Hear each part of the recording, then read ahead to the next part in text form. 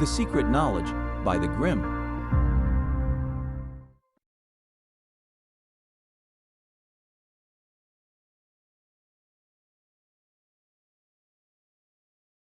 Walden by Henry David Thoreau.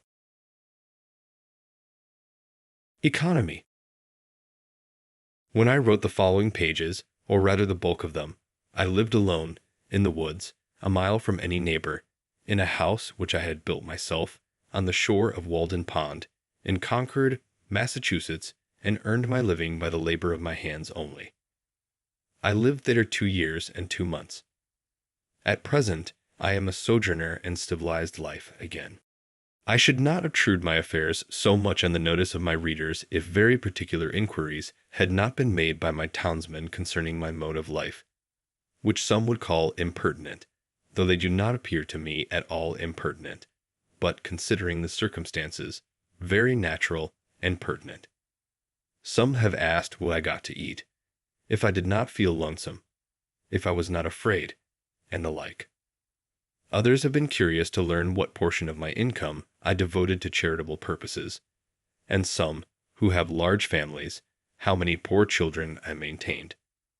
I will therefore ask those of my readers who feel no particular interest in me to pardon me if I undertake to answer some of these questions in this book. In most books, the I, or first person, is omitted.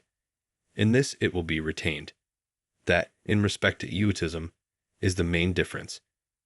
We commonly do not remember that it is, after all, always the first person that is speaking. I should not talk so much about myself if there were anybody else whom I knew as well. Unfortunately, I am confined to this theme by the narrowness of my experience. Moreover, I, on my side, require of every writer, first or last, a simple and sincere account of his own life, and not merely what he has heard of other men's lives. Some such account as he would send to his kindred from a distant land, for if he has lived sincerely, it must have been in a distant land to me. Perhaps these pages are more particularly addressed to poor students. As for the rest of my readers, they will accept such portions as apply to them. I trust that none will stretch the seams in putting on the coat, for it may do good service to him whom it fits.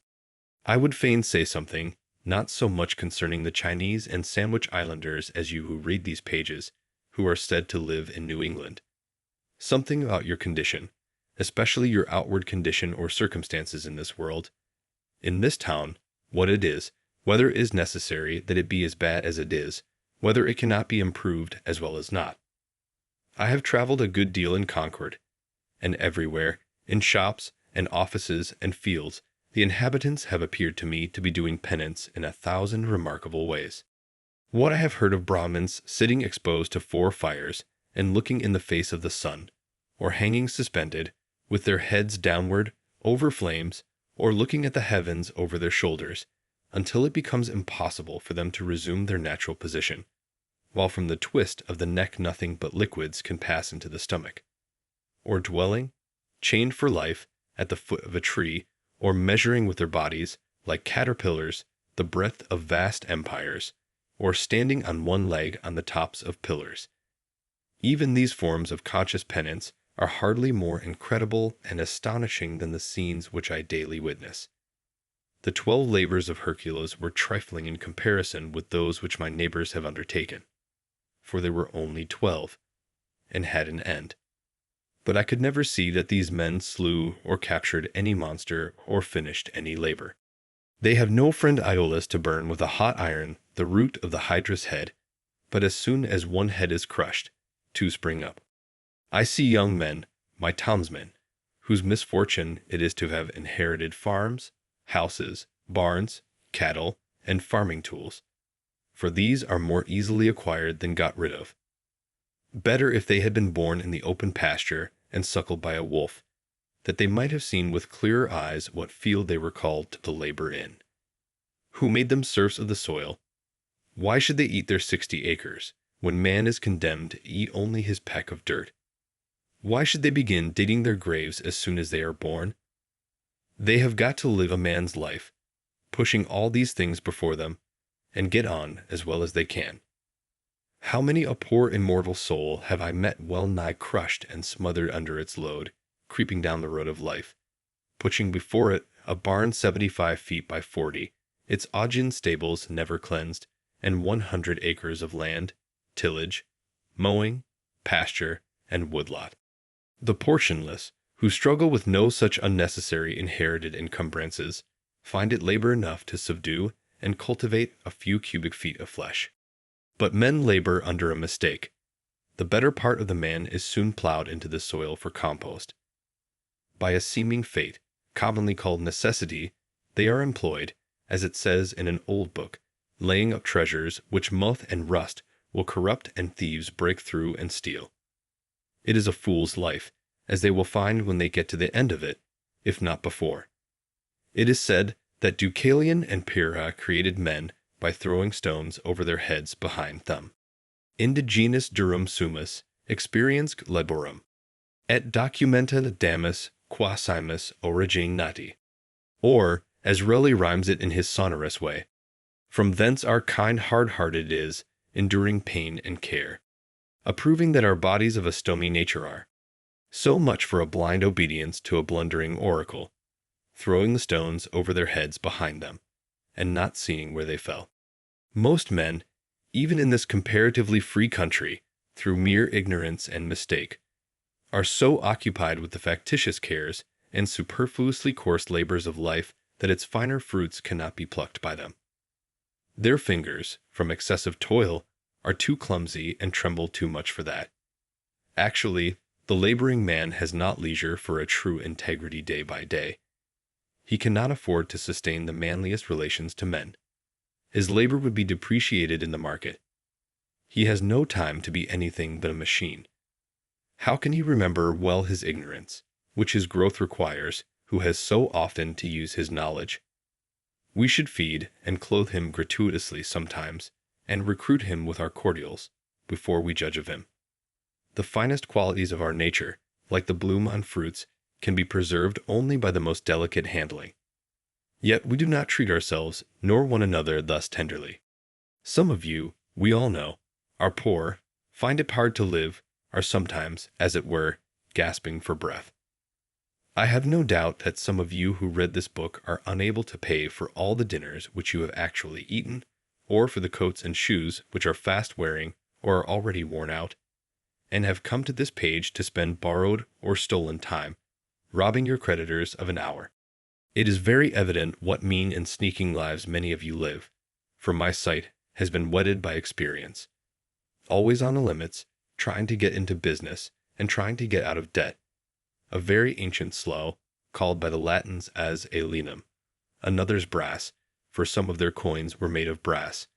Still living, and dying, and buried by this other's brass, always promising to pay, tomorrow, and dying today, insolvent, seeking to curry favor, to get custom, by how many modes, only not state prison offenses, lying, flattering, voting, contracting yourselves into a nutshell of civility, or dilating into an atmosphere of thin and vaporous generosity, that you may persuade your neighbor to let you make his shoes, or his hat, or his coat, or his carriage, or import his groceries for him, making yourselves sick, that you may lay up something against a sick day, something to be tucked away in an old chest, or in a stocking behind the plastering, or, more safely, in the brick bank, no matter where, no matter how much or how little. I sometimes wonder that we can be so frivolous, I may almost say, as to attend to the gross but somewhat foreign form of servitude called Negro slavery. There are so many keen and subtle masters that enslave both North and South. It is hard to have a Southern overseer. It is worse to have a Northern one. But worst of all when you are the slave driver of yourself. Talk of a divinity in man. Look at the teamster on the highway, wending to market by day or night. Does any divinity stir within him? His highest duty to fodder and water his horses. What is his destiny to him compared with the shipping interests? Does not he drive for Squire make a stir? How godlike, how immortal is he! See how he cowers and sneaks, how vaguely all the day he fears, not being immortal nor divine, but the slave and prisoner of his own opinion of himself, a fame won by his own deeds. Public opinion is a weak tyrant compared with our own private opinion. What a man thinks of himself, that it is which determines, or rather indicates, his fate. Self-emancipation even in the West Indian provinces of the fancy and imagination. What Wilberforce is there to bring that about? Think, also, of the ladies of the land weaving toilet cushions against the last day, not to betray too green an interest in their fates, as if you could kill time without injuring eternity. The mass of men lead lives of quiet desperation. What is called resignation is confirmed aspiration. From the desperate city you go into the desperate country, and have to console yourself with the bravery of minks and muskrats. A stereotyped but unconscious despair is concealed even under what are called the games and amusements of mankind. There is no play in them, for this comes after work. But it is a characteristic of wisdom not to do desperate things. When we consider what, to use the words of the Catechism, is the chief end of man, and what are the true necessaries and means of life, it appears as if men had deliberately chosen the common mode of living because they preferred it to any other. Yet they honestly think there is no choice left. But alert and healthy natures remember that the sun rose clear. It is never too late to give up our prejudices. No way of thinking or doing, however ancient, can be trusted without proof. What everybody echoes or in silence passes by as true today may turn out to be falsehood tomorrow, mere smoke of opinion, which some had trusted for a cloud that would sprinkle fertilizing rain on their fields. What old people say you cannot do, you try and find that you can. Old deeds for old people, and new deeds for new. Old people did not know enough once, perchance, to fetch fresh fuel to keep the fire a-going. New people put a little dry wood under a pot, and are whirled round the globe with the speed of birds, in a way to kill old people, as the phrase is. Age is no better, hardly so well, qualified for an instructor as youth, for it has not profited so much as it has lost. One may almost doubt if the wisest man has learned anything of absolute value by living. Practically, the old have no very important advice to give the young. Their own experience has been so partial, and their lives have been such miserable failures, for private reasons as they must believe. And it may be that they have some faith left which belies that experience, and they are only less young than they were. I have lived some 30 years on this planet, and I have yet to hear the first syllable of valuable or even earnest advice from my seniors. They have told me nothing, and probably cannot tell me anything to the purpose. Here is life, an experiment to a great extent untried by me, but it does not avail me that they have tried it. If I have any experience which I think valuable, I am sure to reflect that this my mentors said nothing about. One farmer says to me, "You cannot live on vegetable food solely, for it furnishes nothing to make bones with." And so he religiously devotes a part of his day to supplying his system with the raw material of bones, walking all the while he talks behind his oxen, which, with vegetable-made bones, jerk him and his lumbering plow along in spite of every obstacle. Some things are really necessaries of life in some circles, the most helpless and diseased, which in others are luxuries merely, and in others still are entirely unknown. The whole ground of human life seems to some to have been gone over by their predecessors, both the heights and the valleys, and all things to have been cared for. According to Evelyn, the wise Solomon prescribed ordinances for the very distances of trees, and the Roman praetors have decided how often you may go into your neighbor's land to gather the acorns which fall on it without trespass, and what share belongs to that neighbor. Hippocrates has even left directions how we should cut our nails, that is, even with the ends of the fingers, neither shorter nor longer. Undoubtedly, the very tedium and ennui, which presume to have exhausted the variety and the joys of life, are as old as Adam. But man's capacities have never been measured, nor are we to judge of what he can do by any precedents, so little has been tried. Whatever have been thy failures hitherto, be not afflicted, my child, for who shall assign to thee what thou hast left undone? We might try our lives by 1,000 simple tests, as, for instance, that the same sun, which reckons my beings illumines at once a system of earths like ours. If I had remembered this, it would have prevented some mistakes. This was not the light in which I hoed them. The stars are the apexes of what wonderful triangles! What distant and different beings in the various mansions of the universe are contemplating the same one at the same moment. Nature and human life are as various as our several constitutions. Who shall say what prospect life offers to another? Could a greater miracle take place than for us to look through each other's eyes for an instant? We should live in all the ages of the world in an hour. In all the worlds of the ages. History, poetry, mythology. I know of no reading of another's experience so startling and informing as this would be. The greater part of what my neighbors call good, I believe in my soul to be bad, and if I repent of anything, it is very likely to be my good behavior. What demon possessed me that I behaved so well?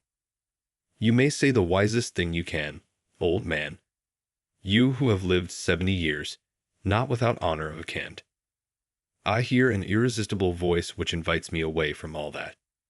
One generation abandons the enterprises of another like stranded vessels.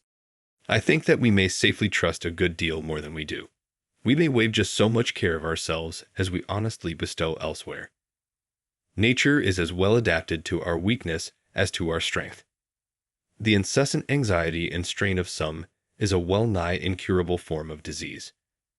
We are made to exaggerate the importance of what work we do, and yet how much is not done by us? Or, what if we have been taken sick? How vigilant we are, determined not to live by faith if we can avoid it. All the day long on the alert, at night we unwillingly say our prayers and commit ourselves to uncertainties. So thoroughly and sincerely are we compelled to live, reverencing our life, and denying the possibility of change. This is the only way, we say, but there are as many ways as there can be drawn radii from one center. All change is a miracle to contemplate, but it is a miracle which is taking place every instant. Confucius said, "To know that we know what we know, and that we do not know what we do not know, that is true knowledge." When one man has reduced a fact of the imagination to be a fact of his understanding, I foresee that all men at length establish their lives on that basis.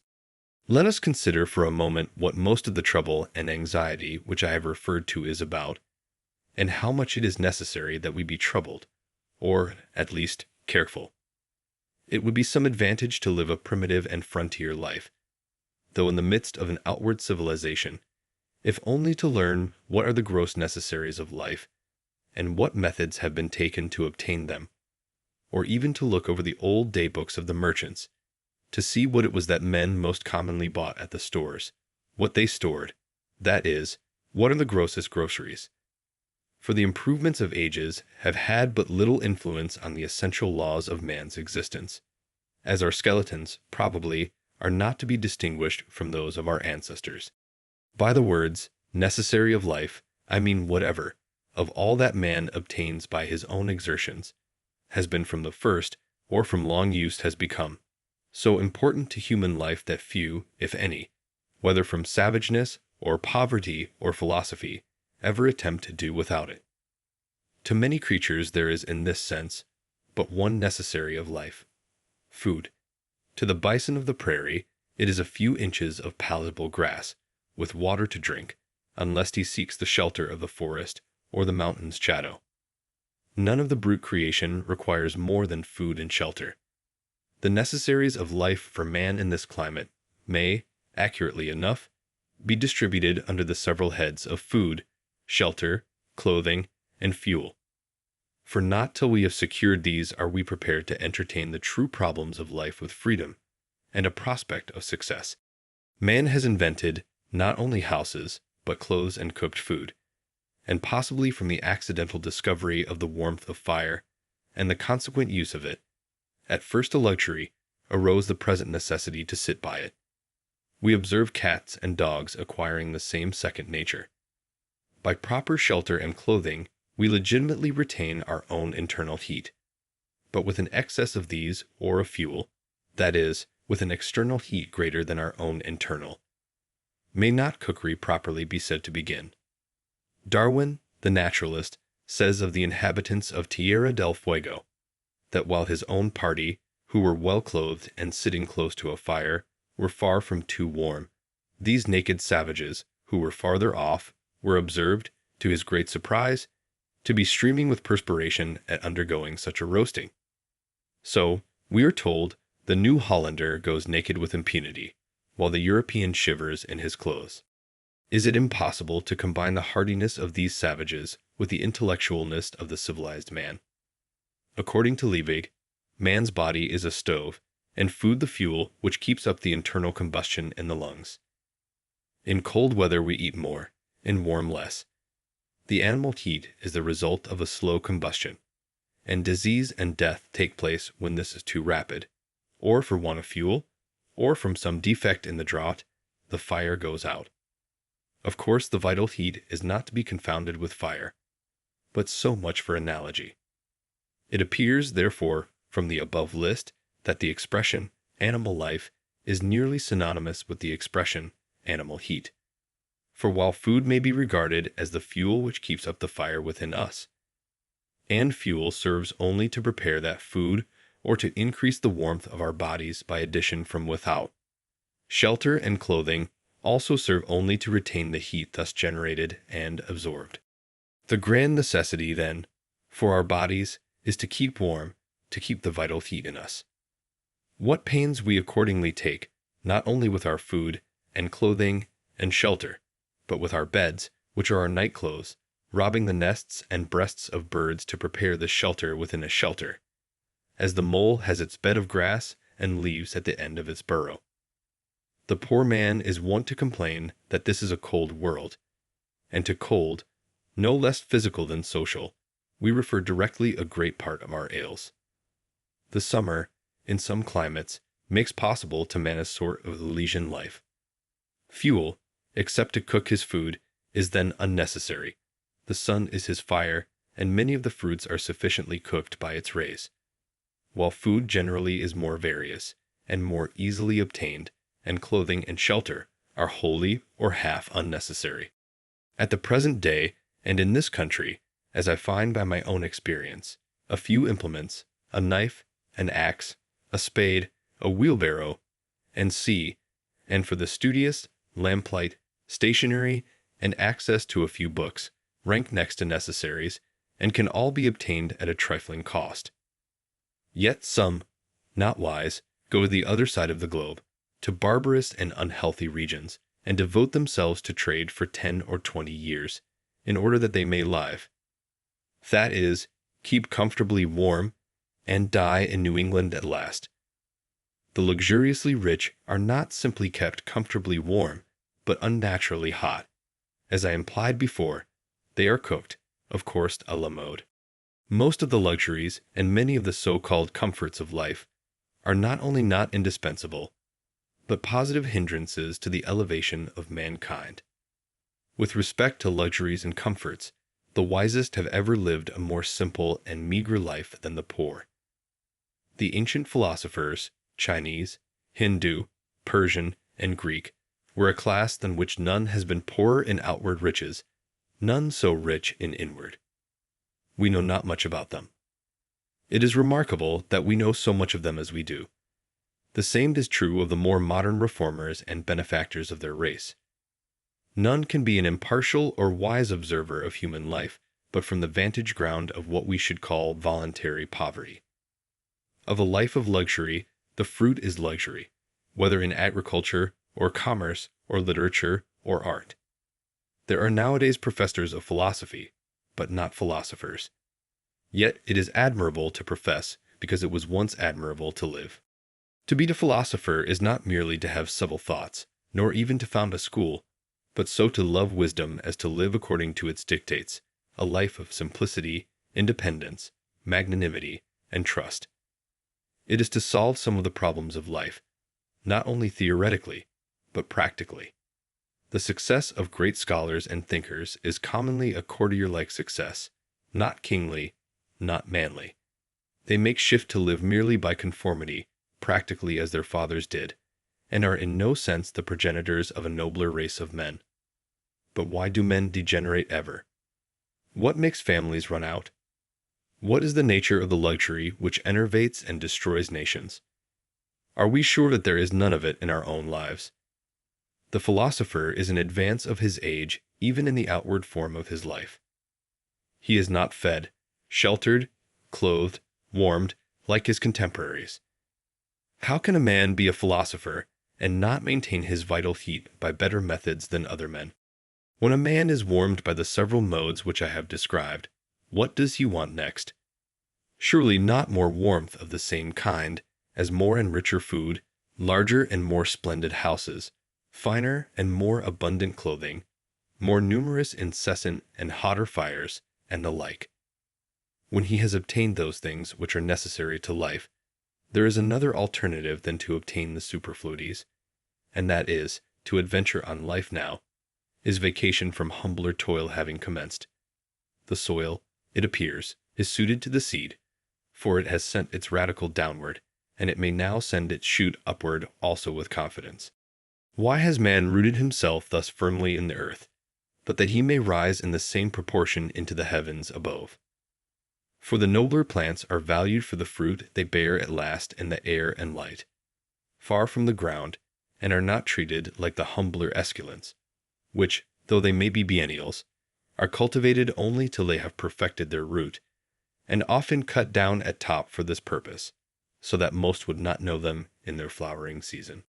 I do not mean to prescribe rules to strong and valiant natures, who will mind their own affairs whether in heaven or hell, and perchance build more magnificently and spend more lavishly than the richest, without ever impoverishing themselves, not knowing how they live, if, indeed, there are any such as has been dreamed, nor to those who find their encouragement and inspiration in precisely the present condition of things, and cherish it with the fondness and enthusiasm of lovers, and, to some extent, I reckon myself in this number. I do not speak to those who are well employed, in whatever circumstances, and they know whether they are well employed or not, but mainly to the mass of men who are discontented, and idly complaining of the hardness of their lot or of the times when they might improve them. There are some who complain most energetically and inconsolably of any, because they are, as they say, doing their duty. I also have in my mind that seemingly wealthy, but most terribly impoverished class of all, who have accumulated dross, but know not how to use it, or get rid of it, and thus have forged their own golden or silver fetters. If I should attempt to tell how I have desired to spend my life in years past, it would probably surprise those of my readers who are somewhat acquainted with its actual history. It would certainly astonish those who know nothing about it. I will only hint at some of the enterprises which I have cherished. In any weather, at any hour of the day or night, I have been anxious to improve the nick of time, and notch it on my stick too, to stand on the meeting of two eternities, the past and future, which is precisely the present moment, to toe that line. You will pardon some obscurities, for there are more secrets in my trade than in most men's, and yet not voluntarily kept, but inseparable from its very nature. I would gladly tell all that I know about it, and never paint no admittance on my gate. I long ago lost a hound, a bay horse, and a turtle dove, and am still on their trail. Many are the travelers I have spoken concerning them, describing their tracks and what calls they answered to. I have met one or two who had heard the hound and the tramp of the horse, and even seen the dove disappear behind a cloud, and they seemed as anxious to recover them as if they had lost them themselves. To anticipate not the sunrise and the dawn merely, but, if possible, nature herself. How many mornings, summer and winter, before yet any neighbor was stirring about his business, have I been about mine? No doubt, many of my townsmen have met me returning from this enterprise, farmers starting for Boston in the twilight, or woodchoppers going to their work. It is true, I never assisted the sun materially in his rising, but doubt not, it was of the last importance only to be present at it. So many autumn, and winter days spent outside the town, trying to hear what was in the wind, to hear and carry it express. I well nigh sunk all my capital in it, and lost my own breath into the bargain, running in the face of it. If it had concerned either of the political parties, depend upon it, it would have appeared in the Gazette with the earliest intelligence. At other times, watching from the observatory of some cliff or tree to telegraph any new arrival, or waiting at evening on the hilltops for the sky to fall, that I might catch something, though I never caught much, and that, manna-wise, would dissolve again in the sun. For a long time I was reporter to a journal, of no very wide circulation, whose editor has never yet seen fit to print the bulk of my contributions, and, as is too common with writers, I got only my labor for my pains. However, in this case, my pains were their own reward. For many years I was self-appointed inspector of snowstorms and rainstorms, and did my duty faithfully, surveyor, if not of highways, then of forest paths and all across lot routes, keeping them open, and ravines bridged and passable at all seasons, where the public heel had testified to their utility. I have looked after the wild stock of the town, which give a faithful herdsman a good deal of trouble by leaping fences, and I have had an eye to the unfrequented nooks and corners of the farm, though I did not always know whether Jonas or Solomon worked in a particular field today. That was none of my business. I have watered the red huckleberry, the sand cherry and the nettle tree, the red pine and the black ash, the white grape and the yellow violet, which might have withered else in dry seasons. In short, I went on thus for a long time, I may say it without boasting, faithfully minding my business, till it became more and more evident that my townsmen would not after all admit me into the list of town officers, nor make my place a sinecure with a moderate allowance. My accounts, which I can swear to have kept faithfully, I have, indeed, never got audited, still less accepted, still less paid and settled. However, I have not set my heart on that. Not long since, a strolling Indian went to sell baskets at the house of a well-known lawyer in my neighborhood. "Do you wish to buy any baskets?" he asked. "No, we do not want any," was the reply. "What?" exclaimed the Indian as he went out the gate. "Do you mean to starve us?"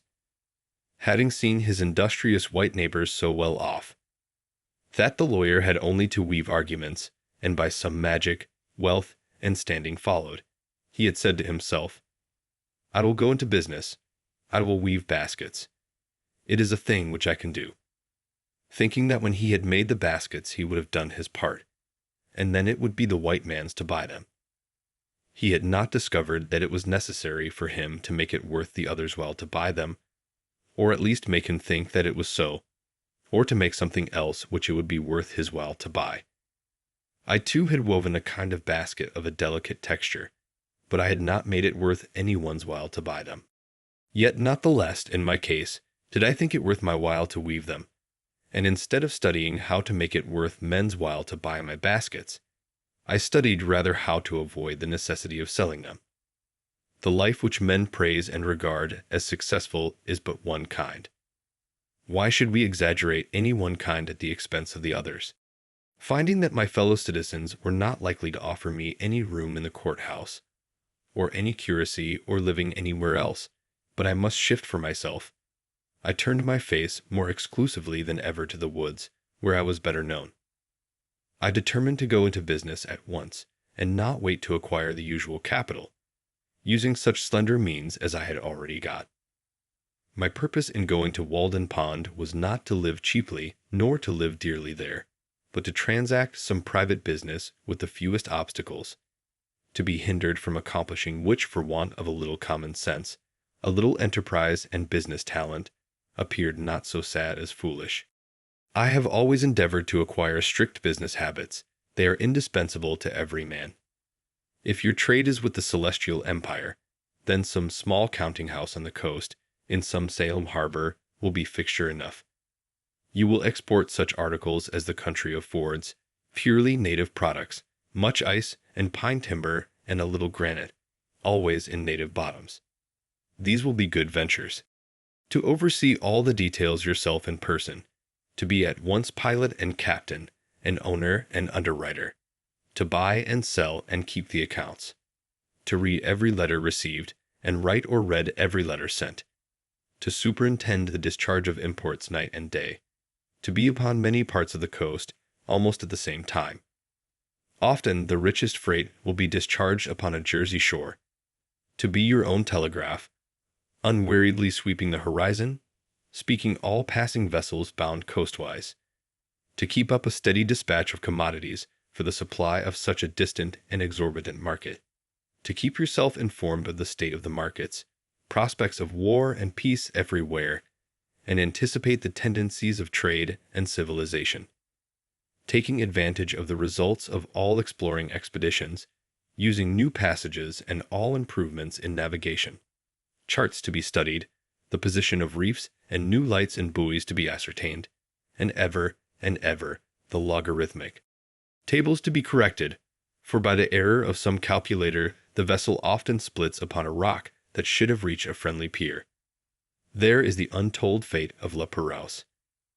Universal science to be kept pace with, studying the lives of all great discoverers and navigators, great adventurers and merchants, from Hanno and the Phoenicians down to our day. In fine, account of stock to be taken from time to time, to know how you stand. It is a labor to task the faculties of a man. Such problems of profit and loss, of interest, of tare and tret, engaging of all kinds in it, as demand a universal knowledge. I have thought that Walden Pond would be a good place for business, not solely on account of the railroad and the ice trade. It offers advantages which it may not be good policy to divulge. It is a good port and a good foundation. No Neva marshes to be filled, though you must everywhere build on piles of your own driving. It is said that a flood tide, with a westerly wind and ice in the Neva, would sweep St. Petersburg from the face of the earth. As this business was to be entered into without the usual capital, it may not be easy to conjecture where those means that will still be indispensable to every such undertaking were to be obtained. As for clothing, to come at once to the practical part of the question, perhaps we are led oftener by the love of novelty, and a regard for the opinions of men, in procuring it, than by a true utility. Let him who has work to do recollect that the object of clothing is, first, to retain the vital heat, and secondly, in this state of society, to cover nakedness, and he may judge how much of any necessary or important work may be accomplished without adding to his wardrobe. Kings and queens who wear a suit but once, though made by some tailor or dressmaker to their majesties, cannot know the comfort of wearing a suit that fits. They are no better than wooden horses to hang the clean clothes on. Every day our garments become more assimilated to ourselves, receiving the impress of the wearer's character, until we hesitate to lay them aside, without such delay and medical appliances and some such solemnity even as our bodies. No man ever stood the lower in my estimation for having a patch in his clothes. Yet I am sure that there is greater anxiety, commonly, to have fashionable, or at least cleaned and unpatched clothes, than to have a sound conscience. But even if the rent is not mended, perhaps the worst vice betrayed is improvidence. I sometimes try my acquaintances by such tests as this: who could wear a patch, or 2 extra seams only, over the knee? Most behave as if they believed that their prospects for life would be ruined if they should do it. It would be easier for them to hobble to town with a broken leg than with a broken pantaloon. Often, if an accident happens to a gentleman's legs, they can be mended. But if a similar accident happens to the legs of his pantaloons, there is no help for it. For he considers, not what is truly respectable, but what is respected. We know but few men, a great many coats and breeches.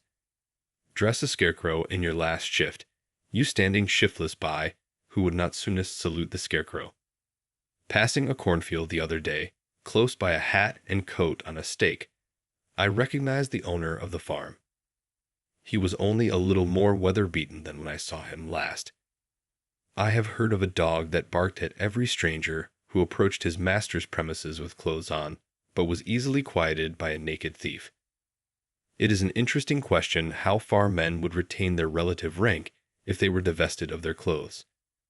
Could you, in such a case, tell surely of any company of civilized men, which belonged to the most respected class, When Madame Pfeiffer, in her adventurous travels round the world, from east to west, had got so near home as Asiatic Russia, she says that she felt the necessity of wearing other than a traveling dress when she went to meet the authorities, for she was now in a civilized country, where people are judged of by their clothes.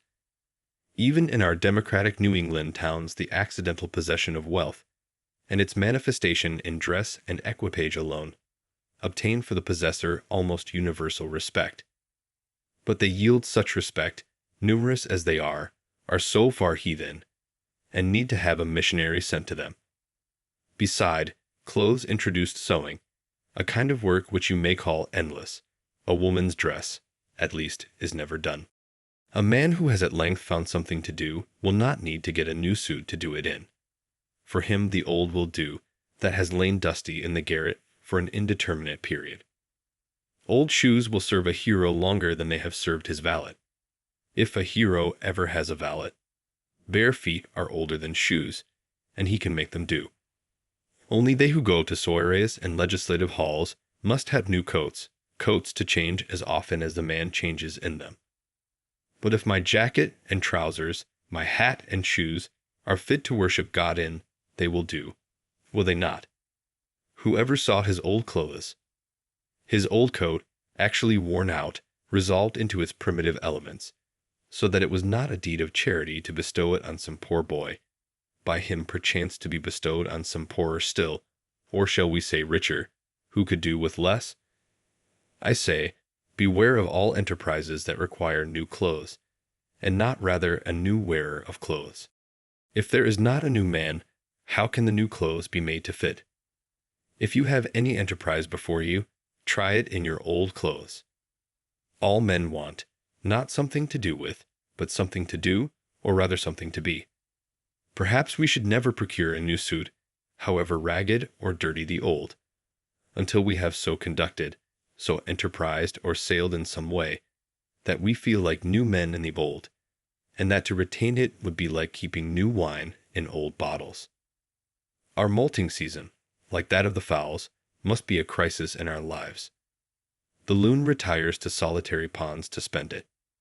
Thus also the snake casts its slough, and the caterpillar its wormy coat, by an internal industry and expansion. For clothes are but our outmost cuticle and mortal coil. Otherwise, we shall be found sailing under false colors, and be inevitably cashiered at last by our own opinion, as well as that of mankind. We don garment after garment, as if we grew like exogenous plants by addition without.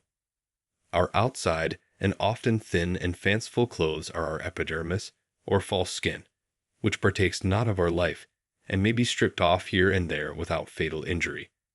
Our thicker garments, constantly worn, are our cellular integument, or cortex. But our shirts are our liber or true bark, which cannot be removed without girdling, and so destroying the man. I believe that all races at some seasons wear something equivalent to the shirt. It is desirable that a man be clad so simply that he can lay his hands on himself in the dark, and that he live in all respects so compactly and preparedly, that if an enemy take the town, he can, like the old philosopher, walk out the gate empty-handed without anxiety. While one thick garment is, for most purposes, as good as 3 thin ones, and cheap clothing can be obtained at prices really to suit customers, while a thick coat can be bought for $5, which will last as many years, thick pantaloons for $2, cowhide boots for $1.50 a pair, a summer hat for $0.25, and a winter cap for 62.5 cents, or better be made at home at a nominal cost. Where is he so poor that, clad in such a suit of his own earning, there will not be found wise men to do him reverence? When I ask for a garment of a particular form, my tailoress tells me gravely, they do not make them so now, not emphasizing the they at all, as if she quoted an authority as impersonal as the fates, and I find it difficult to get made what I want, simply because she cannot believe that I mean what I say, that I am so rash. When I hear this oracular sentence, I am for a moment absorbed in thought, emphasizing to myself each word separately that I may come at the meaning of it. that I may find out by what degree of consanguinity they are related to me, and what authority they may have in an affair which affects me so nearly. And finally, I am inclined to answer her with equal mystery, and without any more emphasis of the they. It is true, they did not make them so recently, but they do now. Of what use this measuring of me if she does not measure my character, but only the breadth of my shoulders, as it were a peg to hang the coat on? We worship not the graces, nor the parquet, but fashion. She spins and weaves and cuts with full authority. The head monkey at Paris puts on a traveler's cap, and all the monkeys in America do the same. I sometimes despair of getting anything quite simple and honest done in this world by the help of men. They would have to be passed through a powerful press first, to squeeze their old notions out of them, so that they would not soon get upon their legs again. And then there would be someone in the company with a maggot in his head, hatched from an egg deposited there nobody knows when, for not even fire kills these things, and you would have lost your labor. Nevertheless, we will not forget that some Egyptian wheat was handed down to us by a mummy. On the whole, I think that it cannot be maintained that dressing has in this or any country risen to the dignity of an art. At present men make shift to wear what they can get. Like shipwrecked sailors, they put on what they can find on the beach, and at a little distance, whether of space or time, laugh at each other's masquerade. Every generation laughs at the old fashions, but follows religiously the new. We are amused at beholding the costume of Henry VII, or Queen Elizabeth, as much as if it was that of the King and Queen of the Cannibal Islands. All costume of a man is pitiful or grotesque. It is only the serious eye peering from and the sincere life passed within it, which restrain laughter and consecrate the costume of any people. Let Harlequin be taken with a fit of the colic, and his trappings will have to serve that mood too. When the soldier is hit by a cannon, ball rags are as becoming as purple. The childish and savage taste of men and women for new patterns keeps how many shaking and squinting through kaleidoscopes that they may discover the particular figure which this generation requires today. The manufacturers have learned that this taste is merely whimsical. Of two patterns which differ only by a few threads more or less of a particular color, the one will be sold readily, the other lie on the shelf, though it frequently happens that after the lapse of a season the latter becomes the most fashionable. Comparatively, tattooing is not the hideous custom which it is called. It is not barbarous merely because the printing is skin-deep and unalterable. I cannot believe that our factory system is the best mode by which men may get clothing. The condition of the operatives is becoming every day more like that of the English, and it cannot be wondered at, since, as far as I have heard or observed, the principal object is, not that mankind may be well and honestly clad, but unquestionably that corporations may be enriched. In the long run men hit only what they aim at. Therefore, though they should fail immediately, they had better aim at something high. As for a shelter, I will not deny that this is now a necessary of life, though there are instances of men having done without it for long periods in colder countries than this. Samuel Lang says that the Laplander in his skin dress, and in a skin bag which he puts over his head and shoulders, will sleep night after night on the snow, in a degree of cold which would extinguish the life of one exposed to it in any woolen clothing. He had seen them asleep thus. Yet he adds, they are not hardier than other people. But probably man did not live long on the earth without discovering the convenience which there is in a house, the domestic comforts, which phrase may have originally signified the satisfactions of the house more than of the family, though these must be extremely partial and occasional in those climates where the house is associated in our thoughts with winter or the rainy season chiefly, and 2/3 of the year, except for a parasol, is unnecessary. In our climate in the summer, it was formerly almost solely a covering at night. In the Indian gazettes a wigwam was the symbol of a day's march, and a row of them cut or painted on the bark of a tree signified that so many times they had camped. Man was not made so large-limbed and robust but that he must seek to narrow his world, and walled a space such as fitted him. He was at first bare and out of doors, But though this was pleasant enough in serene and warm weather, by daylight, the rainy season and the winter, to say nothing of the torrid sun, would perhaps have nipped his race in the bud if he had not made haste to clothe himself with the shelter of a house. Adam and Eve, according to the fable, wore the bower before other clothes. Man wanted a home, a place of warmth or comfort, first of physical warmth, then the warmth of the affections. We may imagine a time when, in the infancy of the human race, some enterprising mortal crept into a hollow in a rock for shelter. Every child begins the world again, to some extent, and loves to stay outdoors, even in wet and cold. It plays house as well as horse, having an instinct for it. Who does not remember the interest with which when young he looked at shelving rocks, or any approach to a cave? It was the natural yearning of that portion of our most primitive ancestor which still survived in us. From the cave we have advanced to roofs of palm leaves, of bark and boughs, of linen woven and stretched, of grass and straw, of boards and shingles, of stones and tiles. At last, we know not what it is to live in the open air, and our lives are domestic in more senses than we think. From the hearth to the field is a great distance. It would be well, perhaps, if we were to spend more of our days and nights without any obstruction between us and the celestial bodies, if the poet did not speak so much from under a roof, or the saint dwell there so long. Birds do not sing in caves, nor do doves cherish their innocence in dovecots. However, if one designs to construct a dwelling house, it behooves him to exercise a little Yankee shrewdness, lest after all he find himself in a workhouse, a labyrinth without a clue, a museum, an almshouse, a prison, or a splendid mausoleum instead.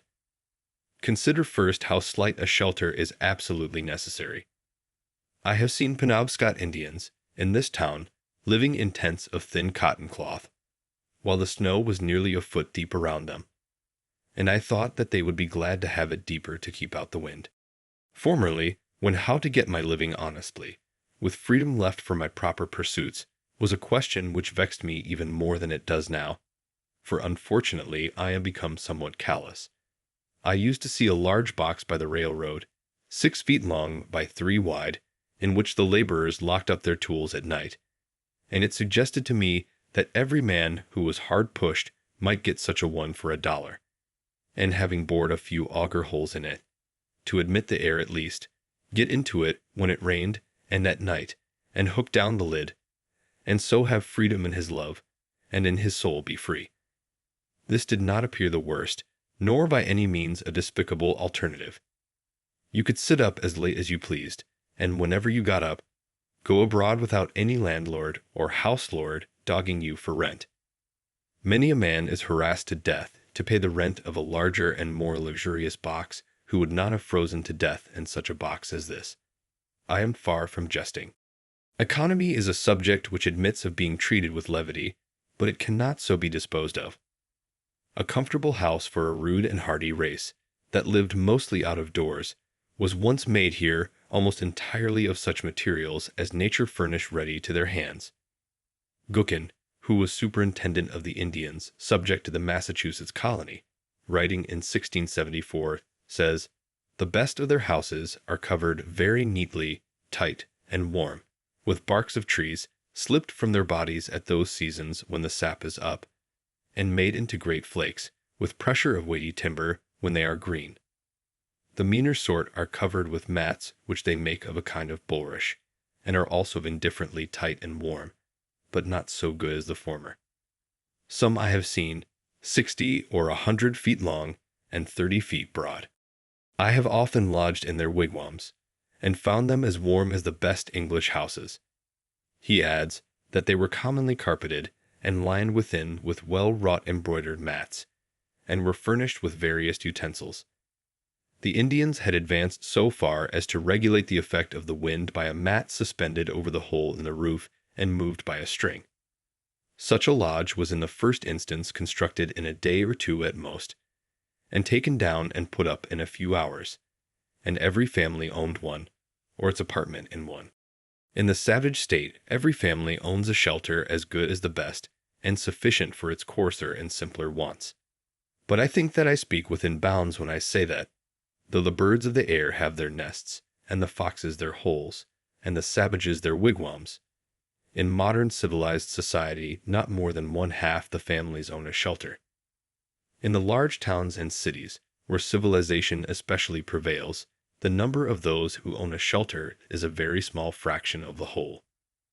The rest pay an annual tax for this outside garment of all, become indispensable summer and winter, which would buy a village of Indian wigwams, but now helps to keep them poor as long as they live. I do not mean to insist here on the disadvantage of hiring compared with owning, but it is evident that the savage owns his shelter because it costs so little, while the civilized man hires his commonly because he cannot afford to own it. Nor can he, in the long run, any better afford to hire.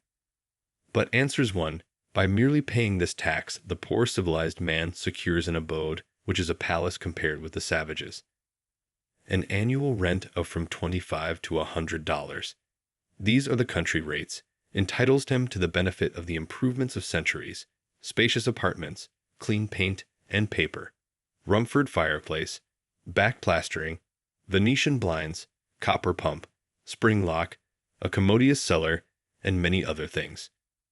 But how happens it that he who is said to enjoy these things is so commonly a poor civilized man, while the savage, who has them not, is rich as a savage? If it is asserted that civilization is a real advance in the condition of man, and I think that it is, though only the wise improve their advantages, it must be shown that it has produced better dwellings without making them more costly. And the cost of a thing is the amount of what I will call life which is required to be exchanged for it, immediately or in the long run. An average house in this neighborhood costs perhaps $800, and to lay up this sum will take from 10 to 15 years of the laborer's life, even if he is not encumbered with a family. Estimating the pecuniary value of every man's labor at $1 a day, for if some receive more, others receive less, so that he must have spent more than half his life, commonly before his wigwam will be earned. If we suppose him to pay a rent instead, this is but a doubtful choice of evils. Would the savage have been wise to exchange his wigwam for a palace on these terms? It may be guessed that I reduce almost the whole advantage of holding this superfluous property as a fund and store against the future, so far as the individual is concerned, mainly to the defraying of funeral expenses. But perhaps a man is not required to vary himself. Nevertheless, this points to an important distinction between the civilized man and the savage, and, no doubt, they have designs on us for our benefit, in making the life of a civilized people an institution, in which the life of the individual is to a great extent absorbed, in order to preserve and perfect that of the race. But I wish to show at what a sacrifice this advantage is at present obtained, and to suggest that we may possibly so live as to secure all the advantage without suffering any of the disadvantage. What mean ye by saying that the poor ye have always with you, or that the fathers have eaten sour grapes, and the children's teeth are set on edge? As I live, saith the Lord God, ye shall not have occasion any more to use this proverb in Israel. Behold, all souls are mine. As the soul of the Father, so also the soul of the Son is mine. The soul that sinneth, it shall die. When I consider my neighbors, the farmers of Concord, who are at least as well off as the other classes, I find that for the most part they have been toiling 20, 30, or 40 years, that they may become the real owners of their farms, which commonly they have inherited with encumbrances, or else bought with hired money. And we may regard 1/3 of that toil as the cost of their houses, but commonly they have not paid for them yet. It is true, the encumbrances sometimes outweigh the value of the farm, so that the farm itself becomes one great encumbrance, and still a man is found to inherit it, being well acquainted with it, as he says. On applying to the assessors, I am surprised to learn that they cannot at once name a dozen in the town who own their farms free and clear. If you would know the history of these homesteads, inquire at the bank where they are mortgaged. The man who has actually paid for his farm with labor on it is so rare that every neighbor can point to him. I doubt if there are 3 such men in Concord. What has been said of the merchants, that a very large majority, even 97 in 100, are sure to fail, is equally true of the farmers. With regard to the merchants, however, one of them says pertinently that a great part of their failures are not genuine pecuniary failures, but merely failures to fulfill their engagements, because it is inconvenient. That is, it is the moral character that breaks down. But this puts an infinitely worse face on the matter, and suggests, beside, that probably not even the other three succeed in saving their souls, but are perchance bankrupt in a worse sense than they who fail honestly. Bankruptcy and repudiation are the springboards from which much of our civilization vaults and turns its somersets, but the savage stands on the unelastic plank of famine. Yet the Middlesex Cattle Show goes off here with éclat annually, as if all the joints of the agricultural machine were suent. The farmer is endeavoring to solve the problem of livelihood by a formula more complicated than the problem itself.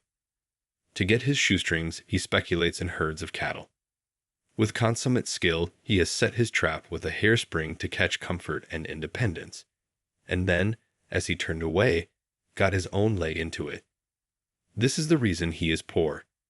And for a similar reason, we are all poor in respect to 1,000 savage comforts, though surrounded by luxuries. As Chapman sings, "The false society of men, for earthly greatness, all heavenly comforts rarefies to air. And when the farmer has got his house, he may not be the richer but the poorer for it, and it be the house that has got him." As I understand it, that was a valid objection urged by Momus against the house which Minerva made, that she had not made it movable, by which means a bad neighborhood might be avoided. And it may still be urged, for our houses are such unwieldy property that we are often imprisoned rather than housed in them, and the bad neighborhood to be avoided is our own scurvy cells. I know 1 or 2 families, at least in this town, who, for nearly a generation, have been wishing to sell their houses in the outskirts and move into the village, but have not been able to accomplish it, and only death will set them free. Granted that the majority are able at last either to own or hire the modern house with all its improvements. While civilization has been improving our houses, it has not equally improved the men who are to inhabit them. It has created palaces, but it was not so easy to create noblemen and kings. And if the civilized man's pursuits are no worthier than the savage's, if he has employed the greater part of his life in obtaining gross necessaries and comforts merely, why should he have a better dwelling than the former? But how do the poor minority fare? Perhaps it will be found that just in proportion as some have been placed in outward circumstances above the savage, others have been degraded below him. The luxury of one class is counterbalanced by the indigence of another.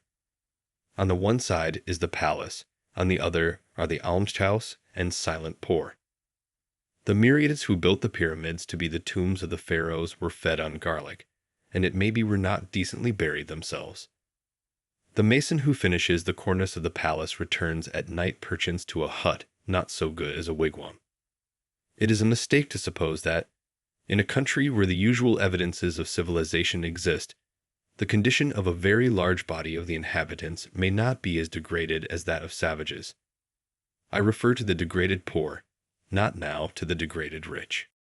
To know this, I should not need to look farther than to the shanties which everywhere border our railroads, that last improvement in civilization, where I see in my daily walks human beings living in sties, and all winter with an open door, for the sake of light, without any visible, often imaginable, woodpile, and the forms of both old and young are permanently contracted by the long habit of shrinking from cold and misery, and the development of all their limbs and faculties is checked. It certainly is fair to look at that class by whose labor the works which distinguish this generation are accomplished. Such, too, to a greater or less extent, is the condition of the operatives of every denomination in England, which is the great workhouse of the world. Or I could refer you to Ireland, which is marked as one of the white or enlightened spots on the map. Contrast the physical condition of the Irish with that of the North American Indian, or the South Sea Islander, or any other savage race before it was degraded by contact with the civilized man. Yet, I have no doubt that that people's rulers are as wise as the average of civilized rulers. Their condition only proves what squalidness may consist with civilization. I hardly need refer now to the laborers in our southern states who produce the staple exports of this country, and are themselves a staple production of the South, but to confine myself to those who are said to be in moderate circumstances. Most men appear never to have considered what a house is, and are actually, though needlessly poor all their lives, because they think that they must have such a one as their neighbors have, as if one were to wear any sort of coat which the tailor might cut out for him, or, gradually leaving off palm-leaf hat or cap of woodchuck skin, complain of hard times because he could not afford to buy him a crown. It is possible to invent a house still more convenient and luxurious than we have, which yet all would admit that man could not afford to pay for. Shall we always study to obtain more of these things, and not sometimes to be content with less? Shall the respectable citizen thus gravely teach, by precept and example, the necessity of the young man's providing a certain number of superfluous close shoes and umbrellas and empty guest chambers for empty guests before he dies? Why should not our furniture be as simple as the Arabs or the Indians?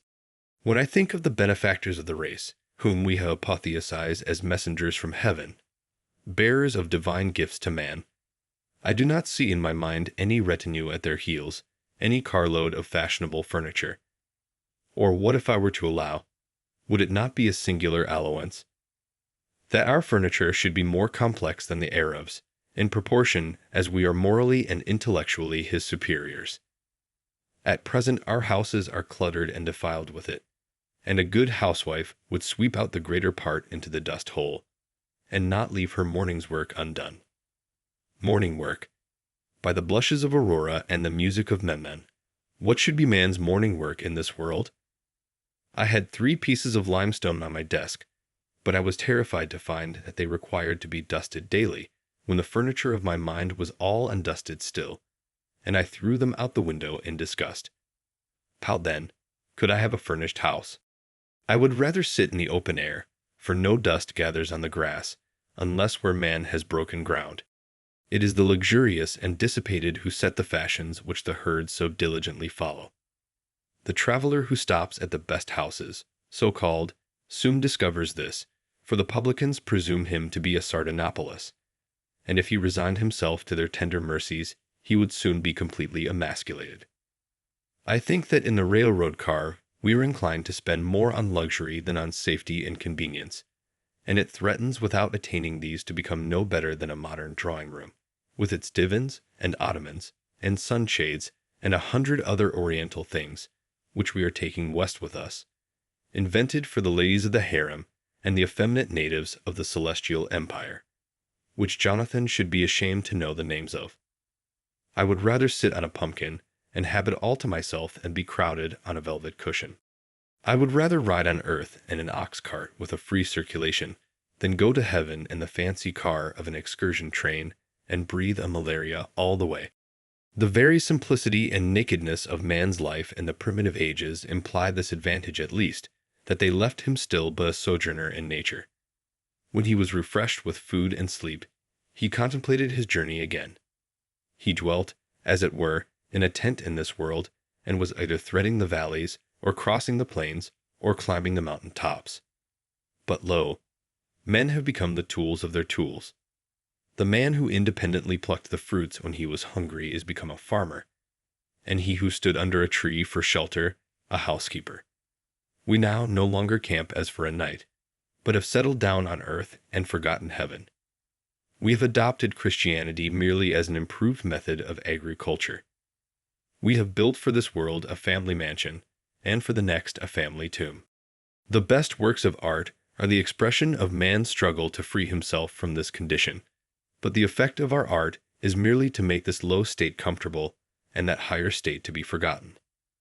There is actually no place in this village for a work of fine art, if any had come down to us, to stand, for our lives, our houses and streets, furnish no proper pedestal for it.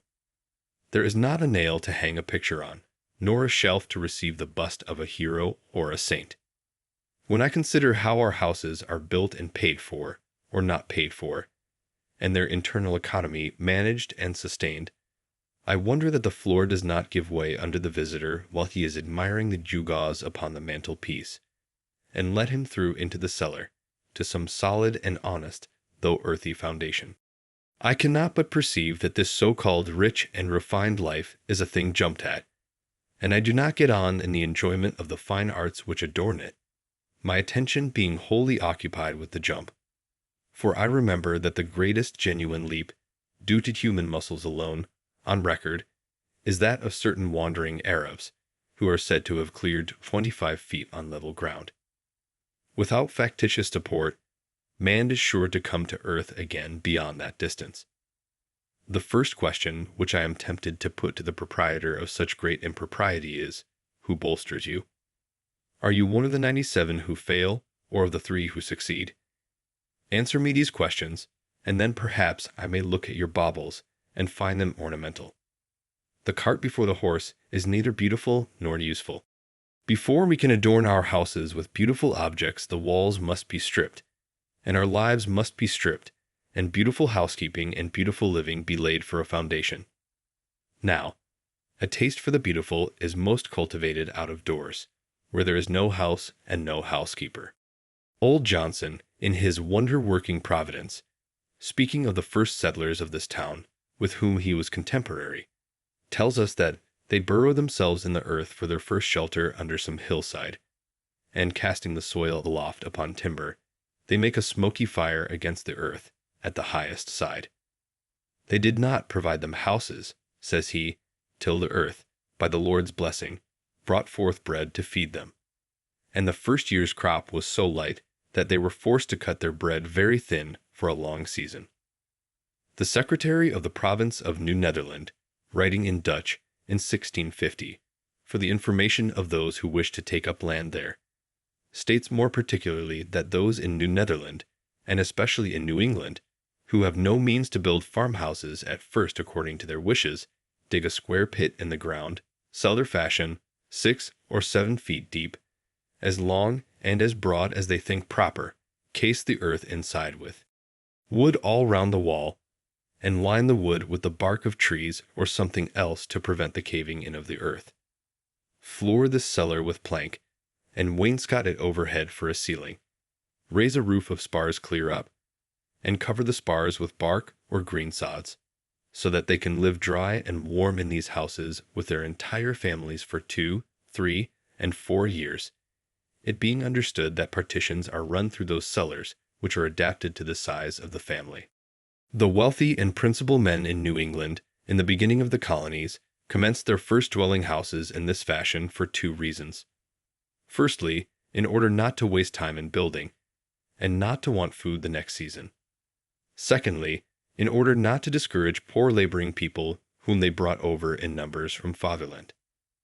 In the course of 3 or 4 years, when the country became adapted to agriculture, they built themselves handsome houses, spending on them several thousands. In this course, which our ancestors took, there was a show of prudence at least, as if their principle were to satisfy the more pressing wants first. But are the more pressing wants satisfied now? When I think of acquiring for myself one of our luxurious dwellings, I am deterred, for, so to speak, the country is not yet adapted to human culture, and we are still forced to cut our spiritual bread far thinner than our forefathers did their wheaten. Not that all architectural ornament is to be neglected even in the rudest periods, but let our houses first be lined with beauty, where they come in contact with our lives, like the tenement of the shellfish, and not overlay with it. But, alas, I have been inside 1 or 2 of them, and know what they are lined with. Though we are not so degenerate, but that we might possibly live in a cave, or a wigwam, or wear skins today, it certainly is better to accept the advantages, though so dearly bought, which the invention and industry of mankind offer. In such a neighborhood as this, boards and shingles, lime and bricks, are cheaper and more easily obtained than suitable caves, or whole logs, or bark in sufficient quantities, or even well-tempered clay or flat stones. I speak understandingly on this subject, for I have made myself acquainted with it both theoretically and practically. With a little more wit, we might use these materials so as to become richer than the richest now are, and make our civilization a blessing. The civilized man is a more experienced and wiser savage. but to make haste to my own experiment. Near the end of March 1845, I borrowed an axe and went down to the woods by Walden Pond, nearest to where I intended to build my house, and began to cut down some tall, arrowy white pines, still in their youth, for timber. It is difficult to begin without borrowing, but perhaps it is the most generous course thus to permit your fellow men to have an interest in your enterprise. The owner of the axe, as he released his hold on it, said that it was the apple of his eye, but I returned it sharper than I received it. It was a pleasant hillside where I worked, covered with pine woods, through which I looked out on the pond, and a small open field in the woods where pines and hickories were springing up. The ice in the pond was not yet dissolved, though there were some open spaces, and it was all dark-colored and saturated with water. There were some slight flurries of snow during the days that I worked there, but for the most part, when I came out onto the railroad, on my way home, its yellow sand heap stretched away gleaming in the hazy atmosphere, and the rails shone in the spring sun, and I heard the lark and pewee and other birds already come to commence another year with us. They were pleasant spring days in which the winter of man's discontent was thawing as well as the earth, and the life that had lain torpid began to stretch itself. One day, when my axe had come off, and I had cut a green hickory for a wedge, driving it with a stone, and had placed the hole to soak in a pond hole in order to swell the wood, I saw a striped snake run into the water, and he lay on the bottom, apparently without inconvenience, as long as I stayed there, or more than a quarter of an hour, perhaps because he had not yet fairly come out of the torpid state. It appeared to me that for a like reason men remain in their present low and primitive condition. But if they should feel the influence of the spring of springs arousing them, they would of necessity rise to a higher and more ethereal life. I had previously seen the snakes in frosty mornings in my path, with portions of their bodies still numb and inflexible, waiting for the sun to thaw them. On the 1st of April it rained and melted the ice, and in the early part of the day, which was very foggy, I heard a stray goose groping about over the pond and cackling as if lost, or like the spirit of the fog. So I went on for some days cutting and hewing timber, and also studs and rafters, all with my narrow axe, not having many communicable or scholar-like thoughts, singing to myself. Men say they know many things, but lo, they have taken wings. The arts and sciences, and 1,000 appliances, the wind that blows, is all that anybody knows. I hewed the main timbers 6 inches square, most of the studs on 2 sides only, and the rafters and floor timbers on one side, leaving the rest of the bark on, so that they were just as straight and much stronger than sawed ones. Each stick was carefully mortised or tenoned by its stump, for I had borrowed other tools by this time. My days in the woods were not very long ones, yet I usually carried my dinner of bread and butter, and read the newspaper in which it was wrapped, at noon, sitting amid the green pine boughs which I had cut off, and to my bread was imparted some of their fragrance, for my hands were covered with a thick coat of pitch. Before I had done, I was more the friend than the foe of the pine tree, though I had cut down some of them, having become better acquainted with it. Sometimes a rambler in the wood was attracted by the sound of my axe, and we chatted pleasantly over the chips which I had made. By the middle of April, for I made no haste in my work, but rather made the most of it, my house was framed and ready for the raising. I had already bought the shanty of James Collins, an Irishman who worked on the Fitchburg Railroad, for boards. James Collins' shanty was considered an uncommonly fine one. When I called to see it, he was not at home. I walked about the outside, at first unobserved from within. The window was so deep and high. It was of small dimensions, with a peaked cottage roof, and not much else to be seen, the dirt being raised 5 feet all around as if it were a compost heap. The roof was the soundest part, though a good deal warped and made brittle by the sun. Door sill there was none, but a perennial passage for the hens under the doorboard. Mrs. C. came to the door and asked me to view it from the inside. The hens were driven in by my approach. It was dark, and had a dirt floor for the most part, dank, clammy, and aguish, only here a board and there a board which would not bear removal. She lighted a lamp to show me the inside of the roof and the walls, and also that the board floor extended under the bed, warning me not to step into the cellar, a sort of dust hole 2 feet deep. In her own words, they were good boards overhead, good boards all around, and a good window. Off 2 whole squares originally, only the cat had passed out that way lately. There was a stove, a bed, and a place to sit, an infant in the house where it was born, a silk parasol, gilt-framed looking-glass, and a patent new coffee mill nailed to an oak sapling, all told. The bargain was soon concluded, for James had in the meanwhile returned. I to pay $4.25 tonight, he to vacate at 5 tomorrow morning, selling to nobody else meanwhile, I to take possession at 6. It were well, he said, to be there early, and anticipate certain indistinct but wholly unjust claims on the score of ground rent and fuel. This he assured me was the only encumbrance. At 6 I passed him and his family on the road. One large bundle held their all. Bed, coffee mill, looking-glass, hens.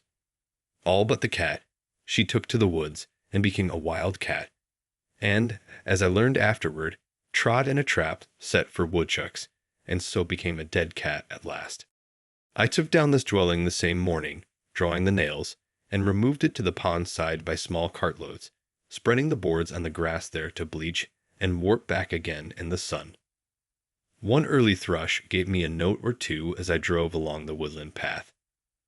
I was informed treacherously by a young Patrick that neighbor Seeley, an Irishman, in the intervals of the carting, transferred the still tolerable, straight, and drivable nails, staples, and spikes to his pocket, and then stood when I came back to pass the time of day, and look freshly up, unconcerned, with spring thoughts, at the detestation, there being a dearth of work, as he said.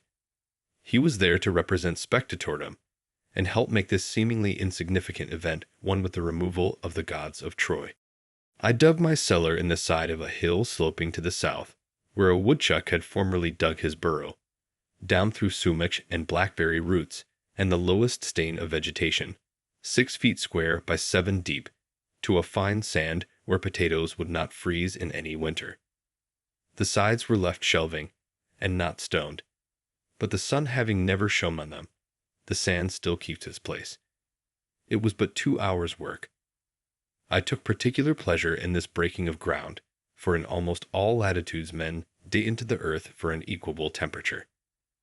Under the most splendid house in the city is still to be found the cellar where they store their roots as of old, and long after the superstructure has disappeared posterity remark its dent in the earth.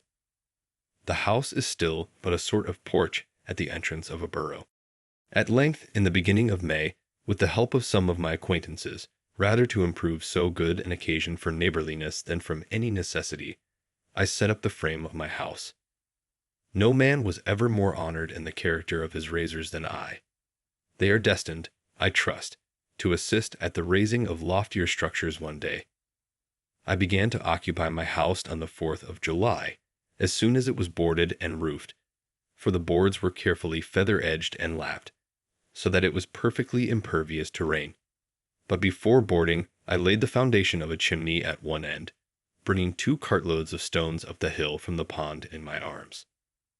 I built the chimney after my hoeing in the fall, before a fire became necessary for warmth, doing my cooking in the mean while out of doors on the ground, early in the morning, which mode I still think is in some respects more convenient and agreeable than the usual one.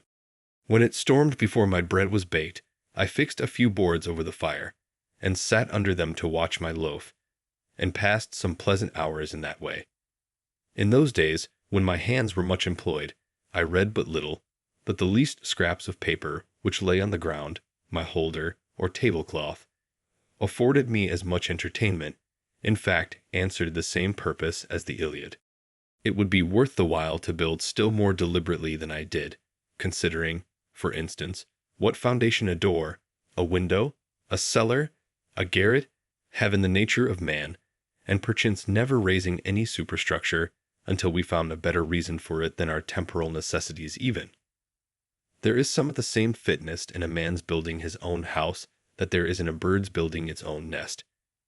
Who knows, but if men constructed their dwellings with their own hands, and provided food for themselves and families simply and honestly enough, the poetic faculty would be universally developed, as birds universally sing when they are so engaged.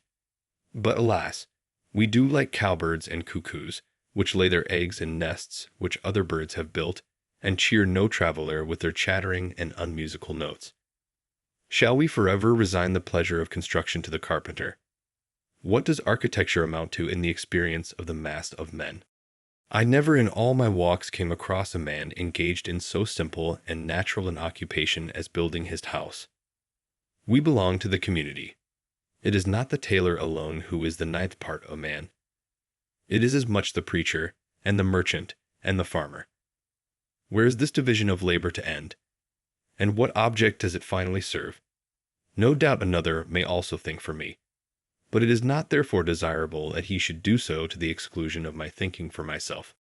True, there are architects so called in this country, and I have heard of one at least possessed with the idea of making architectural ornaments have a core of truth, a necessity, and hence a beauty, as if it were a revelation to him. All very well perhaps from his point of view, but only a little better than the common dilettantism. A sentimental reformer in architecture, he began at the cornice, not at the foundation. It was only how to put a core of truth within the ornaments, that every sugar plum in fact might have an almond or caraway seed in it. Thaw, I hold that almonds are most wholesome without the sugar, and not how the inhabitant, the indweller, might build truly within and without, and let the ornaments take care of themselves. What reasonable man ever supposed that ornaments were something outward and in the skin merely that the tortoise got his spotted shell, or the shellfish its mother-o'-pearl tints, by such a contract as the inhabitants of Broadway their Trinity Church? But a man has no more to do with the style of architecture of his house than a tortoise with that of its shell. Nor need the soldier be so idle as to try to paint the precise color of his virtue on his standard. The enemy will find it out. He may turn pale when the trial comes. This man seemed to me to lean over the cornice and timidly whisper his half-truth to the rude occupants who really knew it better than he. One of architectural beauty I now see, I know has gradually grown from within outward, out of the necessities and character of the indweller, who is the only builder, out of some unconscious truthfulness and nobleness, without ever a thought for the appearance, and whatever additional beauty of this kind is destined to be produced will be preceded by a like unconscious beauty of life. The most interesting dwellings in this country, as the painter knows, are the most unpretending, humble log huts and cottages of the poor commonly. It is the life of the inhabitants whose shells they are, and not any peculiarity in their surfaces merely, which makes them picturesque. And equally interesting will be the citizen's suburban box, when his life shall be as simple and as agreeable to the imagination, and there is as little straining after effect in the style of his dwelling. A great proportion of architectural ornaments are literally hollow, and a September gale would strip them off, like borrowed plumes, without injury to the substantials. They can do without architecture who have no olives nor wines in the cellar. What if an equal ado were made about the ornaments of style and literature, and the architects of our Bibles spent as much time about their cornices as the architects of our churches do? So are made the belles lettres and the beaux arts and their professors. Much it concerns a man, forsooth, how a few sticks are slanted over him or under him, and what colors are daubed upon his box.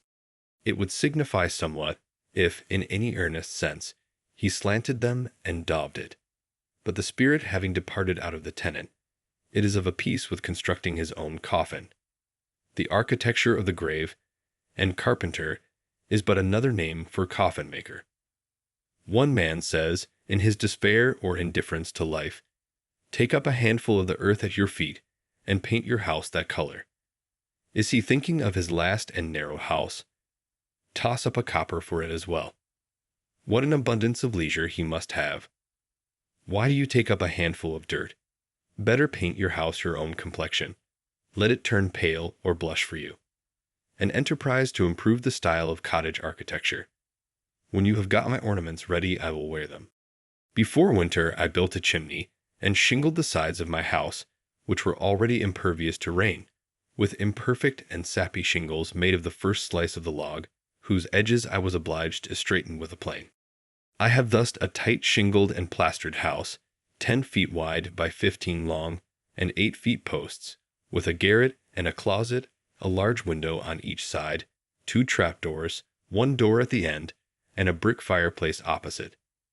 The exact cost of my house, paying the usual price for such materials as I used, but not counting the work, all of which was done by myself, was as follows.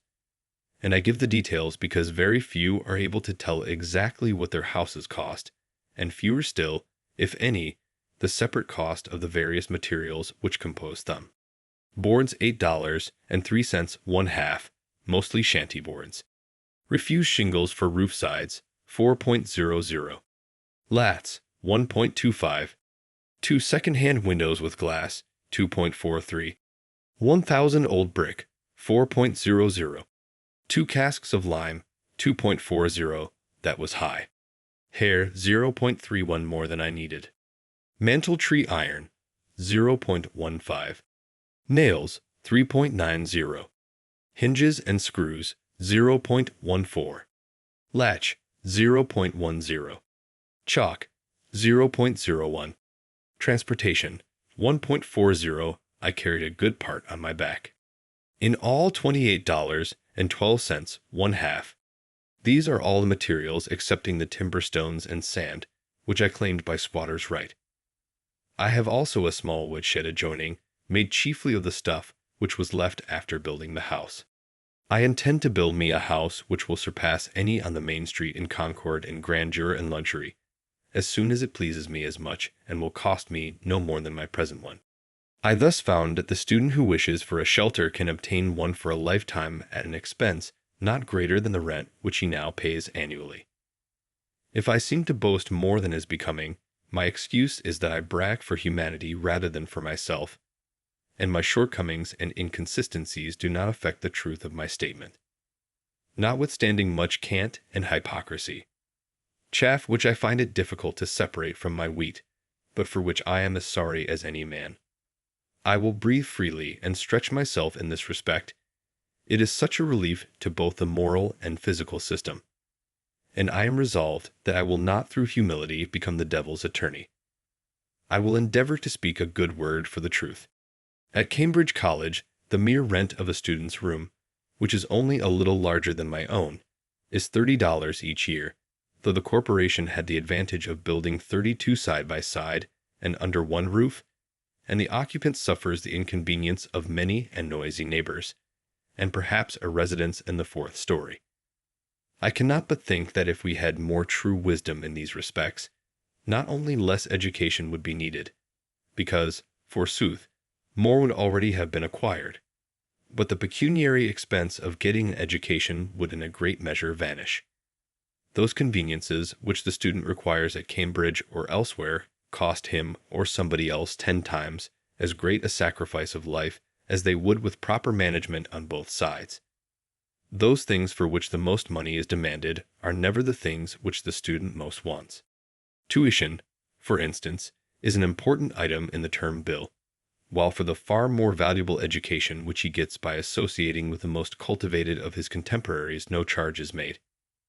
The mode of founding a college is, commonly, to get up a subscription of dollars and cents, and then following blindly the principles of division of labor to its extreme, a principle which should never be followed but with circumspection, to call in a contractor who makes this a subject of speculation, and he employs Irishmen or other operatives actually to lay the foundations, while the students that are to be said to be fitting themselves for it. And for these oversights successive generations have to pay. I think that it would be better than this for the students, or those who desire to be benefited by it, even to lay the foundation themselves. The student who secures his coveted leisure and retirement by systematically shirking any labor necessary to man obtains but an ignoble and unprofitable leisure, defrauding himself of the experience which alone can make leisure fruitful. But, says one, You do not mean that the students should go to work with their hands instead of their heads. I do not mean that exactly, but I mean something which you might think a good deal like that. I mean that they should not play life, or study it merely, while the community supports them at this expensive game, but earnestly live it from beginning to end.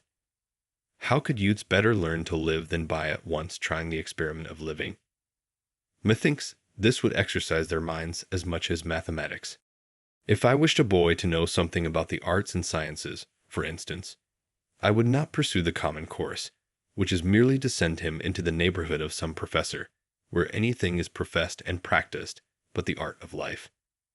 To survey the world through a telescope or a microscope, and never with his natural eye, to study chemistry, and not learn how his bread is made, or mechanics, and not learn how it is earned, to discover new satellites to Neptune, and not detect the motes in his eyes, or to what vagabond he is a satellite himself, or to be devoured by the monsters that swarm all around him, while contemplating the monsters in a drop of vinegar.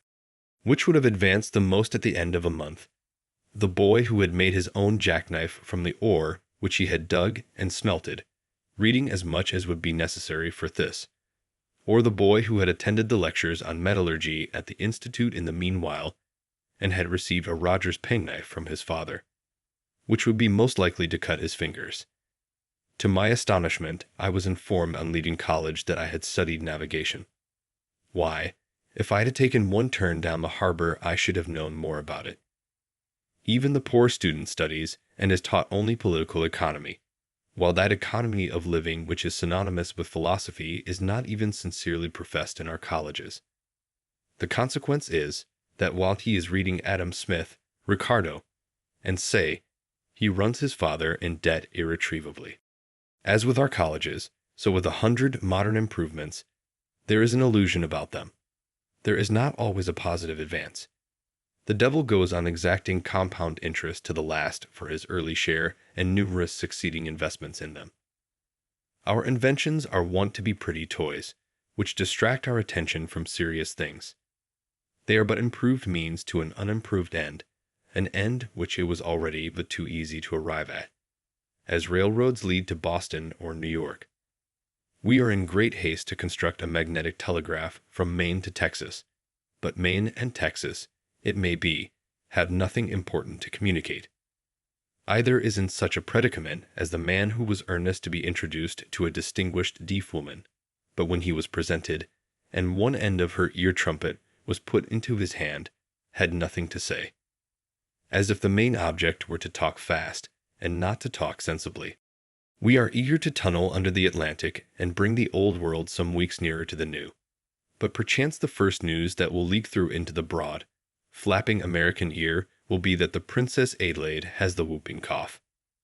After all, the man whose horse trots a mile in a minute does not carry the most important messages.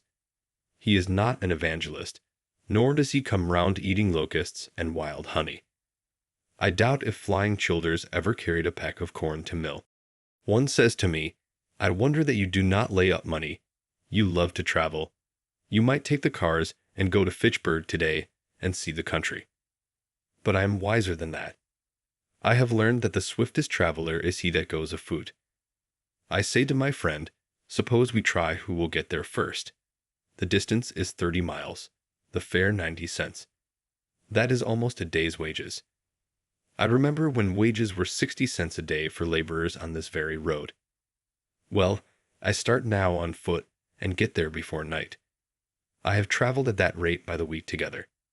You will in the meanwhile have earned your fare, and arrive there some time tomorrow, or possibly this evening, if you are lucky enough to get a job in season. Instead of going to Fitchburg, you will be working here the greater part of the day. And so, if the railroad reached round the world, I think that I should keep ahead of you. And as for seeing the country and getting experience of that kind, I should have to cut your acquaintance altogether. Such is the universal law which no man can ever outwit, and with regard to the railroad, even we may say it is as broad as it is long. To make a railroad round the world available to all mankind is equivalent to grading the whole surface of the planet. Men have an indistinct notion that if they keep up this activity of joint stocks and spades long enough, all will at length ride somewhere, in next to no time, and for nothing. But though a crowd rushes to the depot, and the conductor shouts, "All aboard," when the smoke is blown away and the vapor condensed, it will be perceived that a few are riding, but the rest are run over. And it will be called, and will be, a melancholy accident.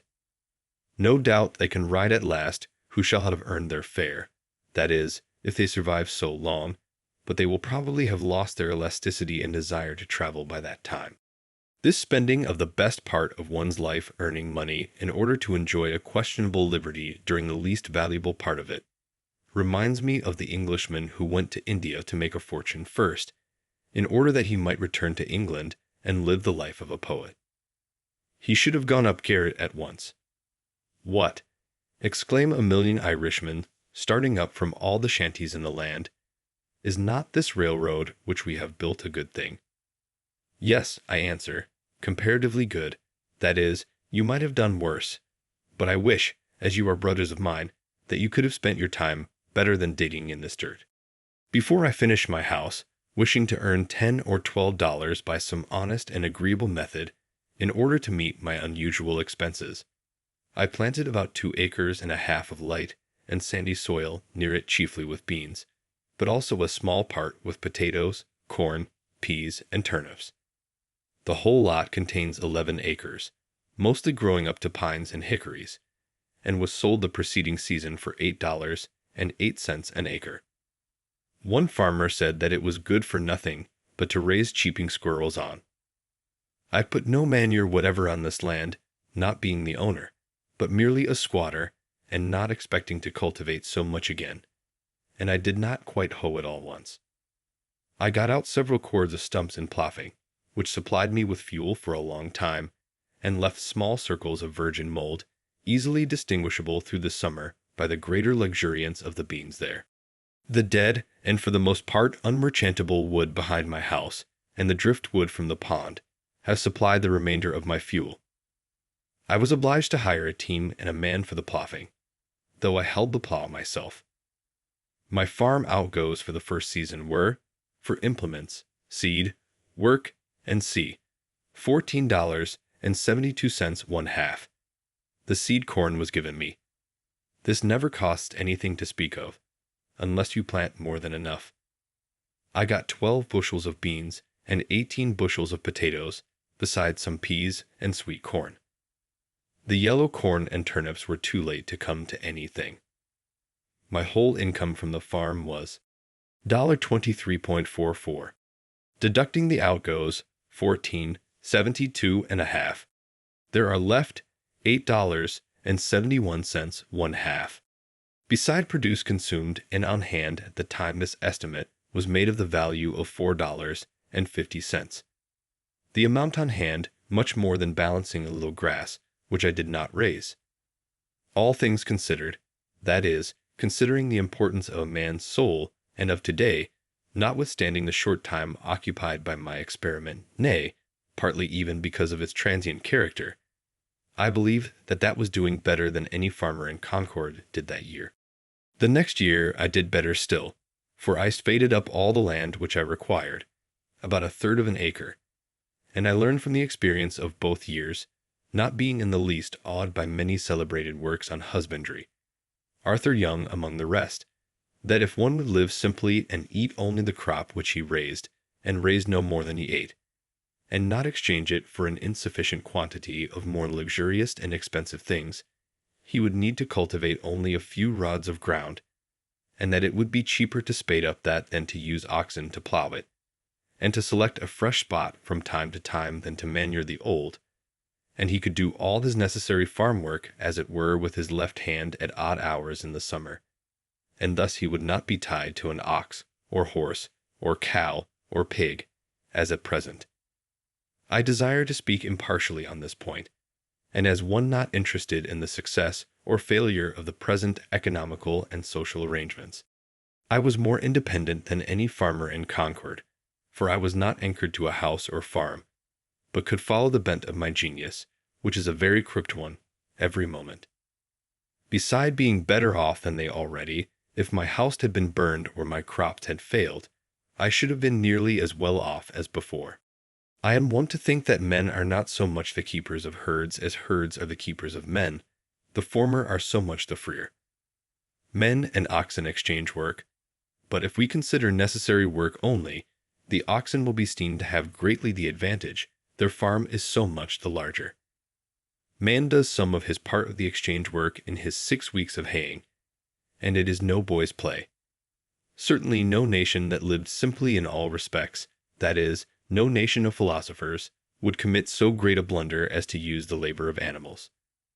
True, there never was, and is not likely soon to be a nation of philosophers, nor am I certain it is desirable that there should be. However, I should never have broken a horse or bull and taken him to board for any work he might do for me, for fear I should become a horseman or a herdsman merely. And if society seems to be the gainer by so doing, are we certain that what is one man's gain is not another's loss, and that the stable boy has equal cause with his master to be satisfied?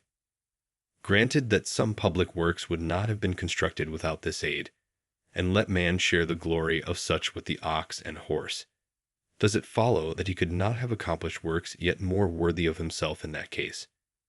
When men begin to do, not merely unnecessary or artistic, but luxurious and idle work, with their assistance, it is inevitable that a few do all the exchange work with the oxen, or, in other words, become the slaves of the strongest.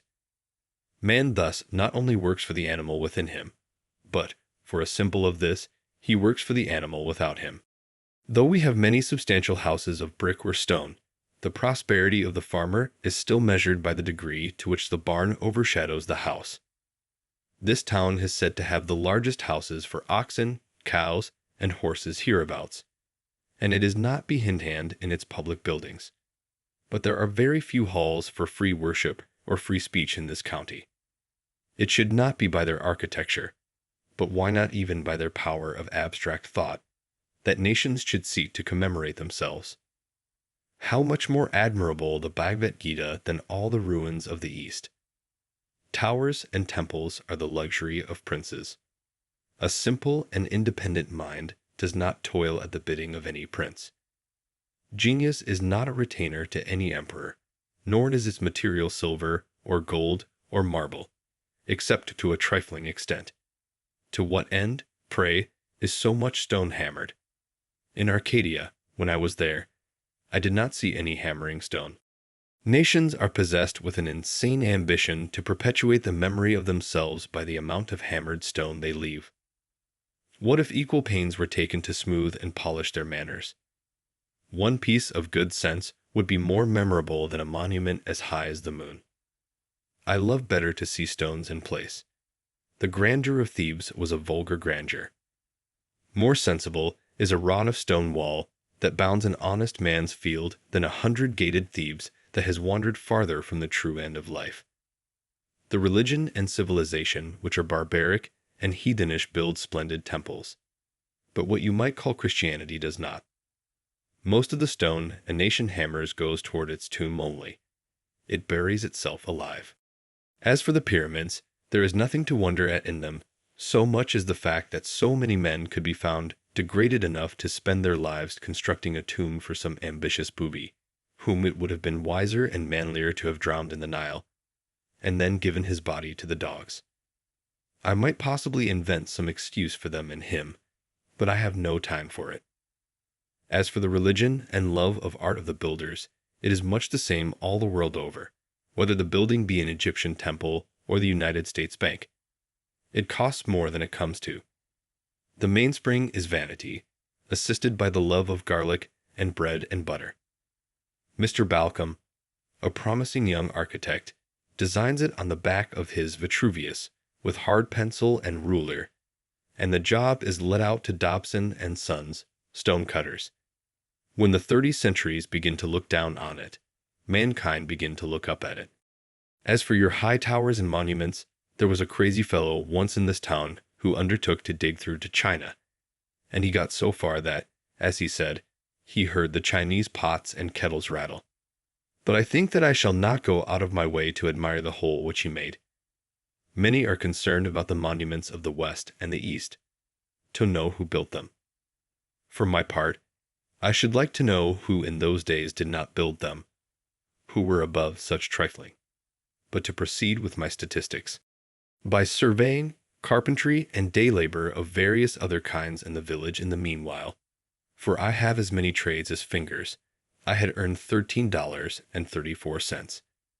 The expense of food for 8 months, namely from July 4th to March 1st, the time when these estimates were made, though I lived there more than 2 years, not counting potatoes, a little green corn, and some peas, which I had raised, nor considering the value of what was on hand at the last date, was rice, $1.73 1/2, molasses, 1.73 cheapest form of the saccharin, rye meal, 1.4 3/4, Indian meal, 0.99 3/4 cheaper than rye, pork, 0.22, all experiments which failed, flour, 0.88 costs more than Indian meal, both money and trouble. Sugar, 0.80. Lard, 0.65. Apples, 0.25. Dried apple, 0.22. Sweet potatoes, 0.10. 1 pumpkin, 0.06. 1 watermelon, 0.02. Salt, 0.03. Yes, I did eat $8.74, all told. But I should not thus unblushingly publish my guilt, if I did not know that most of my readers were equally guilty with myself, and that their deeds would look no better in print. The next year, I sometimes caught a mess of fish for my dinner, and once I went so far as to slaughter a woodchuck which ravaged my bean field. Effect his transmigration, as a Tartar would say, and devour him, partly for experiment's sake. But though it afforded me a momentary enjoyment, notwithstanding a musky flavor, I saw that the longest use would not make that a good practice, however it might seem to have your woodchucks ready dressed by the village butcher.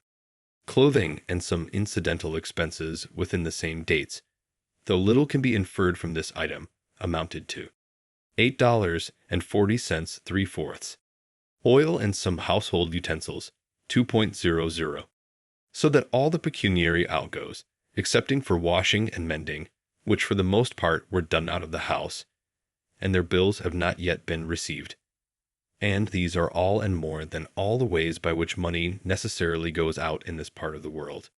House, $1.28, 12 1/2. Farm 1 year, 14.72 1/2. Food 8 months, 8.74. Clothing, etc., 8 months, 8.40 3/4. Oil and C, 8 months, 2.00. In all, $61.99 3/4. I address myself now to those of my readers who have a living to get. And to meet this I have for farm produce sold $23.44. Earned by day labor, 13.34. In all, $36.78, which subtracted from the sum of the outgoes leaves a balance of $25.21 3/4 on the one side, this being very nearly the means with which I started, and the measure of expenses to be incurred, and on the other, beside the leisure and independence and health thus secured, a comfortable house for me as long as I choose to occupy it. These statistics, however accidental and therefore uninstructive they may appear, as they have a certain completeness, have a certain value also. Nothing was given me of which I have not rendered some account. It appears from the above estimate that my food alone cost me in money about 27 cents a week. It was for nearly 2 years after this rye and Indian meal without yeast, potatoes, rice, a very little salt pork, molasses, and salt, and my drink water. It was fit that I should live on rice, mainly, who loved so well the philosophy of India. To meet the objections of some inveterate cavillers, I may as well state that if I dined out occasionally, as I always had done, and I trust shall have opportunities to do again, it was frequently to the detriment of my domestic arrangements. But the dining out, being, as I have stated, a constant element, does not in the least affect a comparative statement like this. I learned from my 2 years' experience that it would cost incredibly little trouble to obtain one's necessary food, even in this latitude. That a man may use as simple a diet as the animals, and yet retain health and strength. I have made a satisfactory dinner, satisfactory on several accounts, simply off a dish of purslane, Portulaca alvareza, which I gathered in my cornfield, boiled and salted. I give the Latin on account of the savoriness of the trivial name. And pray what more can a reasonable man desire, in peaceful times, in ordinary noons, than a sufficient number of ears of green sweet corn boiled, with the addition of salt? Even the little variety which I used was yielding to the demands of appetite, and not of health. Yet men have come to such a pass that they frequently starve, not for want of necessaries, but for want of luxuries. And I know a good woman who thinks that her son lost his life because he took to drinking water only. The reader will perceive that I am treating the subject rather from an economic than a dietetic point of view, and he will not venture to put my abstemiousness to the test unless he has a well-stocked larder. Bread I at first made of pure Indian meal and salt, genuine hoe cakes, which I baked before my fire out of doors on a shingle or the end of a stick of timber sawed off in building my house. But it was wont to get smoked and to have a penny flavor. I tried flour also, but had at last found a mixture of rye and Indian meal most convenient and agreeable. In cold weather it was no little amusement to bake several small loaves of this in succession, tending and turning them as carefully as an Egyptian his hatching eggs. They were a real cereal fruit which I ripened, and they had to my senses a fragrance like that of other noble fruits, which I kept in as long as possible by wrapping them in cloths. I made a study of the ancient and indispensable art of bread making, consulting such authorities as offered, going back to the primitive days and first invention of the unleavened kind, when from the wildness of nuts and meats men first reached the mildness and refinement of this diet, and traveling gradually down in my studies through that accidental souring of the dough, which, it is supposed, taught the leavening process, and through the various fermentations thereafter, till I came to good, sweet, wholesome bread, the staff of life. Leaven, which some deem the soul of bread, the spiritus which fills its cellular tissue, which is religiously preserved like the vestal fire. Some precious bottle full, I suppose, first brought over in the Mayflower, did the business for America, and its influence is still rising, swelling, spreading, in cerealian billows over the land. This seed I regularly and faithfully procured from the village, till at length one morning I forgot the rules, and scalded my yeast, by which accident I discovered that even this was not indispensable, for my discoveries were not by the synthetic but analytic process. And I have gladly omitted it since, though most housewives earnestly assured me that safe and wholesome bread without yeast might not be, and elderly people prophesied a speedy decay of the vitamin. Yet I find it not to be an essential ingredient, and after going without it for a year am still in the land of the living. And I am glad to escape the trivialness of carrying a bottle full in my pocket, which would sometimes pop and discharge its contents to my discomfiture. It is simpler and more respectable to omit it.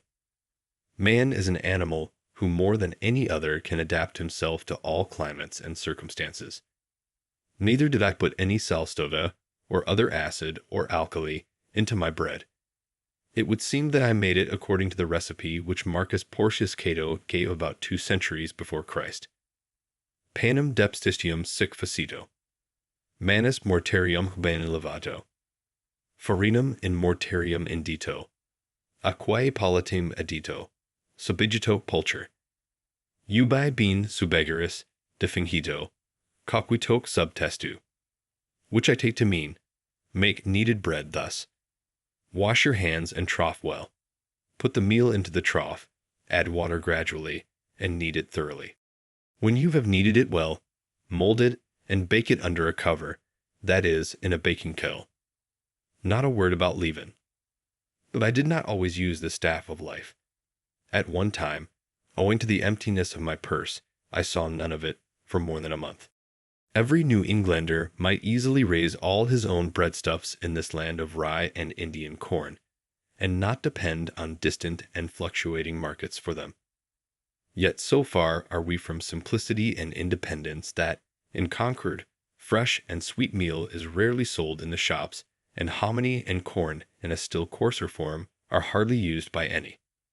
For the most part, the farmer gives to his cattle and hogs the grain of his own producing, and buys flour, which is at least no more wholesome, at a greater cost, at the store. I saw that I could easily raise my bushel or two of rye and Indian corn, for the former will grow on the poorest land, and the latter does not require the best, and grind them in a hand mill, and so do without rice and pork. And if I must have some concentrated sweet, I found by experiment that I could make a very good molasses either of pumpkins or beets, and I knew that I needed only to set out a few maples to obtain it more easily still. And while these were growing, I could use various substitutes beside those which I have named. For, as the forefathers sang, we can make liquor to sweeten our lips, of pumpkins and parsnips and walnut tree chips. Finally, as for salt, that grossest of groceries, to obtain this might be a fit occasion for a visit to the seashore, or, if I did without it altogether, I should probably drink the less water. I do not learn that the Indians ever troubled themselves to go after it. Thus I could avoid all trade and barter, so far as my food was concerned, and having a shelter already, it would only remain to get clothing and fuel. The pantaloons which I now wear were woven in a farmer's family. Thank heaven, there is so much virtue still in man. For I think the fall from the farmer to the operative as great and memorable as that from the man to the farmer. And in a new country, fuel is an encumbrance. As for a habitat, if I were not permitted still to squat, I might purchase 1 acre at the same price for which the land I cultivated was sold, namely $8.08. But as it was, I considered that I enhanced the value of the land by squatting on it. There is a certain class of unbelievers who sometimes ask me such questions as, if I think that I can live on vegetable food alone, and to strike at the root of the matter at once. For the root is faith. I am accustomed to answer such, that I can live on board nails. If they cannot understand that, they cannot understand much that I have to say. For my part, I am glad to hear of experiments of this kind being tried, as that a young man tried for a fortnight to live on hard, raw corn on the ear, using his teeth for all mortar. The squirrel tribe tried the same and succeeded. The human race is interested in these experiments, though a few old women who are incapacitated for them, or who own their thirds in mills, may be alarmed. My furniture, part of which I made myself, and the rest cost me nothing of which I have not rendered an account, consisted of a bed, a table, a desk, 3 chairs, a looking-glass 3 inches in diameter, a pair of tongs and andirons, a kettle, a skillet, and a frying pan, a dipper, a washbowl, 2 knives and forks, 3 plates, 1 cup, 1 spoon, a jug for oil, a jug for molasses, and a japanned lamp. None is so poor that he need sit on a pumpkin. That is shiftlessness. There is a plenty of such chairs as I like best in the village garrets to be had for taking them away. Furniture. Thank God, I can sit and I can stand without the aid of a furniture warehouse. What man that a philosopher would not be ashamed to see his furniture packed in a cart, and going up country exposed to the light of heaven and the eyes of men, a beggarly account of empty boxes? That is Spaulding's furniture. I could never tell from inspecting such a load whether it belonged to a so-called rich man or a poor one. The owner always seemed poverty-stricken. Indeed, the more you have of such things, the poorer you are. Each load looks as if it contained the contents of a dozen shanties. And if one shanty is poor, this is a dozen times as poor. Pray, for what do we move ever, but to get rid of our furniture, our exuvia, at last to go from this world to another newly furnished, and leave this to be burned? It is the same as if all these traps were buckled to a man's belt, and he could not move over the rough country, where our lines are cast without dragging his trap. He was a lucky fox that left his tail in the trap. The muskrat will gnaw his third leg off to be free. No wonder man has lost his elasticity. How often he is at a dead set. Sir, if I may be so bold, what do you mean by a dead set? If you are a seer, whenever you meet a man you will see all that he owns, aye, and much that he pretends to disown, behind him, even to his kitchen furniture and all the trumpery which he saves and will not burn, and he will appear to be harnessed to it, and making what headway he can. I think that the man is at a dead set who has got through a knot-hole or gateway where his sledge-load of furniture cannot follow him. I cannot but feel compassion when I hear some trig, compact-looking man, seemingly free, all girded and ready, speak of his furniture, as whether it is insured or not. But what shall I do with my furniture? My gay butterfly is entangled in a spider's web then. Even those who seem for a long while not to have any, if you inquire more narrowly, you will find have some stored in somebody's barn. I look upon England today as an old gentleman who is traveling with a great deal of baggage, trumpery which has accumulated from long housekeeping, which he has not the courage to burn, great trunk, little trunk, bandbox, and bundle. Throw away the first three at least. It would surpass the powers of a well man nowadays to take up his bed and walk, and I should certainly advise a sick one to lay down his bed and run. When I have met an immigrant tottering under a bundle which contained his all, looking like an enormous wen which had grown out of the nape of his neck, I have pitied him, not because that was his all, but because he had all that to carry. If I have got to drag my trap, I will take care that it be a light one and do not nip me in a vital part. But perchance it would be wisest never to put one's paw into it. I would observe, by the way, that it costs me nothing for curtains, for I have no gazers to shut out but the sun and moon, and I am willing that they should look in. The moon will not sour milk nor taint meat of mine, nor will the sun injure my furniture or fade my carpet. And if he is sometimes too warm a friend, I find it still better economy to retreat behind some curtain which nature has provided, than to add a single item to the details of housekeeping. A lady once offered me a mat, but as I had no room to spare within the house, nor time to spare within or without to shake it, I declined it, preferring to wipe my feet on the sod before my door. It is best to avoid the beginnings of evil. Not long since I was present at the auction of a deacon's effects, for his life had not been ineffectual. The evil that men do lives after them. As usual, a great proportion was trumpery which had begun to accumulate in his father's day. Among the rest was a dried tapeworm. And now, after lying half a century in his garret and other dust holes, these things were not burned. Instead of a bonfire, or purifying destruction of them, there was an auction or increasing of them. The neighbors eagerly collected to view them, bought them all, and carefully transported them to their garrets and dust holes, to lie there till their estates are settled, when they will start again. When a man dies, he kicks the dust. The customs of some savage nations might, perchance, be profitably imitated by us, for they at least go through the semblance of casting their slough annually. They have the idea of the thing, whether they have the reality or not. Would it not be well if we were to celebrate such a busk, or feast of first fruits, as Bartram describes to have been the custom of the Muclass Indians? When a town celebrates the busk, says he, having previously provided themselves with new clothes, new pots, pans, and other household utensils and furniture, they collect all their worn-out clothes and other despicable things, sweep and cleans their houses, squares, and the whole town of their filth, which with all the remaining grain and other old provisions they cast together into one common heap, and consume it with fire. After having taken medicine and fasted for 3 days, all the fire in the town is extinguished.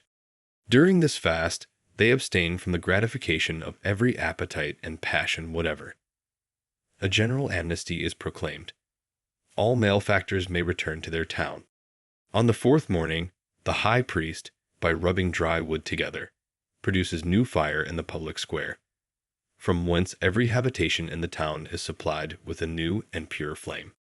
They then feast on the new corn and fruits and dance and sing for 3 days. And the 4 following days they receive visits, and rejoice with their friends from neighboring towns who have in like manner purified and prepared themselves.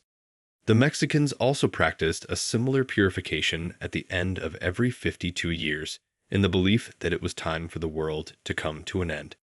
I have scarcely heard of a truer sacrament, that is, as the dictionary defines it, outward and visible sign of an inward and spiritual grace, than this, and I have no doubt that they were originally inspired directly from heaven to do thus, though they have no biblical record of the revelation.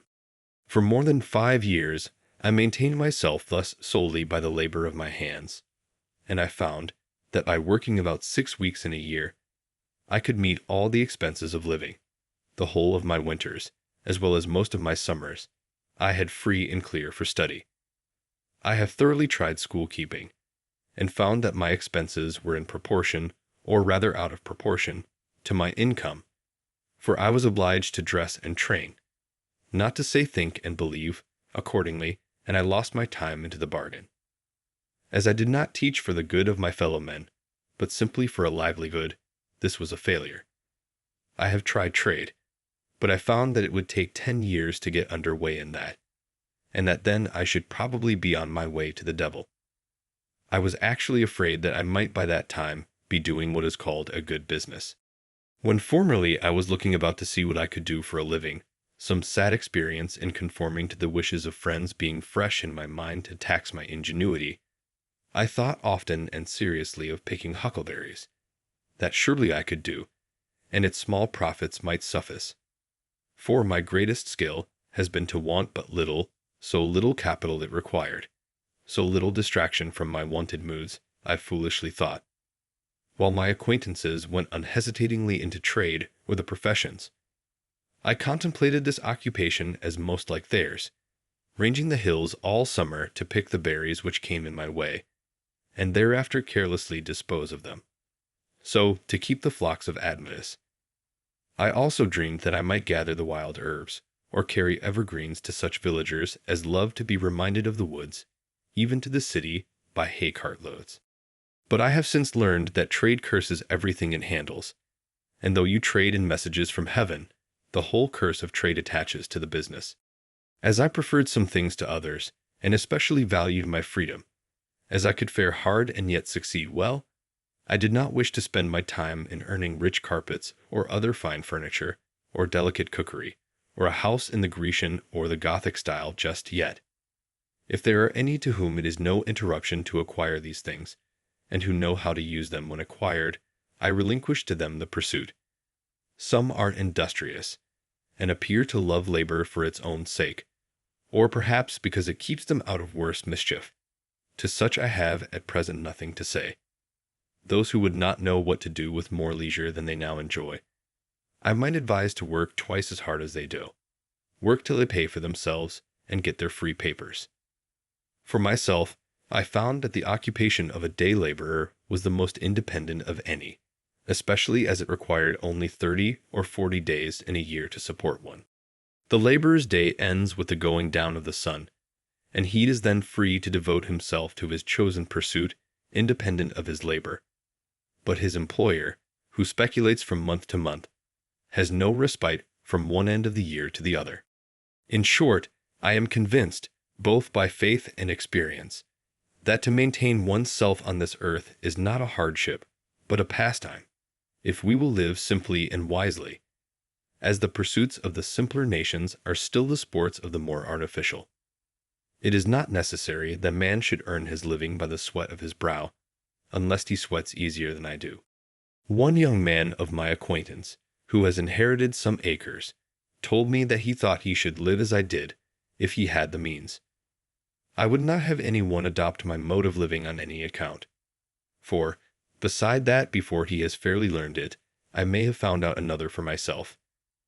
I desire that there may be as many different persons in the world as possible, but I would have each one be very careful to find out and pursue his own way, and not his father's or his mother's or his neighbor's instead. The youth may build or plant or sail, only let him not be hindered from doing that which he tells me he would like to do. It is by a mathematical point only that we are wise, as the sailor or the fugitive slave keeps the pole star in his eye. But that is sufficient guidance for all our life. We may not arrive at our port within a calculable period, but we would preserve the true course. Undoubtedly, in this case, what is true for one is truer still for 1,000, as a large house is not proportionally more expensive than a small one, since one roof may cover, one cellar underlie, and one wall separate several apartments. But for my part, I preferred the solitary dwelling. Moreover, it will commonly be cheaper to build the whole yourself than to convince another of the advantage of the common wall. And when you have done this, the common partition, to be much cheaper, must be a thin one, and that other may prove a bad neighbor, and also not keep his side in repair. The only cooperation which is commonly possible is exceedingly partial and superficial, and what little true cooperation there is as if it were not, being a harmony inaudible to men. If a man has faith, he will cooperate with equal faith everywhere. If he has not faith, he will continue to live like the rest of the world, whatever company he is joined to. To cooperate, in the highest as well as the lowest sense, means to get our living together. I heard it proposed lately that 2 young men should travel together over the world, the one without money, earning his means as he went, before the mast and behind the plow, the other carrying a bill of exchange in his pocket. It was easy to see that they could not long be companions or cooperate, since one would not operate at all. They would part at the first interesting crisis in their adventures. Above all, as I have implied, the man who goes alone can start today, but he who travels with another must wait till that other is ready, and it may be a long time before they get off. But all this is very selfish, I have heard some of my townsmen say. I confess that I have hitherto indulged very little in philanthropic enterprises. I have made some sacrifices to a sense of duty, and among others have sacrificed this pleasure also.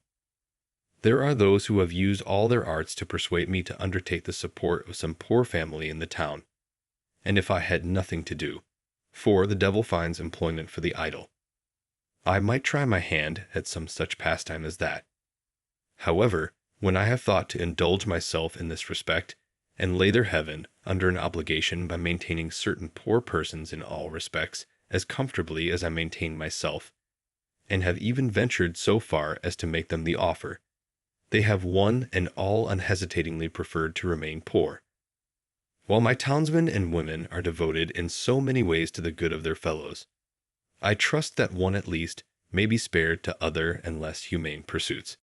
You must have a genius for charity as well as for anything else. As for doing good, that is one of the professions which are full. Moreover, I have tried it fairly, and strange as it may seem, am satisfied that it does not agree with my constitution. Probably I should not consciously and deliberately forsake my particular calling to do the good which society demands of me, to save the universe from annihilation. And I believe that a like but infinitely greater steadfastness elsewhere is all that now preserves it. But I would not stand between any man and his genius, and to him who does this work, which I decline, with his whole heart and soul and life. I would say, persevere, even if the world call it doing evil, as it is most likely they will. I am far from supposing that my case is a peculiar one. No doubt many of my readers would make a similar defense. At doing something, I will not engage that my neighbors shall pronounce it good. I do not hesitate to say that I should be a capital fellow to hire, but what that is, it is for my employer to find out. What good I do, in the common sense of that word, must be aside from my main path, and for the most part wholly unintended. Men say, practically, begin where you are and such as you are, without aiming mainly to become of more worth, and with kindness of forethought go about doing good. If I were to preach at all in this strain, I should say rather, set about being good.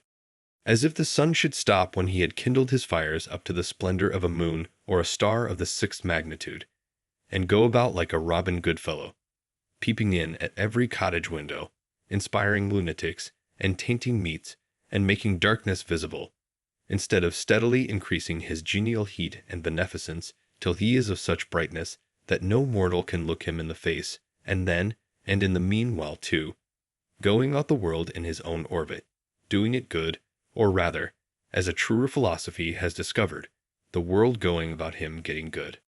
When Phaeton, wishing to prove his heavenly birth by his beneficence, had the sun's chariot but one day, and drove out of the beaten track, he burned several blocks of houses in the lower streets of heaven, and scorched the surface of the earth, and dried up every spring, and made the great desert of Sahara, till at length Jupiter hurled him headlong to the earth with a thunderbolt, and the sun, through grief at his death, did not shine for a year.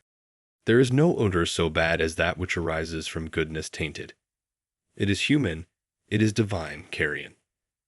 If I knew for a certainty that a man was coming to my house with the conscious design of doing me good, I should run for my life, as from that dry and parching wind of the African deserts called the simoom, which fills the mouth and nose and ears and eyes with dust till you are suffocated, for fear that I should get some of his good done to me, some of its virus mingled with my blood.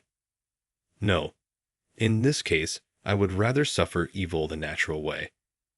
A man is not a good man to me because he will feed me if I should be starving, or warm me if I should be freezing, or pull me out of a ditch if I should ever fall into one. I can find you a Newfoundland dog that will do as much. Philanthropy is not love for one's fellow man in the broadest sense. Howard was no doubt an exceedingly kind and worthy man in his way, and has his reward, but comparatively speaking, 1 or 100 Howards to us, if their philanthropy do not help us in our best estate, when we are most worthy to be helped. I never heard of a philanthropic meeting in which it was sincerely proposed to do any good to me, or the like of me. The Jesuits were quite balked by those Indians who, being burned at the stake, suggested new modes of torture to their tormentors. Being superior to physical suffering, it sometimes chanced that they were superior to any consolation which the missionaries could offer, and the law to do as you would be done by fell with less persuasiveness on the ears of those who, for their part, did not care how they were done by, who loved their enemies after a new fashion, and came very near freely forgiving them all they did. Be sure that you give the poor the aid they most need, though it be your example which leaves them far behind. If you give money, spend yourself with it, and do not merely abandon it to them. We make curious mistakes sometimes. Often the poor man is not so cold and hungry as he is dirty and ragged and gross. It is partly his taste, and not merely his misfortune. If you give him money, he will perhaps buy more rags with it. I was wont to pity the clumsy Irish laborers who cut ice on the pond, in such mean and ragged clothes, while I shivered in my more tidy and somewhat more fashionable garments, till, one bitter cold day, one who had slipped into the water came to my house to warm him, and I saw him strip off 3 pairs of pants and 2 pairs of stockings ere he got down to the skin. Though they were dirty and ragged enough, it is true, and that he could afford to refuse the extra garments which I offered him, he had so many intra ones. This ducking was the very thing he needed. Then I began to pity myself, and I saw that it would be a greater charity to bestow on me a flannel shirt than a whole slop shop on him. There are 1,000 hacking at the branches of evil to one who is striking at the root, and it may be that he who bestows the largest amount of time and money on the needy is doing the most by his mode of life to produce that misery which he strives in vain to relieve. It is the pious slave-breeder devoting the proceeds of every 10th slave to buy a Sunday's liberty for the rest. Some show their kindness to the poor by employing them in their kitchens. Would they not be kinder if they employed themselves there?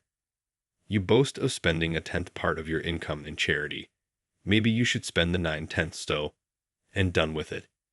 Society recovers only a 10th part of the property then. Is this owing to the generosity of him in whose possession it is found, or to the remissness of the officers of justice? Philanthropy is almost the only virtue which is sufficiently appreciated by mankind. Nay, it is greatly overrated, and it is our selfishness which overrates it.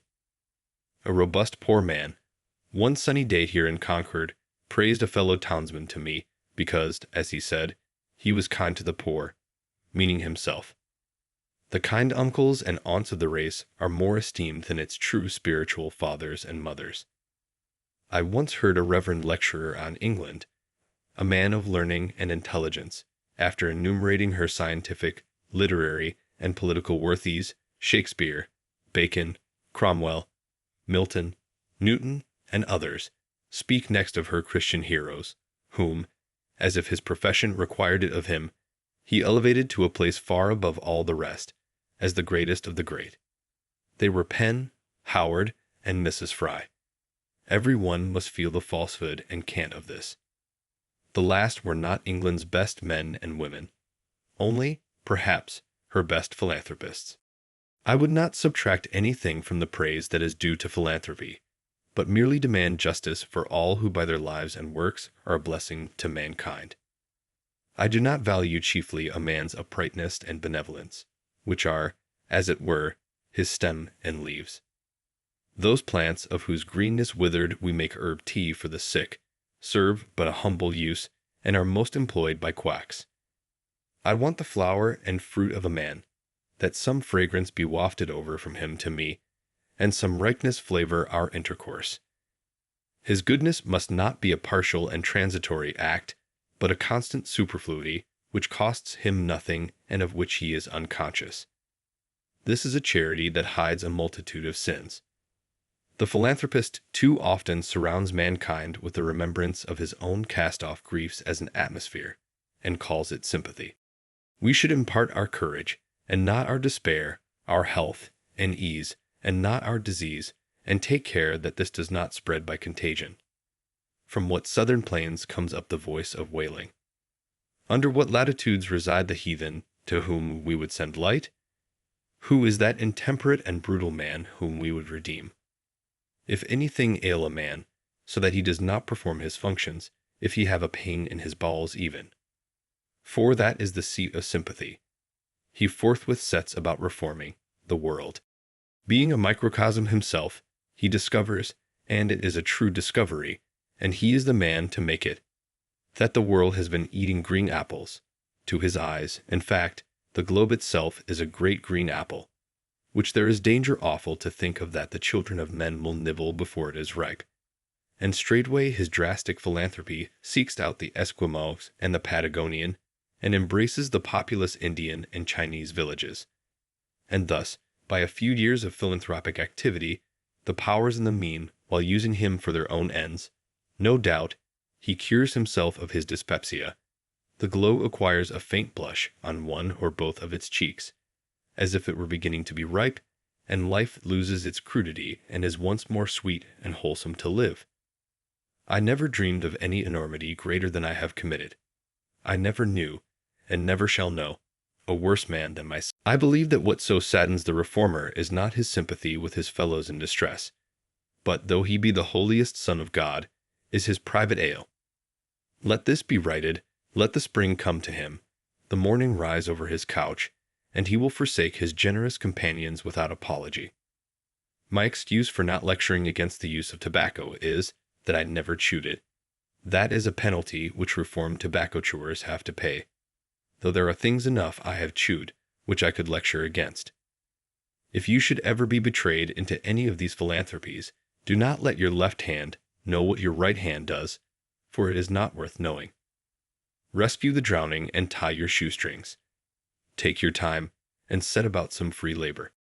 Our manners have been corrupted by communication with the saints. Our hymn books resound with a melodious cursing of God and enduring Him forever. One would say that even the prophets and redeemers had rather consoled the fears than confirmed the hopes of man. There is nowhere recorded a simple and irrepressible satisfaction with the gift of life, any memorable praise of God. All health and success does me good, however far off and withdrawn it may appear. All disease and failure helps to make me sad and does me evil, however much sympathy it may have with me or I with it. If, then, we would indeed restore mankind by truly Indian, botanic, magnetic, or natural means, let us first be as simple and well as nature ourselves, dispel the clouds which hang over our own brows, and take up a little life into our pores. Do not stay to be an overseer of the poor, but endeavor to become one of the worthies of the world. I read in the Gulistan, or Flower Garden, of Sheikh Sadi of Shiraz, that they asked a wise man, saying, "Of the many celebrated trees which the Most High God has created lofty and umbrageous, they call none azad, or free, excepting the cypress, which bears no fruit. What mystery is there in this?" He replied, "Each has its appropriate produce and appointed season, during the continuance of which it is fresh and blooming, and during their absence dry and withered. To neither of which states is the cypress exposed, being always flourishing. And of this nature are the azads, or religious independents. Fix not thy heart on that which is transitory, for the Didla, or Tigris, will continue to flow through Baghdad after the race of caliphs is extinct. If thy hand has plenty, be liberal as the date tree. But if it affords nothing to give away, be an azad, or free man, like the cypress." Complemental verses. The pretensions of poverty. Thou dost presume too much, poor needy wretch, to claim a station in the firmament, because thy humble cottage, or thy tub, nurses some lazy or pedantic virtue, in the cheap sunshine, or by shady springs, with roots and pot herbs, where thy right hand, tearing those humane passions from the mind, upon whose stocks fair blooming virtues flourish, degradeth nature and benumbeth sense, and, Gorgon-like, turns active men to stone. We not require the dull society of your necessitated temperance, or that unnatural stupidity, that knows nor joy nor sorrow, nor your forced, falsely exalted passive fortitude, above the active, this low abject brood, that fix their seats in mediocrity, become your servile minds, but we advance. Such virtues only as admit excess, brave, bounteous acts, regal magnificence, all-seeing prudence, magnanimity, that knows no bound, and that heroic virtue, for which antiquity hath left no name, but patterns only, such as Hercules, Achilles, Theseus. Back to thy loathed cell, and when thou seest the new enlightened sphere, study to know but what those worthies were. T. Kerr. Where I lived, and what I lived for. At a certain season of our life, we are accustomed to consider every spot as the possible site of a house. I have thus surveyed the country on every side within a dozen miles of where I live. In imagination, I have bought all the farms in succession, for all were to be bought, and I knew their price. I walked over each farmer's premises, tasted his wild apples, discoursed on husbandry with him, took his farm at his price, at any price, mortgaging it to him in my mind, even put a higher price on it, took everything but a deed of it, took his word for his deed, for I dearly loved to talk, cultivated it, and him too to some extent, I trust, and withdrew when I had enjoyed it long enough, leaving him to carry it on. This experience entitled me to be regarded as a sort of real estate broker by my friends. Wherever I sat, there I might live, and a landscape radiated from me accordingly. What is a house but a seat? Better if a country seat. I discovered many a site for a house not likely to be soon improved, which some might have thought too far from the village, but to my eyes the village was too far from it. Well, there I might live, I said, and there I did live, for an hour, a summer, and a winter life, saw how I could let the years run off, buffet the winter through, and see the spring come in. The future inhabitants of this region, wherever they may place their houses, may be sure that they have been anticipated. An afternoon sufficed to lay out the land into orchard, woodlot, and pasture, and to decide what fine oaks or pines should be left to stand before the door, and whence each blasted tree could be seen to the best advantage. And then I let it lie, foul a perchance, for a man is rich in proportion to the number of things which he can afford to let alone. My imagination carried me so far that I even had the refusal of several farms. The refusal was all I wanted. But I never got my fingers burned by actual possession. The nearest that I came to actual possession was when I bought the Hollowell place, and had begun to sort my seeds, and collected materials with which to make a wheelbarrow to carry it on or off with. But before the owner gave me a deed of it, his wife. Every man has such a wife, changed her mind and wished to keep it, and he offered me $10 to release him. Now, to speak the truth, I had but 10 cents in the world, and it surpassed my arithmetic to tell, if I was that man who had 10 cents, or who had a farm, or $10, or all together.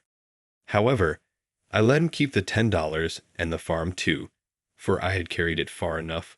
Or rather, to be generous, I sold him the farm for just what I gave for it, and, as he was not a rich man, made him a present of $10, and still had my 10 cents, and seeds, and materials for a wheelbarrow left. I found thus that I had been a rich man without any damage to my poverty. But I retained the landscape, and I have since annually carried off what it yielded without a wheelbarrow. With respect to landscapes, I am monarch of all I survey. My right there is none to dispute. I have frequently seen a poet withdraw, having enjoyed the most valuable part of a farm, while the crusty farmer supposed that he had got a few wild apples only. Why, the owner does not know it for many years when a poet has put his farm in rhyme. The most admirable kind of invisible fence, has fairly impounded it, milked it, skimmed it, and got all the cream, and left the farmer only the skimmed milk. The real attractions of the Hollowell farm, to me, were its complete retirement, being about 2 miles from the village, half a mile from the nearest neighbor, and separated from the highway by a broad field. Its bounding on the river, which the owner said protected it by its fogs from frosts in the spring. Though that was nothing to me, the gray color and ruinous state of the house and barn, and the dilapidated fences, which put such an interval between me and the last occupant, the hollow and lichen-covered apple trees, gnawed by rabbits, showing what kind of neighbors I should have. But above all, the recollection I had of it from my earliest voyages up the river, when the house was concealed behind a dense grove of red maples, through which I heard the house dog bark. I was in haste to buy it, before the proprietor finished getting out some rocks, cutting down the hollow apple trees, and grubbing up some young birches which had sprung up in the pasture, or, in short, had made any more of his improvements. To enjoy these advantages I was ready to carry it on, like Atlas, to take the world on my shoulders. I never heard what compensation he received for that, and do all those things which had no other motive or excuse, but that I might pay for it, and be unmolested in my possession of it. For I knew all the while that it would yield the most abundant crop of the kind I wanted if I could only afford to let it alone. But it turned out as I have said. All that I could say then, with respect to farming on a large scale, I have always cultivated a garden, was that I had had my seeds ready. Many think that seeds improve with age. I have no doubt that time discriminates between the good and the bad, and when at last I shall plant, I shall be less likely to be disappointed. But I would say to my fellows, once for all, as long as possible live free and uncommitted.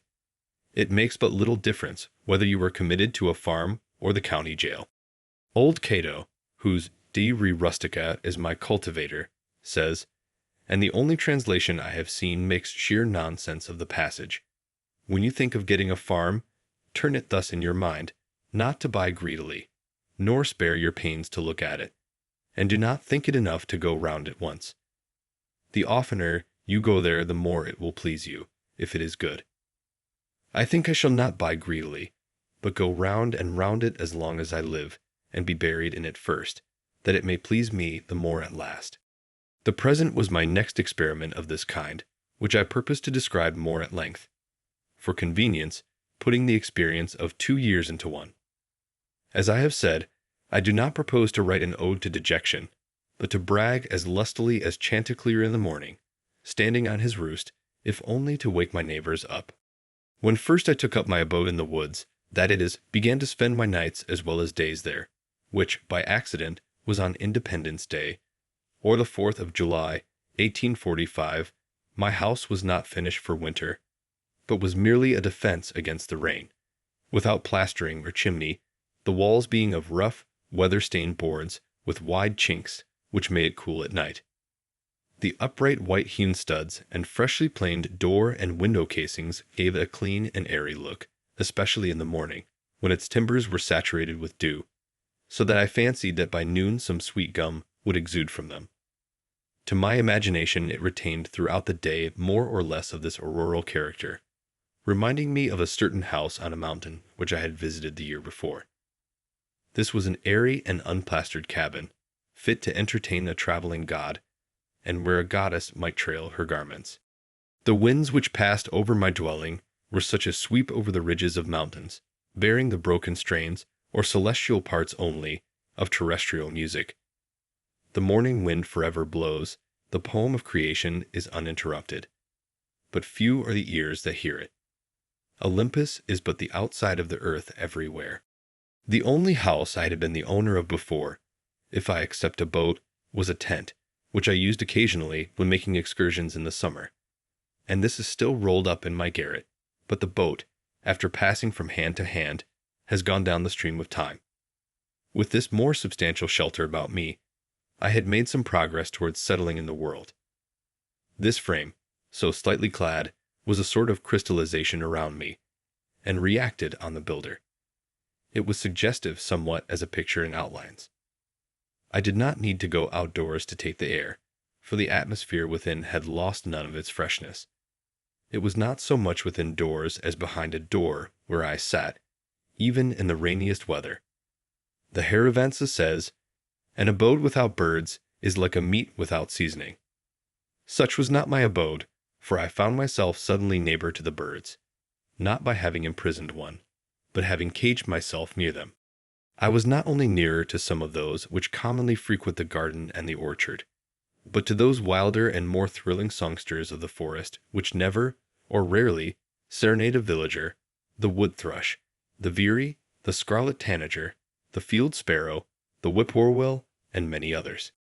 I was seated by the shore of a small pond, about 1.5 miles south of the village of Concord and somewhat higher than it, in the midst of an extensive wood between that town and Lincoln, and about 2 miles south of that our only field known to fame, Concord battleground. But I was so low in the woods that the opposite shore, 1/2 mile off, like the rest, covered with wood, was my most distant horizon. For the first week, whenever I looked out on the pond, it impressed me like a tarn high up on the side of a mountain, its bottom far above the surface of other lakes, and, as the sun arose, I saw it throwing off its nightly clothing of mist, and here and there, by degrees, its soft ripples, or its smooth reflecting surface was revealed, while the mists, like ghosts, were stealthily withdrawing in every direction into the woods, as at the breaking up of some nocturnal conventicle. The very dew seemed to hang upon the trees later into the day than usual, as on the sides of mountains. This small lake was of most value as a neighbor in the intervals of a gentle rainstorm in August, when, both air and water being perfectly still, but the sky overcast, mid-afternoon had all the serenity of evening, and the wood thrush sang around, and was heard from shore to shore. A lake like this is never smoother than at such a time, and the clear portion of the air above it being shallow and darkened by clouds, the water, full of light and reflections, becomes a lower heaven itself so much the more important. From a hill-top nearby, where the wood had been recently cut off, there was a pleasing vista southward across the pond, through a wide indentation in the hills which formed the shore there, where their opposite sides, sloping toward each other, suggested a stream flowing out in that direction through a wooded valley. But stream there was none. That way I looked between and over the near green hills to some distant and higher ones in the horizon, tinged with blue. Indeed, by standing on tiptoe, I could catch a glimpse of some of the peaks of the still bluer and more distant mountain ranges in the northwest, those true blue coins from heaven's own mint, and also of some portion of the village.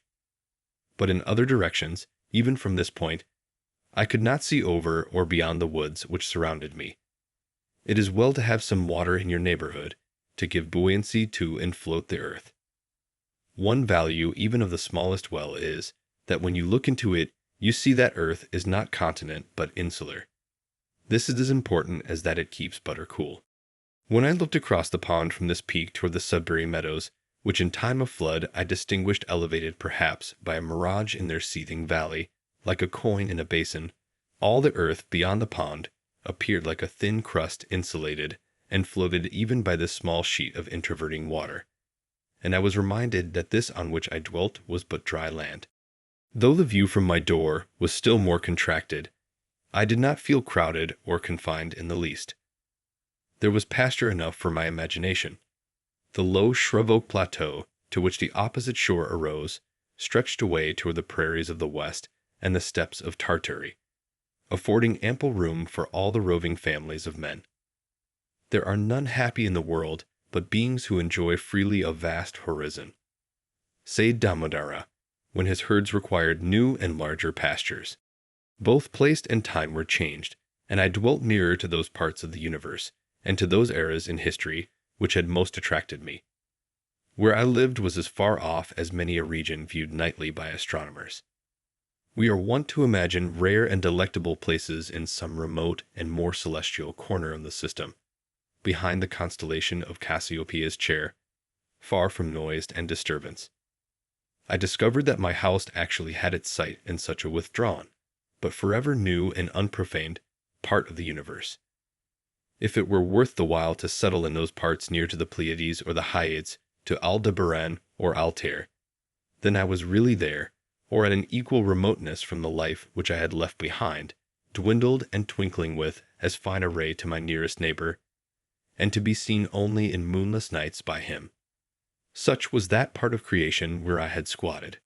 There was a shepherd that did live, and held his thoughts as high, as were the mounts whereon his flocks did hourly feed him by. What should we think of the shepherd's life if his flocks always wandered to higher pastures than his thoughts? Every morning was a cheerful invitation to make my life of equal simplicity, and I may say innocence, with nature herself. I have been as sincere a worshipper of Aurora as the Greeks. I got up early and bathed in the pond. That was a religious exercise, and one of the best things which I did. They say that characters were engraven on the bathing tub of King Chingthang to this effect: renew thyself completely each day, do it again, and forever again. I can understand that. Morning brings back the heroic ages.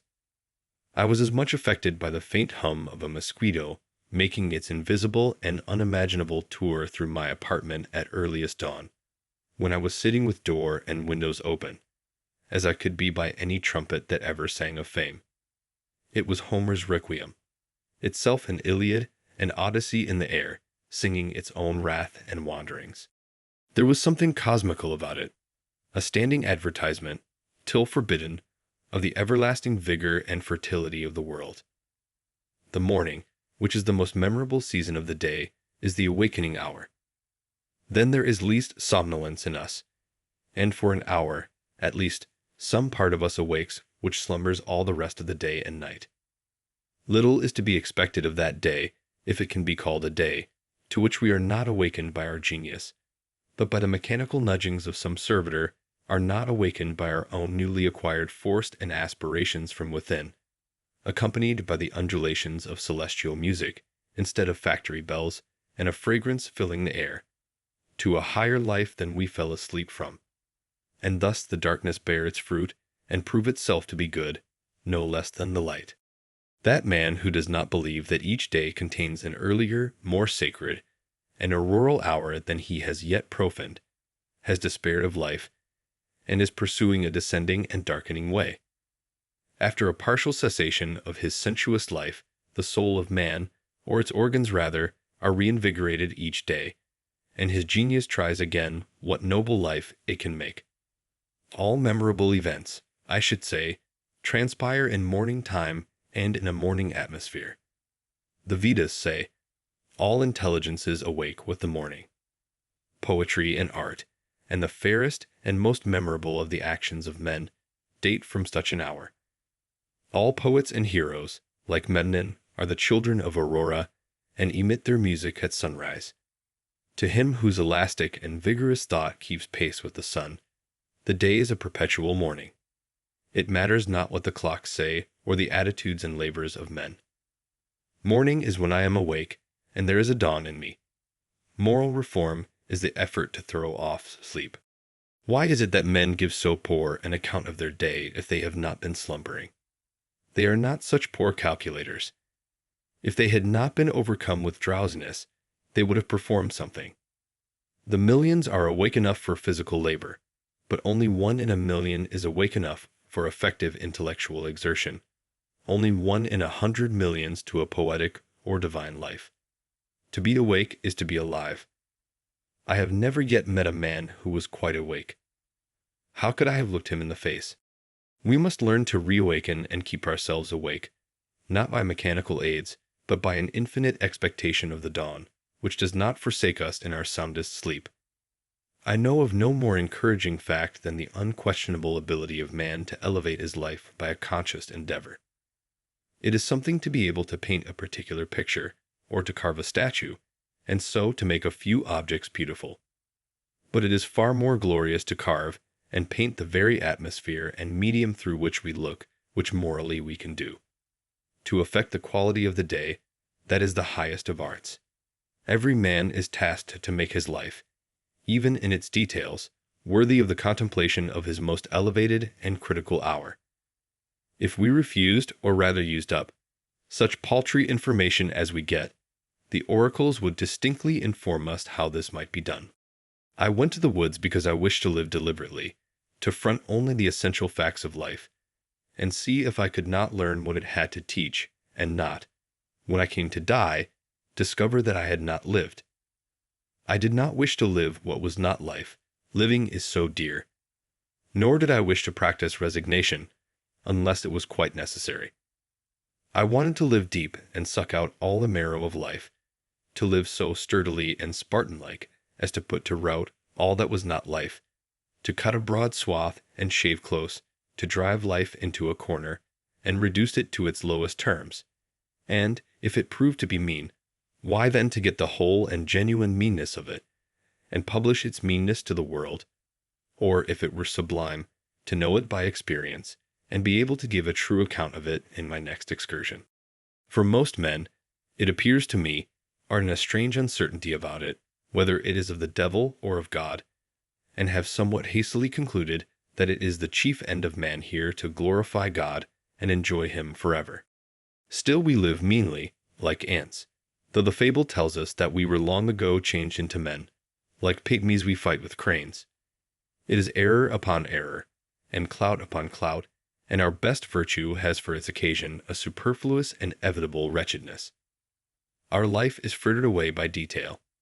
An honest man has hardly need to count more than his 10 fingers, or in extreme cases he may add his 10 toes, and lump the rest. Simplicity, simplicity, simplicity. I say, let your affairs be as 2 or 3, and not 100 or 1,000. Instead of 1,000,000 count half a dozen, and keep your accounts on your thumbnail. In the midst of this chopping sea of civilized life, such are the clouds and storms and quicksands, and 1,001 items to be allowed for, that a man has to live, if he would not founder and go to the bottom, and not make his port at all, by dead reckoning, and he must be a great calculator indeed who succeeds. Simplify, simplify. Instead of 3 meals a day, if it be necessary, eat but 1. Instead of 100 dishes, 5, and reduce other things in proportion. Our life is like a German confederacy, made up of petty states, with its boundary forever fluctuating, so that even a German cannot tell you how it is bounded at any moment. The nation itself, with all its so-called internal improvements, which, by the way, are all external and superficial, is just such an unwieldy and overgrown establishment, cluttered with furniture and tripped up by its own traps, ruined by luxury and heedless expense, by want of calculation and a worthy aim, as the 1,000,000 households in the land, and the only cure for it as for them is in a rigid economy, a stern and more than Spartan simplicity of life and elevation of purpose. It lives too fast. Men think that it is essential that the nation have commerce, and export ice, and talk through a telegraph, and ride 30 miles an hour, without a doubt, whether they do or not. But whether we should live like baboons or like men, is a little uncertain. If we do not get out sleepers, and forge rails, and devote days and nights to the work, but go to tinkering upon our lives to improve them, who will build railroads? And if railroads are not built, how shall we get to heaven in season? But if we stay at home and mind our business, who will want railroads? We do not ride on the railroad. It rides upon us. Did you ever think what those sleepers are that underlie the railroad? Each one is a man, an Irish man, or a Yankee man. The rails are laid on them, and they are covered with sand, and the cars run smoothly over them. They are sound sleepers, I assure you. And every few years a new lot is laid down and run over, so that, if some have the pleasure of riding on a rail, others have the misfortune to be ridden upon. And when they run over a man that is walking in his sleep, a supernumerary sleeper in the wrong position, and wake him up, they suddenly stop the cars, and make a hue and cry about it, as if this were an exception. I am glad to know that it takes a gang of men for every 5 miles to keep the sleepers down and level in their beds as it is, for this is a sign that they may sometime get up again. Why should we live with such hurry and waste of life? We are determined to be starved before we are hungry. Men say that a stitch in time saves 9, and so they take 1,000 stitches today to save 9 tomorrow. As for work, we haven't any of any consequence. We have the St. Vitus dance, and cannot possibly keep our heads still. If I should only give a few pulls at the parish bell rope, as for a fire, that is, without setting the bell, there is hardly a man on his farm in the outskirts of Concord, notwithstanding that press of engagements which was his excuse so many times this morning, nor a boy, nor a woman, I might almost say, but would forsake all and follow that sound, not mainly to save property from the flames, but, if we will confess the truth, much more to see it burn, since burn it must, and we, be it known, did not set it on fire, or to see it put out, and have a hand in it, if that is done as handsomely. Yes, even if it were the parish church itself. Hardly a man takes a half-hour's nap after dinner, but when he wakes he holds up his head and asks, "What's the news?" as if the rest of mankind had stood his sentinels. Some give directions to be waked every half hour, doubtless for no other purpose, and then, to pay for it, they tell what they have dreamed. After a night's sleep, the news is as indispensable as the breakfast. Pray tell me anything new that has happened to a man anywhere on this globe. And he reads it over his coffee and rolls, that a man has had his eyes gouge out this morning on the Wachita River, never dreaming the while that he lives in the dark, unfathomed mammoth cave of this world, and has but the rudiment of an eye himself. For my part, I could easily do without the post office. I think that there are very few important communications made through it. To speak critically, I never received more than 1 or 2 letters in my life. I wrote this some years ago, that were worth the postage. The penny post is, commonly, an institution through which you seriously offer a man that penny for his thoughts which is so often safely offered in jest. And I am sure that I never read any memorable news in a newspaper. If we read of one man robbed or murdered or killed by accident, or one house burned, or one vessel wrecked, or one steamboat blown up, or one cow run over on the Western Railroad, or one mad dog killed, or one lot of grasshoppers in the winter, we never need read of another. One is enough. If you are acquainted with the principle, what do you care for a myriad instances and applications? To a philosopher all news, as it is called, is gossip, and they who edit and read it are old women over their tea. Yet not a few are greedy after this gossip. There was such a rush, as I hear, the other day at one of the offices to learn the foreign news by the last arrival, that several large squares of plate glass belonging to the establishment were broken by the pressure.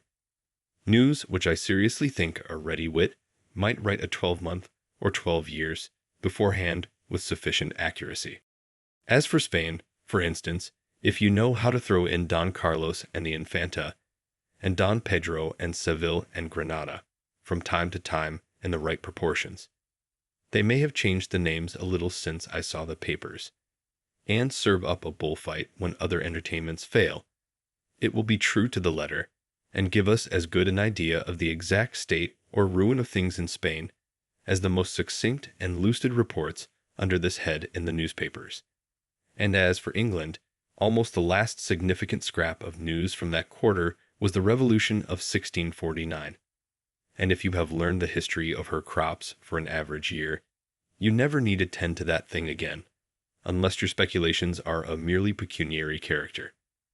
If one may judge who rarely looks into the newspapers, nothing new does ever happen in foreign parts, a French Revolution not excepted. What news? How much more important to know what that is which was never old.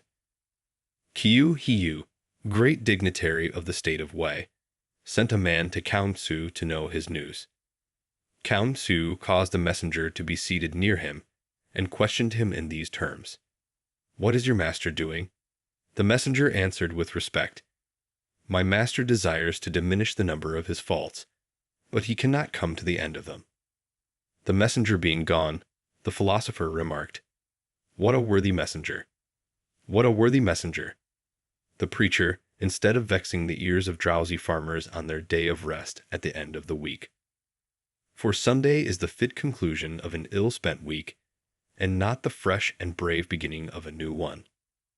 With this one other draggle tail of a sermon, should shout with thundering voice, pause. Avast, why so seeming fast, but deadly slow? Shams and delusions are esteemed for soundest truths, while reality is fabulous. If men would steadily observe realities only, and not allow themselves to be deluded, life, to compare it with such things as we know, would be like a fairy tale and the Arabian Nights entertainments. If we respected only what is inevitable and has a right to be, music and poetry would resound along the streets. When we are unhurried and wise, we perceive that only great and worthy things have any permanent and absolute existence. That petty fears and petty pleasures are but the shadow of the reality. This is always exhilarating and sublime.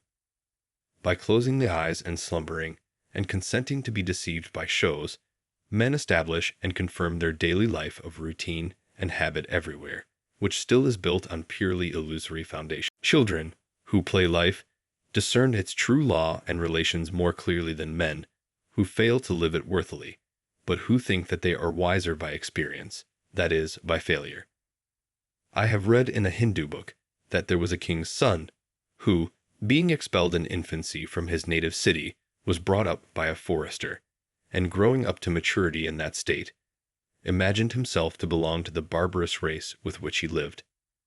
One of his father's ministers having discovered him, revealed to him what he was, and the misconception of his character was removed, and he knew himself to be a prince. So soul, continues the Hindu philosopher, from the circumstances in which it is placed, mistakes its own character, until the truth is revealed to it by some holy teacher, and then it knows itself to be Brahm. I perceive that we inhabitants of New England live this mean life that we do because our vision does not penetrate the surface of things. We think that that is which appears to be. If a man should walk through this town and see only the reality, where, think you, would the mill dam go to? If he should give us an account of the realities he beheld there, we should not recognize the place in his description. Look at a meeting house, or a courthouse, or a jail, or a shop, or a dwelling house, and say what that thing really is before a true gaze, and they would all go to pieces in your account of them. Men esteem truth remote, in the outskirts of the system, behind the farthest star, before Adam, and after the last man. In eternity there is indeed something true and sublime. But all these times and places and occasions are now and here. God himself culminates in the present moment, and will never be more divine in the lapse of all the ages. And we are enabled to apprehend at all what is sublime and noble only by the perpetual instilling and drenching of the reality that surrounds us. The universe constantly and obediently answers to our conceptions. Whether we travel fast or slow, the track is laid for us. Let us spend our lives in conceiving then. The poet or the artist never yet had so fair and noble a design, but some of his posterity at least could accomplish it. Let us spend one day as deliberately as nature, and not be thrown off the track by every nutshell and mosquito's wing that falls on the rails. Let us rise early and fast, or break fast, gently and without perturbation. Let company come, and let company go. Let the bells ring, and the children cry. Determined to make a day of it. Why should we knock under and go with the stream?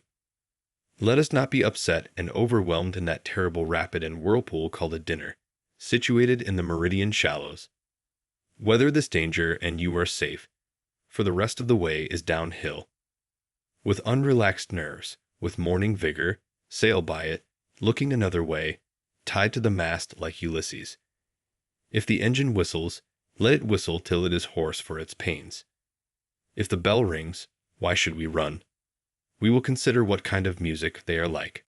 Let us settle ourselves, and work and wedge our feet downward through the mud and slush of opinion, and prejudice and tradition and delusion and appearance, that alluvion which covers the globe, through Paris and London, through New York and Boston and Concord, through church and state, through poetry and philosophy and religion, till we come to a hard bottom and rocks in place, which we can call reality, and say, this is and no mistake, and then begin, having a point d'appui below freshet and frost and fire, a place where you might found a wall or a state, or set a lamp-post safely, or perhaps a gauge, not an allometer, but a relometer, that future ages might know how deep a freshet of shams and appearances had gathered from time to time. If you stand right fronting and face to a fact, you will see the sun glimmer on both its surfaces, as if it were a scimitar, and feel its sweet edge dividing you through the heart and marrow. And so you will happily conclude your mortal career. Be it life or death, we crave only reality. If we are really dying, let us hear the rattle in our throats and feel cold in the extremities. If we are alive, let us go about our business. Time is but the stream I go a-fishing in. I drink at it, but while I drink I see the sandy bottom and detect how shallow it is. Its thin current slides away, but eternity remains. I would drink deeper, fish in the sky, whose bottom is pebbly with stars.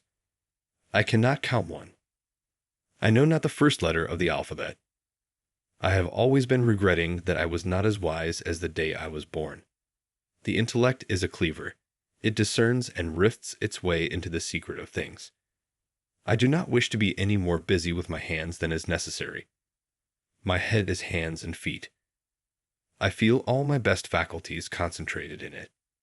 My instinct tells me that my head is an organ for burrowing, as some creatures use their snout and forepaws, and with it I would mine and burrow my way through these hills. I think that the richest vein is somewhere hereabouts. So by the divining rod and thin rising vapors I judge, and here I will begin to mine. Reading. With a little more deliberation in the choice of their pursuits, all men would perhaps become essentially students and observers, for certainly their nature and destiny are interesting to all alike. In accumulating property for ourselves or our posterity, in founding a family or a state, or acquiring fame even, we are mortal. But in dealing with truth, we are immortal, and need fear no change nor accident. The oldest Egyptian or Hindu philosopher raised a corner of the veil from the statue of the divinity, and still the trembling robe remains raised, and I gaze upon as fresh a glory as he did, since it was I in him that was then so bold, and it is he in me that now reviews the vision. No dust has settled on that robe. No time has elapsed since that divinity was revealed. That time which we really improve, or which is improvable, is neither past, present, nor future. My residence was more favorable, not only to thought, but to serious reading, than a university, and though I was beyond the range of the ordinary circulating library, I had more than ever come within the influence of those books which circulate round the world, whose sentences were first written on bark, and are now merely copied from time to time onto linen paper. Says the poet Mar Kamar Uddin Mast, being seated to run through the region of the spiritual world, I have had this advantage in books, to be intoxicated by a single glass of wine. I have experienced this pleasure when I have drunk the liquor of the esoteric doctrines. I kept Homer's Iliad on my table through the summer, though I looked at his page only now and then. Incessant labor with my hands, at first, for I had my house to finish and my beans to hoe at the same time, made more study impossible. Yet I sustained myself by the prospect of such reading in future. I read 1 or 2 shallow books of travel in the intervals of my work, till that employment made me ashamed of myself, and I asked where it was then that I lived. The student may read Homer or Aeschylus in the Greek without danger of dissipation or luxuriousness, for it implies that he in some measure emulate their heroes, and consecrate morning hours to their pages. The heroic books, even if printed in the character of our mother tongue, will always be in a language dead to degenerate times, and we must laboriously seek the meaning of each word and line, conjecturing a larger sense than common use permits out of what wisdom and valor and generosity we have. The modern cheap and fertile press, with all its translations, has done little to bring us nearer to the heroic writers of antiquity. They seem as solitary, and the letter in which they are printed as rare and curious, as ever. It is worth the expense of youthful days and costly hours if you learn only some words of an ancient language, which are raised out of the trivialness of the street, to be perpetual suggestions and provocations. It is not in vain that the farmer remembers and repeats the few Latin words which he has heard. Men sometimes speak as if the study of the classics would at length make way for more modern and practical studies. But the adventurous student will always study classics, in whatever language they may be written, and however ancient they may be. For what are the classics but the noblest recorded thoughts of man? They are the only oracles which are not decayed, and there are such answers to the most modern inquiry in them as Delphi and Dodona never gave. We might as well omit to study nature because she is old. To read well, that is, to read true books in a true spirit, is a noble exercise, and one that will task the reader more than any exercise which the customs of the day esteem. It requires a training such as the athletes underwent, the steady intention almost of the whole life to this object. Books must be read as deliberately and reservedly as they were written. It is not enough even to be able to speak the language of that nation by which they are written, for there is a memorable interval between the spoken and the written language, the language heard and the language read. The one is commonly transitory, a sound, a tongue, a dialect merely, almost brutish, and we learn it unconsciously, like the brutes of our mothers. The other is the maturity and experience of that. If that is our mother tongue, this is our father tongue, a reserved and select expression, too significant to be heard by the ear, which we must be born again in order to speak. The crowds of men who merely spoke the Greek and Latin tongues in the Middle Ages were not entitled by the accident of birth to read the works of genius written in those languages. For these were not written in that Greek or Latin which they knew, but in the select language of literature. They had not learned the nobler dialects of Greece and Rome, but the very materials on which they were written were waste paper to them, and they prized instead a cheap contemporary literature. But when the several nations of Europe had acquired distinct though rude written languages of their own, sufficient for the purposes of their rising literatures, then first learning revived, and scholars were enabled to discern from that remoteness the treasures of antiquity. What the Roman and Grecian multitude could not hear, after the lapse of ages a few scholars read, and a few scholars only are still reading it. However much we may admire the orator's occasional bursts of eloquence, the noblest written words are commonly as far behind or above the fleeting spoken language as the firmament with its stars is behind the clouds. There are the stars, and they who can may read them. The astronomers forever comment on and observe them. They are not exhalations like our daily colloquies and vaporous breath. What is called eloquence in the forum is commonly found to be rhetoric in the study. The orator yields to the inspiration of a transient occasion, and speaks the mob before him, to those who can hear him. But the writer, whose more equable life is his occasion, and who would be distracted by the event and the crowd which inspire the orator, speaks to the intellect and health of mankind, to all in any age who can understand him. No wonder that Alexander carried the Iliad with him on his expeditions in a precious casket. A written word is the choicest of relics. It is something at once more intimate with us and more universal than any other work of art. It is the work of art nearest to life itself. It may be translated into every language and not only be read, but actually breathed from all human lips. Not be represented on canvas or in marble only, but be carved out of the breath of life itself. The symbol of an ancient man's thought becomes a modern man's speech.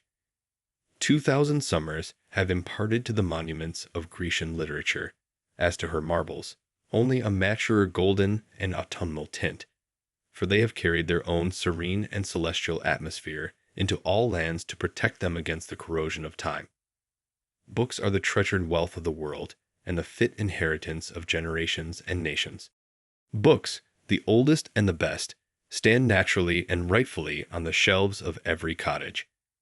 They have no cause of their own to plead, but while they enlighten and sustain the reader, his common sense will not refuse them. Their authors are a natural and irresistible aristocracy in every society, and more than kings or emperors, exert an influence on mankind. When the illiterate and perhaps scornful trader has earned by enterprise and industry his coveted leisure and independence, and is admitted to the circles of wealth and fashion, he turns inevitably at last to those still higher but yet inaccessible circles of intellect and genius, and is sensible only of the imperfection of his culture, and the vanity and insufficiency of all his riches, and further proves his good sense by the pains which he takes to secure for his children that intellectual culture whose want he so keenly feels. And thus it is that he becomes the founder of a family. Those who have not learned to read the ancient classics in the language in which they were written must have a very imperfect knowledge of the history of the human race. For it is remarkable that no transcript of them has ever been made into any modern tongue, unless our civilization itself may be regarded as such a transcript. Homer has never yet been printed in English, nor Aeschylus, nor Virgil even. Works as refined, as solidly done, and as beautiful almost as the morning itself, for later writers, say what we will of their genius, have rarely, if ever, equaled the elaborate beauty and finish, and the lifelong and heroic literary labors of the ancients. They only talk of forgetting them who never knew them. It will be soon enough to forget them when we have the learning and the genius which will enable us to attend to and appreciate them. That age will be rich indeed when those relics which we call classics, and the still older and more than classic, but even less known scriptures of the nations shall have still further accumulated, when the Vaticans shall be filled with Vedas and Zendavestas and Bibles, with Homers and Dantes and Shakespeares, and all the centuries to come shall have successively deposited their trophies in the forum of the world. By such a pile we may hope to scale heaven at last. The works of the great poets have never yet been read by mankind, for only great poets can read them. They have only been read as the multitude read the stars, at most astrologically, not astronomically. Most men have learned to read to serve a paltry convenience, as they have learned to cipher in order to keep accounts and not be cheated in trade. But of reading as a noble intellectual exercise they know little or nothing.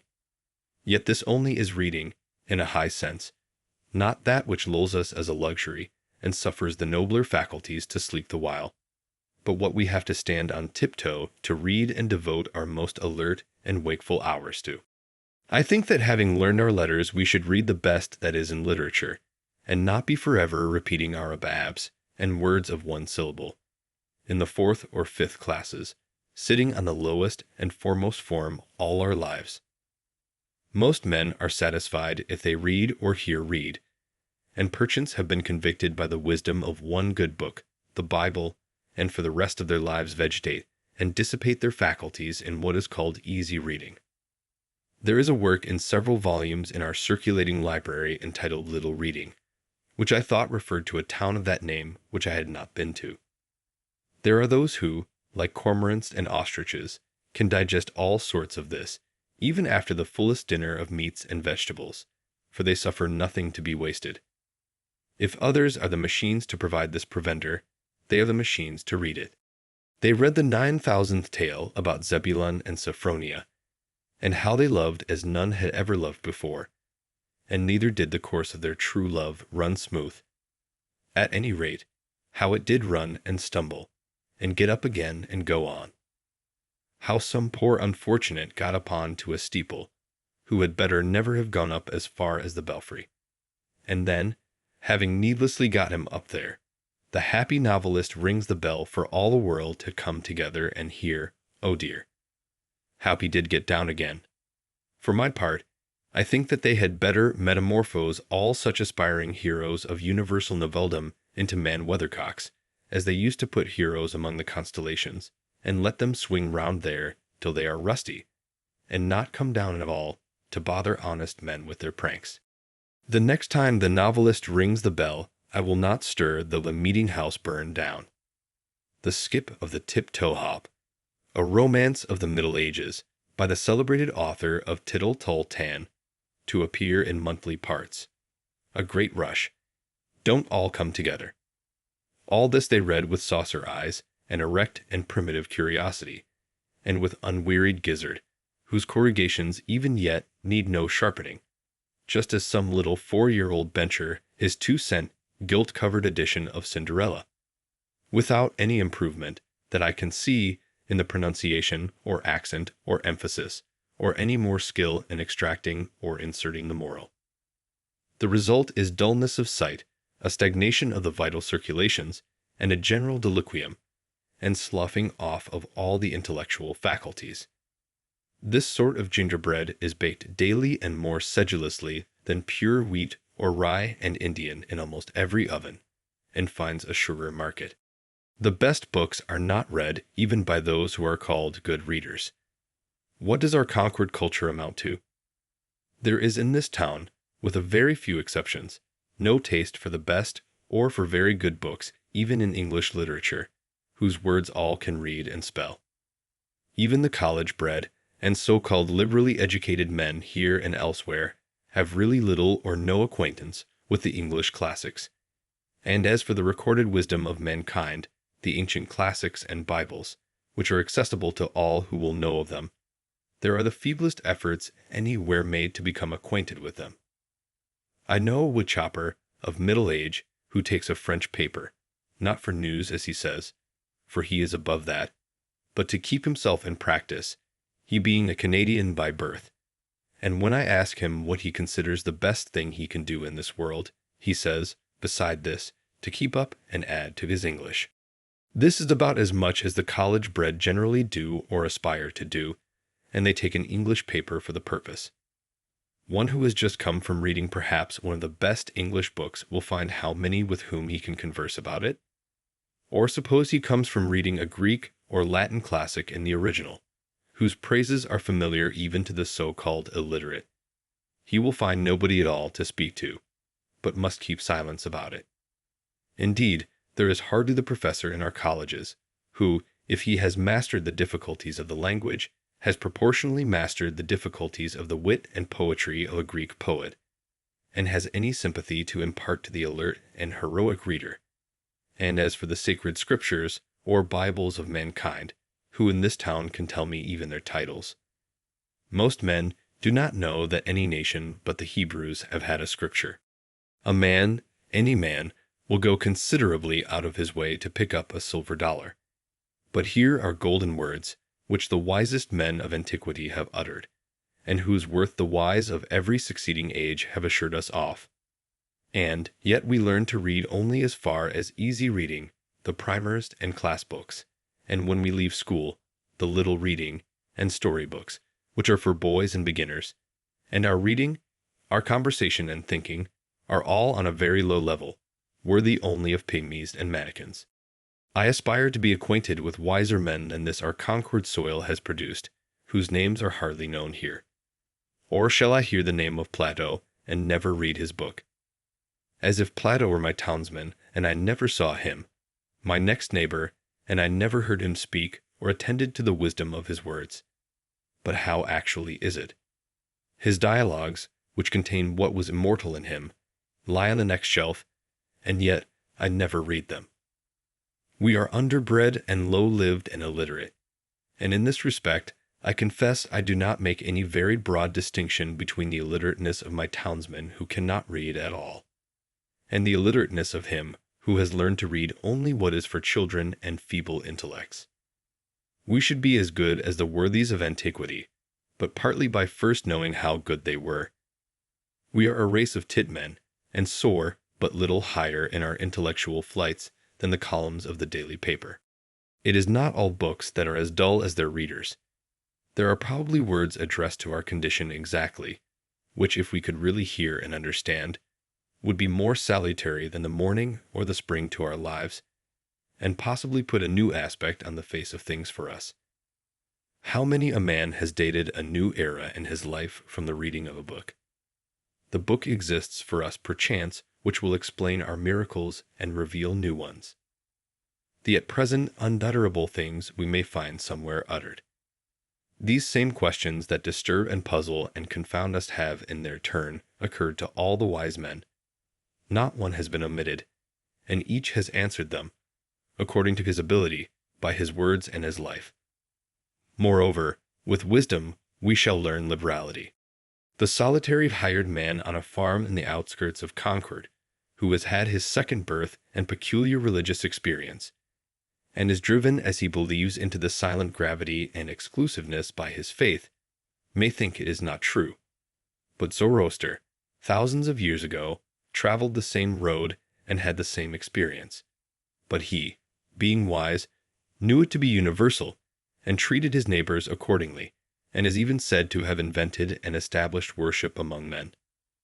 Let him humbly commune with Zoroaster then, and through the liberalizing influence of all the worthies, with Jesus Christ himself, and let our church go by the board. We boast that we belong to the 19th century and are making the most rapid strides of any nation. But consider how little this village does for its own culture. I do not wish to flatter my townsmen, nor to be flattered by them, for that will not advance either of us. We need to be provoked, goaded like oxen, as we are, into a trot. We have a comparatively decent system of common schools for infants only, but excepting the half-starved lyceum in the winter, and latterly the puny beginning of a library suggested by the state, no school for ourselves. We spend more on almost any article of bodily aliment or ailment than on our mental aliment. It is time that we had uncommon schools, that we did not leave off our education when we begin to be men and women. It is time that villages were universities, and their elder inhabitants the fellows of universities, with leisure, if they are indeed so well off, to pursue liberal studies the rest of their lives. Shall the world be confined to one Paris or one Oxford forever? Cannot students be boarded here and get a liberal education under the skies of Concord? Can we not hire some Abelard to lecture to us? Alas! What with foddering the cattle and tending the store, we are kept from school too long, and our education is sadly neglected. In this country, the village should in some respects take the place of the nobleman of Europe. It should be the patron of the fine arts. It is rich enough. It wants only the magnanimity and refinement. It can spend money enough on such things as farmers and traders value, but it is thought utopian to propose spending money for things which more intelligent men know to be of far more worth. This town has spent $17,000 on a townhouse, thank fortune, or politics, but probably it will not spend so much on living wit, the true meat to put into that shell, in 100 years. The $125 annually subscribed for a lystum in the winter is better spent than any other equal sum raised in the town.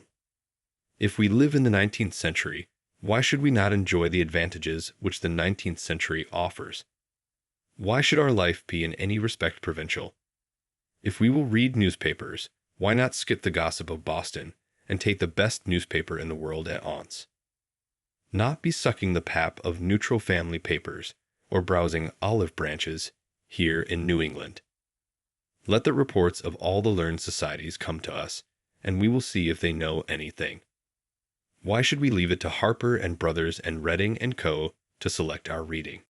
As the nobleman of cultivated taste surrounds himself with whatever conduces to his culture, genius, learning, wit, books, paintings, statuary, music, philosophical instruments, and the like, so let the village do.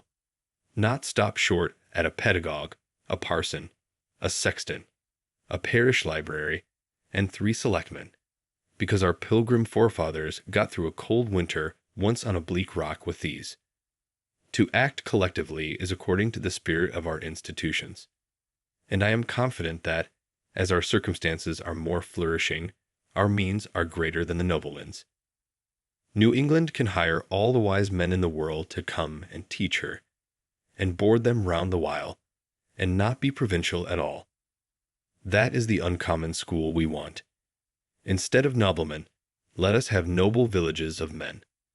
If it is necessary, omit 1 bridge over the river, go round a little there, and throw 1 arch at least over the darker gulf of ignorance which surrounds us. Sounds. But while we are confined to books, though the most select and classic, and read only particular written languages, which are themselves but dialects and provincial, we are in danger of forgetting the language which all things and events speak without metaphor, which alone is copious and standard. Much is published, but little printed. The rays which stream through the shutter will be no longer remembered when the shutter is wholly removed. No method nor discipline can supersede the necessity of being forever on the alert. What is a course of history, or philosophy, or poetry, no matter how well selected, or the best society, or the most admirable routine of life, compared with the discipline of looking always at what is to be seen? Will you be a reader, a student merely, or a seer? Read your faith, see what is before you, and walk on into futurity. I did not read books the first summer. I hoed beans. Nay, I often did better than this. There were times when I could not afford to sacrifice the bloom of the present moment to any work, whether of the head or hands. I love a broad margin to my life. Sometimes, in a summer morning, having taken my accustomed bath, I sat in my sunny doorway from sunrise till noon, wrapped in a reverie, amidst the pines and hickories and sumacs, in undisturbed solitude and stillness, while the birds sing around or flitted noiseless through the house, until by the sun falling in at my west window, or the noise of some traveler's wagon on the distant highway, I was reminded of the lapse of time. I grew in those seasons like corn in the night, and they were far better than any work of the hands would have been. They were not time subtracted from my life, but so much over and above my usual allowance. I realized what the Orientals mean by contemplation and the forsaking of works. For the most part, I minded not how the hours went. The day advanced as if to light some work of mine. It was morning, and lo, now it is evening, and nothing memorable is accomplished. Instead of singing like the birds, I silently smiled at my incessant good fortune. As the sparrow had its trill, sitting on the hickory before my door, so had I my chuckle or suppressed warble which he might hear out of my nest. My days were not days of the week, bearing the stamp of any heathen deity, nor were they minced into hours and fretted by the ticking of a clock. For I lived like the Puri Indians, of whom it is said that for yesterday, today, and tomorrow they have only one word, and they express the variety of meaning by pointing backward for yesterday, forward for tomorrow, and overhead for the passing day. This was sheer idleness to my fellow townsmen, no doubt, but if the birds and flowers had tried me by their standard, I should not have been found wanting. A man must find his occasions in himself, it is true. The natural day is very calm, and will hardly reprove his indolence. I had this advantage, at least in my mode of life, over those who were obliged to look abroad for amusement, to society and the theatre, that my life itself was become my amusement and never ceased to be novel. It was a drama of many scenes and without an end.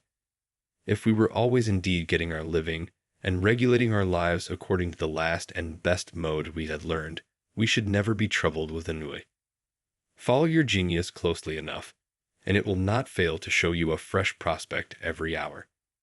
Housework was a pleasant pastime. When my floor was dirty, I rose early, and setting all my furniture out of doors on the grass, bed and bedstead making but one budget, dashed water on the floor and sprinkled white sand from the pond on it, and then with a broom scrubbed it clean and white. And by the time the villagers had broken their fast, the morning sun had dried my house sufficiently to allow me to move in again, and my meditations were almost uninterrupted. It was pleasant to see my whole household effects out on the grass, making a little pile like a gypsy's pack, and my three-legged table, from which I did not remove the books and pen and ink, standing amid the pines and hickories. They seemed glad to get out themselves, and as if unwilling to be brought in. I was sometimes tempted to stretch an awning over them and take my seat there. It was worth the while to see the sun shine on these things, and hear the free wind blow on them. So much more interesting most familiar objects look out of doors than in the house. A bird sits on the next bough, life everlasting grows under the table, and blackberry vines run round its legs, pine cones, chestnut burrs, and strawberry leaves are strewn about. It looked as if this was the way these forms came to be transferred to our furniture, to tables, chairs, and bedsteads, because they once stood in their midst. My house was on the side of a hill, immediately on the edge of the larger wood, in the midst of a young forest of pitch pines and hickories, and half a dozen rods from the pond, to which a narrow footpath led down the hill. In my front yard grew the strawberry, blackberry, and life everlasting, johnswort and goldenrod, shrub oaks and sandcherry, blueberry and groundnut. Near the end of May, the sandcherry, Cereus pumila, adorned the sides of the path with its delicate flowers arranged in umbels cylindrically about its short stems, which last, in the fall, weighed down with good-sized and handsome cherries, fell over in wreaths like rays on every side. I tasted them out of compliment to nature, though they were scarcely palatable. The sumach, Rus glabra, grew luxuriantly about the house, pushing up through the embankment which I had made, and growing 5 or 6 feet the first season. Its broad pinnate tropical leaf was pleasant though strange to look on. The large buds, suddenly pushing out late in the spring from dry sticks which had seemed to be dead, developed themselves as by magic into graceful green and tender boughs, an inch in diameter. And sometimes, as I sat at my window, so heedlessly did they grow and tax their weak joints, I heard a fresh and tender bough suddenly fall like a fan to the ground, when there was not a breath of air stirring, broken off by its own weight. In August, the large masses of berries, which, when in flower, had attracted many wild bees, gradually assumed their bright velvety crimson hue, and by their weight again bent down and broke the tender limbs. As I sit at my window this summer afternoon, hawks are circling about my clearing. The tantivy of wild pigeons, flying by 2s and 3s athwart my view, or perching restless on the white pine boughs behind my house, gives a voice to the air. A fishhawk dimples the glassy surface of the pond and brings up a fish. A mink steals out of the marsh before my door and seizes a frog by the shore. The sedge is bending under the weight of the reed birds flitting hither and thither. And for the last half hour I have heard the rattle of railroad cars, now dying away and then reviving like the beat of a partridge, conveying travelers from Boston to the country. For I did not live so out of the world as that boy who, as I hear, was put out to a farmer in the east part of the town, but ere long ran away and came home again, quite down at heel and homesick. He had never seen such a dull and out-of-the-way place. The folks were all gone off. Why, you couldn't even hear the whistle. I doubt if there is such a place in Massachusetts now. In truth, our village has become a butt. For one of those fleet railroad shafts, an oar. Our peaceful plain, its soothing sound is Concord. The Fitchburg Railroad touches the pond about 100 rods south of where I dwell. I usually go to the village along its causeway and am, as it were, related to society by this link. The men on the freight trains, who go over the whole length of the road, bow to me as to an old acquaintance. They pass me so often, and apparently they take me for an employee. And so I am. I too would fain be a track repairer somewhere in the orbit of the earth. The whistle of a locomotive penetrates my woods summer and winter, sounding like the scream of a hawk sailing over some farmer's yard, informing me that many restless city merchants are arriving within the circle of the town, or adventurous country traders from the other side. As they come under one horizon, they shout their warning to get off the track to the other, heard sometimes through the circles of two towns. Here come your groceries, country, your rations, countrymen. Nor is there any man so independent on his farm that he can say them nay. And here's your pay for them. Screams the countryman's whistle. Timber like long battering rams going 20 miles an hour against the city's walls, and chairs enough to seat all the weary and heavy laden that dwell within them. With such huge and lumbering civility the country hands a chair to the city. All the Indian huckleberry hills are stripped, all the cranberry meadows are raked into the city. Up comes the cotton, down goes the woven cloth. Up comes the silk, down goes the woolen. Up come the books, but down goes the wit that writes them. When I meet the engine with its train of cars moving off with planetary motion, or, rather, like a comet, for the beholder knows not if with that velocity and with that direction it will ever revisit this system, since its orbit does not look like a returning curve, with its steam cloud like a banner streaming behind in golden and silver wreaths, like many a downy cloud which I have seen, high in the heavens, unfolding its masses to the light, as if this traveling demigod, this cloud compeller, would ere long take the sunset sky for the livery of his train. When I hear the iron horse make the hills echo with his snort like thunder, shaking the earth with his feet, and breathing fire and smoke from his nostrils, what kind of winged horse or fiery dragon they will put into the new mythology I don't know. It seems as if the earth had got a race now worthy to inhabit it. If all were as it seems, and men made the elements their servants for noble ends, if the cloud that hangs over the engine were the perspiration of heroic deeds, or as beneficent as that which floats over the farmer's fields, then the elements and nature herself would cheerfully accompany men on their errands and be their escort. I watch the passage of the morning cars with the same feeling that I do the rising of the sun, which is hardly more regular. Their train of clouds stretching far behind and rising higher and higher, going to heaven while the cars are going to Boston, conceals the sun for a minute and casts my distant field into the shade, a celestial train beside which the petty train of cars which hugs the earth is but the bar of the spear. The stabler of the iron horse was up early this winter morning by the light of the stars amid the mountains, to fodder and harnessed his steed. Fire, too, was awakened thus early to put the vital heat in him and get him off. If the enterprise were as innocent as it is early, if the snow lies deep, they strap on his snowshoes, and with the giant plow a furrow from the mountains to the seaboard, in which the cars, like a following drill barrow, sprinkle all the restless men and floating merchandise in the country for seed. All day the fire steed flies over the country, stopping only that his master may rest, and I am awakened by his tramp and defiant snort at midnight, when in some remote glen in the woods he fronts the elements encased in ice and snow, and he will reach his stall only with the morning star, to start once more on his travels without rest or slumber. Or perchance at evening, I hear him in his stable blowing off the superfluous energy of the day, that he may calm his nerves and cool his liver and brain for a few hours of iron slumber.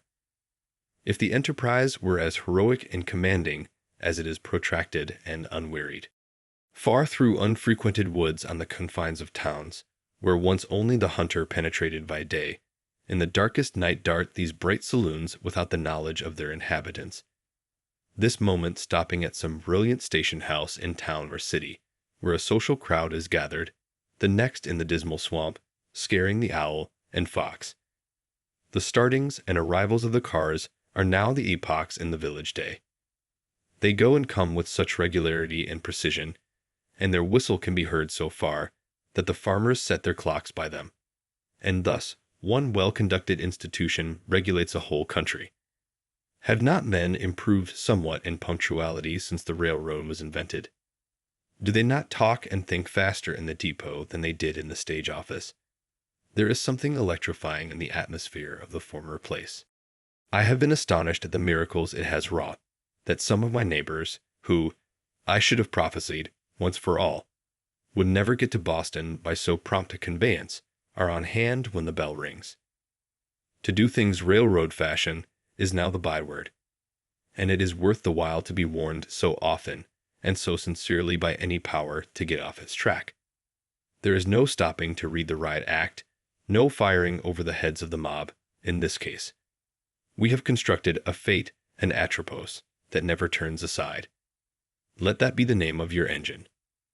Men are advertised that at a certain hour and minute these bolts will be shot toward particular points of the compass. Yet it interferes with no man's business, and the children go to school on the other track. We live the steadier for it.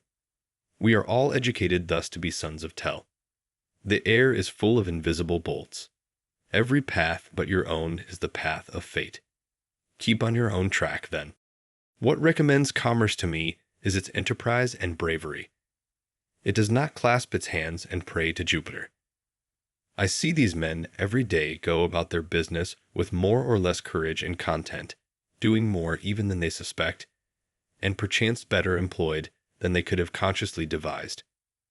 I am less affected by their heroism who stood up for half an hour in the front line at Buena Vista, than by the steady and cheerful valor of the men who inhabit the snowplow for their winter quarters, who have not merely the 3 o'clock in the morning courage, which Bonaparte thought was the rarest, but whose courage does not go to rest so early, who go to sleep only when the storm sleeps or the sinews of their iron steed are frozen.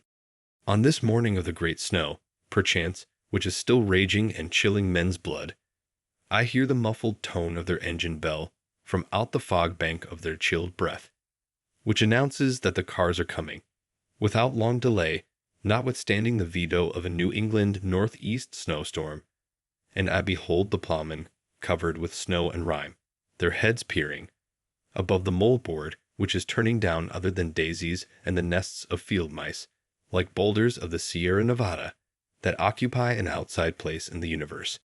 Commerce is unexpectedly confident and serene, alert, adventurous, and unwearied.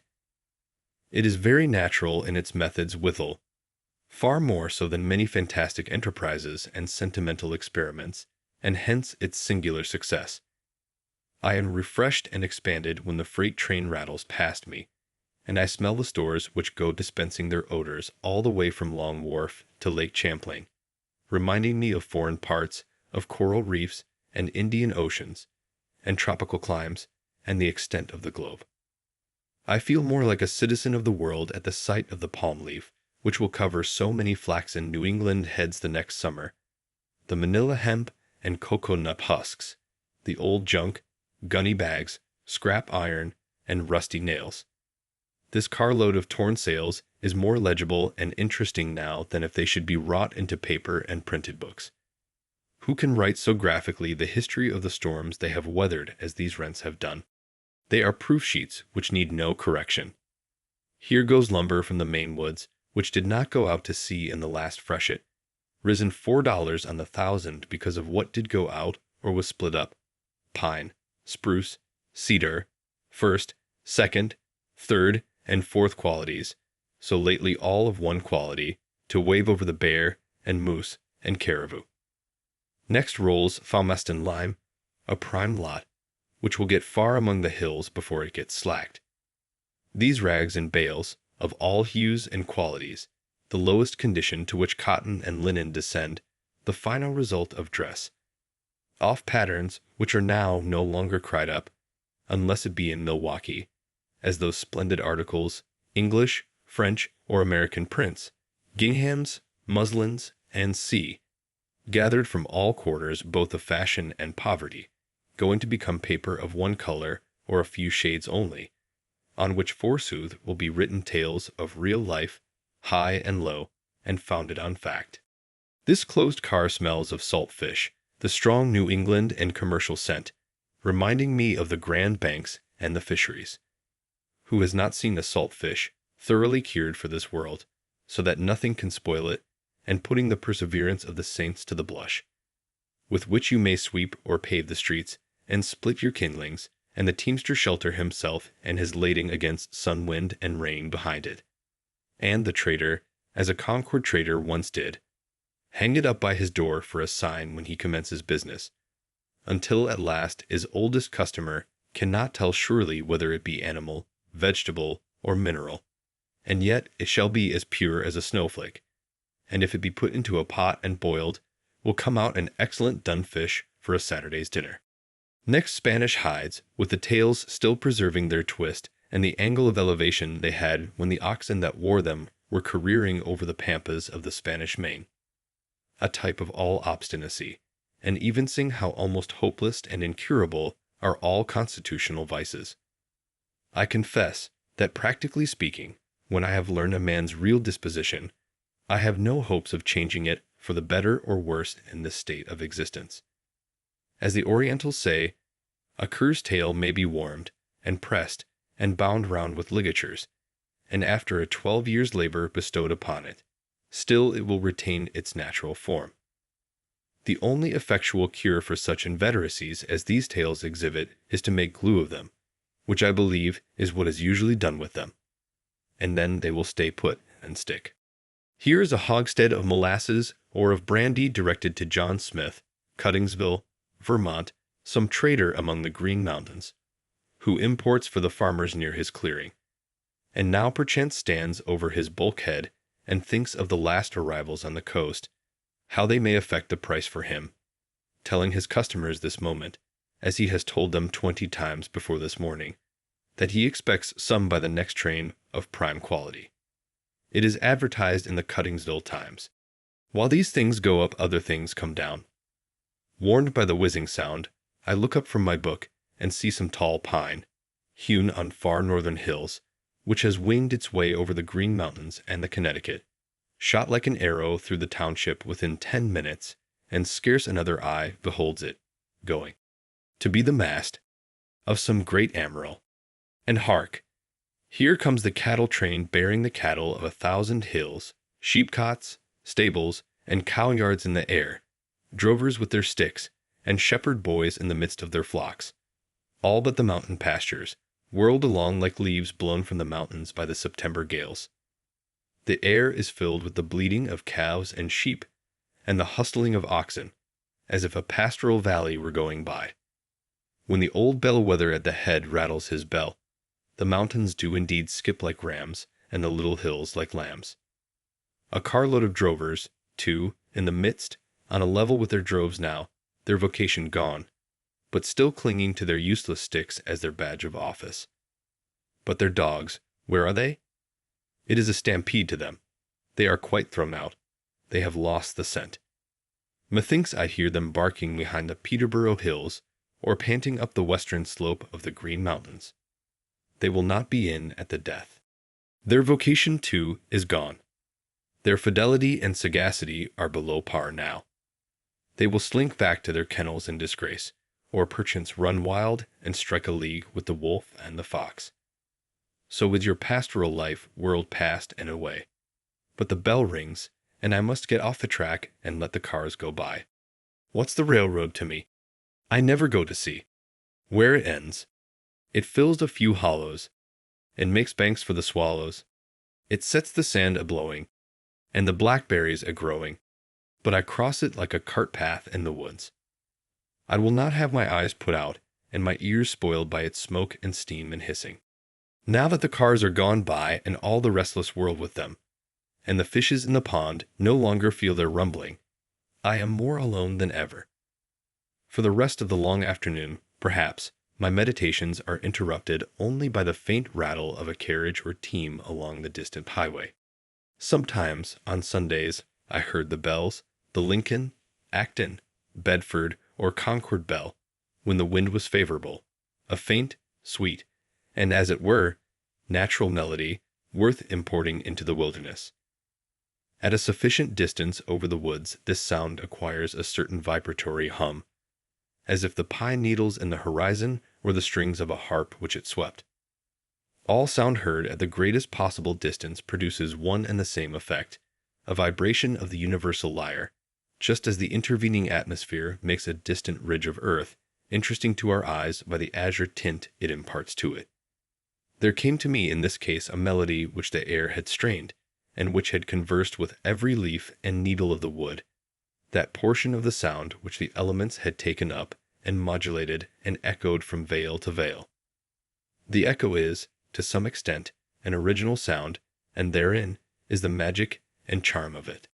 It is not merely a repetition of what was worth repeating in the bell, but partly the voice of the wood, the same trivial words and notes sung by a wood nymph.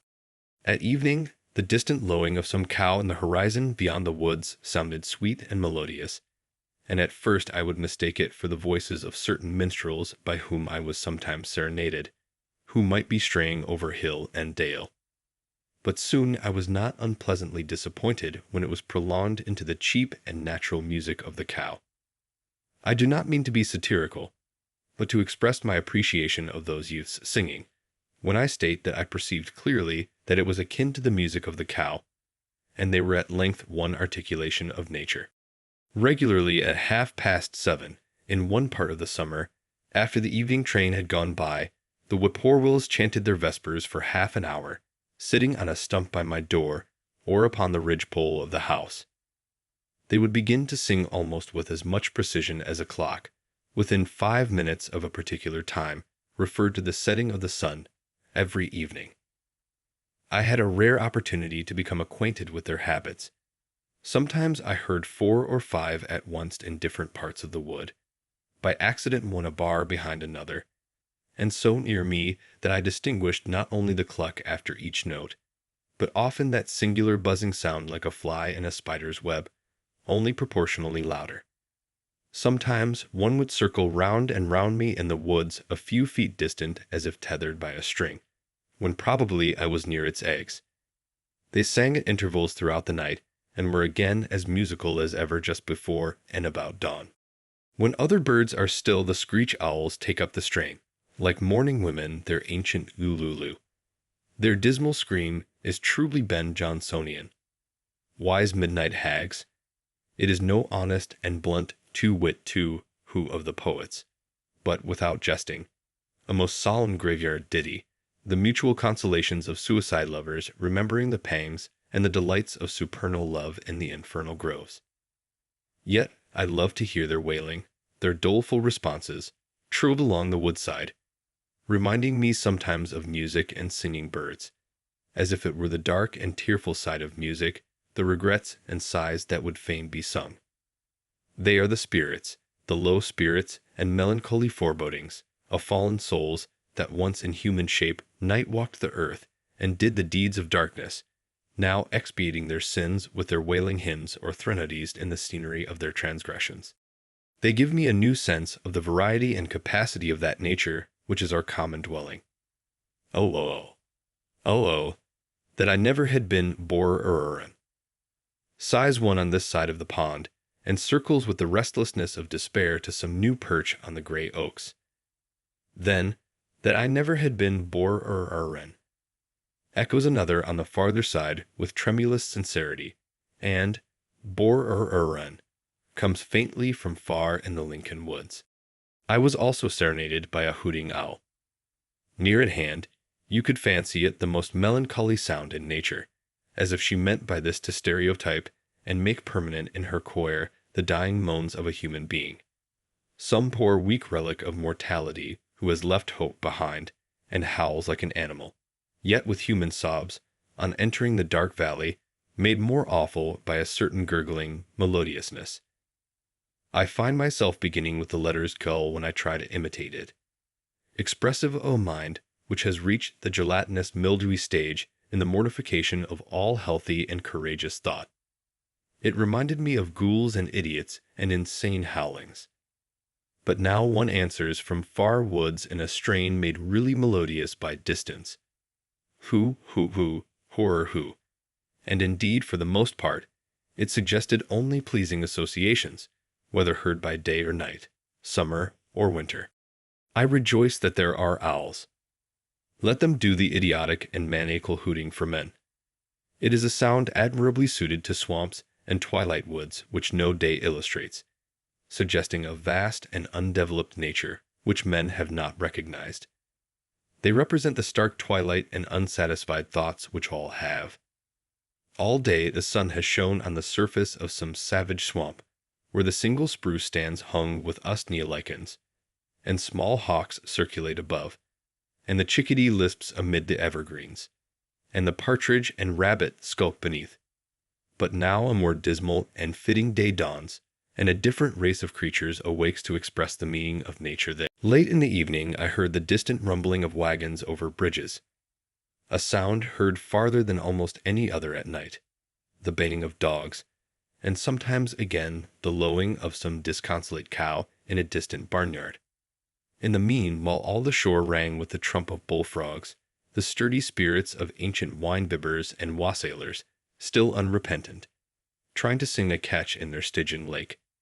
If the Walden nymphs will pardon the comparison, for though there are almost no weeds, there are frogs there who would fain keep up the hilarious rules of their old festal tables, though their voices have waxed hoarse and solemnly grave, mocking at mirth, and the wine has lost its flavor, and become only liquor to distend their paunches, and sweet intoxication never comes to drown the memory of the past, but mere saturation and waterloggedness and distension.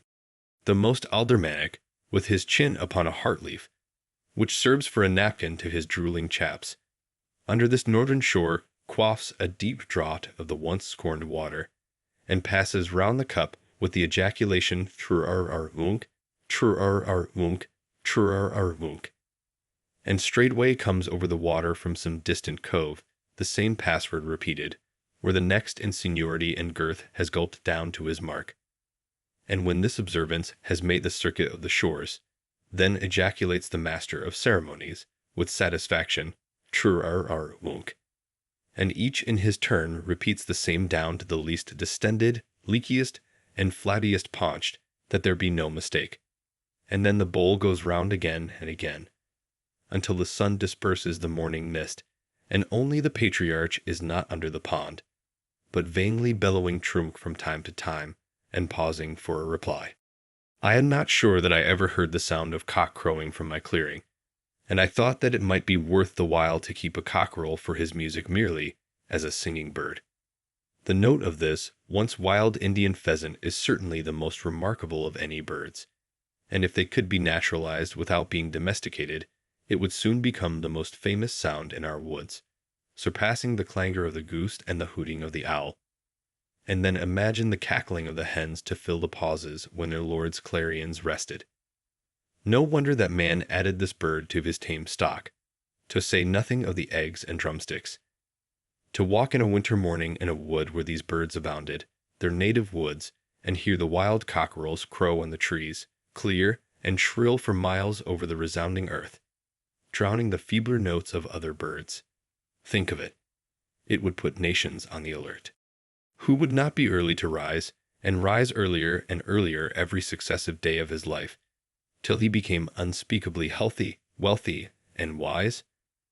This foreign bird's note is celebrated by the poets of all countries along with the notes of their native songsters. All climates agree with brave Chanticleer. He is more indigenous even than the natives. His health is ever good, his lungs are sound, his spirits never flag. Even the sailor on the Atlantic and Pacific is awakened by his voice, but its shrill sound never roused me from my slumbers. I kept neither dog, cat, cow, pig, nor hens, so that you would have said there was a deficiency of domestic sounds. Neither the churn, nor the spinning wheel, nor even the singing of the kettle, nor the hissing of the urn, nor children crying, to comfort one. An old-fashioned man would have lost his senses or died of ennui before this. Not even rats in the wall, for they were starved out, or rather were never baited in. Only squirrels on the roof and under the floor, a whippoorwill on the ridge-pole, a blue jay screaming beneath the window, a hare or woodchuck under the house, a screech owl or a cat owl behind it, a flock of wild geese or a laughing loon on the pond, and a fox to bark in the night. Not even a lark or an oriole, those mild plantation birds, ever visited my clearing. No cockerels to crow, nor hens to cackle in the yard. No yard, but unfenced nature reaching up to your very sills.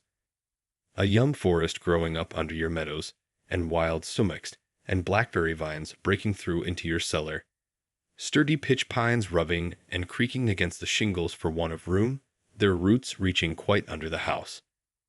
Instead of a scuttle or a blind blown off in the gale, a pine tree snapped off or torn up by the roots behind your house for fuel. Instead of no path to the front yard gate in the great snow, no gate, no front yard, and no path to the civilized world. Solitude. This is a delicious evening, when the whole body is one sense and imbibes delight through every pore. I go and come with a strange liberty in nature, a part of herself. As I walk along the stony shore of the pond in my shirt sleeves, though it is cool as well as cloudy and windy, and I see nothing special to attract me, all the elements are unusually congenial to me. The bullfrogs trump to usher in the night, and the note of the whippoorwill is borne on the rippling wind from over the water. Sympathy with the fluttering alder and poplar leaves almost takes away my breath. Yet, like the lake, my serenity is rippled but not ruffled. These small waves raised by the evening wind are as remote from storm as the smooth reflecting surface. Though it is now dark, the wind still blows and roars in the wood, the waves still dash, and some creatures lull the rest with their notes. The repose is never complete. The wildest animals do not repose, but seek their prey now. The fox and skunk and rabbit now roam the fields and woods without fear. They are nature's watchmen, links which connect the days of animated life. When I return to my house, I find that visitors have been there and left their cards, either a bunch of flowers, or a wreath of evergreen, or a name in pencil on a yellow walnut leaf or a chip. They who come rarely to the woods take some little piece of the forest into their hands to play with by the way, which they leave, either intentionally or accidentally. One has peeled a willow wand, woven it into a ring, and dropped it on my table. I could always tell if visitors had called in my absence, either by the bended twigs or grass, or the print of their shoes, and generally of what sex or age or quality they were by some slight trace left, as a flower dropped, or a bunch of grass plucked and thrown away, even as far off as the railroad, half a mile distant, or by the lingering odor of a cigar or pipe. Nay, I was frequently notified of the passage of a traveler along the highway 60 rods off by the scent of his pipe. There is commonly sufficient space about us. Our horizon is never quite at our elbows. The thick wood is not just at our door, nor the pond, but someone is always clearing, familiar and worn by us, appropriated and fenced in some way, and reclaimed from nature. For what reason have I this vast range and circuit, some square miles of unfrequented forest, for my privacy, abandoned to me by men? My nearest neighbor is a mile distant, and no house is visible from any place but the hill-tops within half a mile of my own. I have my horizon bounded by woods all to myself, a distant view of the railroad where it touches the pond on the one hand, and of the fence which skirts the woodland road on the other. But for the most part, it is as solitary where I live as on the prairies. It is as much Asia or Africa as New England. I have, as it were, my own sun and moon and stars, and a little world all to myself. At night, there was never a traveler passed my house or knocked at my door, more than if I were the first or last man, unless it were in the spring, when at long intervals some came from the village to fish for pouts. They plainly fished much more in the Walden Pond of their own natures, and baited their hooks with darkness. But they soon retreated, usually with light baskets, and left the world to darkness and to me, and the black kernel of the night was never profaned by any human neighborhood. I believe that men are generally still a little afraid of the dark, though the witches are all hung, and Christianity and candles have been introduced. Yet I experienced sometimes that the most sweet and tender, the most innocent and encouraging society may be found in any natural object, even for the poor misanthrope and most melancholy man. There can be no very black melancholy to him who lives in the midst of nature and has his senses still. There was never yet such a storm, but it was Aeolian music to a healthy and innocent ear. Nothing can rightly compel a simple and brave man to a vulgar sadness. While I enjoy the friendship of the seasons, I trust that nothing can make life a burden to me. The gentle rain which waters my beans and keeps me in the house today is not drear and melancholy, but good for me too. Though it prevents my hoeing them, it is of far more worth than my hoeing. If it should continue so long as to cause the seeds to rot in the ground and destroy the potatoes in the lowlands, it would still be good for the grass on the uplands. And being good for the grass, it would be good for me. Sometimes, when I compare myself with other men, it seems as if I were more favored by the gods than they, beyond any deserts that I am conscious of. As if I had a warrant and surety at their hands which my fellows have not, and were especially guided and guarded. I do not flatter myself, but if it be possible, they flatter me. I have never felt lonesome, or in the least oppressed by a sense of solitude, but once, and that was a few weeks after I came to the woods, when, for an hour, I doubted if the near neighborhood of man was not essential to a serene and healthy life. To be alone was something unpleasant. But I was at the same time conscious of a slight insanity in my mood, and seemed to foresee my recovery. In the midst of a gentle rain, while these thoughts prevailed, I was suddenly sensible of such sweet and beneficent society in nature, in the very pattering of the drops, and in every sound and sight around my house, an infinite and unaccountable friendliness, all at once like an atmosphere sustaining me, as made the fancied advantages of human neighborhood insignificant, and I have never thought of them since. Every little pine needle expanded and swelled with sympathy and befriended me. I was so distinctly made aware of the presence of something kindred to me, even in scenes which we are accustomed to call wild and dreary, and also that the nearest of blood to me and humanist was not a person nor a villager, that I thought no place could ever be strange to me again. Mourning untimely consumes the sad. Few are their days in the land of the living. Beautiful daughter of Toscar. Some of my pleasantest hours were during the long rainstorms in the spring or fall, which confined me to the house for the afternoon as well as the forenoon, soothed by their ceaseless roar and pelting, when an early twilight ushered in a long evening in which many thoughts had time to take root and unfold themselves. In those driving northeast rains, which tried the village houses so, when the maids stood ready with mop and pail in front entries to keep the deluge out, I sat behind my door in my little house, which was all entry, and thoroughly enjoyed its protection. In one heavy thunder shower the lightning struck a large pitch pine across the pond, making a very conspicuous and perfectly regular spiral groove from top to bottom, an inch or more deep, and 4 or 5 inches wide, as you would groove a walking stick. I passed it again the other day, and was struck with awe on looking up and beholding that mark, now more distinct than ever, where a terrific and resistless bolt came down out of the harmless sky 8 years ago. Men frequently say to me, "I should think you would feel lonesome down there, and want to be nearer to folks, rainy and snowy days and nights especially." I am tempted to reply to such, "This whole earth which we inhabit is but a point in space. How far apart, think you, dwell the two most distant inhabitants of yonder star, the breadth of whose disk cannot be appreciated by our instruments? Why should I feel lonely? Is not our planet in the Milky Way? This which you put seems to me not to be the most important question. What sort of space is that which separates a man from his fellows and makes him solitary? I have found that no exertion of the legs can bring two minds much nearer to one another. What do we want most to dwell near to?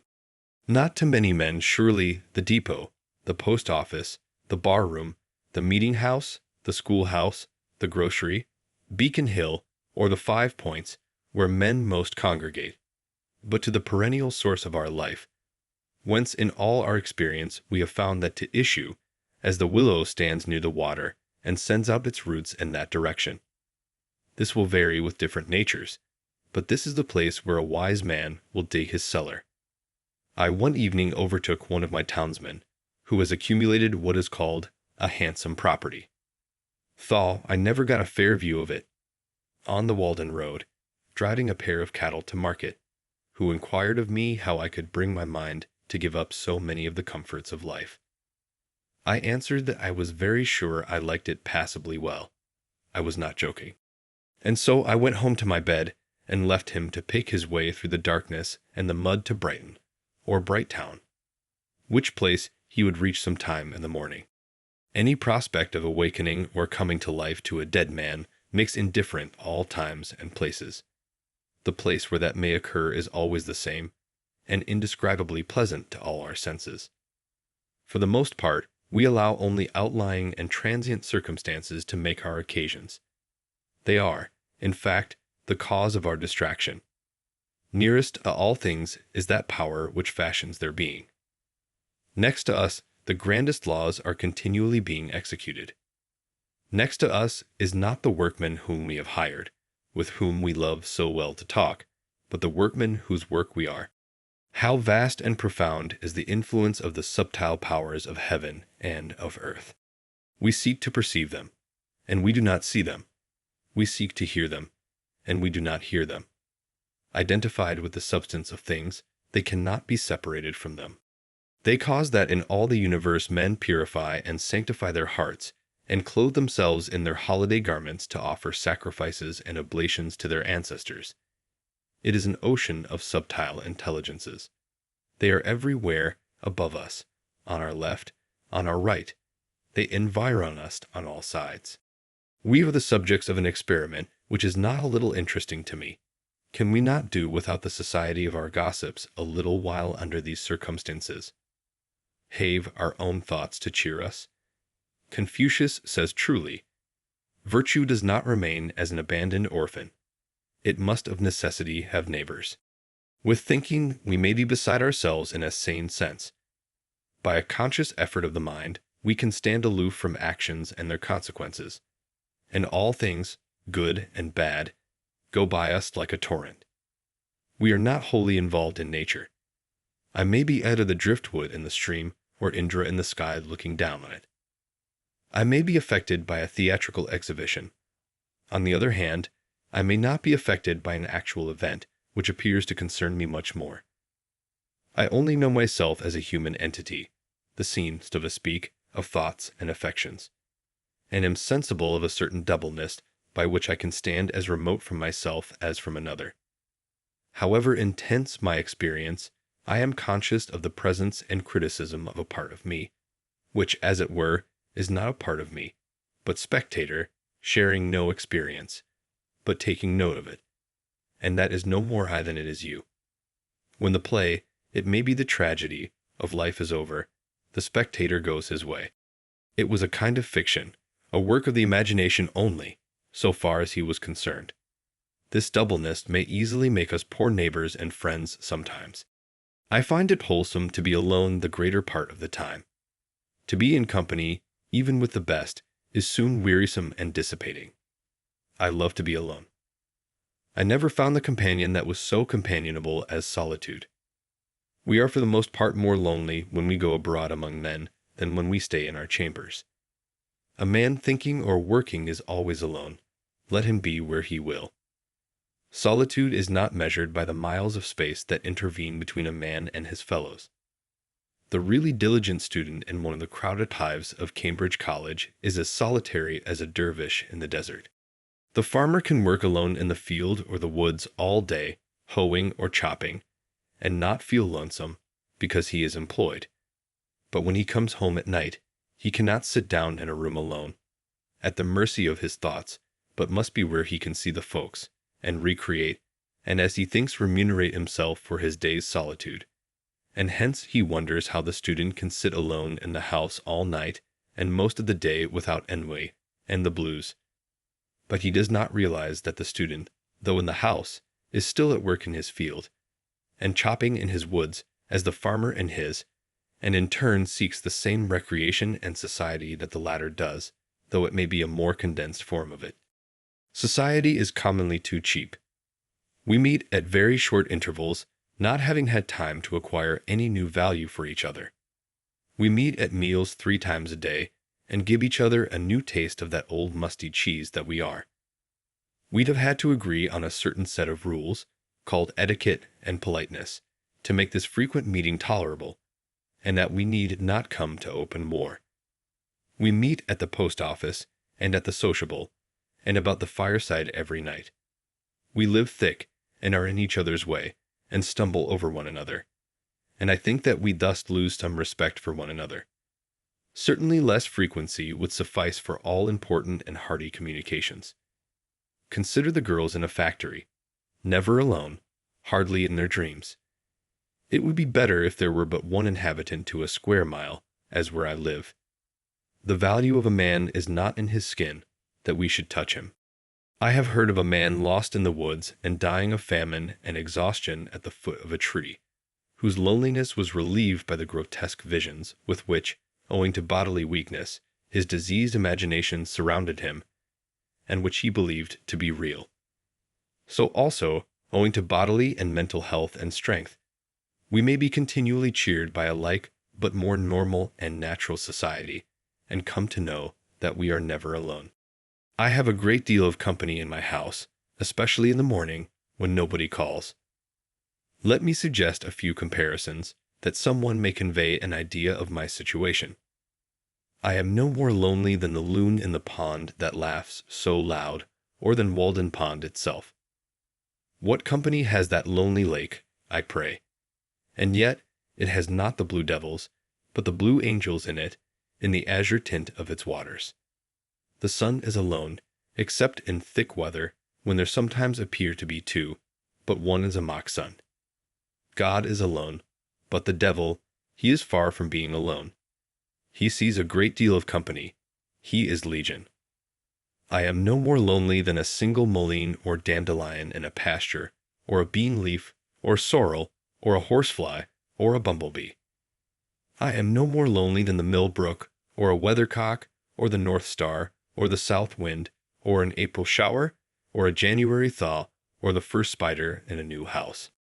I have occasional visits in the long winter evenings, when the snow falls fast and the wind howls in the wood, from an old settler and original proprietor, who is reported to have dug Walden Pond, and stoned it, and fringed it with pine woods, who tells me stories of old time and of new eternity, and between us we manage to pass a cheerful evening with social mirth and pleasant views of things, even without apples or cider. A most wise and humorous friend, whom I love much, who keeps himself more secret than ever did Gough or Whalley. And though he is thought to be dead, none can show where he is buried. An elderly dame, too, dwells in my neighborhood, invisible to most persons, in whose odorous herb garden I love to stroll sometimes, gathering simples and listening to her fables. For she has a genius of unequaled fertility, and her memory runs back farther than mythology, and she can tell me the original of every fable, and on what fact every one is founded, for the incidents occurred when she was young. A ruddy and lusty old dame, who delights in all weathers and seasons, and is likely to outlive all her children yet. The indescribable innocence and beneficence of nature, of sun and wind and rain, of summer and winter, such health, such cheer they afford forever. And such sympathy have they ever with our race, that all nature would be affected, and the sun's brightness fade, and the winds would sigh humanely, and the clouds rain tears, and the woods shed their leaves and put on mourning in midsummer, if any man should ever for a just cause grieve. Shall I not have intelligence with the earth? Am I not partly leaves and vegetable mold myself? What is the pill which will keep us well, serene, contented? Not my or thy great-grandfathers, but our great-grandmother Nature's universal, vegetable, botanic medicines, by which she has kept herself young always, outlived so many old pears in her day, and fed her health with their decaying fatness. For my panacea, instead of one of those quack vials of a mixture dipped from Actarin and the Dead Sea, which come out of those long shallow black schooner-looking wagons which we sometimes see made to carry bottles, let me have a draught of undiluted morning air. Morning air. If men will not drink of this at the fountainhead of the day, why then, we must even bottle up some, and sell it in the shops, for the benefit of those who have lost their subscription ticket to morning time in this world. But remember, it will not keep quite till noonday even in the coolest cellar, but drive out the stopples long ere that and follow westward the steps of Aurora. I am no worshipper of Hygeia, who was the daughter of that old herb doctor Aesculapius, and who is represented on monuments holding a serpent in one hand, and in the other a cup out of which the serpent sometimes drinks, but rather of Hebe, co-bearer to Jupiter, who was the daughter of Juno and wild lettuce, and who had the power of restoring gods and men to the vigor of youth. She was probably the only thoroughly sound-conditioned, healthy, and robust young lady that ever walked the globe, and wherever she came, it was spring. Visitors. I think that I love society as much as most, and am ready enough to fasten myself like a bloodsucker for the time to any full-blooded man that comes in my way. I am naturally no hermit, but might possibly sit out the sturdiest frequenter of the bar-room, if my business called me thither. I had 3 chairs in my house, 1 for solitude, 2 for friendship, 3 for society. When visitors came in larger and unexpected numbers, there was but the 3rd chair for them all, but they generally economized the room by standing up. It is surprising how many great men and women a small house will contain. I have had 25 or 30 souls, with their bodies, at once under my roof, and yet we often parted without being aware that we had come very near to one another. Many of our houses, both public and private, with their almost innumerable apartments, their huge halls, and their cellars for the storage of wines and other munitions of peace, appear to me extravagantly large for their inhabitants. They are so vast and magnificent that the latter seem to be only vermin which infest them. I am surprised when the herald blows his summons before some Tremont or Astor or Middlesex house, to see come creeping out over the piazza, for all inhabitants a ridiculous mouse, which soon again slinks into some hole in the pavement. One inconvenience I sometimes experienced in so small a house, the difficulty of getting to a sufficient distance from my guest when we began to utter the big thoughts and big words. You want room for your thoughts to get into sailing trim, and run a course or 2 before they make their port. The bullet of your thought must have overcome its lateral and ricochet motion and fallen into its last and steady course before it reaches the ear of the hearer, else it may plow out again through the side of his head. Also, our sentences wanted room to unfold and form their columns in the interval. Individuals, like nations, must have suitable broad and natural boundaries, even a considerable neutral ground between them. I have found it a singular luxury to talk across the pond to a companion on the opposite side. In my house we were so near that we could not begin to hear, we could not speak low enough to be heard, as when you throw 2 stones into calm water so near that they break each other's undulations. If we are merely loquacious and loud talkers, then we can afford to stand very near together, cheek by jowl, and feel each other's breath. But if we speak reservedly and thoughtfully, we want to be farther apart, that all animal heat and moisture may have a chance to evaporate. If we would enjoy the most intimate society with that in each of us which is without or above being spoken to, we must not only be silent, but commonly so far apart bodily that we cannot possibly hear each other's voice in any case. Referred to this standard, speech is for the convenience of those who are hard of hearing. But there are many fine things which we cannot say if we have to shout. As the conversation began to assume a loftier and grander tone, we gradually shoved our chairs farther apart till they touched the wall in opposite corners, and then commonly there was not room enough. My best room, however, my withdrawing room, always ready for company, on whose carpet the sun rarely fell, was the pine wood behind my house. Thither in summer days, when distinguished guests came, I took them, and a priceless domestic swept the floor and dusted the furniture and kept the things in order. If one guest came, he sometimes partook of my frugal meal, and it was no interruption to conversation to be stirring a hasty pudding, or watching the rising and maturing of a loaf of bread in the ashes in the meanwhile. But if 20 came and sat in my house, there was nothing said about dinner, though there might be bread enough for 2, more than if eating were a forsaken habit. But we naturally practiced abstinence, and this was never felt to be an offense against hospitality, but the most proper and considerate course. The waste and decay of physical life, which so often needs repair, seemed miraculously retarded in such a case, and the vital vigor stood its ground. I could entertain thus 1,000 as well as 20, and if any ever went away disappointed or hungry from my house when they found me at home, they may depend upon it that I sympathize with them at least. So easy is it, though many housekeepers doubt it, to establish new and better customs in the place of the old.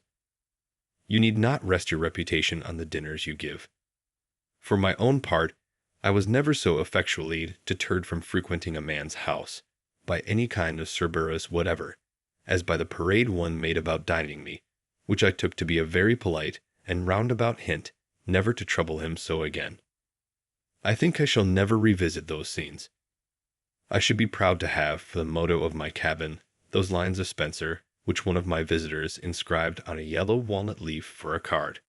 Arrived there, the little house they fill, and then look for entertainment where none was. Rest is their feast, and all things at their will. The noblest mind the best contentment has. When Winslow, afterward governor of the Plymouth colony, went with a companion on a visit of ceremony to Massasoit on foot through the woods, and arrived tired and hungry at his lodge, they were well received by the king, but nothing was said about eating that day. When the night arrived, to quote their own words, "He laid us on the bed with himself and his wife, they at the one end and we at the other, it being only planks laid a foot from the ground, and a thin mat upon them. Two more of his chief men, for want of room, pressed by and upon us, so that we were worse weary of our lodging than of our journey. At 1 o'clock the next day Massasoit brought 2 fishes that he had shot, about thrice as big as a bream. These being boiled, there were at least 40 looked for a share in them, the most 8 of them.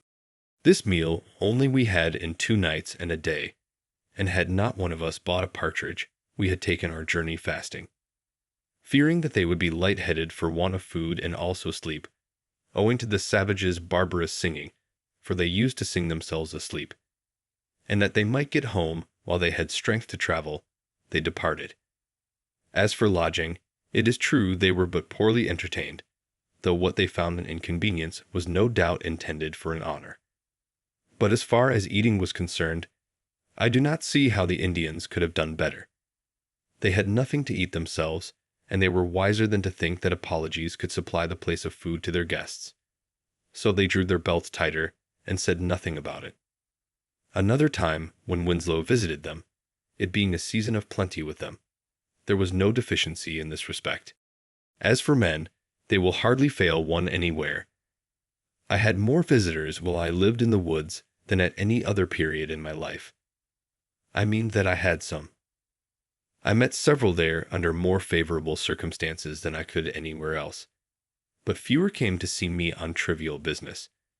In this respect, my company was winnowed by my mere distance from town. I had withdrawn so far within the great ocean of solitude, into which the rivers of society empty, that for the most part, so far as my needs were concerned, only the finest sediment was deposited around me. Beside, there were wafted to me evidences of unexplored and uncultivated continents on the other side. Who should come to my lodge this morning but a true Homeric or Paphlagonian man? He had so suitable and poetic a name that I am sorry I cannot print it here. A Canadian, a woodchopper and postmaker, who can hold 50 posts in a day, who made his last supper on a woodchuck which his dog caught. He, too, has heard of Homer, and, if it were not for books, would not know what to do rainy days, though perhaps he has not read one wholly through for many rainy seasons. Some priest who could pronounce the Greek itself taught him to read his verse in the Testament in his native parish far away. And now I must translate to him, while he holds the book, Achilles' reproof to Patroclus for his sad countenance. Why are you in tears, Patroclus, like a young girl? Or have you alone heard some news from Thea? They say that Menoetius lives yet, son of Actor, and Peleus lives, son of Aeacus, among the Myrmidons, either of whom having died, we should greatly grieve. He says, that's good. He has a great bundle of white oak bark under his arm for a sick man, gathered this Sunday morning. I suppose there is no harm in going after such a thing today, says he. To him Homer was a great writer, though what his writing was about he did not know. A more simple and natural man it would be hard to find. Vice and disease, which cast such a somber moral hue over the world, seemed to have hardly any existence for him. He was about 28 years old, and had left Canada and his father's house a dozen years before to work in the States, and earn money to buy a farm with at last, perhaps in his native country. He was cast in the coarsest mold, a stout but sluggish body, yet gracefully carried, with a thick sunburnt neck, dark bushy hair, and dull, sleepy blue eyes, which were occasionally lit up with expression. He wore a flat gray cloth cap, a dingy wool-colored greatcoat, and cowhide boots. He was a great consumer of meat, usually carrying his dinner to his work a couple of miles past my house, for he chopped all summer, in a tin pail, cold meats, often cold woodchucks, and coffee in a stone bottle which dangled by a string from his belt, and sometimes he offered me a drink. He came along early, crossing my bean field, though without anxiety or haste to get to his work, such as Yankees exhibit. He wasn't a-going to hurt himself. He didn't care if he only earned his board. Frequently, he would leave his dinner in the bushes, when his dog had caught a woodchuck by the way, and go back 1.5 miles to dress it, and leave it in the cellar of the house where he boarded, after deliberating first for half an hour whether he could not sink it in the pond safely till nightfall. Loving to dwell long upon these themes, he would say, as he went by in the morning, "How thick the pigeons are. If working every day were not my trade, I could get all the meat I should want by hunting, pigeons, woodchucks, rabbits, partridges. By gosh, I could get all I should want for a week in one day." He was a skillful chopper, and indulged in some flourishes and ornaments in his art. He cut his trees level and close to the ground, that the sprouts which came up afterward might be more vigorous, and a sled might slide over the stumps. And instead of leaving a whole tree to support his corded wood, he would pare it away to a slender stake or splinter which you could break off with your hand at last. He interested me because he was so quiet and solitary and so happy withal. A well of good humor and contentment which overflowed at his eyes. His mirth was without alloy. Sometimes I saw him at his work in the woods, felling trees, and he would greet me with a laugh of inexpressible satisfaction, and a salutation in Canadian French, though he spoke English as well. When I approached him he would suspend his work, and with half-suppressed mirth lie along the trunk of a pine which he had felled, and, peeling off the inner bark, roll it up into a ball, and chew it while he laughed and talked. Such an exuberance of animal spirits had he that he sometimes tumbled down and rolled on the ground with laughter at anything which made him think and tickled him. Looking round upon the trees, he would exclaim, "By George, I can enjoy myself well enough here chopping. I want no better sport." Sometimes, when at leisure, he amused himself all day in the woods with a pocket pistol, firing salutes to himself at regular intervals as he walked. In the winter he had a fire by which at noon he warmed his coffee in a kettle, and as he sat on a log to eat his dinner, the chickadees would sometimes come round and alight on his arm and peck at the potato in his fingers, and he said that he liked to have the little fellers about him. In him the animal man chiefly was developed. In physical endurance and contentment he was cousin to the pine and the rock. I asked him once if he was not sometimes tired at night, after working all day, and he answered, with a sincere and serious look, "Gorapit, I never was tired in my life." But the intellectual and what is called spiritual man in him were slumbering as in an infant. He had been instructed only in that innocent and ineffectual way in which the Catholic priests teach the aborigines, by which the pupil is never educated to the degree of consciousness, but only to the degree of trust and reverence, and a child is not made a man, but kept a child. When nature made him, she gave him a strong body and contentment for his portion, and propped him on every side with reverence and reliance, that he might live out his 80 years and tend a child.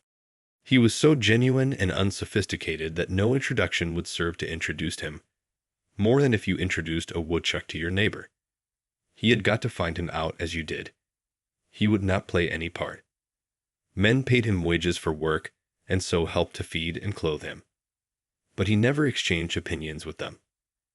He was so simply and naturally humble, if he can be called humble who never aspires, that humility was no distinct quality in him, nor could he conceive of it. Wiser men were demigods to him.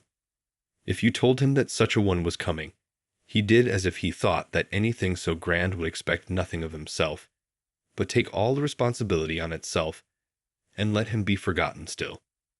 He never heard the sound of praise. He particularly reverenced the writer and the preacher. Their performances were miracles.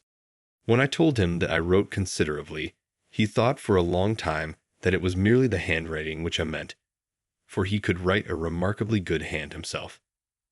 I sometimes found the name of his native parish handsomely written in the snow by the highway, with the proper French accent, and knew that he had passed.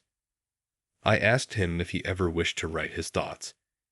He said that he had read and written letters for those who could not, but he never tried to write thoughts. No, he could not. He could not tell what to put first. It would kill him. And then there was spelling to be attended to at the same time. I heard that a distinguished wise man and reformer asked him if he did not want the world to be changed. But he answered with a chuckle of surprise in his Canadian accent, not knowing that the question had ever been entertained before. No, I like it well enough. It would have suggested many things to a philosopher to have dealings with him. To a stranger he appeared to know nothing of things in general. Yet I sometimes saw in him a man whom I had not seen before, and I did not know whether he was as wise as Shakespeare or as simply ignorant as a child, whether to suspect him of a fine poetic consciousness or of stupidity. A townsman told me that when he met him sauntering through the village in his small close-fitting cap, and whistling to himself, he reminded him of a prince in disguise. His only books were an almanac and an arithmetic, in which last he was considerably expert. The former was a sort of cyclopedia to him, which he supposed to contain an abstract of human knowledge, as indeed it does to a considerable extent. I loved to sound him on the various reforms of the day, and he never failed to look at them in the most simple and practical light. He had never heard of such things before. Could he do without factories? I asked. He had worn the home-made Vermont gray, he said, and that was good. Could he dispense with tea and coffee?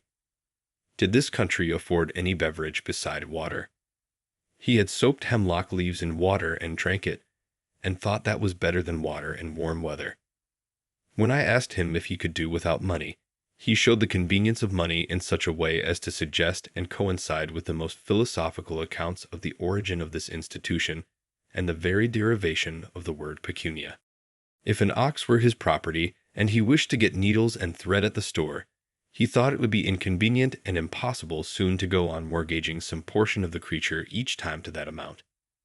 He could defend many institutions better than any philosopher, because, in describing them as they concerned him, he gave the true reason for their prevalence, and speculation had not suggested to him any other. At another time, hearing Plato's definition of a man, a biped without feathers, and that one exhibited a cock plucked and called it Plato's man, he thought it an important difference that the knees bent the wrong way. He would sometimes exclaim, "How I love to talk!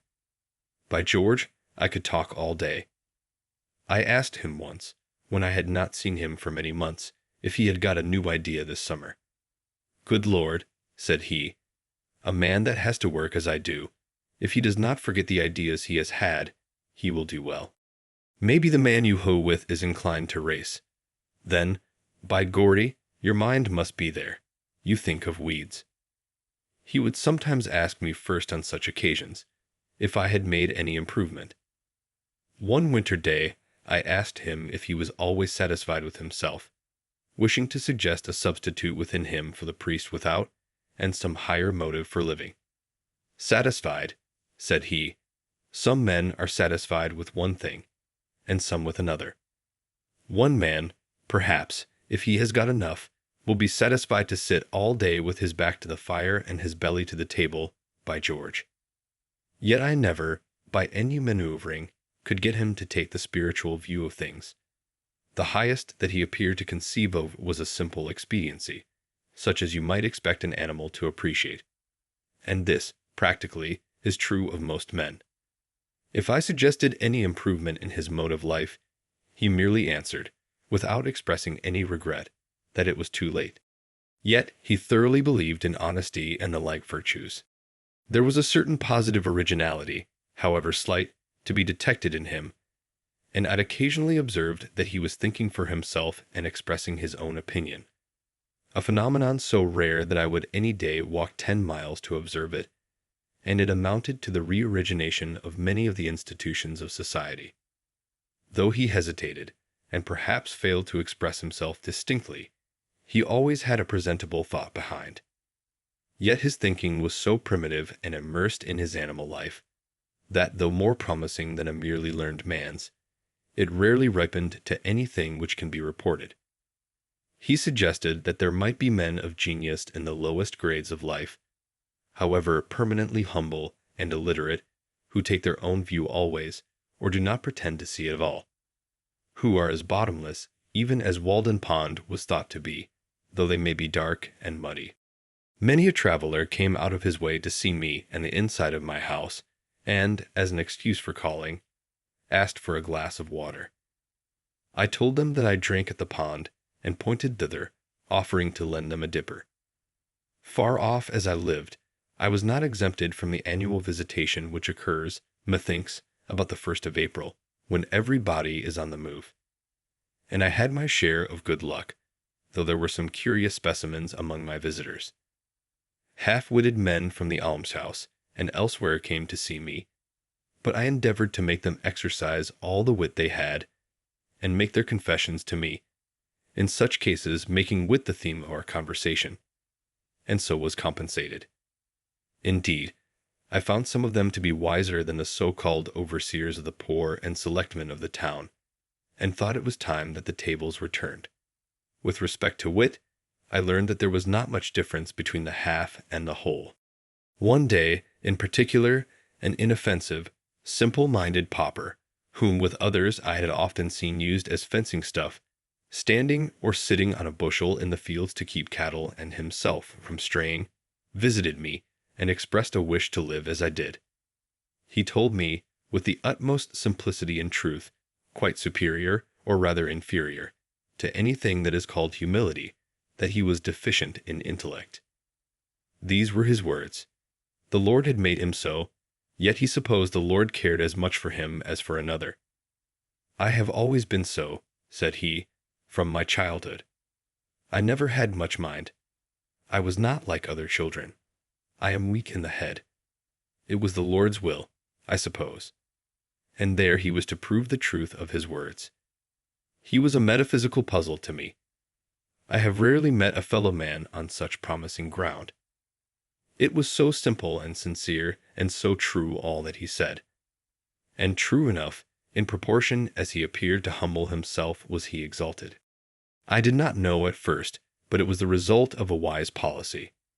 It seemed that from such a basis of truth and frankness as the poor weak-headed pauper had laid, our intercourse might go forward to something better than the intercourse of sages.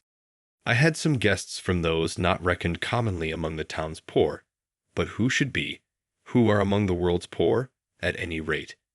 Guests who appeal, not to your hospitality, but to your hospitality, who earnestly wish to be helped, and preface their appeal with the information that they are resolved, for one thing, never to help themselves.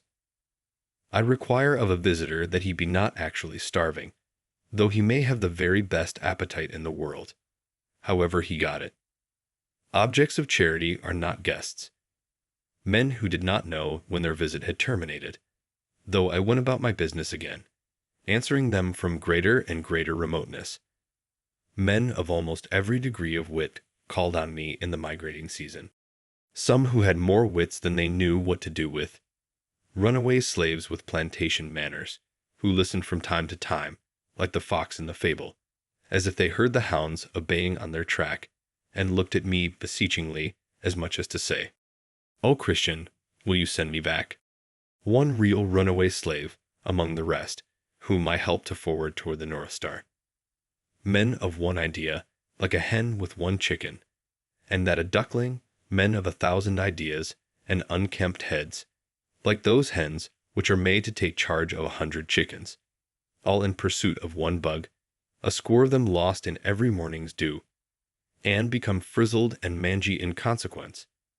Men of ideas instead of legs, a sort of intellectual centipede that made you crawl all over. One man proposed a book in which visitors should write their names, as at the White Mountains. But, alas, I have too good a memory to make that necessary. I could not but notice some of the peculiarities of my visitors. Girls and boys and young women generally seemed glad to be in the woods. They looked in the pond and at the flowers, and improved their time.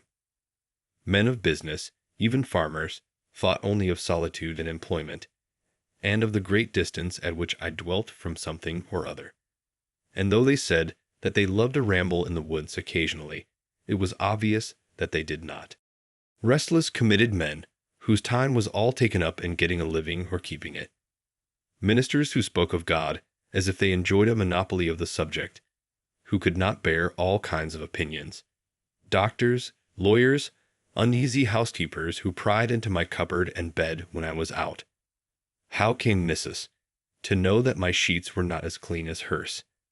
Young men who had ceased to be young, and had concluded that it was safest to follow the beaten track of the professions.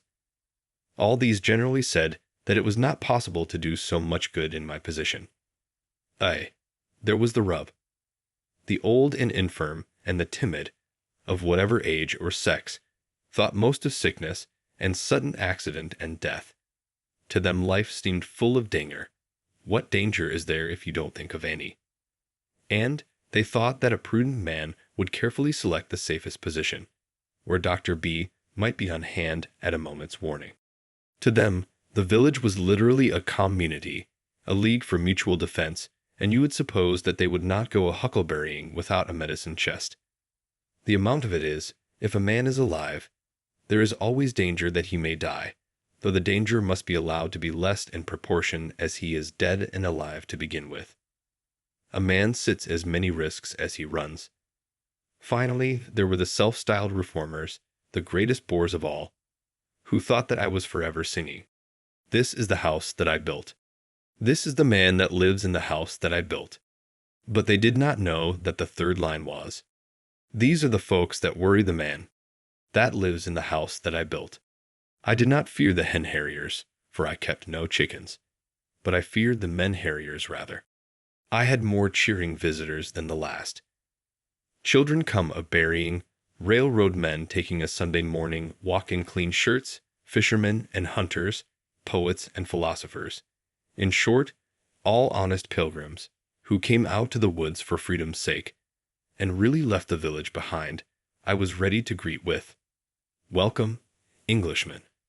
Welcome, Englishmen," for I had had communication with that. The bean field. Meanwhile my beans, the length of whose rows, added together, was 7 miles already planted, were impatient to be hoed, for the earliest had grown considerably before the latest were in the ground. Indeed, they were not easily to be put off. What was the meaning of this so steady and self-respecting, this small Herculean labor, I knew not. I came to love my rows, my beans, though so many more than I wanted. They attached me to the earth, and so I got strength like Antaeus. But why should I raise them? Only heaven knows. This was my curious labor all summer, to make this portion of the earth's surface, which had yielded only cinquefoil, blackberries, joneswort, and the like before, sweet wild fruits and pleasant flowers, produced instead this pulse. What shall I learn of beans or beans of me? I cherish them. I hoe them. Early and late I have an eye to them. And this is my day's work. It is a fine broad leaf to look on. My auxiliaries are the dews and rains which water this dry soil, and what fertility is in the soil itself, which for the most part is lean and effete. My enemies are worms, cool days, and most of all woodchucks. The last have nibbled for me 1/4 of an acre clean. But what right had I to oust Johnswort and the rest, and break up their ancient herb garden? Soon, however, the remaining beans will be too tough for them, and go forward to meet new foes. When I was 4 years old, as I well remember, I was brought from Boston to this my native town, through these very woods and this field, to the pond. It is one of the oldest scenes stamped on my memory, and now tonight my flute has waked the echoes over that very water. The pines still stand here older than I. Or, if some have fallen, I have cooked my supper with their stumps, and a new growth is rising all around, preparing another aspect for new infant eyes. Almost the same Joneswort springs from the same perennial root in this pasture, and even I have at length helped to clothe that fabulous landscape of my infant dreams, and one of the results of my presence and influence is seen in these bean leaves, corn blades, and potato vines. I planted about 2.5 acres of upland, and as it was only about 15 years since the land was cleared, and I myself had got out 2 or 3 cords of stumps, I did not give it any manure, but in the course of the summer it appeared by the arrowheads which I turned up in hoeing, that an extinct nation had anciently dwelt here and planted corn and beans ere white men came to clear the land, and so, to some extent, had exhausted the soil for this very crop.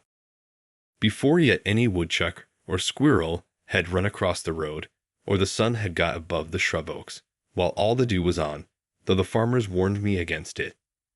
I would advise you to do all your work if possible while the dew is on. I began to level the ranks of haughty weeds in my bean field and throw dust upon their heads. Early in the morning I worked barefooted, dabbling like a plastic artist in the dewy and crumbling sand, but later in the day the sun blistered my feet. There the sun lighted me to hoe beans, pacing slowly backward and forward over that yellow gravelly upland, between the long green rows, 15 rods, the one end terminating in a shrub oak copse where I could rest in the shade, the other in a blackberry field where the green berries deepened their tints by the time I had made another bout. Removing the weeds, putting fresh soil about the bean stems, and encouraging this weed which I had sown, making the yellow soil express its summer thought in bean leaves and blossoms rather than in wormwood and piper and millet grass, making the earth say beans instead of grass. This was my daily work. As I had little aid from horses or cattle, or hired men or boys, or improved implements of husbandry, I was much slower, and became much more intimate with my beans than usual. But labor of the hands, even when pursued to the verge of drudgery, is perhaps never the worst form of idleness. It has a constant and imperishable moral, and to the scholar it yields a classic result. A very agricola laboriosus was I to travelers bound westward through Lincoln and Wayland to nobody knows where, they sitting at their ease in gigs, with elbows on knees, and reins loosely hanging in festoons, I the home-staying, laborious native of the soil. But soon my homestead was out of their sight and thought.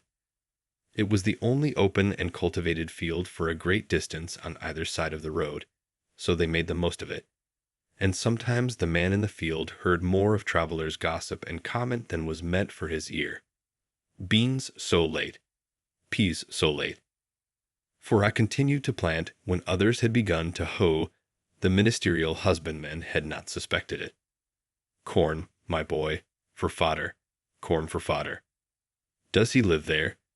Asks the black bonnet of the gray coat, and the hard-featured farmer reins up his grateful dobbin to inquire what you are doing where he sees no manure in the furrow, and recommends a little chip dirt or any little waste stuff, or it may be ashes or plaster. But here were 2.5 acres of furrows, and only a hoe for cart and 2 hands to draw it, there being an aversion to other carts and horses, and chip dirt far away. Fellow travelers, as they rattled by, compared it aloud with the fields which they had passed, so that I came to know how I stood in the agricultural world. This was one field not in Mr. Coleman's report. And, by the way, who estimates the value of the crop which nature yields in the still wilder fields unimproved by man? The crop of English hay is carefully weighed, the moisture calculated, the silicates and the potash.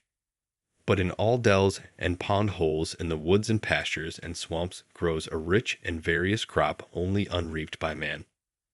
Mine was, as it were, the connecting link between wild and cultivated fields, as some states are civilized, and others half-civilized, and others savage or barbarous, so my field was, though not in a bad sense, a half-cultivated field.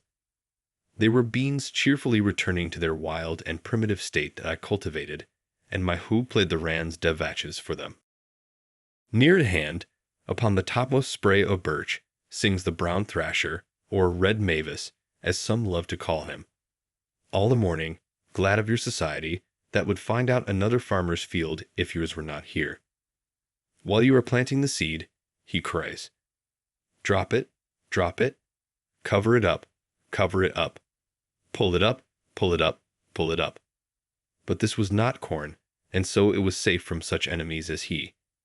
You may wonder what his rigmarole, his amateur Paganini performances on 1 string or on 20, have to do with your planting, and yet prefer it to leached ashes or plaster. It was a cheap sort of top dressing in which I had entire faith. As I drew a still fresher soil about the rows with my hoe, I disturbed the ashes of unchronicled nations who in primeval years lived under these heavens, and their small implements of war and hunting were brought to the light of this modern day. They lay mingled with other natural stones, some of which bore the marks of having been burned by Indian fires, and some by the sun, and also bits of pottery and glass brought hither by the recent cultivators of the soil. When my hoe tinkled against the stones, that music echoed to the woods and the sky, and was an accompaniment to my labor, which yielded an instant and immeasurable crop.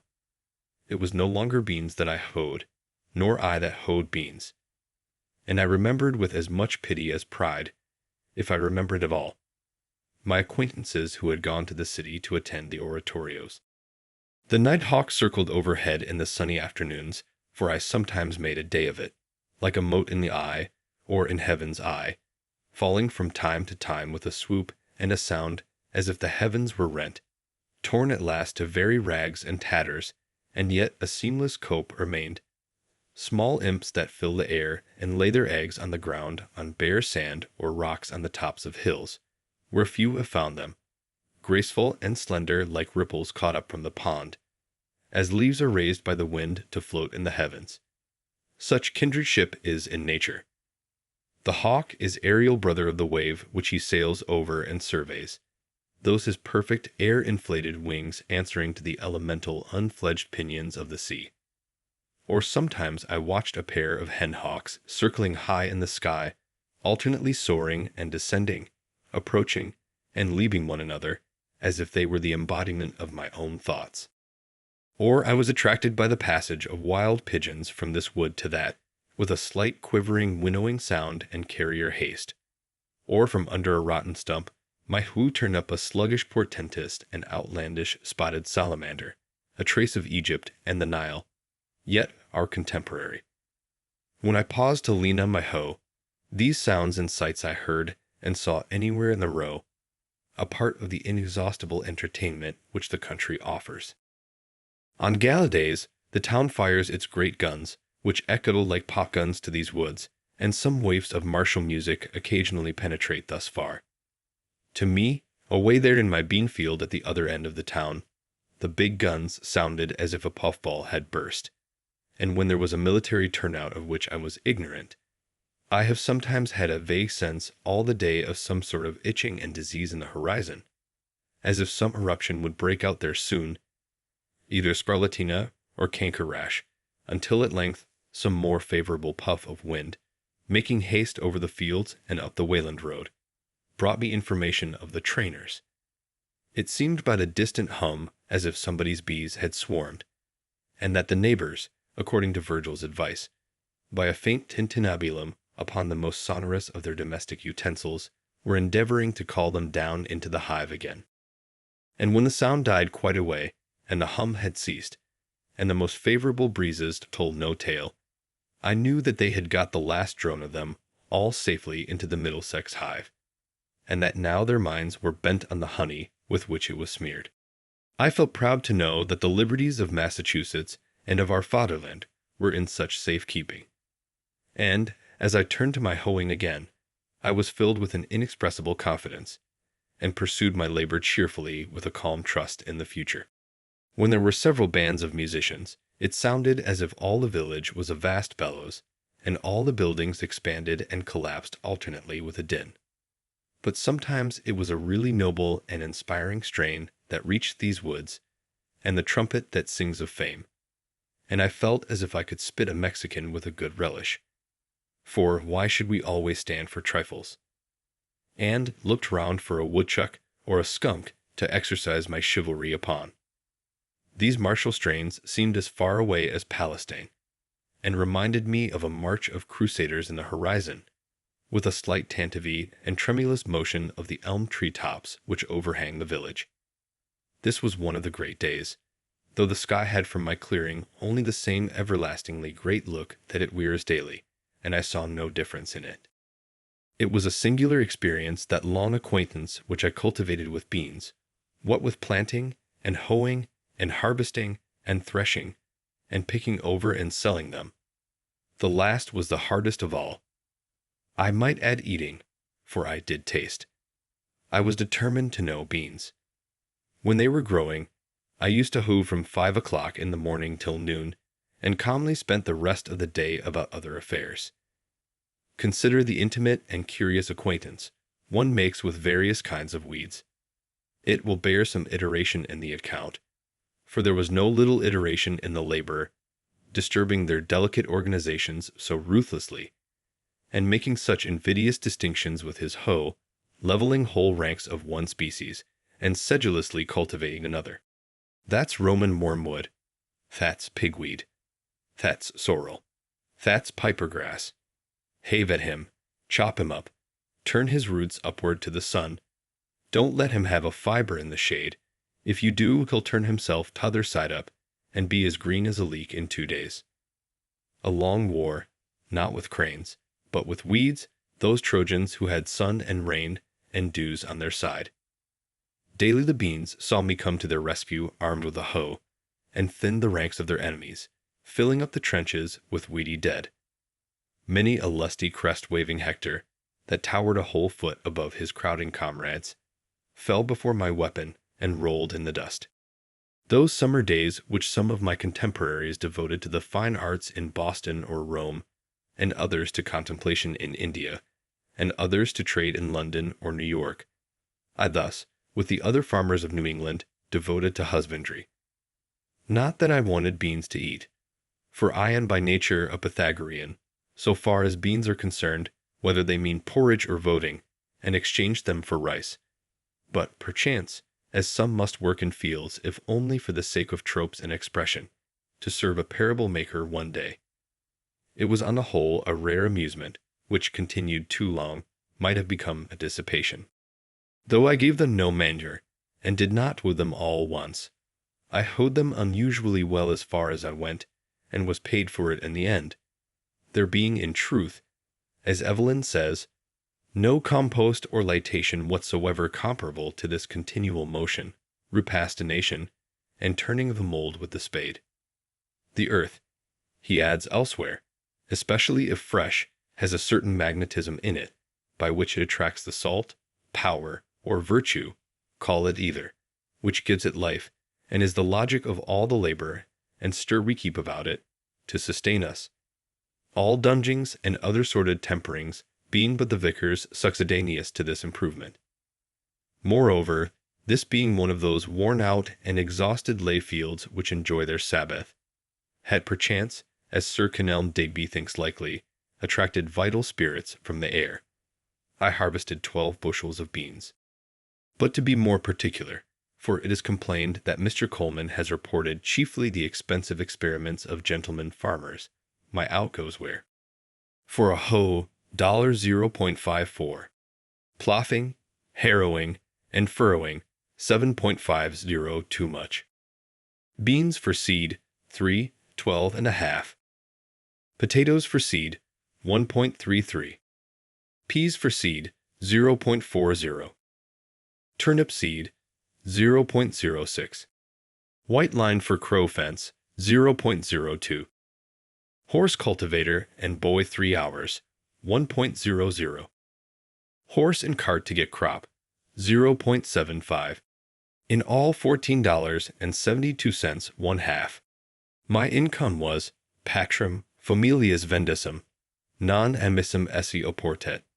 From 9 bushels and 12 quarts of beans sold, $16.94. 5 large potatoes, 2.50. 9 small, 2.25. Grass, 1.00. Stalks, 0.75. In all $23.44, leaving a pecuniary profit, as I have elsewhere said, of $8.71 one half. This is the result of my experience in raising beans. Plant the common small white bush bean out the 1st of June in rows 3 feet by 18 inches apart, being careful to select fresh round and unmixed seed. First look out for worms and supply vacancies by planting anew. Then look out for woodchucks if it is an exposed place, for they will nibble off the earliest tender leaves almost clean as they go. And again, when the young tendrils make their appearance, they have notice of it, and will shear them off with both buds and young pods, sitting erect like a squirrel. But above all, harvest as early as possible, if you would escape frosts and have a fair and saleable crop. You may save much loss by this means. This further experience also I gained. I said to myself, I will not plant beans and corn with so much industry another summer, but such seeds, if the seed is not lost, as sincerity, truth, simplicity, faith, innocence, and the like, and see if they will not grow in this soil, even with less toil and manurance, and sustain me, for surely it has not been exhausted for these crops. Alas, I said this to myself, but now another summer is gone, and another, and I am obliged to say to you, reader, that the seeds which I planted, if indeed they were the seeds of those virtues, were worm-eaten or had lost their vitality, and so did not come up. Commonly men will only be brave as their fathers were brave or timid. This generation is very sure to plant corn and beans each new year precisely as the Indians did centuries ago and taught the first settlers to do, as if there were a fate in it. I saw an old man the other day, to my astonishment, making the holes with a hoe for the 70th time at least, and not for himself to lie down in. But why should not the New Englander try new adventures, and not lay so much stress on his grain, his potato and grass crop, and his orchards? Raise other crops than these. Why concern ourselves so much about our beans for seed, and not be concerned at all about a new generation of men? We should really be fed and cheered if when we met a man we were sure to see that some of the qualities which I have named, which we all prize more than those other productions, but which are for the most part broadcast and floating in the air, had taken root and grown in him. Here comes such a subtile and ineffable quality, for instance, as truth or justice, though the slightest amount or new variety of it, along the road. Our ambassadors should be instructed to send home such seeds as these, and Congress help to distribute them over all the land. We should never stand upon ceremony with sincerity. We should never cheat and insult and banish one another by our meanness, if there were present the kernel of worth and friendliness. We should not meet thus in haste. Most men I do not meet at all, for they seem not to have time. They are busy about their beans. We would not deal with a man thus plodding ever, leaning on a hoe or a spade as a staff between his work, not as a mushroom, but partially risen out of the earth, something more than erect, like swallows alighted and walking on the ground. And as he spake, his wings would now and then spread as he meant to fly, then close again, so that we should suspect that we might be conversing with an angel. Bread may not always nourish us, but it always does us good. It even takes stiffness out of our joints, and makes us supple and buoyant, when we knew not what ailed us, to recognize any generosity in man or nature, to share any unmixed and heroic joy. Ancient poetry and mythology suggest, at least, that husbandry was once a sacred art, but it is pursued with irreverent haste and heedlessness by us, our object being to have large farms and large crops merely. We have no festival, nor procession, nor ceremony, not excepting our cattle shows and so-called Thanksgivings, by which the farmer expresses a sense of the sacredness of his calling, or is reminded of its sacred origin. It is the premium and the feast which tempt him. He sacrifices not to Ceres and the terrestrial Jove, but to the infernal Plutus rather. By avarice and selfishness, and a groveling habit, from which none of us is free, of regarding the soil as property, or the means of acquiring property chiefly, the landscape is deformed. Husbandry is degraded with us, and the farmer leads the meanest of lives. He knows nature, but as a robber. Cato says that the prophets of agriculture are particularly pious or just, maximique pius questus, and according to Varro the old Romans, called the same earth mother and Ceres, and thought that they who cultivated it led a pious and useful life, and that they alone were left of the race of King Saturn. We are wont to forget that the sun looks on our cultivated fields and on the prairies and forests without distinction. They all reflect and absorb his rays alike, and the former make but a small part of the glorious picture which he beholds in his daily course. In his view, the earth is all equally cultivated like a garden. Therefore, we should receive the benefit of his light and heat with a corresponding trust and magnanimity. What though I value the seed of these beans, and harvest that in the fall of the year? This broad field which I have looked at so long looks not to me as the principal cultivator, but away from me to influences more genial to it, which water and make it green. These beans have results which are not harvested by me. Do they not grow for woodchucks partly? The ear of wheat should not be the only hope of the husbandman. How, then, can our harvest fail? Shall I not rejoice also at the abundance of the weeds, whose seeds are the granary of the birds? It matters little comparatively whether the fields fill the farmer's barns. The true husbandman will cease from anxiety, as the squirrels manifest no concern whether the woods will bear chestnuts this year or not, and finish his labor with every day, relinquishing all claim to the produce of his fields, and sacrificing in his mind not only his first, but his last fruits also. The village. After hoeing, or perhaps reading and writing, in the forenoon, I usually bathed again in the pond, swooning across one of its coves for a stint, and washed the dust of labor from my person, or smoothed out the last wrinkle which study had made, and for the afternoon was absolutely free.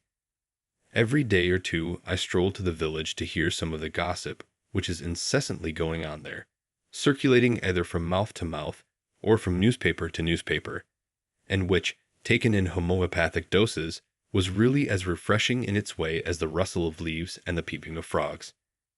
As I walked in the woods to see the birds and squirrels, so I walked in the village to see the men and boys. Instead of the wind among the pines, I heard the carts rattle. In one direction from my house, there was a colony of muskrats in the river meadows. Under the grove of elms and buttonwoods in the other horizon was a village of busy men, as curious to me as if they had been prairie dogs, each sitting at the mouth of its burrow, or running over to a neighbor's to gossip. I went there frequently to observe their habits. The village appeared to me a great newsroom, and on one side, to support it, as once at Reading and Company's on State Street, they kept nuts and raisins, or salt and meal, and other groceries. Some have such a vast appetite for the former commodity, that is, the news and such sound digestive organs, that they can sit forever in public avenues without stirring, and let it simmer and whisper through them like the Etesian winds, or as if inhaling ether, it only producing numbness and insensibility to pain. Otherwise it would often be painful to hear, without affecting the consciousness. I hardly ever failed, when I rambled through the village, to see a row of such worthies, either sitting on a ladder sunning themselves, with their bodies inclined forward and their eyes glancing along the line this way and that, from time to time, with a voluptuous expression, or else leaning against a barn with their hands in their pockets, like caryatides, as if to prop it up. They, being commonly out of doors, heard whatever was in the wind. These are the coarsest mills, in which all gossip is first rudely digested or cracked up before it is emptied into finer and more delicate hoppers within doors. I observed that the vitals of the village were the grocery, the bar room, the post office, and the bank. And, as a necessary part of the machinery, they kept a bell, a big gun, and a fire engine at convenient places, and the houses were so arranged as to make the most of mankind, in lanes and fronting one another, so that every traveler had to run the gauntlet, and every man, woman, and child might get a lick at him. Of course, those who were stationed nearest to the head of the line, where they could most see and be seen, and have the first blow at him, paid the highest prices for their places, and the few straggling inhabitants in the outskirts, where long gaps in the line began to occur, and the traveler could get over walls or turn aside into cow paths, and so escape, paid a very slight ground or window tax. Signs were hung out on all sides to allure him, some to catch him by the appetite, as the tavern and victualling cellar, some by the fancy, as the dry goods store and the jewelers, and others by the hair or the feet or the skirts, as the barber, the shoemaker, or the tailor.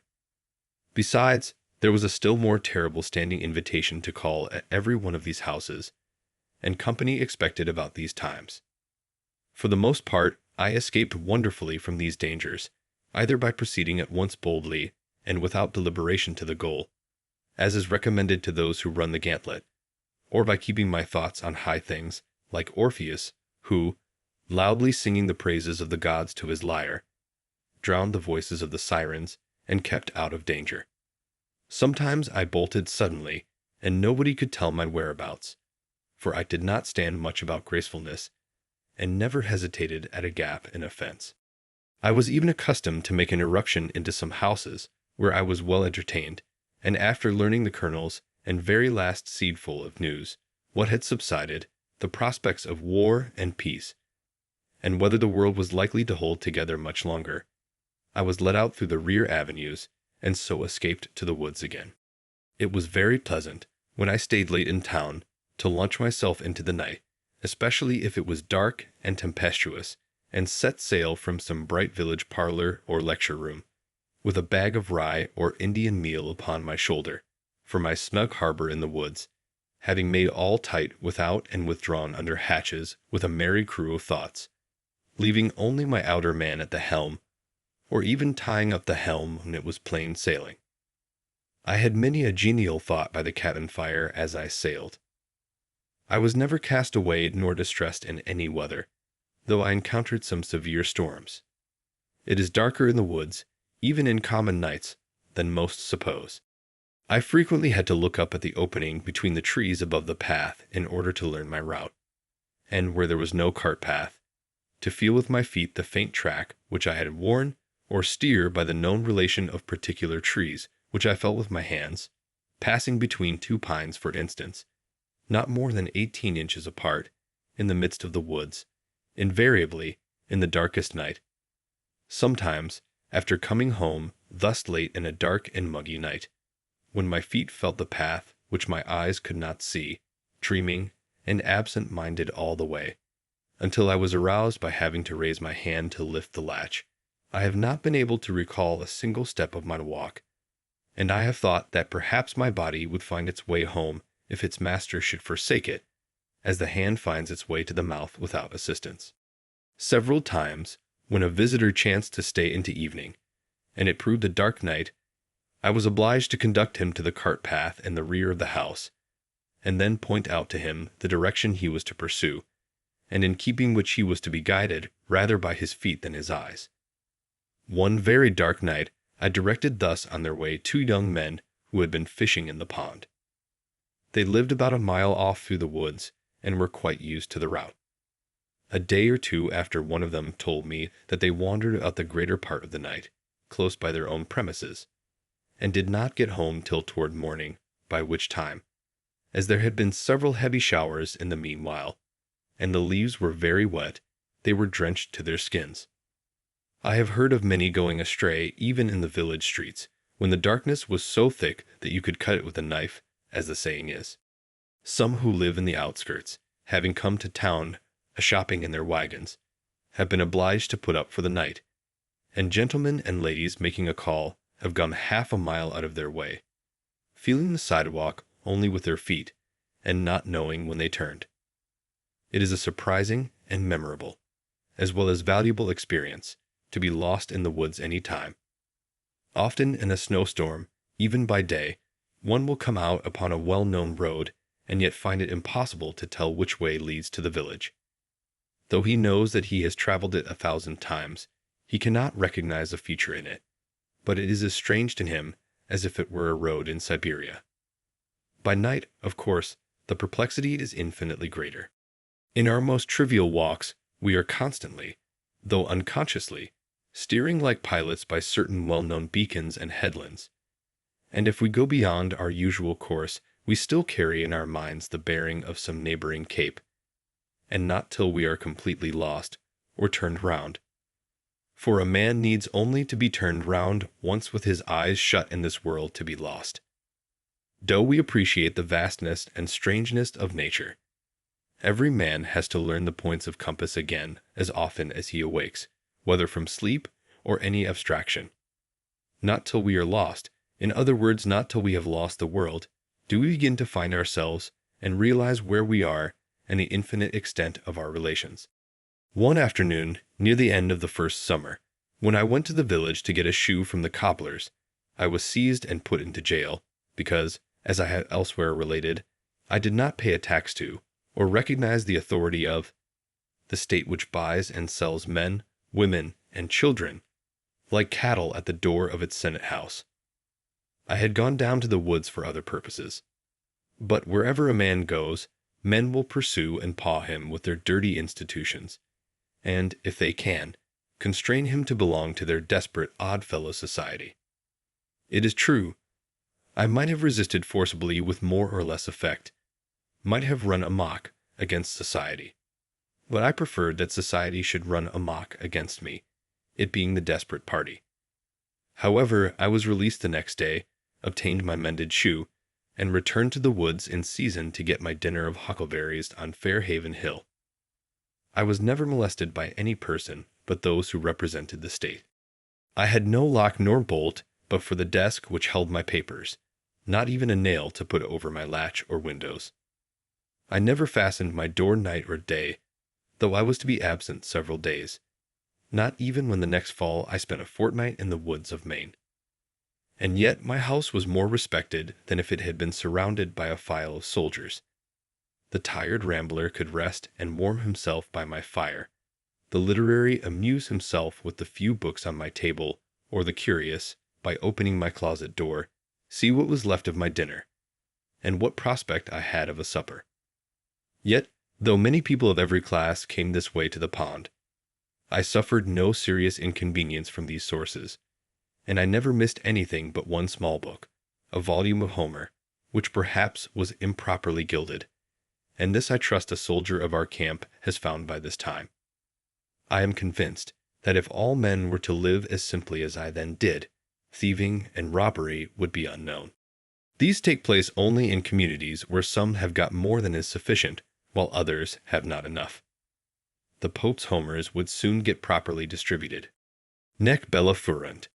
Faginus astabat dum cyphus ant dapes. Nor wars did men molest, when only beechen bowls were in request. You who govern public affairs, what need have you to employ punishments? Love virtue, and the people will be virtuous. The virtues of a superior man are like the wind. The virtues of a common man are like the grass. The grass, when the wind passes over it, bends. The ponds. Sometimes, having had a surfeit of human society and gossip, and worn out all my village friends, I rambled still farther westward than I habitually dwell, into yet more unfrequented parts of the town, to fresh woods and pastures new, or, while the sun was setting, made my supper of huckleberries and blueberries on Fairhaven Hill, and laid up a store for several days. The fruits do not yield their true flavor to the purchaser of them, nor to him who raises them for the market. There is but one way to obtain it, yet few take that way. If you would know the flavor of huckleberries, ask the cowboy or the partridge. It is a vulgar error to suppose that you have tasted huckleberries who never plucked them. A huckleberry never reaches Boston. They have not been known there since they grew on her 3 hills. The ambrosial and essential part of the fruit is lost with the bloom, which is rubbed off in the market cart, and they become mere provender. As long as eternal justice reigns, not one innocent huckleberry can be transported thither from the country's hills. Occasionally, after my hoeing was done for the day, I joined some impatient companion who had been fishing on the pond since morning, as silent and motionless as a duck or a floating leaf, and, after practicing various kinds of philosophy, had concluded commonly, by the time I arrived, that he belonged to the ancient sect of Conobites. There was one older man, an excellent fisher and skilled in all kinds of woodcraft, who was pleased to look upon my house as a building erected for the convenience of fishermen, and I was equally pleased when he sat in my doorway to arrange his lines. Once in a while we sat together on the pond, he at one end of the boat and I at the other, but not many words passed between us, for he had grown deaf in his later years, but he occasionally hummed a psalm, which harmonized well enough with my philosophy. Our intercourse was thus altogether one of unbroken harmony, far more pleasing to remember than if it had been carried on by speech. When, as was commonly the case, I had none to commune with, I used to raise the echoes by striking with a paddle on the side of my boat, filling the surrounding woods with circling and dilating sound, stirring them up as the keeper of a menagerie his wild beasts, until I elicited a growl from every wooded vale and hillside. In warm evenings I frequently sat in the boat playing the flute, and saw the perch, which I seemed to have charmed, hovering around me, and the moon traveling over the ribbed bottom, which was strewed with the wrecks of the forest. Formerly I had come to this pond adventurously, from time to time, in dark summer nights, with a companion, and making a fire close to the water's edge, which we thought attracted the fishes. We caught pouts with a bunch of worms strung on a thread, and when we had done, far in the night, threw the burning brands high into the air like skyrockets, which, coming down into the pond, were quenched with a loud hissing, and we were suddenly groping in total darkness. Through this, whistling a tune, we took our way to the haunts of men again. But now I had made my home by the shore. Sometimes, after staying in a village parlor till the family had all retired, I have returned to the woods, and partly with a view to the next day's dinner, spent the hours of midnight fishing from a boat by moonlight, serenaded by owls and foxes, and hearing, from time to time, the creaking note of some unknown bird close at hand. These experiences were very memorable and valuable to me, and caught in 40 feet of water, and 20 or 30 rods from the shore, surrounded sometimes by thousands of small perch and shiners, dimpling the surface with their tails in the moonlight, and communicating by a long flaxen line with mysterious nocturnal fishes which had their dwelling 40 feet below, or sometimes dragging 60 feet of line about the pond as I drifted in the gentle night breeze, now and then feeling a slight vibration along it, indicative of some life prowling about its extremity, of dull, uncertain, blundering purpose there, and slow to make up its mind. At length you slowly raise, pulling hand over hand, some horned pout squeaking and squirming to the upper air. It was very queer, especially in dark nights, when your thoughts had wandered to vast and cosmogonal themes in other spheres, to feel this faint jerk, which came to interrupt your dreams and link you to nature again. It seemed as if I might next cast my line upward into the air, as well as downward into this element, which was scarcely more dense. Thus I caught 2 fishes, as it were, with one hook. The scenery of Walden is on a humble scale, and though very beautiful, does not approach to grandeur, nor can it much concern one who has not long frequented it or lived by its shore. Yet this pond is so remarkable for its depth and purity as to merit a particular description. It is a clear and deep green well, 1/2 mile long and 1 3/4 miles in circumference, and contains about 61½ acres. A perennial spring in the midst of pine and oak woods, without any visible inlet or outlet except by the clouds and evaporation. The surrounding hills rise abruptly from the water to the height of 40 to 80 feet, though on the southeast and east they attain to about 100 and 150 feet respectively, within 1/4 and 1/3 of a mile. they are exclusively woodland. All our conquered waters have two colors at least, one when viewed at a distance, and another, more proper, close at hand. The first depends more on the light and follows the sky. In clear weather in summer, they appear blue at a little distance, especially if agitated, and at a great distance all appear alike. In stormy weather, they are sometimes of a dark slate color. The sea, however, is said to be blue one day and green another without any perceptible change in the atmosphere. I have seen our river, when, the landscape being covered with snow, both water and ice were almost as green as grass. Some consider blue to be the color of pure water, whether liquid or solid. But, looking directly down into our waters from a boat, they are seen to be of very different colors. Walden is blue at one time and green at another, even from the same point of view. Lying between the earth and the heavens, it partakes of the color of both. Viewed from a hilltop, it reflects the color of the sky, but near at hand, it is of a yellowish tint, next the shore, where you can see the sand, then a light green, which gradually deepens to a uniform dark green in the body of the pond. In some lights, viewed even from a hilltop, it is of a vivid green next the shore. Some have referred this to the reflection of the verdure, but it is equally green there against the railroad sandbank, and in the spring, before the leaves are expanded, and it may be simply the result of the prevailing blue mixed with the yellow of the sand. Such is the color of its iris.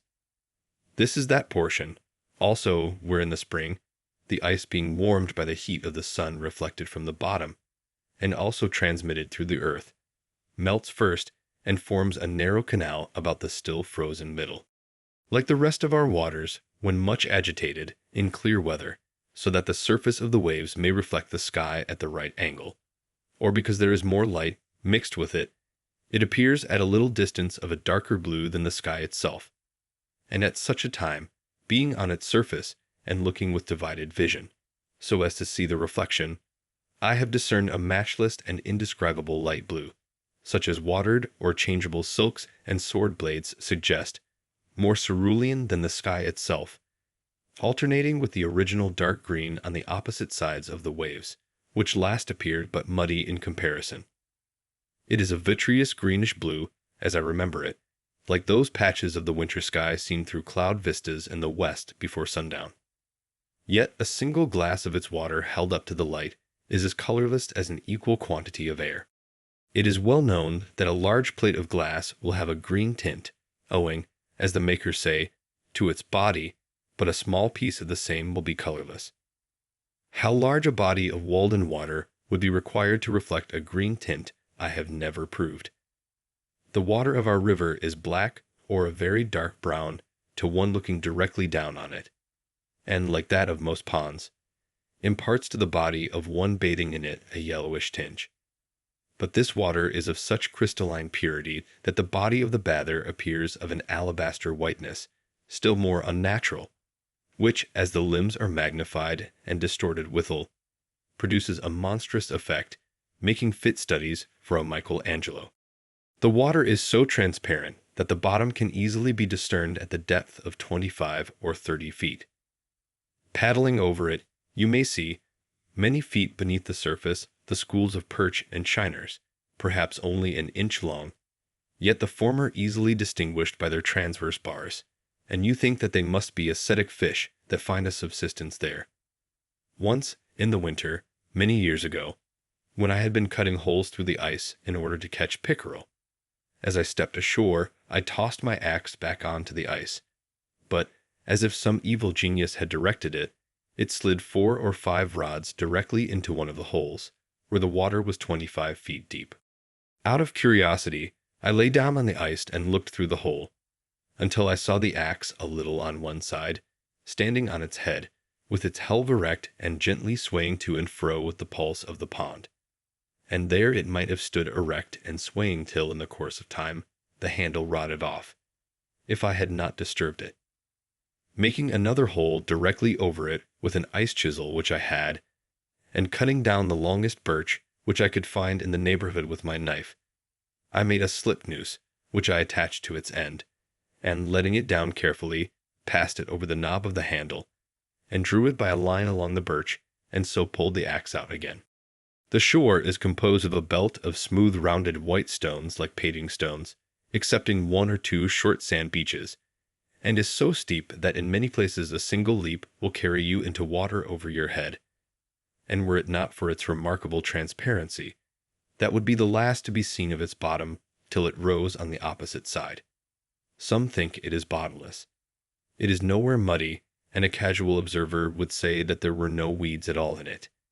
And of noticeable plants, except in the little meadows recently overflowed, which do not properly belong to it, a closer scrutiny does not detect a flag nor a bulrush, nor even a lily, yellow or white, but only a few small heart-leaves and potamochens, and perhaps a water target or two, all which however a bather might not perceive, and these plants are clean and bright like the element they grow in. The stones extend a rod or two into the water, and then the bottom is pure sand, except in the deepest parts, where there is usually a little sediment, probably from the decay of the leaves which have been wafted onto it so many successive falls, and a bright green weed is brought up on anchors even in midwinter. We have one other pond just like this, White Pond, in 9-acre corner, about 2.5 miles westerly. But though I am acquainted with most of the ponds within a dozen miles of this center, I do not know a third of this pure and well-liked character. Successive nations perchance have drank at, admired, and fathomed it, and passed away, and still its water is green and pellucid as ever. Not an intermitting spring. Perhaps on that spring morning when Adam and Eve were driven out of Walden Pond was already in existence, and even then breaking up in a gentle spring rain accompanied with mist and a southerly wind, and covered with myriads of ducks and geese, which had not heard of the fall, when still such pure lakes sufficed them. Even then it had commenced to rise and fall, and had clarified its waters and colored them of the hue they now wear, and obtained a patent of heaven to be the only Walden Pond in the world and distiller of celestial dews. Who knows in how many unremembered nations' literatures this has been the Castalian fountain, or what nymphs presided over it in the Golden Age? It is a gem of the first water which Concord wears in her coronet. Yet perchance the first who came to this well have left some trace of their footsteps. I have been surprised to detect encircling the pond, even where a thick wood has just been cut down on the shore, a narrow shelf-like path in the steep hillside, alternately rising and falling, approaching and receding from the water's edge, as old probably as the race of man here, worn by the feet of aboriginal hunters, and still from time to time unwittingly trodden by the present occupants of the land. This is particularly distinct to one standing on the middle of the pond in winter, just after a light snow has fallen, appearing as a clear undulating white line, unobscured by weeds and twigs, and very obvious a quarter of a mile off in many places where in summer it is hardly distinguishable close at hand. The snow reprints it, as it were, in clear white type alto relievo. The ornamented grounds of villas, which will one day be built here, may still preserve some trace of this. The pond rises and falls, but whether regularly or not, and within what period, nobody knows, though, as usual, many pretend to know. It is commonly higher in the winter and lower in the summer, though not corresponding to the general wet and dryness. I can remember when it was a foot or two lower, and also when it was at least 5 feet higher, than when I lived by it.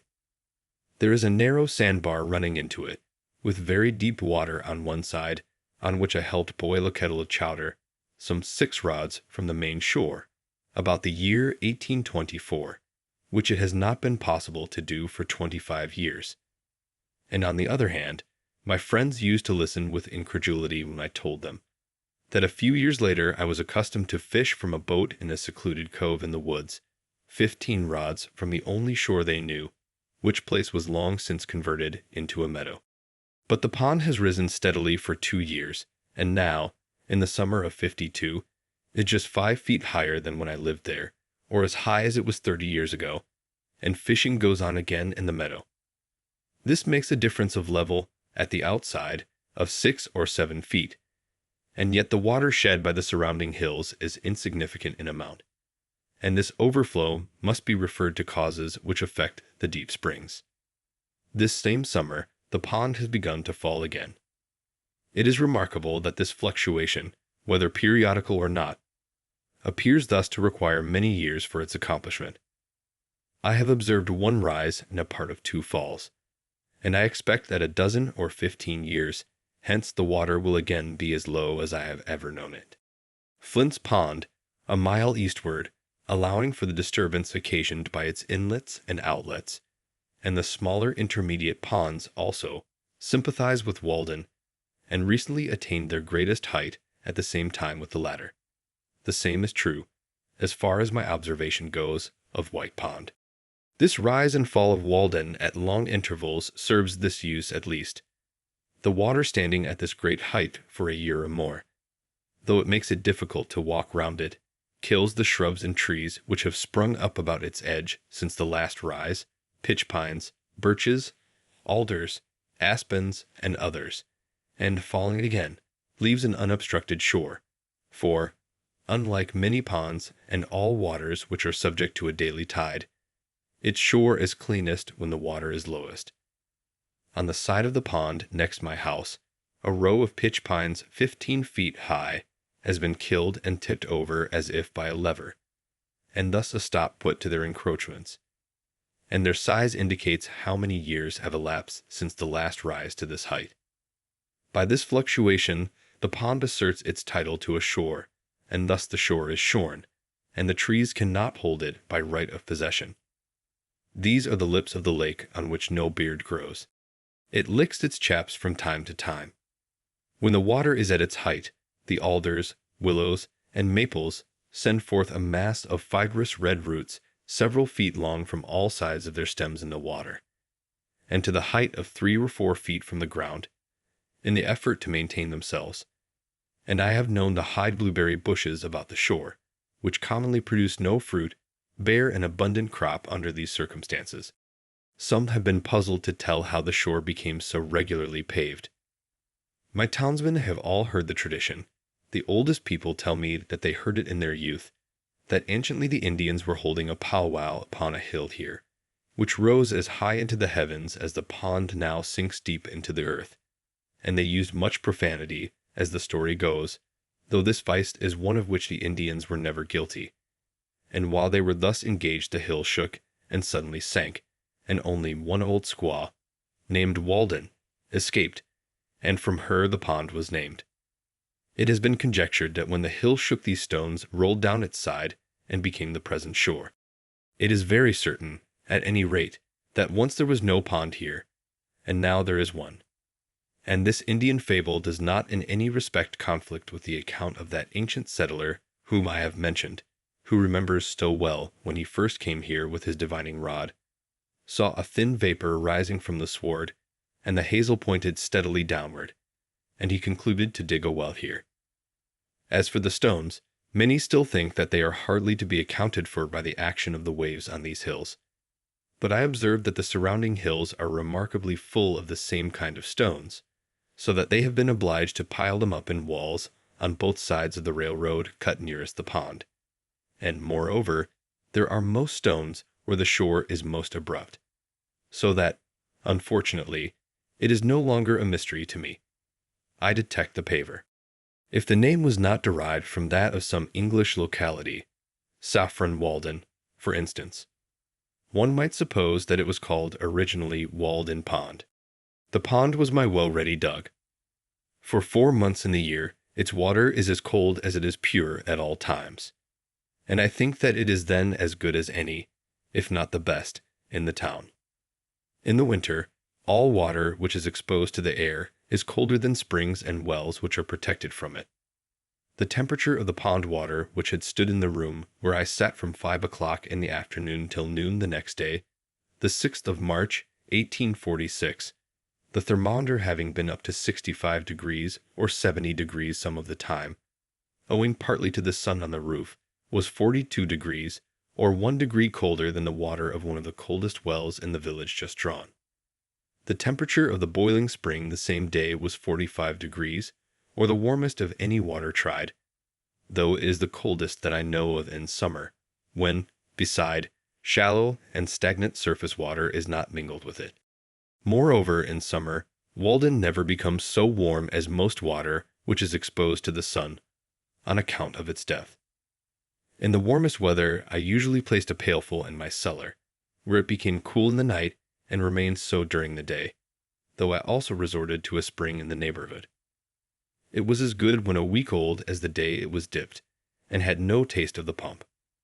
Whoever camps for a week in summer by the shore of a pond needs only bury a pail of water a few feet deep in the shade of his camp to be independent of the luxury of ice. There have been caught in Walden pickerel, one weighing 7 pounds, to say nothing of another which carried off a reel with great velocity, which the fisherman safely set down at 8 pounds, because he did not see him, perch and pouts, some of each weighing over 2 pounds, shiners, chivins or roach, Leuciscus pulchellus, a very few breams, and a couple of eels, one weighing 4 pounds. I am thus particular because the weight of a fish is commonly its only title to fame, and these are the only eels I have heard of here. Also, I have a faint recollection of a little fish, some 5 inches long, with silvery sides and a greenish back, somewhat dace-like in its character, which I mention here chiefly to link my facts to fable. Nevertheless, this pond is not very fertile in fish. Its pickerel, though not abundant, are its chief boast. I have seen at one time lying on the iced pickerel of at least 3 different kinds.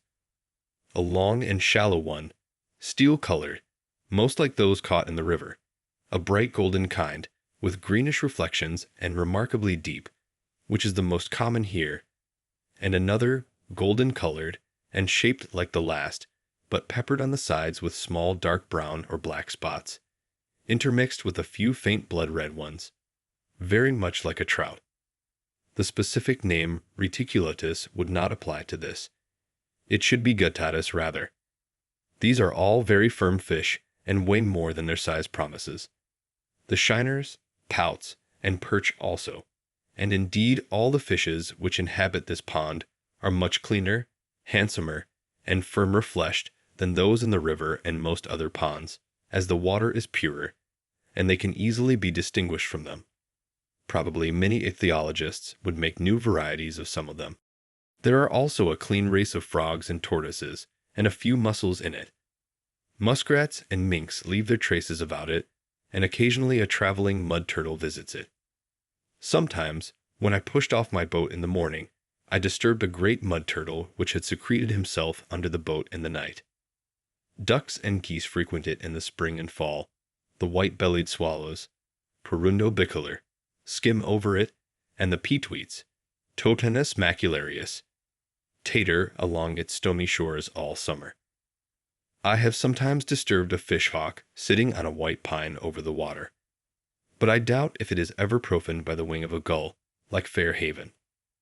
At most, it tolerates one annual loon.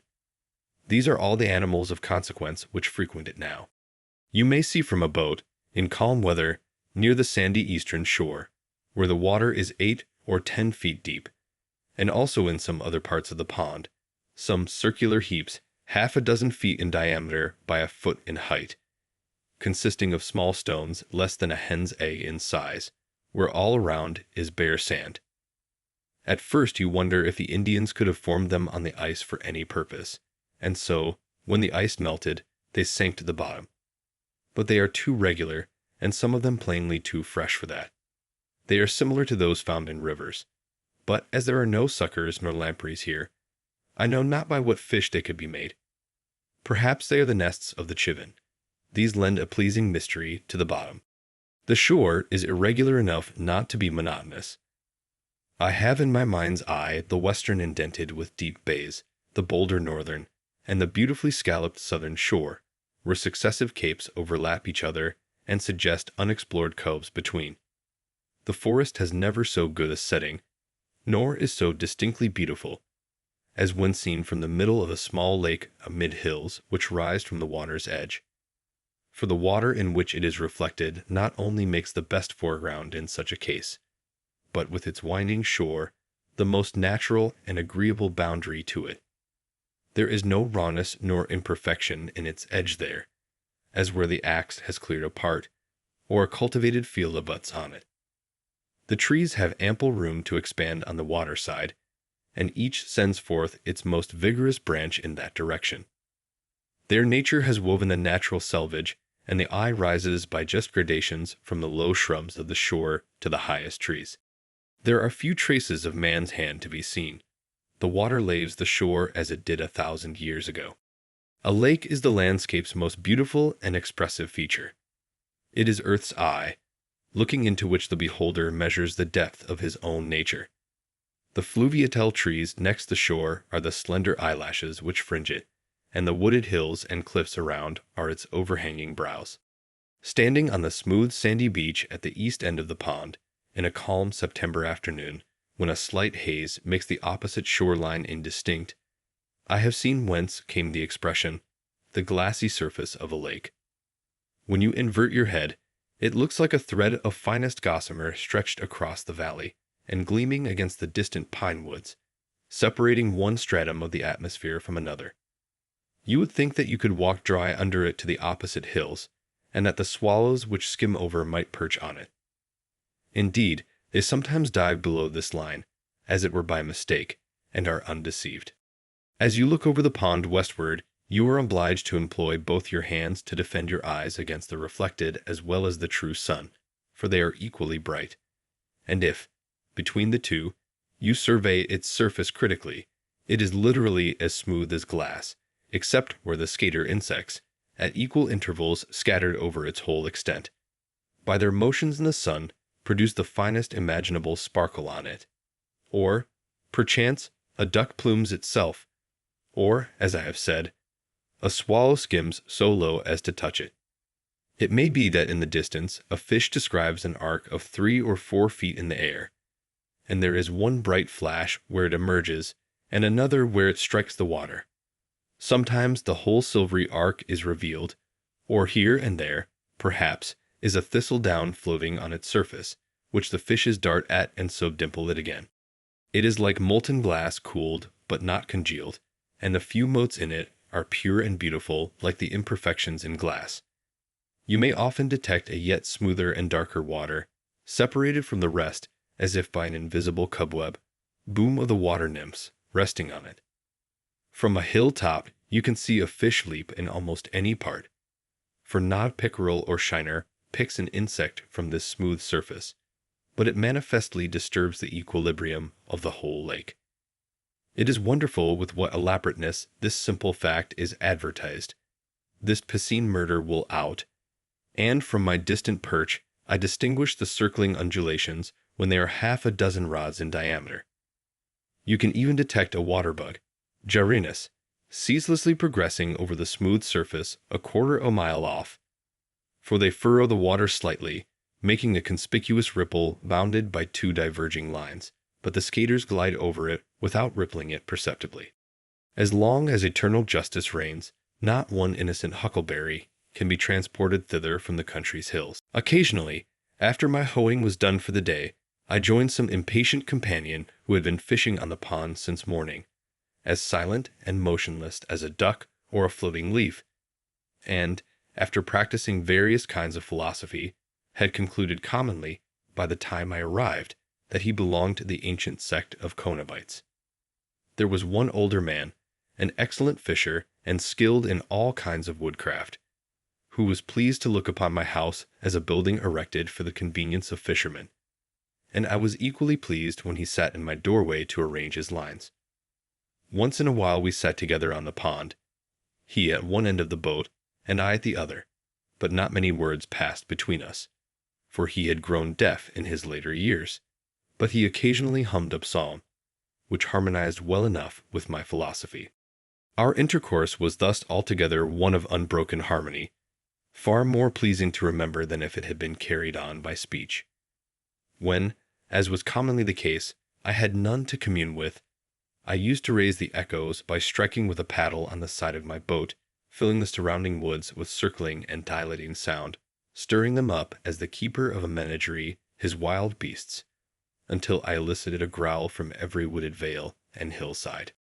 In warm evenings, I frequently sat in the boat playing the flute and saw the perch, which I seemed to have charmed, hovering around me, and the moon traveling over the ribbed bottom, which was strewed with the wrecks of the forest. Formerly, I had come to this pond adventurously, from time to time, in dark summer nights, with a companion, and making a fire close to the water's edge, which we thought attracted the fishes. We caught pouts with a bunch of worms strung on a thread, and when we had done, far in the night, threw the burning brands high into the air like skyrockets, which, coming down into the pond, were quenched with a loud hissing, and we were suddenly groping in total darkness. Through this, whistling a tune, we took our way to the haunts of men again. But now I had made my home by the shore. Sometimes, after staying in a village parlor till the family had all retired, I have returned to the woods, and, partly with a view to the next day's dinner, spent the hours of midnight fishing from a boat by moonlight, serenaded by owls and foxes, and hearing, from time to time, the creaking note of some unknown bird close at hand.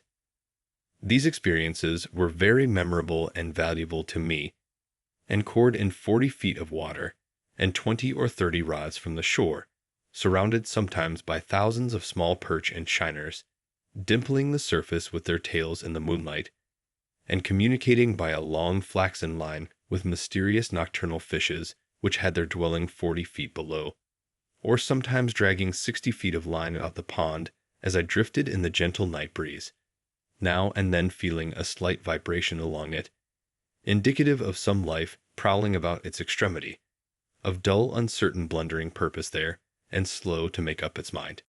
At length you slowly raise, pulling hand over hand, some horned pout squeaking and squirming to the upper air. It was very queer, especially in dark nights, when your thoughts had wandered to vast and cosmogonal themes in other spheres, to feel this faint jerk, which came to interrupt your dreams and link you to nature again. It seemed as if I might next cast my line upward into the air, as well as downward into this element, which was scarcely more dense. Thus I caught 2 fishes, as it were, with one hook. The scenery of Walden is on a humble scale, and though very beautiful, does not approach to grandeur, nor can it much concern one who has not long frequented it or lived by its shore. Yet this pond is so remarkable for its depth and purity as to merit a particular description.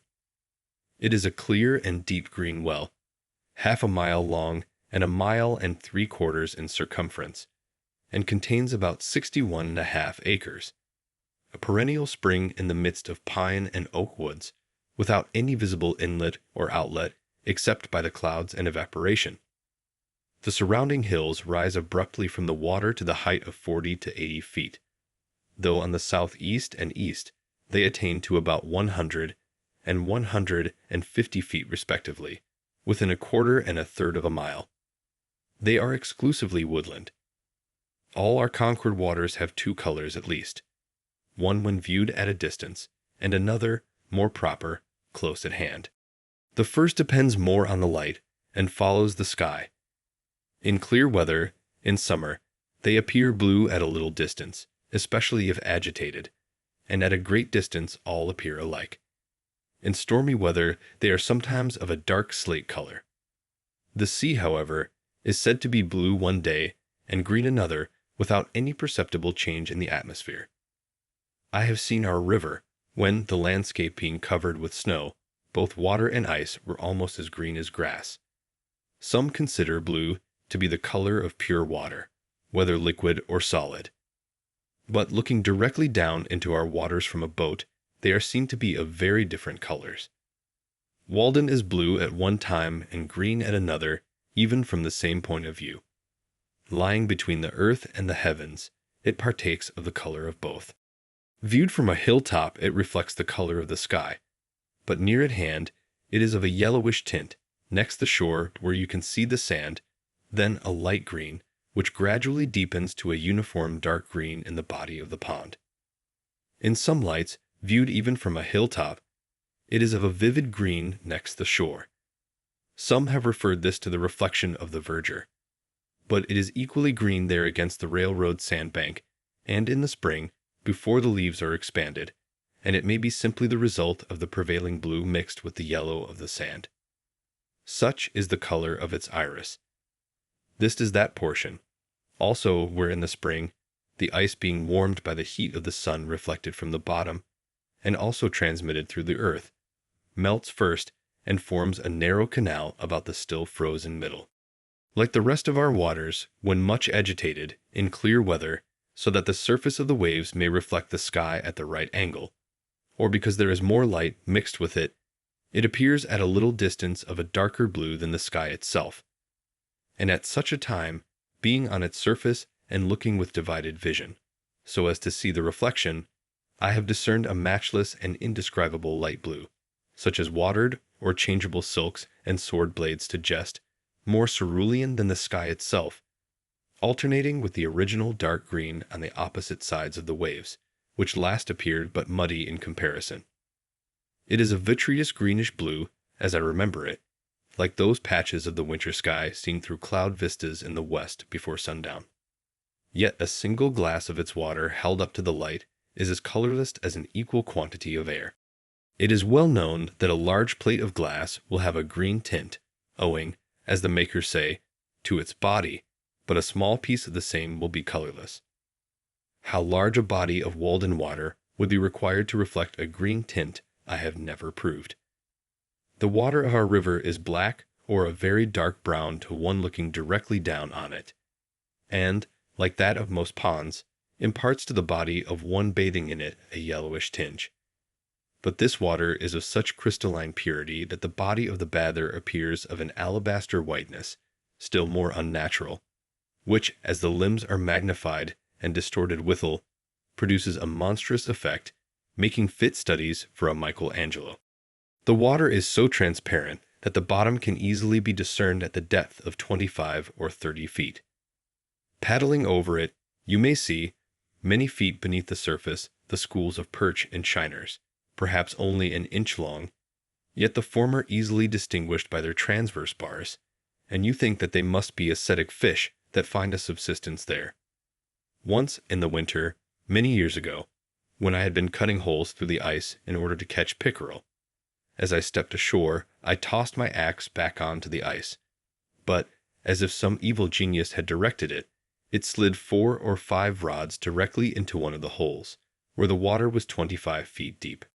Out of curiosity, I lay down on the ice and looked through the hole, until I saw the axe a little on one side, standing on its head, with its helve erect and gently swaying to and fro with the pulse of the pond.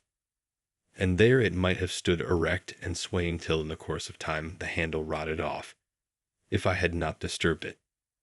Making another hole directly over it with an ice chisel which I had, and cutting down the longest birch which I could find in the neighborhood with my knife, I made a slip noose which I attached to its end, and letting it down carefully, passed it over the knob of the handle, and drew it by a line along the birch, and so pulled the axe out again. The shore is composed of a belt of smooth rounded white stones like paving stones, excepting 1 or 2 short sand beaches, and is so steep that in many places a single leap will carry you into water over your head. And were it not for its remarkable transparency, that would be the last to be seen of its bottom till it rose on the opposite side. Some think it is bottomless. It is nowhere muddy, and a casual observer would say that there were no weeds at all in it, and of noticeable plants, except in the little meadows recently overflowed, which do not properly belong to it. A closer scrutiny does not detect a fly, nor a bulrush, nor even a lily, yellow or white, but only a few small heart leaves and potamuncheons, and perhaps a water target or 2, all which, however, a bather might not perceive. And these plants are clean and bright, like the element they grow in. The stones extend a rod or 2 into the water, and then the bottom is pure sand, except in the deepest parts, where there is usually a little sediment, probably from the decay of the leaves which have been wafted onto it so many successive falls, and a bright green weed is brought up on anchors even in midwinter. We have one other pond just like this, White Pond, in 9 Acre Corner, about 2½ miles westerly, but though I am acquainted with most of the ponds within a dozen miles of this center, I do not know a third of this pure and well-like character. Successive nations perchance have drank at, admired, and fathomed it, and passed away, and still its water is green and pellucid as ever. Not an intermitting spring. Perhaps on that spring morning when Adam and Eve were driven out of Eden, Walden Pond was already in existence, and even then breaking up in a gentle spring rain accompanied with mist and a southerly wind, and covered with myriads of ducks and geese, which had not heard of the fall, when still such pure lakes sufficed them. Even then it had commenced to rise and fall, and had clarified its waters and colored them of the hue they now wear, and obtained a patent of heaven to be the only Walden Pond in the world and distiller of celestial dews. Who knows in how many unremembered nations' literatures this has been the Castalian fountain, or what nymphs presided over it in the Golden Age? It is a gem of the first water which Concord wears in her coronet. Yet perchance the first who came to this well have left some trace of their footsteps. I have been surprised to detect encircling the pond, even where a thick wood has just been cut down on the shore, a narrow shelf-like path in the steep hillside, alternately rising and falling, approaching and receding from the water's edge, as old probably as the race of man here, worn by the feet of aboriginal hunters, and still from time to time unwittingly trodden by the present occupants of the land. This is particularly distinct to one standing on the middle of the pond in winter, just after a light snow has fallen, appearing as a clear undulating white line, unobscured by weeds and twigs, and very obvious a quarter of a mile off in many places where in summer it is hardly distinguishable close at hand. The snow reprints it, as it were, in clear white type alto relievo. The ornamented grounds of villas, which will one day be built here, may still preserve some trace of this. The pond rises and falls, but whether regularly or not, and within what period, nobody knows, though, as usual, many pretend to know. It is commonly higher in the winter and lower in the summer, though not corresponding to the general wet and dryness. I can remember when it was a foot or two lower, and also when it was at least 5 feet higher than when I lived by it. There is a narrow sandbar running into it, with very deep water on one side, on which I helped boil a kettle of chowder, some 6 rods from the main shore, about the year 1824, which it has not been possible to do for 25 years. And on the other hand, my friends used to listen with incredulity when I told them that a few years later I was accustomed to fish from a boat in a secluded cove in the woods, 15 rods from the only shore they knew, which place was long since converted into a meadow. But the pond has risen steadily for 2 years, and now, in the summer of '52, is just 5 feet higher than when I lived there, or as high as it was 30 years ago, and fishing goes on again in the meadow. This makes a difference of level, at the outside, of 6 or 7 feet, and yet the water shed by the surrounding hills is insignificant in amount, and this overflow must be referred to causes which affect the deep springs. This same summer, the pond has begun to fall again. It is remarkable that this fluctuation, whether periodical or not, appears thus to require many years for its accomplishment. I have observed 1 rise and a part of 2 falls, and I expect that a dozen or 15 years hence the water will again be as low as I have ever known it. Flint's Pond, a mile eastward, allowing for the disturbance occasioned by its inlets and outlets, and the smaller intermediate ponds also, sympathize with Walden, and recently attained their greatest height at the same time with the latter. The same is true, as far as my observation goes, of White Pond.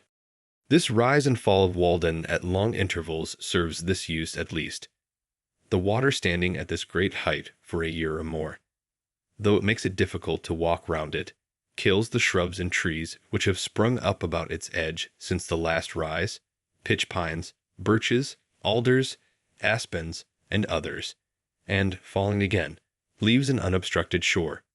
For, unlike many ponds and all waters which are subject to a daily tide, its shore is cleanest when the water is lowest. On the side of the pond next my house, a row of pitch pines 15 feet high has been killed and tipped over as if by a lever, and thus a stop put to their encroachments. and their size indicates how many years have elapsed since the last rise to this height. By this fluctuation, the pond asserts its title to a shore, and thus the shore is shorn, and the trees cannot hold it by right of possession. These are the lips of the lake on which no beard grows. It licks its chaps from time to time. When the water is at its height, the alders, willows, and maples send forth a mass of fibrous red roots several feet long from all sides of their stems in the water, and to the height of 3 or 4 feet from the ground, in the effort to maintain themselves. And I have known the high blueberried bushes about the shore, which commonly produce no fruit, bear an abundant crop under these circumstances. Some have been puzzled to tell how the shore became so regularly paved. My townsmen have all heard the tradition.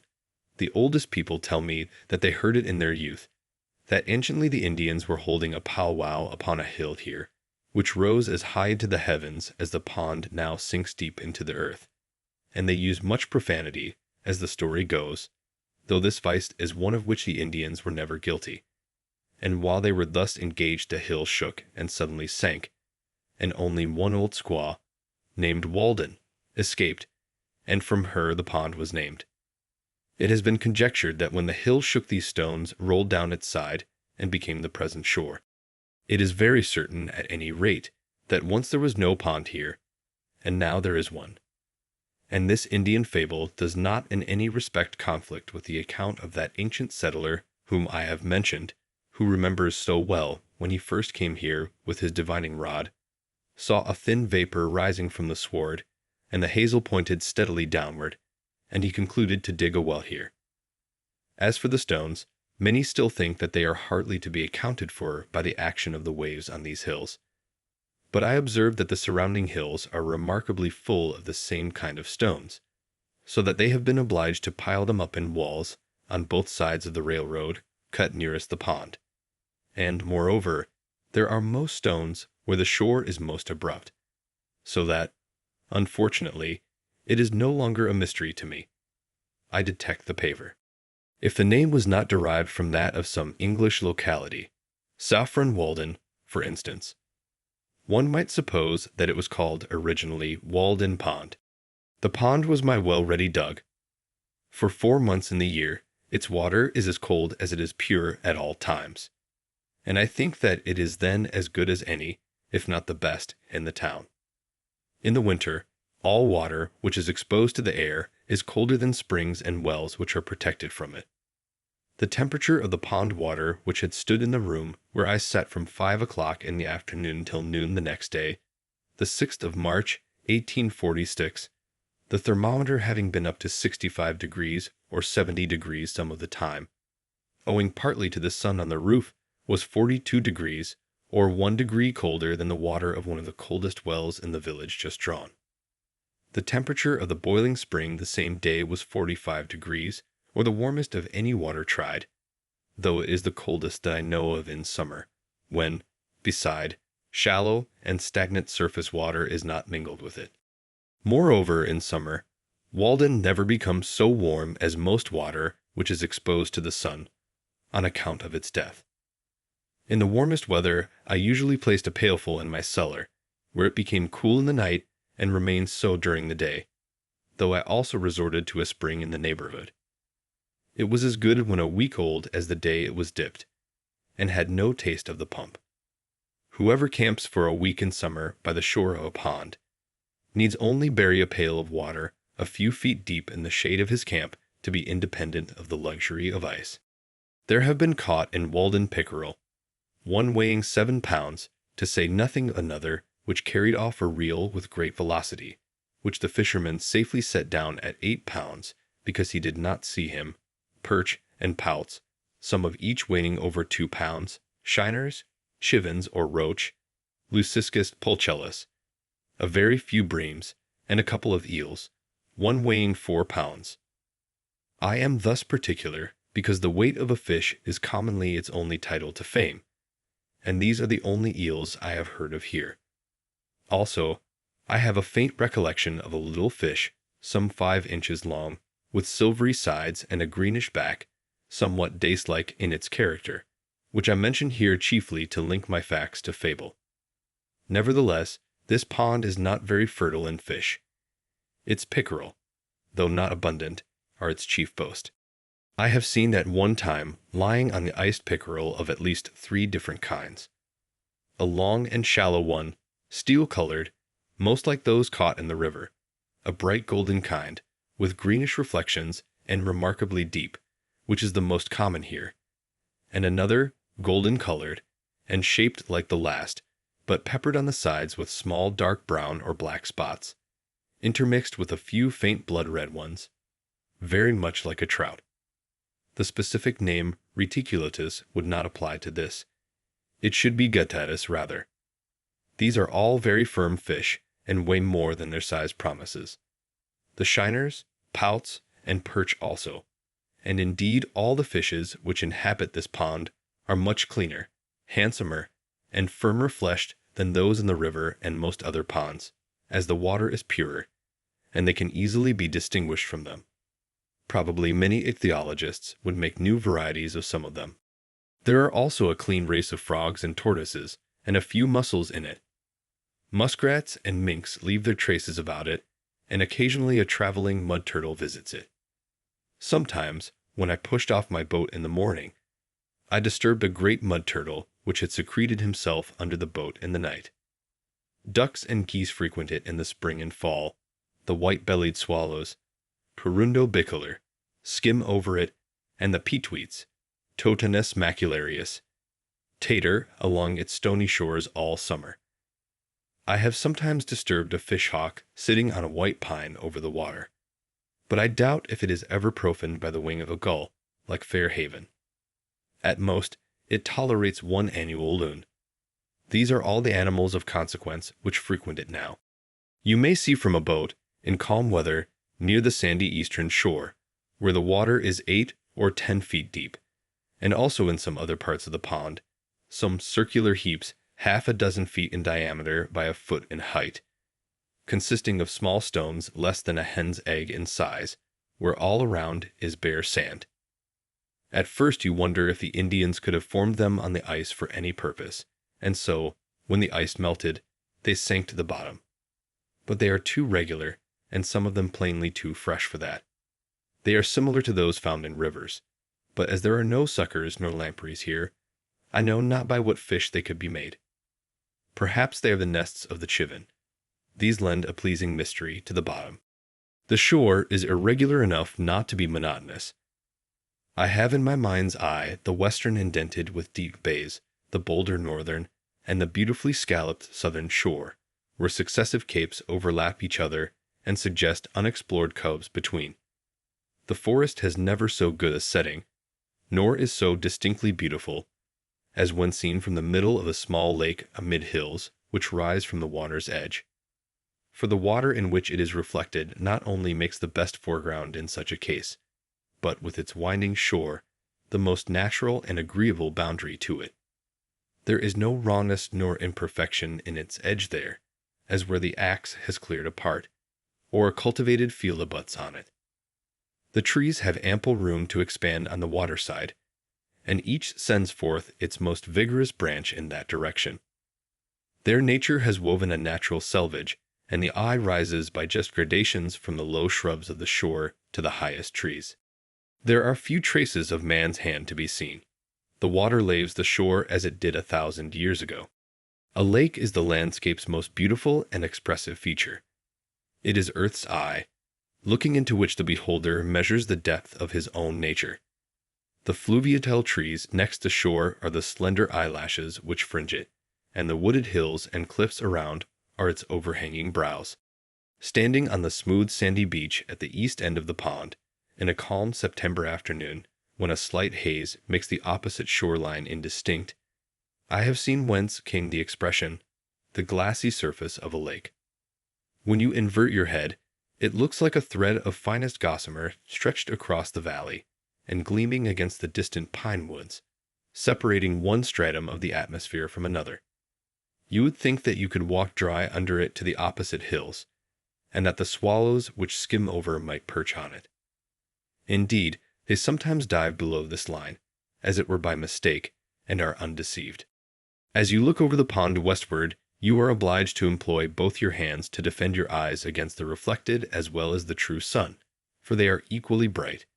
And if, between the two, you survey its surface critically, it is literally as smooth as glass, except where the skater insects, at equal intervals scattered over its whole extent, by their motions in the sun produce the finest imaginable sparkle on it.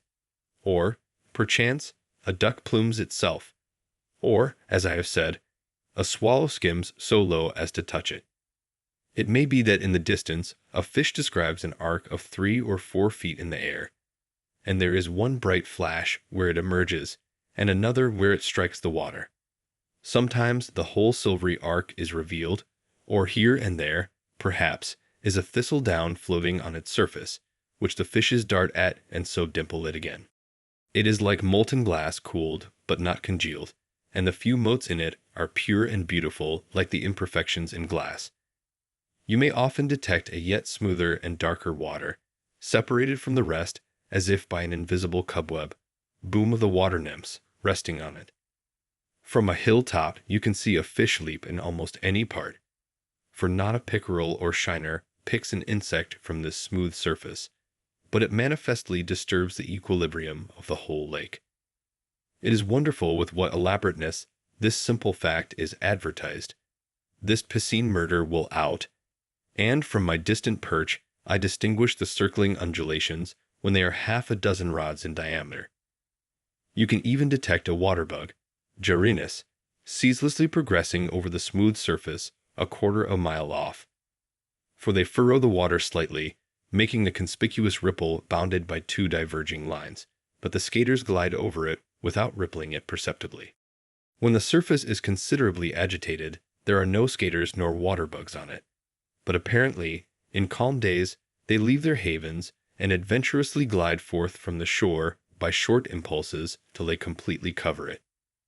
It is a soothing employment, on one of those fine days in the fall when all the warmth of the sun is fully appreciated, to sit on a stump on such a height as this, overlooking the pond, and study the dimpling circles which are incessantly inscribed on its otherwise invisible surface amid the reflected skies and trees.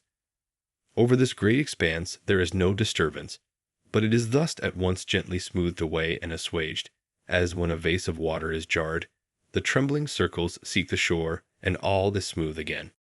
Not a fish can leap or an insect fall on the pond, but it is thus reported in circling dimples, in lines of beauty, as it were the constant welling up of its fountain, the gentle pulsing of its life, the heaving of its breast. The thrills of joy and thrills of pain are undistinguishable. How peaceful the phenomena of the lake! Again, the works of man shine as in the spring. Every leaf and twig and stone and cobweb sparkles now at mid-afternoon as when covered with dew in a spring morning. Every motion of an oar or an insect produces a flash of light, and if an oar falls, how sweet the echo. In such a day, in September or October, Walden is a perfect forest mirror, set round with stones as precious to my eye as if fewer or rarer. Nothing so fair, so pure, and at the same time so large, as a lake, perchance, lies on the surface of the earth. Sky water. It needs no fence. Nations come and go without defiling it. It is a mirror which no stone can crack, whose quicksilver will never wear off, whose gilding nature continually repairs. No storms, no dust, can dim its surface ever fresh.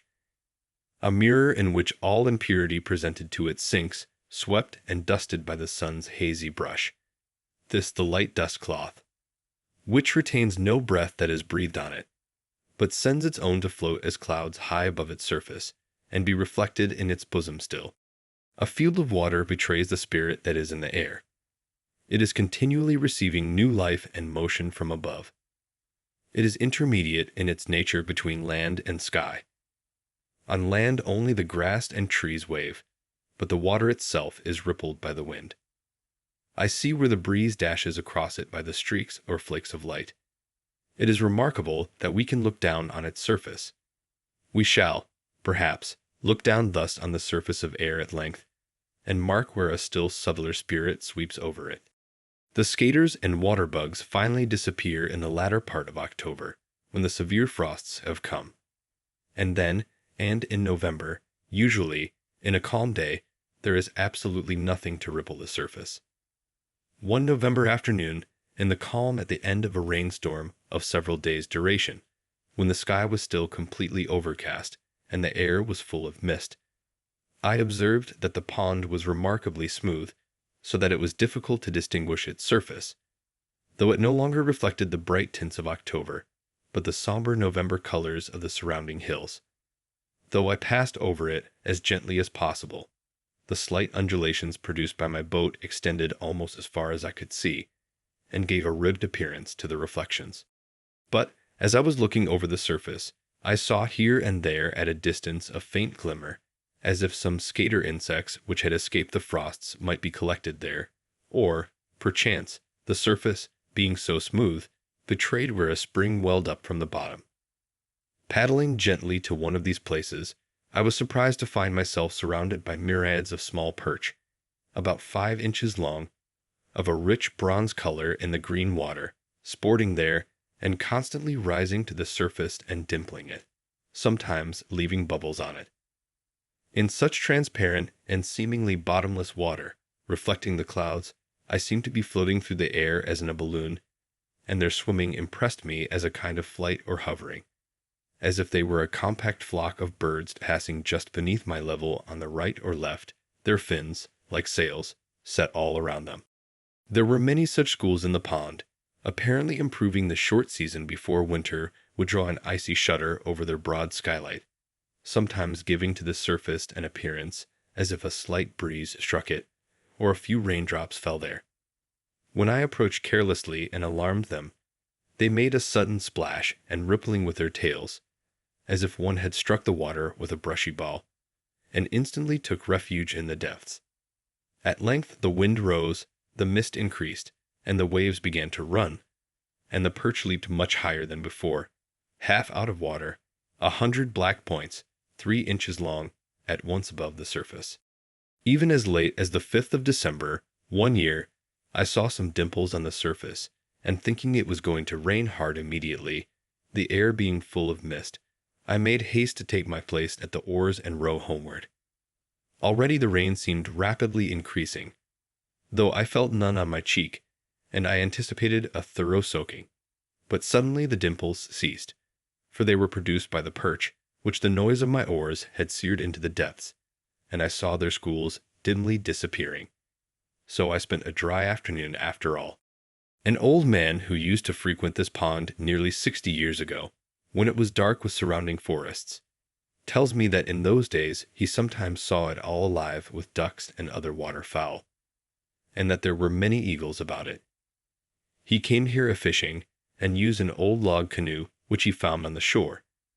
It was made of 2 white pine logs dug out and pinned together, and was cut off square at the ends.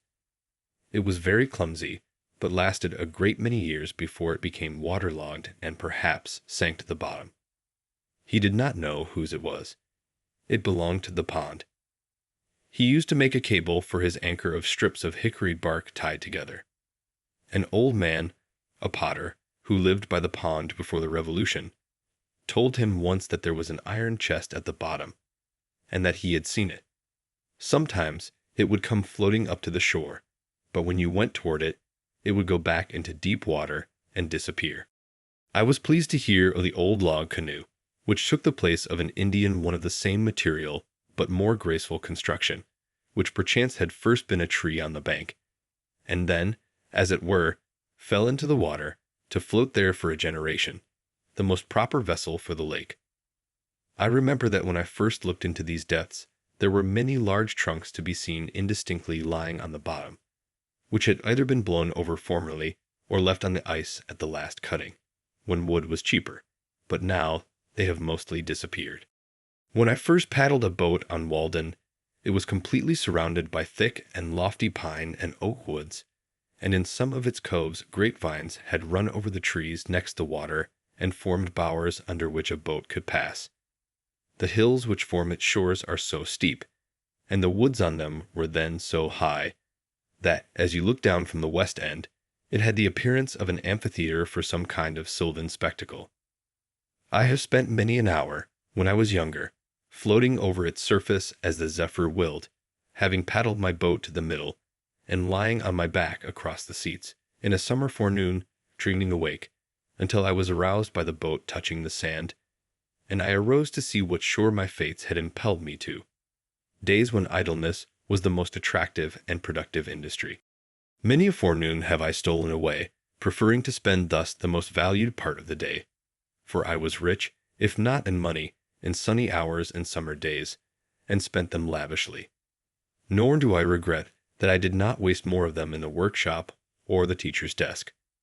But since I left those shores, the woodchoppers have still further laid them waste, and now for many a year there will be no more rambling through the aisles of the wood, with occasional vistas through which you see the water.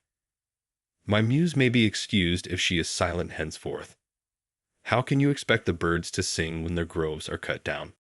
Now the trunks of trees on the bottom, and the old log canoe, and the dark surrounding woods, are gone, and the villagers, who scarcely know where it lies, instead of going to the pond to bathe or drink, are thinking to bring its water, which should be as sacred as the Ganges at least, to the village in a pipe, to wash their dishes with, to earn their Walden by the turning of a cock or drawing of a plug.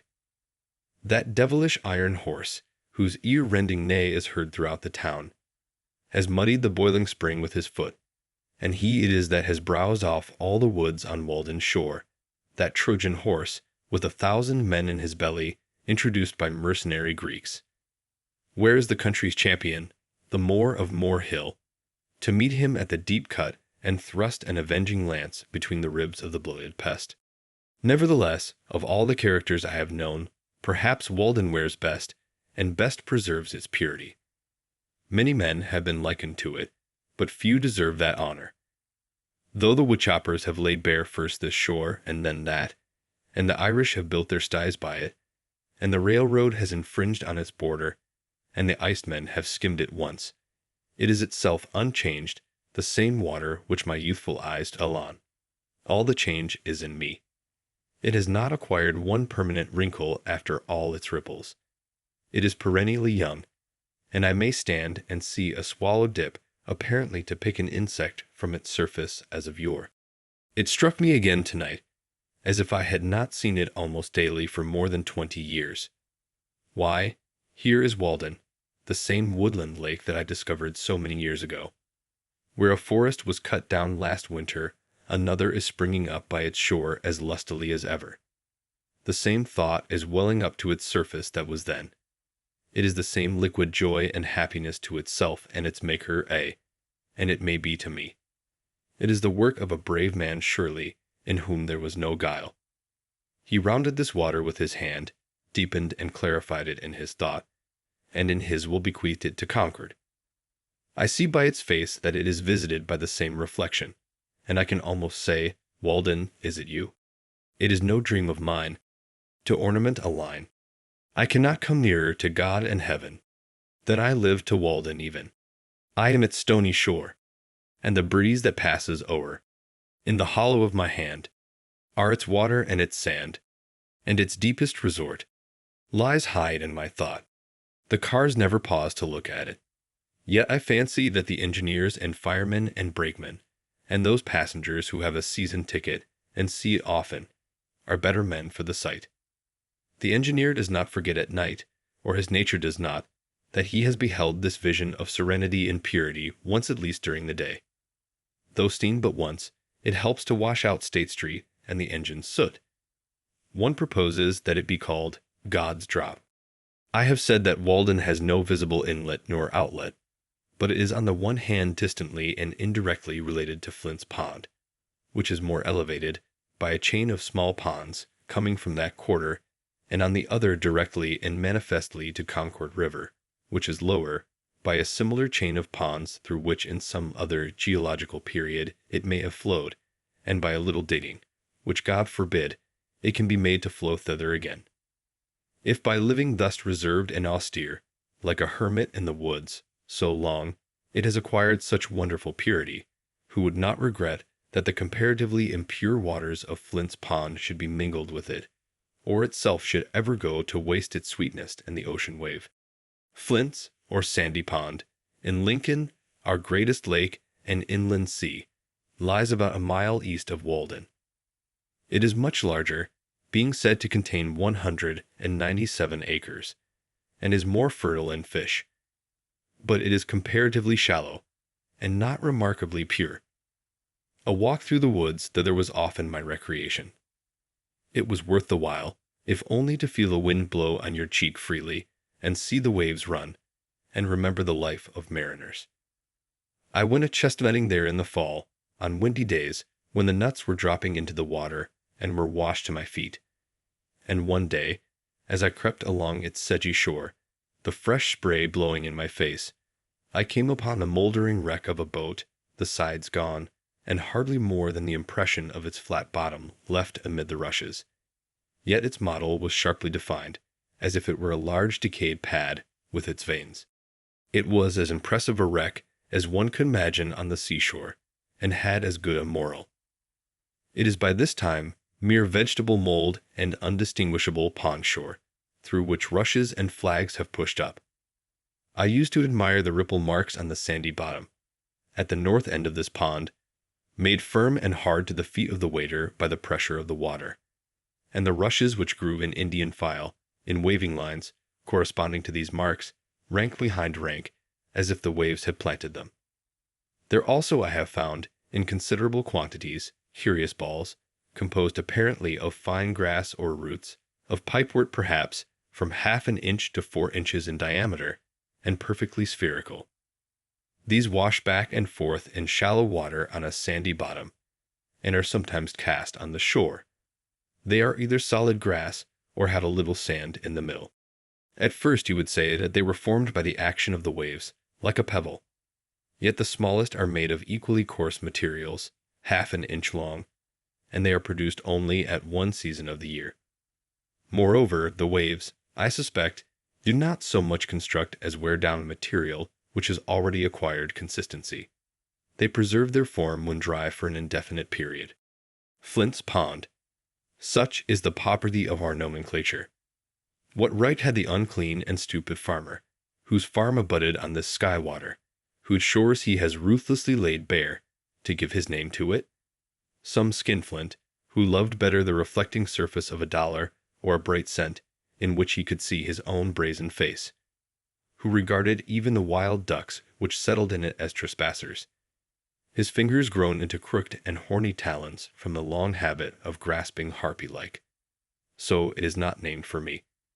I go not there to see him, nor to hear of him, who never saw it, who never bathed in it, who never loved it, who never protected it, who never spoke a good word for it, nor thanked God that he had made it. Rather let it be named from the fishes that swim in it, the wild fowl or quadrupeds which frequent it, the wild flowers which grow by its shores, or some wild man or child the thread of whose history is interwoven with its own. Not from him who could show no title to it, but the deed which a like-minded neighbor or legislature gave him. Him who thought only of its money value, whose presence perchance cursed all the shore, who exhausted the land around it, and would fain have exhausted the waters within it, who regretted only that it was not English hay or cranberry meadow. There was nothing to redeem it, forsooth, in his eyes, and would have drained and sold it for the mud at its bottom. It did not turn his mill, and it was no privilege to him to behold it. I respect not his labors, his farm where everything has its price. Who would carry the landscape, who would carry his God, to market, if he could get anything for him? Who goes to market for his God as it is? On whose farm nothing grows free, whose fields bear no crops, whose meadows no flowers, whose trees no fruits, but dollars, who loves not the beauty of his fruits, whose fruits are not right for him till they are turned to dollars. Give me the poverty that enjoys true wealth. Farmers are respectable and interesting to me in proportion as they are poor. Poor farmers. A model farm, where the house stands like a fungus in a muck heap, chambers for men, horses, oxen, and swine, cleansed and uncleansed, all contiguous to one another, stocked with men, a great grease spot, redolent of manures and buttermilk. Under a high state of cultivation, being manured with the hearts and brains of men. As if you were to raise your potatoes in the churchyard. Such is a model farm. No, no, if the fairest features of the landscape are to be named after men, let them be the noblest and worthiest men alone. Let our lakes receive as true names at least as the Icarian Sea, where still the shore, a brave attempt, resounds. Goose Pond, of small extent, is on my way to Flint's. Fair Haven, an expansion of Concord River, said to contain some 70 acres, is a mile southwest, and White Pond, of about 40 acres, is a mile and a half beyond Fair Haven. This is my lake country. These with Concord River are my water privileges, and night and day, year in year out, they grind such grist as I carry to them. Since the woodcutters and the railroad, and I myself have profaned Walden, perhaps the most attractive, if not the most beautiful, of all our lakes, the gem of the woods, is White Pond. A poor name from its commonness, whether derived from the remarkable purity of its waters or the color of its sands. In these as in other respects, however, it is a lesser twin of Walden. They are so much alike that you would say they must be connected underground. It has the same stony shore, and its waters are the same hue. As at Walden in sultry dog-day weather, looking down through the woods on some of its bays, which are not so deep, but that the reflection from the bottom tinges them. Its waters are of a misty bluish-green or glaucous color. Many years since I used to go there to collect the sand by cartloads, to make sandpaper with, and I have continued to visit it ever since. One who frequents it proposes to call it Virid Lake. Perhaps it might be called Yellow Pine Lake, from the following circumstance. About 15 years ago, you could see the top of a pitch pine, of the kind called yellow pine hereabouts, though it is not a distinct species, projecting above the surface in deep water, many rods from the shore. It was even supposed by some that the pond had sunk, and this was one of the primitive forests that formerly stood there. I find that even so long ago as 1792, in a topographical description of the town of Concord, by one of its citizens, in the collections of the Massachusetts Historical Society, the author, after speaking of Walden and White Ponds, adds, "In the middle of the latter may be seen, when the water is very low, a tree which appears as if it grew in the place where it now stands, although the roots are 50 feet below the surface of the water. The top of this tree is broken off, and at that place measures 14 inches in diameter. In the spring of '49, I talked with the man who lives nearest the pond in Sudbury, who told me that it was he who got out this tree 10 or 15 years before. As near as he could remember, it stood 12 or 15 rods from the shore, where the water was 30 or 40 feet deep. It was in the winter, and he had been getting out ice in the forenoon, and had resolved that in the afternoon, with the aid of his neighbors, he would take out the old yellow pine. He sought a channel in the ice toward the shore, and hauled it over and along and out onto the ice with oxen. But before he had gone far in his work, he was surprised to find that it was wrong end upward, with the stumps of the branches pointing down, and the small end firmly fastened in the sandy bottom. It was about a foot in diameter at the big end, and he had expected to get a good saw log, but it was so rotten as to be fit only for fuel, if for that. He had some of it in his shed then. There were marks of an axe and of woodpeckers on the butt. He thought that it might have been a dead tree on the shore, but was finally blown over into the pond, and after the top had become waterlogged, while the butt end was still dry and light, had drifted out and sunk wrong end up. His father, 80 years old, could not remember when it was not there. Several pretty large logs may still be seen lying on the bottom, where, owing to the undulation of the surface, they look like huge water snakes in motion. This pond has rarely been profaned by a boat, for there is little in it to tempt a fisherman. Instead of the white lily, which requires mud, or the common sweet flag, the blue flag, Iris versicolor, grows thinly in the pure water, rising from the stony bottom all around the shore, where it is visited by hummingbirds in June, and the color both of its bluish blades and its flowers, and especially their reflections, are in singular harmony with the glaucous water. White Pond and Walden are great crystals on the surface of the earth, lakes of light. If they were permanently congealed and small enough to be clutched, they would, perchance, be carried off by slaves, like precious stones, to adorn the heads of emperors. But being liquid and ample and secured to us and our successors forever, we disregard them and run after the diamond of Kohinoor. They are too pure to have a market value. They contain no muck. How much more beautiful than our lives, how much more transparent than our characters, are they. We never learned meanness of them. How much fairer than the pool before the farmer's door, in which his ducks swim.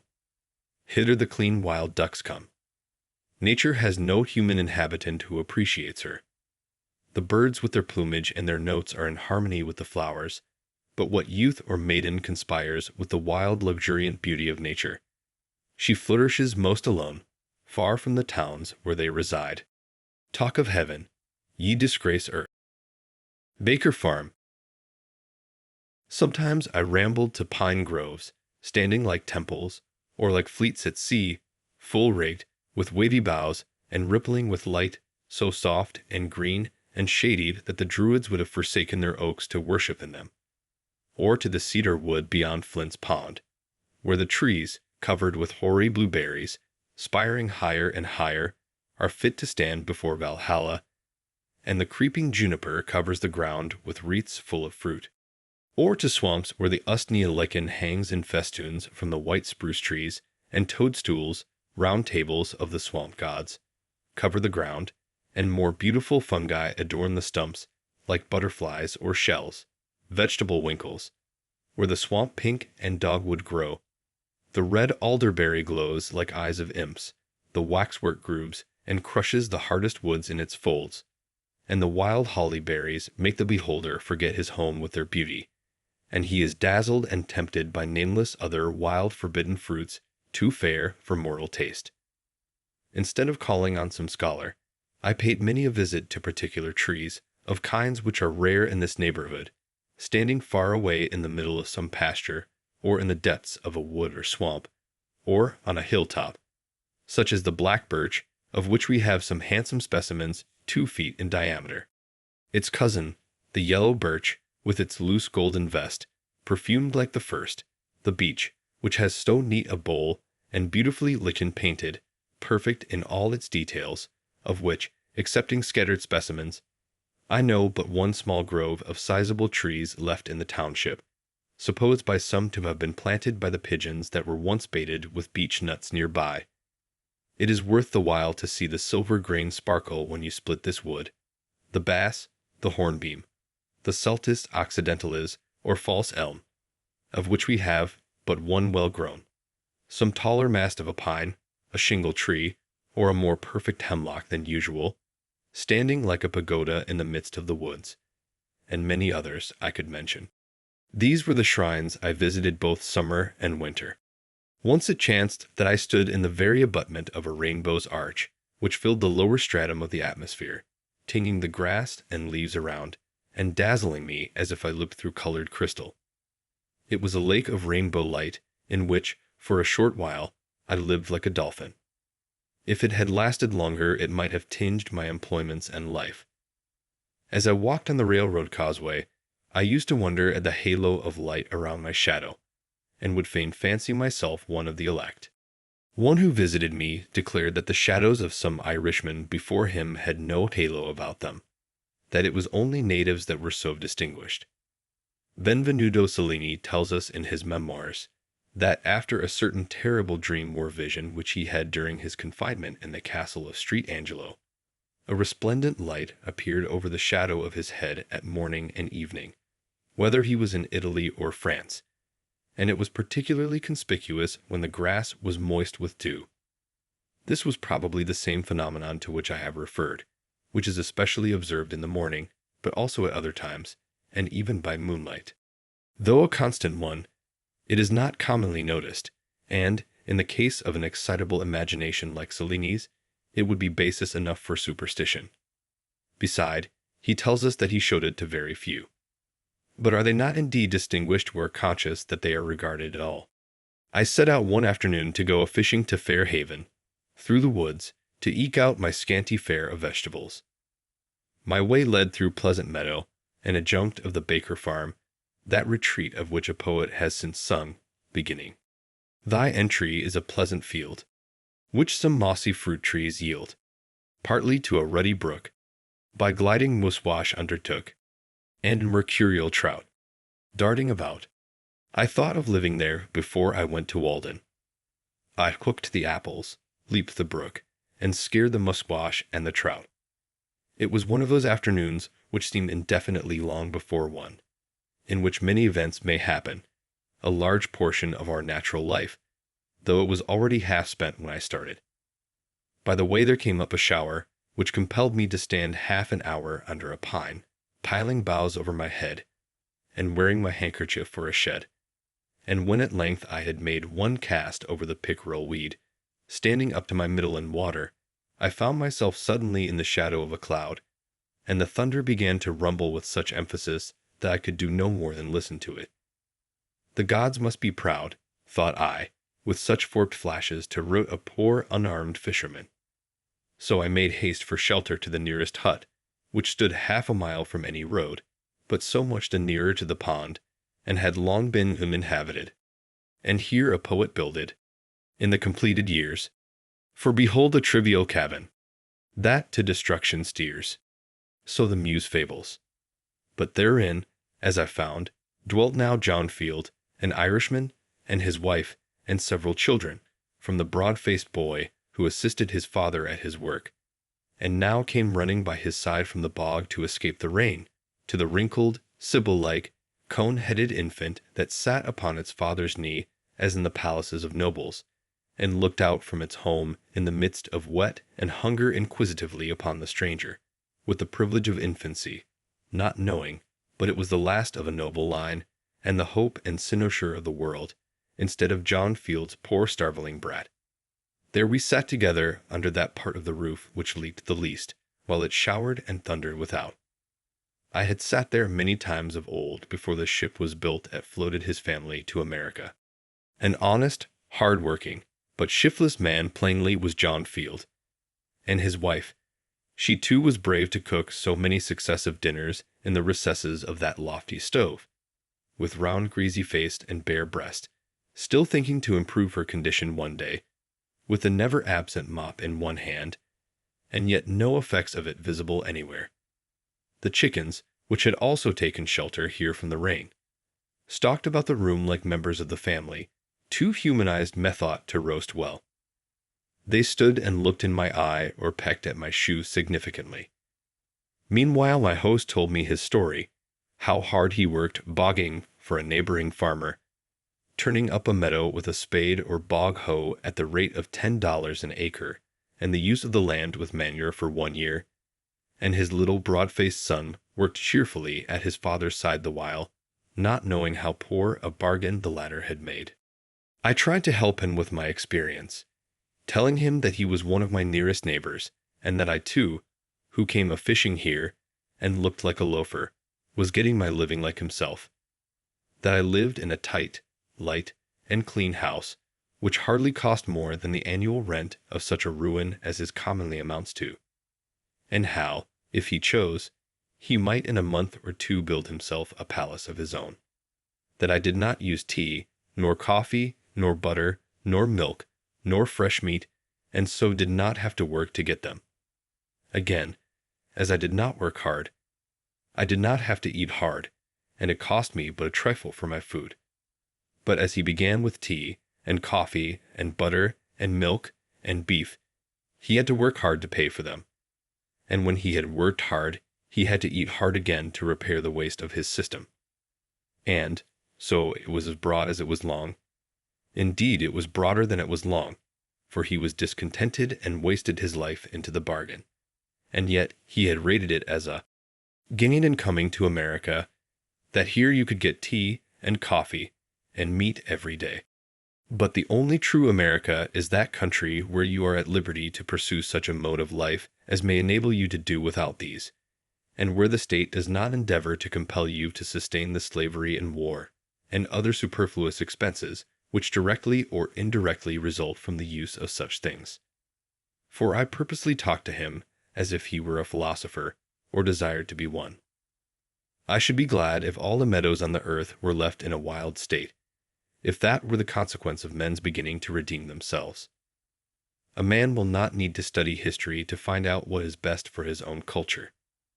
But alas, the culture of an Irishman is an enterprise to be undertaken with a sort of moral bog-hoe. I told him that as he worked so hard at bogging, he required thick boots and stout clothing, which yet were soon soiled and worn out. But I wore light shoes and thin clothing, which cost not half so much, though he might think that I was dressed like a gentleman, which, however, was not the case.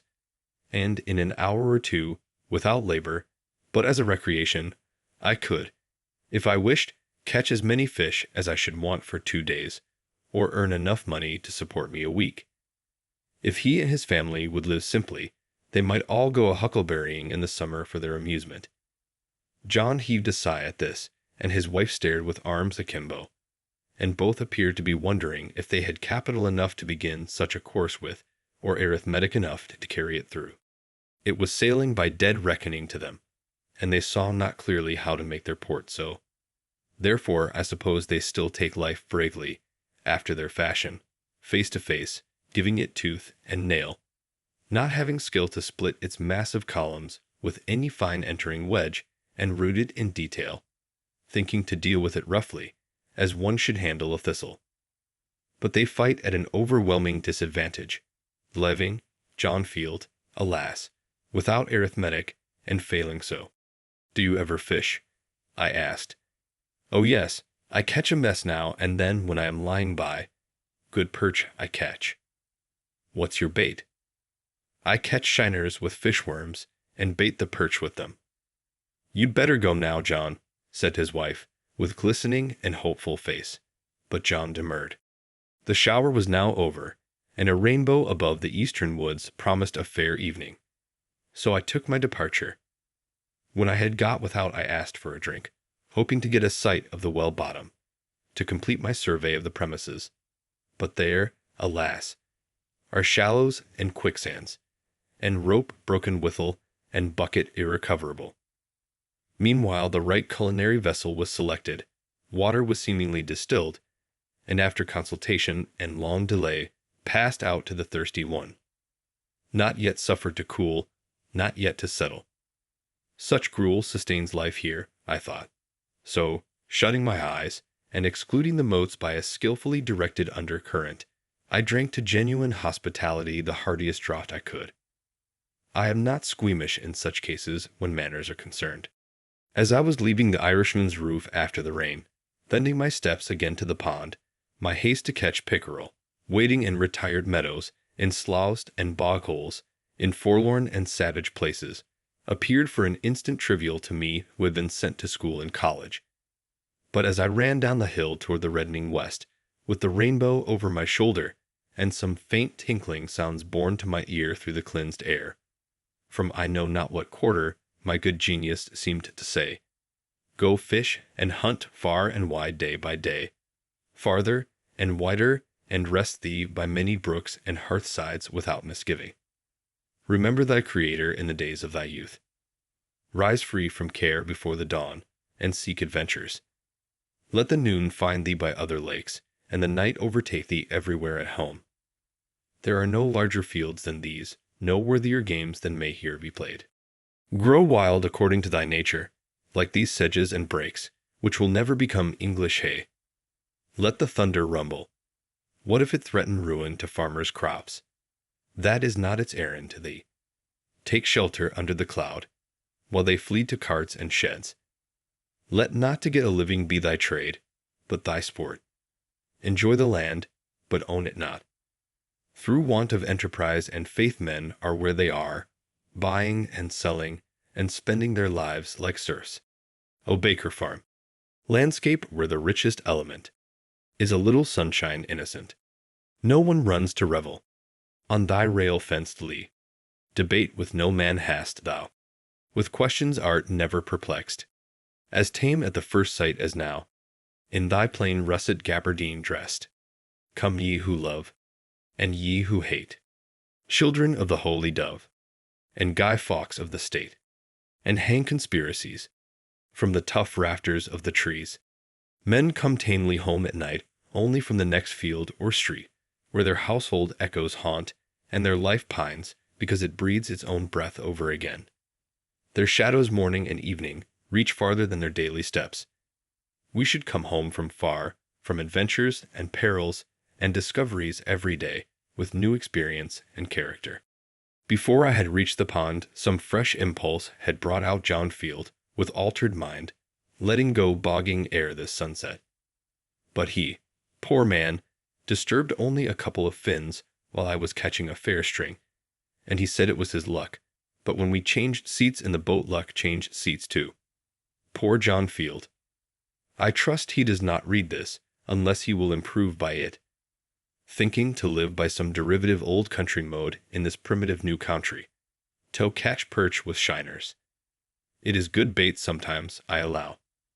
With his horizon all his own, yet he a poor man, born to be poor, with his inherited Irish poverty or poor life, his Adam's grandmother and boggy ways, not to rise in this world, he nor his posterity, till their wading webbed bog-trotting feet get Teleria to their heels. Higher laws. As I came home through the woods with my string of fish, trailing my pole, it being now quite dark, I caught a glimpse of a woodchuck stealing across my path, and felt a strange thrill of savage delight, and was strongly tempted to seize and devour him raw. Not that I was hungry then, except for that wildness which he represented. Once or twice, however, while I lived at the pond, I found myself ranging the woods like a half-starved hound, with a strange abandonment, seeking some kind of venison which I might devour, and no morsel could have been too savage for me. The wildest scenes had become unaccountably familiar. I found in myself, and still find, an instinct toward a higher, or, as it is named, spiritual life, as do most men, and another toward a primitive rank and savage one, and I reverence them both. I love the wild not less than the good. The wildness and adventure that are in fishing still recommended it to me. I like sometimes to take rank hold on life and spend my day more as the animals do. Perhaps I have owed to this employment and to hunting, when quite young, my closest acquaintance with nature. They early introduce us to and detain us in scenery with which otherwise, at that age, we should have little acquaintance. Fishermen, hunters, woodchoppers, and others, spending their lives in the fields and woods, in a peculiar sense a part of nature themselves, are often in a more favorable mood for observing her, in the intervals of their pursuits, than philosophers or poets even, who approach her with expectation. She is not afraid to exhibit herself to them. The traveler on the prairie is naturally a hunter, on the headwaters of the Missouri and Columbia a trapper, and at the falls of Street marry a fisherman. He who is only a traveler learns things at second hand and by the halves, and is poor authority. We are most interested when science reports what those men already know practically or instinctively, for that alone is a true humanity, or account of human experience. They mistake who assert that the Yankee has few amusements because he has not so many public holidays, and men and boys do not play so many games as they do in England. For here the more primitive but solitary amusements of hunting, fishing, and the like have not yet given place to the former. Almost every New England boy among my contemporaries shouldered a fowling piece between the ages of 10 and 14. And his hunting and fishing grounds were not limited, like the preserves of an English nobleman, but were more boundless even than those of a savage. No wonder, then, that he did not oftener stay to play on the common. But already a change is taking place, owing, not to an increased humanity, but to an increased scarcity of game, for perhaps the hunter is the greatest friend of the animals hunted, not excepting the Humane Society. Moreover, when at the pond, I wish sometimes to add fish to my fare for variety. I have actually fished from the same kind of necessity that the first fishers did. Whatever humanity I might conjure up against it was all factitious, and concerned my philosophy more than my feelings. I speak of fishing only now, for I had long felt differently about fowling, and sold my gun before I went to the woods. Not that I am less humane than others, but I did not perceive that my feelings were much affected. I did not pity the fishes nor the worms. This was habit. As for fowling, during the last years that I carried a gun, my excuse was that I was studying ornithology and sought only new or rare birds. But I confess that I am now inclined to think that there is a finer way of studying ornithology than this. It requires so much closer attention to the habits of the birds, that if for that reason only, I have been willing to omit the gun. Yet, notwithstanding the objection on the score of humanity, I am compelled to doubt if equally valuable sports are ever substituted for these. And when some of my friends have asked me anxiously about their boys, whether they should let them hunt, I have answered, yes, remembering that it was one of the best parts of my education. Make them hunters, though sportsmen only at first, if possible, mighty hunters at last, so that they shall not find game large enough for them in this or any vegetable wilderness. Hunters as well as fishers of men. Thus far I am of the opinion of Chaucer's nun. Ye have not of the text uphold hen. That saith that hunters ben not holy men. There is a period in the history of the individual, as of the race, when the hunters are the best men, as the Algonquins called them. We cannot but pity the boy who has never fired a gun. He is no more humane, while his education has been sadly neglected. This was my answer with respect to those youths who were bent on this pursuit, trusting that they would soon outgrow it. No humane being, past the thoughtless age of boyhood, will wantonly murder any creature which holds its life by the same tenure that he does. The hare in its extremity cries like a child. I warn you, mothers, that my sympathies do not always make the usual philanthropic distinctions. Such is oftenest the young man's introduction to the forest, and the most original part of himself. He goes thither at first as a hunter and fisher, until at last, if he has the seeds of a better life in him, he distinguishes his proper objects, as a poet or naturalist it may be, and leaves the gun and fish-pole behind. The mass of men are still and always young in this respect. In some countries a hunting parson is no uncommon sight. Such a one might make a good shepherd's dog, but is far from being the good shepherd. I have been surprised to consider that the only obvious employment, except wood chopping, ice cutting, or the like business, which ever to my knowledge detained at Walden Pond for a whole half-day any of my fellow citizens, whether fathers or children of the town, with just one exception, was fishing. Commonly, they did not think that they were lucky or well paid for their time, unless they got a long string of fish, though they had the opportunity of seeing the pond all the while. They might go there 1,000 times before the sediment of fishing would sink to the bottom and leave their purpose pure. But no doubt such a clarifying process would be going on all the while. The governor and his council faintly remember the pond, for they went a-fishing there when they were boys. But now they are too old and dignified to go a-fishing, and so they know it no more forever. Yet even they expect to go to heaven at last. If the legislature regards it, it is chiefly to regulate the number of hooks to be used there. But they know nothing about the book of hooks with which to angle for the pond itself, impaling the legislature for a bait. Thus, even in civilized communities, the embryo man passes through the hunter stage of development. I have found repeatedly, of late years, that I cannot fish without falling a little in self-respect. I have tried it again and again. I have skill at it, and, like many of my fellows, a certain instinct for it, which revives from time to time, but always when I have done I feel that it would have been better if I had not fished. I think that I do not mistake. It is a faint intimation, yet so are the first streaks of morning.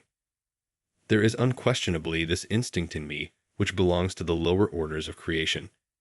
Yet with every year I am less a fisherman, though without more humanity or even wisdom. At present I am no fisherman at all. But I see that if I were to live in a wilderness, I should again be tempted to become a fisher and hunter in earnest. Beside, there is something essentially unclean about this diet and all flesh, and I began to see where housework commences, and whence the endeavor, which costs so much, to wear a tidy and respectable appearance each day, to keep the house sweet and freed from all ill odors and sights. Having been my own butcher and scullion and cook, as well as the gentleman for whom the dishes were served up, I can speak from an unusually complete experience.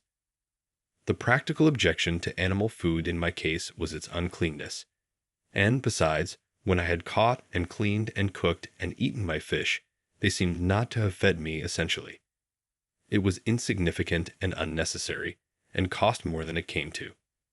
A little bread or a few potatoes would have done as well, with less trouble and filth. Like many of my contemporaries, I had rarely for many years used animal food or tea or coffee, and see, not so much because of any ill effects which I had traced to them, as because they were not agreeable to my imagination. The repugnance to animal food is not the effect of experience, but is an instinct. It appeared more beautiful to live low and fare hard in many respects, and though I never did so, I went far enough to please my imagination. I believe that every man who has ever been earnest to preserve his higher or poetic faculties in the best condition has been particularly inclined to abstain from animal food, and from much food of any kind. It is a significant fact, stated by entomologists, I find it in Kirby and Spence, that some insects in their perfect state, though furnished with organs of feeding, make no use of them. And they lay it down as a general rule that almost all insects in this state eat much less than in that of larvae. The voracious caterpillar when transformed into a butterfly, and the gluttonous maggot when become a fly, content themselves with a drop or two of honey or some other sweet liquid. The abdomen under the wings of the butterfly still represents the larva. This is the tidbit which tempts his insectivorous fate. The gross feeder is a man in the larva state, and there are whole nations in that condition, nations without fancy or imagination, whose vast abdomens betray them. It is hard to provide and cook so simple and clean a diet as will not offend the imagination. But this, I think, is to be fed when we feed the body. They should both sit down at the same table. Yet perhaps this may be done. The fruits eaten temperately need not make us ashamed of our appetites, nor interrupt the worthiest pursuits. But put an extra condiment into your dish, and it will poison you. It is not worth the while to live by rich cookery. Most men would feel shame if caught preparing with their own hands precisely such a dinner, whether of animal or vegetable food, as is every day prepared for them by others. Yet till this is otherwise we are not civilized, and, if gentlemen and ladies, are not true men and women. This certainly suggests what change is to be made. It may be vain to ask why the imagination will not be reconciled to flesh and fat. I am satisfied that it is not. Is it not a reproach that man is a carnivorous animal? True, he can and does live, in a great measure, by preying on other animals. But this is a miserable way. As anyone who will go to snaring rabbits, or slaughtering lambs, may learn, and he will be regarded as a benefactor of his race who shall teach man to confine himself to a more innocent and wholesome diet. Whatever my own practice may be, I have no doubt that it is a part of the destiny of the human race, in its gradual improvement, to leave off eating animals, as surely as the savage tribes have left off eating each other when they came in contact with the more civilized. If one listens to the faintest but constant suggestions of his genius, which are certainly true, he sees not to what extremes, or even insanity, it may lead him. And yet that way, as he grows more resolute and faithful, his road lies. The faintest assured objection which one healthy man feels will at length prevail over the arguments and customs of mankind. No man ever followed his genius till it misled him. Though the result were bodily weakness, yet perhaps no one can say that the consequences were to be regretted, for these were a life in conformity to higher principles. If the day and the night are such that you greet them with joy, and life emits a fragrance like flowers and sweet-scented herbs, is more elastic, more starry, more immortal, that is your success. All nature is your congratulation, and you have cause momentarily to bless yourself. the greatest gains and values are farthest from being appreciated. We easily come to doubt if they exist. We soon forget them. They are the highest reality.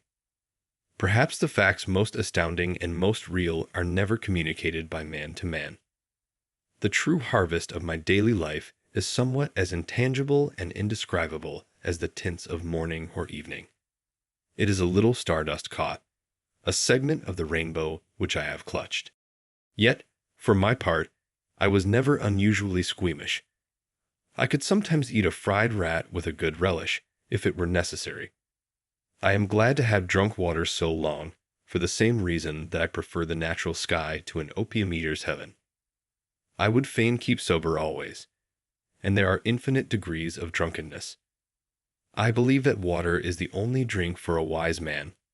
Wine is not so noble a liquor, and think of dashing the hopes of a morning with a cup of warm coffee, or of an evening with a dish of tea. Ah, how low I fall when I am tempted by them. Even music may be intoxicating. Such apparently slight causes destroyed Greece and Rome, and will destroy England and America. Of all ebriosity, who does not prefer to be intoxicated by the air he breathes? I have found it to be the most serious objection to coarse labors long continued, that they compelled me to eat and drink coarsely also. But to tell the truth, I find myself at present somewhat less particular in these respects. I carry less religion to the table, ask no blessing. Not because I am wiser than I was, but I am obliged to confess, because, however much it is to be regretted, with years I have grown more coarse and indifferent. Perhaps these questions are entertained only in youth, as most believe of poetry. My practice is nowhere. My opinion is here.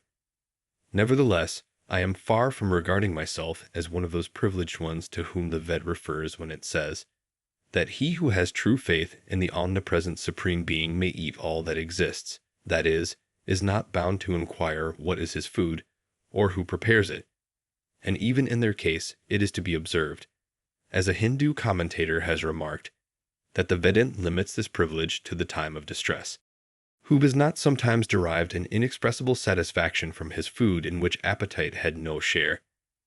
I have been thrilled to think that I owed a mental perception to the commonly gross sense of taste, that I have been inspired through the palate, that some berries which I had eaten on a hillside had fed my genius.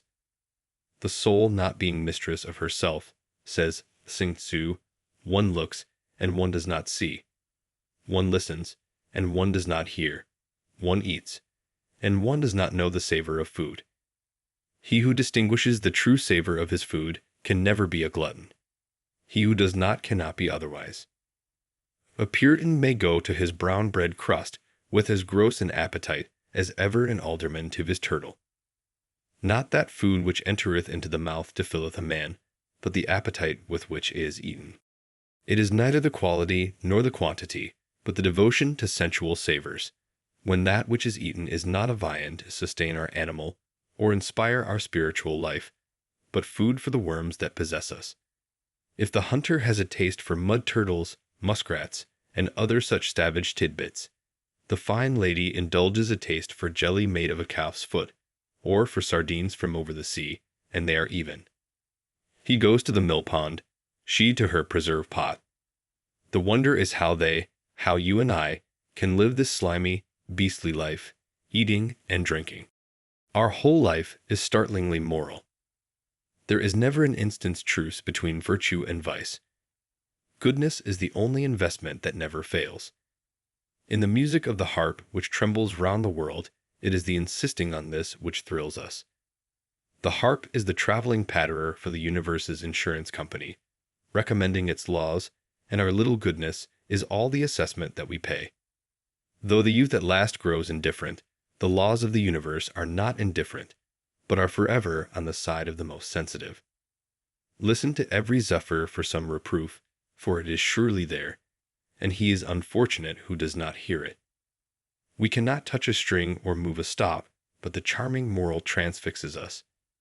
Many an irksome noise, go a long way off, is heard as music, a proud sweet satire on the meanness of our lives. We are conscious of an animal in us, which awakens in proportion as our higher nature slumbers. It is reptile and sensual, and perhaps cannot be wholly expelled, like the worms which, even in life and health, occupy our bodies. Possibly we may withdraw from it, but never change its nature. I fear that it may enjoy a certain health of its own, that we may be well, yet not pure. The other day I picked up the lower jaw of a hog with white and sound teeth and tusks, which suggested that there was an animal health and vigor distinct from the spiritual.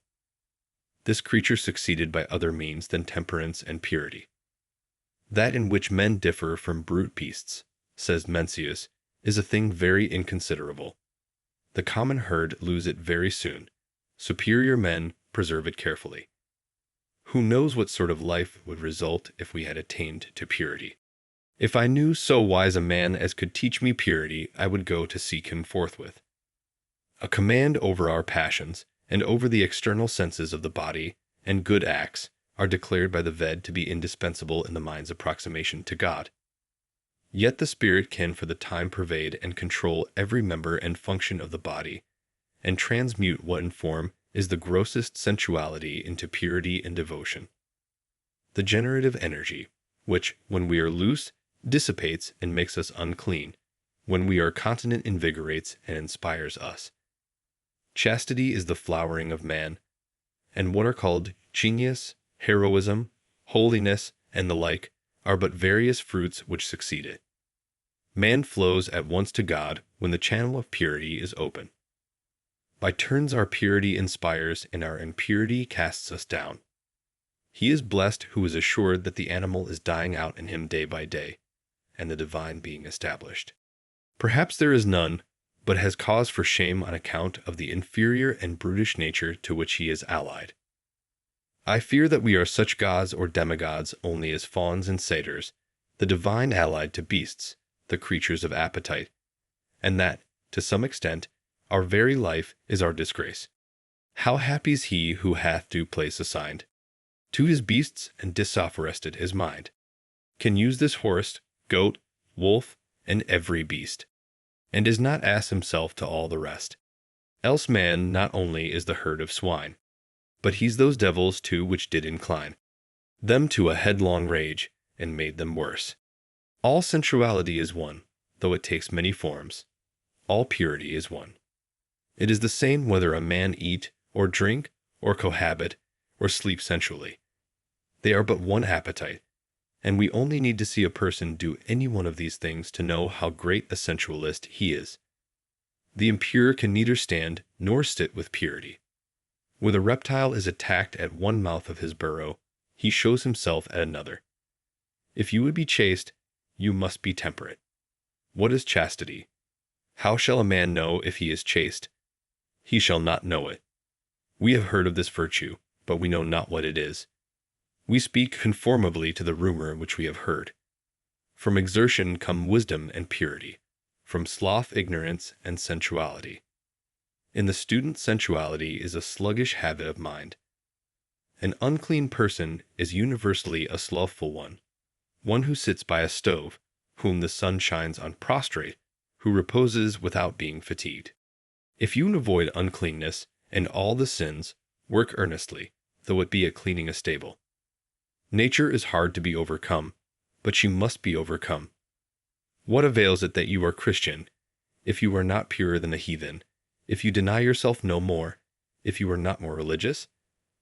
I know of many systems of religion esteemed heathenish, whose precepts fill the reader with shame, and provoke him to new endeavors, though it be to the performance of rites merely. I hesitate to say these things, but it is not because of the subject. I care not how obscene my words err, but because I cannot speak of them without betraying my impurity. We discourse freely without shame of one form of sensuality, and are silent about another. We are so degraded that we cannot speak simply of the necessary functions of human nature. In earlier ages, in some countries, every function was reverently spoken of and regulated by law. Nothing was too trivial for the Hindu lawgiver, however offensive it may be to modern taste. He teaches how to eat, drink, cohabit, void excrement and urine, and the like, elevating what is mean, and does not falsely excuse himself by calling these things trifles.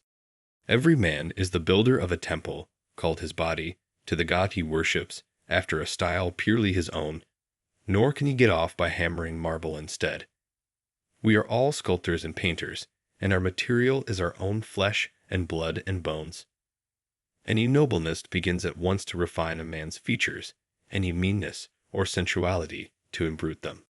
John Farmer sat at his door one September evening.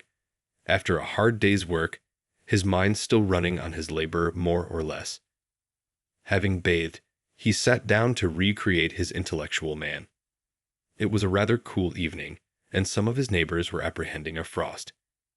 He had not attended to the train of his thoughts long when he heard some one playing on a flute, and that sound harmonized with his mood. Still he thought of his work, but the burden of his thought was, that though this kept running in his head, and he found himself planning and contriving it against his will, yet it concerned him very little. It was no more than the skirt of his skin, which was constantly shuffled off. But the notes of the flute came home to his ears out of a different sphere from that he worked in, and suggested work for certain faculties which slumbered in him. They gently did away with the street, and the village, and the state in which he lived. A voice said to him, "Why do you stay here and live this mean moiling life, when a glorious existence is possible for you? Those same stars twinkle over other fields than these. But how to come out of this condition and actually migrate thither?" All that he could think of was to practice some new austerity, to let his mind descend into his body and redeem it, and treat himself with ever-increasing respect. Brute neighbors. Sometimes I had a companion in my fishing, who came through the village to my house from the other side of the town, and the catching of the dinner was as much a social exercise as the eating of it. Hermit. I wonder what the world is doing now. I have not heard so much as a locust over the sweet fern these 3 hours. The pigeons are all asleep upon their roosts. No flutter from them. Was that a farmer's noon horn which sounded from beyond the woods just now? The hands are coming in to boiled salt beef, and cider and Indian bread. Why will men worry themselves so? He that does not eat need not work. I wonder how much they have reaped. Who would live there where a body can never think for the barking of bows? And oh, the housekeeping. To keep bright the devil's doorknobs, and scour his tubs this bright day. Better not keep a house. Say, some hollow tree, and then for morning calls and dinner parties. Only a woodpecker tapping. Oh, they swarm. The sun is too warm there. They are born too far into life for me. I have water from the spring, and a loaf of brown bread on the shelf. Hark! I hear a rustling of the leaves. Is it some ill-fed village hound yielding to the instinct of the chase? Or the lost pig, which is said to be in these woods, whose tracks I saw after the rain? It comes on apace. My sumacs and sweetbriars tremble. Eh, Mr. Poet, is it you? How do you like the world today? Poet. See those clouds, how they hang. That's the greatest thing I have seen today. There's nothing like it in old paintings, nothing like it in foreign lands, unless when we were off the coast of Spain. That's a true Mediterranean sky.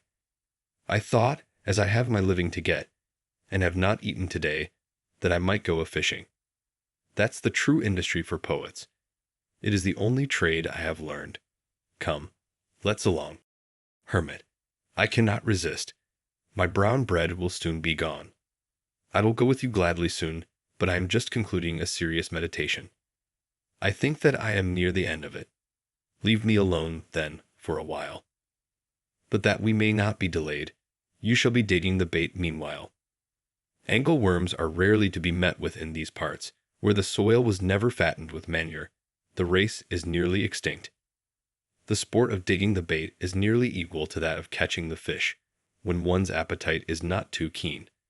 And this you may have all to yourself today. I would advise you to set in the spade down yonder among the ground nuts, where you see the joneswort waving. I think that I may warrant you 1 worm to every 3 sods you turn up, if you look well in among the roots of the grass, as if you were weeding. Or, if you choose to go farther, it will not be unwise, for I have found the increase of fair bait to be very nearly as the squares of the distances. Hermit alone. Let me see, where was I? Methinks I was nearly in this frame of mind. The world lay about at this angle. Shall I go to heaven or a fishing? If I should soon bring this meditation to an end, would another so sweet occasion be likely to offer? I was as near being resolved into the essence of things as ever I was in my life. I fear my thoughts will not come back to me. If it would do any good, I would whistle for them. When they make us an offer, is it wise to say, "We will think of it"? My thoughts have left no track, and I cannot find the path again. What was it that I was thinking of? It was a very hazy day. I will just try these 3 sentences of Confut-C. They may fetch that state about again. I know not whether it was the dumps or a budding ecstasy. Mem. There never is but one opportunity of a kind. Poet. How now, hermit, is it too soon? I have got just 13 whole ones, besides several which are imperfect or undersized. But they will do for the smaller fry. They do not cover up the hook so much. Those village worms are quite too large. A shiner may make a meal off one without finding the skewer. Hermit. Well then, let's be off. Shall we to the Concord? There's good sport there if the water be not too high. Why do precisely these objects which we behold make a world? Why has man just these species of animals for his neighbors, as if nothing but a mouse could have filled this crevice? I suspect that Pilpay and Co. have put animals to their best use, for they are all beasts of burden, in a sense, made to carry some portion of our thoughts. The mice which haunted my house were not the common ones, which are said to have been introduced into the country, but a wild native kind not found in the village. I sent one to a distinguished naturalist, and it interested him much. When I was building, one of these had its nest underneath the house, and before I had laid the 2nd floor and swept out the shavings, would come out regularly at lunch-time and pick up the crumbs at my feet. It probably had never seen a man before, and it soon became quite familiar and would run over my shoes and up my clothes. It could readily ascend the sides of the room by short impulses, like a squirrel, which it resembled in its motions. At length, as I leaned with my elbow on the bench one day, it ran up my clothes and along my sleeve and round the paper which held my dinner, while I kept the latter close and dodged and played at bo peep with it. And when at last I held still a piece of cheese between my thumb and finger, it came and nibbled it, sitting in my hand, and afterward cleaned its face and paws, like a fly, and walked away. A phoebe soon built in my shed, and a robin for protection in a pine which grew against the house. In June, the partridge, Tetro umbellus, which is so shy a bird, led her brood past my windows, from the woods in the rear to the front of my house, clucking and calling to them like a hen, and in all her behavior proving herself the hen of the woods. The young suddenly disperse on your approach, at a signal from the mother, as if a whirlwind had swept them away, and they so exactly resemble the dried leaves and twigs that many a traveler has placed his foot in the midst of a brood, and heard the whir of the old bird as she flew off, and her anxious calls and mewing, or seen her trail her wings to attract his attention, without suspecting their neighborhood. The parent will sometimes roll and spin round before you in such a dishabille, that you cannot, for a few moments, detect what kind of creature it is. The young squat still and flat, often running their heads under a leaf, and mind only their mother's directions given from a distance, nor will your approach make them run again and betray themselves. You may even tread on them, or have your eyes on them for a minute, without discovering them. I have held them in my open hand at such a time, and still their only care, obedient to their mother and their instinct, was to squat there without fear or trembling. So perfect is this instinct, that once, when I had laid them on the leaves again, and one accidentally fell on its side, it was found with the rest in exactly the same position 10 minutes afterward. They are not callow like the young of most birds, but more perfectly developed and precocious even than chickens.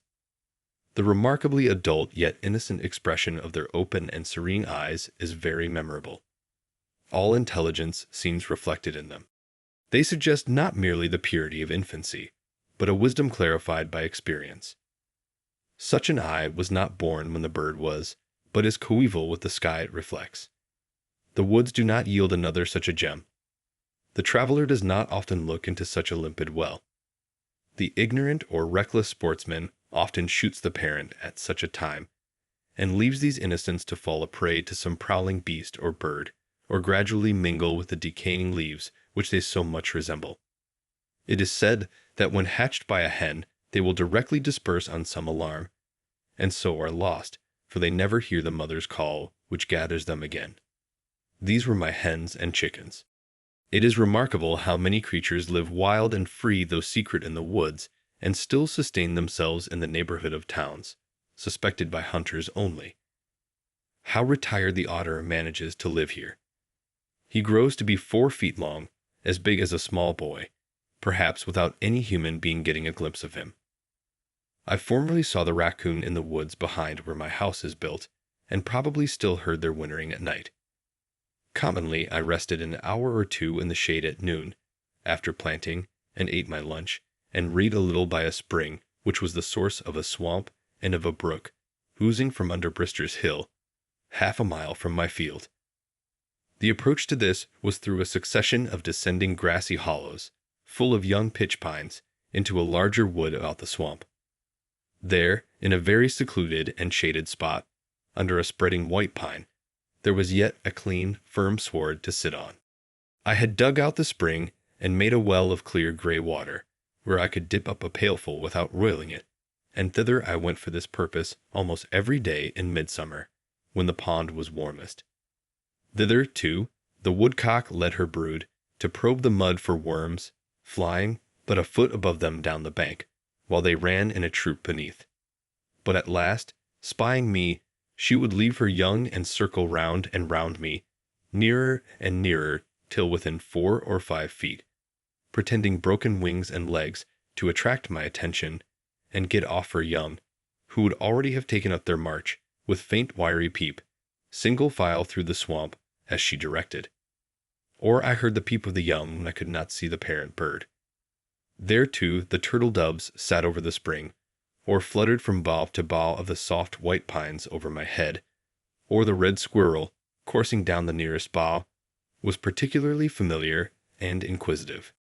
You only need sit still long enough in some attractive spot in the woods that all its inhabitants may exhibit themselves to you by turns. I was witness to events of a less peaceful character. One day, when I went out to my woodpile, or rather my pile of stumps, I observed 2 large ants, the one red, the other much larger, nearly 1/2 an inch long, and black, fiercely contending with one another. Having once got hold, they never let go, but struggled and wrestled and rolled on the chips incessantly. Looking farther, I was surprised to find that the chips were covered with such combatants, that it was not a duellum, but a bellum, a war between 2 races of ants, the red always pitted against the black, and frequently 2 red ones to 1 black. The legions of these myrmidons covered all the hills and vales in my woodyard, and the ground was already strewn with the dead and dying, both red and black. It was the only battle which I have ever witnessed, the only battlefield I ever trod while the battle was raging. Internecine war, the red republicans on the one hand, and the black imperialists on the other. On every side they were engaged in deadly combat, yet without any noise that I could hear, and human soldiers never fought so resolutely. I watched a couple that were fast locked in each other's embraces in a little sunny valley amid the chips, now at noonday prepared to fight till the sun went down or life went out. The smaller red champion had fastened himself like a vice to his adversary's front, and through all the tumblings on that field never for an instant ceased to gnaw at one of his feelers near the root, having already caused the other to go by the board, while the stronger black one dashed him from side to side, and, as I saw on looking nearer, had already divested him of several of his members. They fought with more pertinacity than bulldogs. Neither manifested the least disposition to retreat.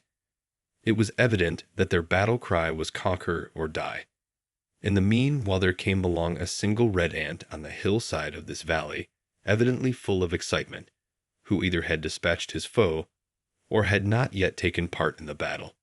Probably the latter, for he had lost none of his limbs, whose mother had charged him to return with his shield or upon it.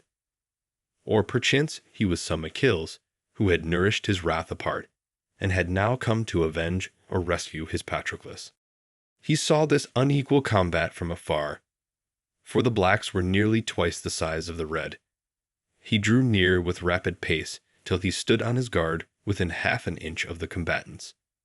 Then, watching his opportunity, he sprang upon the black warrior, and commenced his operations near the root of his right foreleg, leaving the foe to select among his own members. And so there were three united for life, as if a new kind of attraction had been invented which put all other locks and cements to shame. I should not have wondered by this time to find that they had their respective musical bands stationed on some eminent chip, and playing their national airs the while, to excite the slow and cheer the dying combatants. I was myself excited somewhat even as if they had been men. The more you think of it, the less the difference.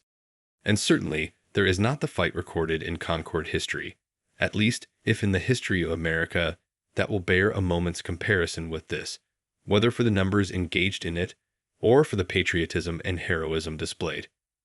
For numbers and for carnage it was an Austerlitz or Dresden. Concord fight. 2 killed on the patriots' side, and Leather Blanchard wounded. Why here every ant was a Buttrick.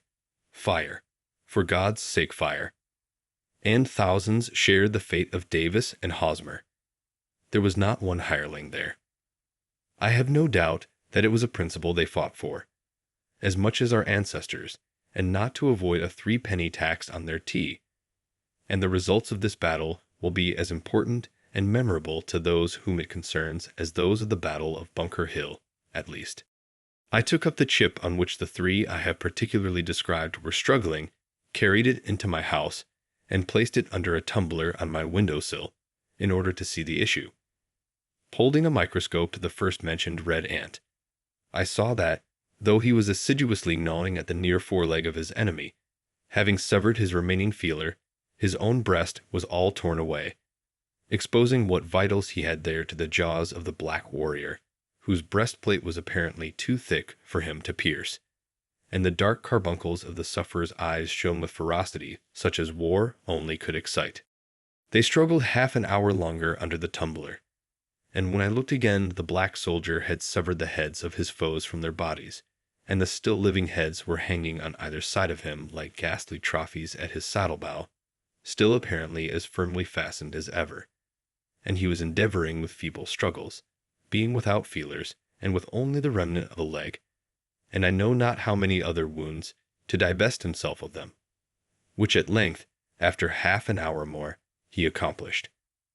I raised the glass, and he went off over the window-sill in that crippled state. Whether he finally survived that combat, and spent the remainder of his days in some Hotel des Invalides, I do not know, but I thought that his industry would not be worth much thereafter. I never learned which party was victorious, nor the cause of the war, but I felt for the rest of that day as if I had had my feelings excited and harrowed by witnessing the struggle, the ferocity and carnage of a human battle before my door. Kirby and Spence tell us that the battles of ants have long been celebrated and the date of them recorded, though they say that Huber is the only modern author who appears to have witnessed them. Ennius Sylvius, say they, after giving a very circumstantial account of one contested with great obstinacy by a great and small species on the trunk of a pear tree, adds that this action was fought in the pontificate of Eugenius IV in the presence of Nicholas Festoriensis, an eminent lawyer, who related the whole history of the battle with the greatest fidelity. A similar engagement between great and small ants is recorded by Olaus Magnus, in which the small ones, being victorious, are said to have buried the bodies of their own soldiers, but left those of their giant enemies a prey to the birds. This event happened previous to the expulsion of the tyrant Christian II from Sweden. The battle which I witnessed took place in the presidency of Polk, 5 years before the passage of Webster's Fugitive Slave Bill. Many a village beau, fit only to course a mud turtle in a victualling cellar, sported his heavy quarters in the woods, without the knowledge of his master, and ineffectually smelled at old fox burrows and woodchucks' holes. Led perchance by some slight cur which nimbly threaded the wood, and might still inspire a natural terror in its denizens. No, far behind his guide, barking like a canine bull towards some small squirrel which had treed itself for scrutiny, then, cantering off, bending the bushes with his weight, imagining that he is on the track of some stray member of the gerbilla family. Once I was surprised to see a cat walking along the stony shore of the pond, for they rarely wander so far from home. The surprise was mutual. Nevertheless, the most domestic cat, which has lain on a rug all her days, appears quite at home in the woods, and by her slee and stealthy behavior, proves herself more native there than the regular inhabitants. Once, when berrying, I met with a cat with young kittens in the woods, quite wild, and they all, like their mother, had their backs up, and were fiercely spitting at me. A few years before I lived in the woods, there was what was called a winged cat in one of the farmhouses in Lincoln nearest the pond, Mr. Gillian Baker's. When I called to see her in June 1842, she was gone a-hunting in the woods, as was her wont. I am not sure whether it was a male or female, and so used the more common pronoun. But her mistress told me that she came into the neighborhood a little more than a year before, in April, and was finally taken into their house, that she was of a dark brownish-gray color, with a white spot on her throat and white feet, and had a large bushy tail like a fox, that in the winter the fur grew thick and flatted out along her sides, forming stripes 10 or 12 inches long by 2½ wide, and under her chin like a muff, the upper side loose, the under matted like felt, and in the spring these appendages dropped off. They gave me a pair of her wings, which I keep still. There is no appearance of a membrane about them. Some thought it was part flying squirrel or some other wild animal, which is not impossible, for, according to naturalists, prolific hybrids have been produced by the union of the marten and domestic cat. This would have been the right kind of cat for me to keep, if I had kept any, for why should not a poet's cat be winged as well as his horse? In the fall the loon, Colymbus glacialis, came, as usual, to moult and bathe in the pond, making the woods ring with his wild laughter before I had risen. At rumor of his arrival, all the mill-dam sportsmen are on the alert, in gigs and on foot, 2 by 2 and 3 by 3, with patent rifles and conical balls and spyglasses. They come rustling through the woods like autumn leaves, at least 10 men to one loon. Some station themselves on this side of the pond, some on that, for the poor bird cannot be omnipresent. If he dive here, he must come up there. But now the kind October wind rises, rustling the leaves and rippling the surface of the water, so that no loon can be heard or seen, though his foes sweep the pond with spyglasses, and make the woods resound with their discharges. The waves generously rise and dash angrily, taking sides with all waterfowl, and our sportsmen must beat a retreat to town and shop and unfinished jobs. But they were too often successful. When I went to get a pail of water early in the morning, I frequently saw this stately bird sailing out of my cove within a few rods. If I endeavored to overtake him in a boat, in order to see how he would maneuver, he would dive and be completely lost, so that I did not discover him again, sometimes, till the latter part of the day. But I was more than a match for him on the surface. He commonly went off in a rain. As I was paddling along the north shore, one very calm October afternoon, for such days especially they settle on to the lakes, like the milkweed down, having looked in vain over the pond for a loon, suddenly one, sailing out from the shore toward the middle a few rods in front of me, set up his wild laugh and betrayed himself. I pursued with a paddle, and he dived, but when he came up I was nearer than before. He dived again, but I miscalculated the direction he would take, and we were 50 rods apart when he came to the surface this time, for I had helped to widen the interval. And again he laughed long and loud, and with more reason than before. He maneuvered so cunningly that I could not get within half a dozen rods of him. Each time, When he came to the surface, turning his head this way and that, he coolly surveyed the water and the land, and apparently chose his course so that he might come up where there was the widest expanse of water and at the greatest distance from the boat. It was surprising how quickly he made up his mind and put his resolve into execution. He led me at once to the widest part of the pond, and could not be driven from it. While he was thinking one thing in his brain, I was endeavoring to divine his thought in mine. It was a pretty game, played on the smooth surface of the pond, a man against a loon. Suddenly your adversary's checker disappears beneath the board, and the problem is to place yours nearest to where his will appear again. Sometimes he would come up unexpectedly on the opposite side of me, having apparently passed directly under the boat.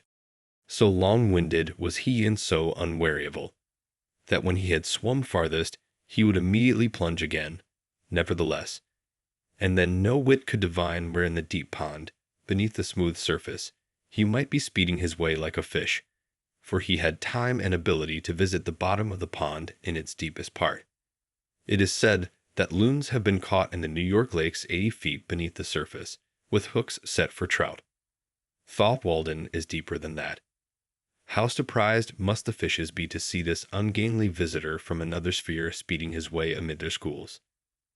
Yet he appeared to know his course as surely under water as on the surface, and swam much faster there.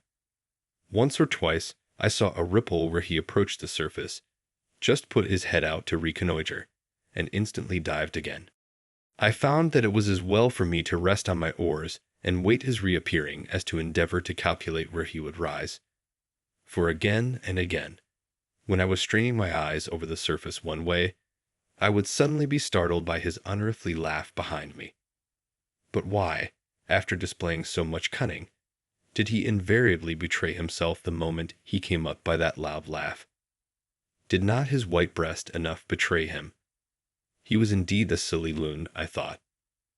I could commonly hear the splash of the water when he came up, and so also detected him. But after an hour he seemed as fresh as ever, dived as willingly, and swam yet farther than at first. It was surprising to see how serenely he sailed off with unruffled breast when he came to the surface, doing all the work with his webbed feet beneath. His usual note was this demoniac laughter, yet somewhat like that of a waterfowl. But occasionally, when he had balked me most successfully and come up a long way off, he uttered a long-drawn unearthly howl, probably more like that of a wolf than any bird, as when a beast puts his muzzle to the ground and deliberately howls.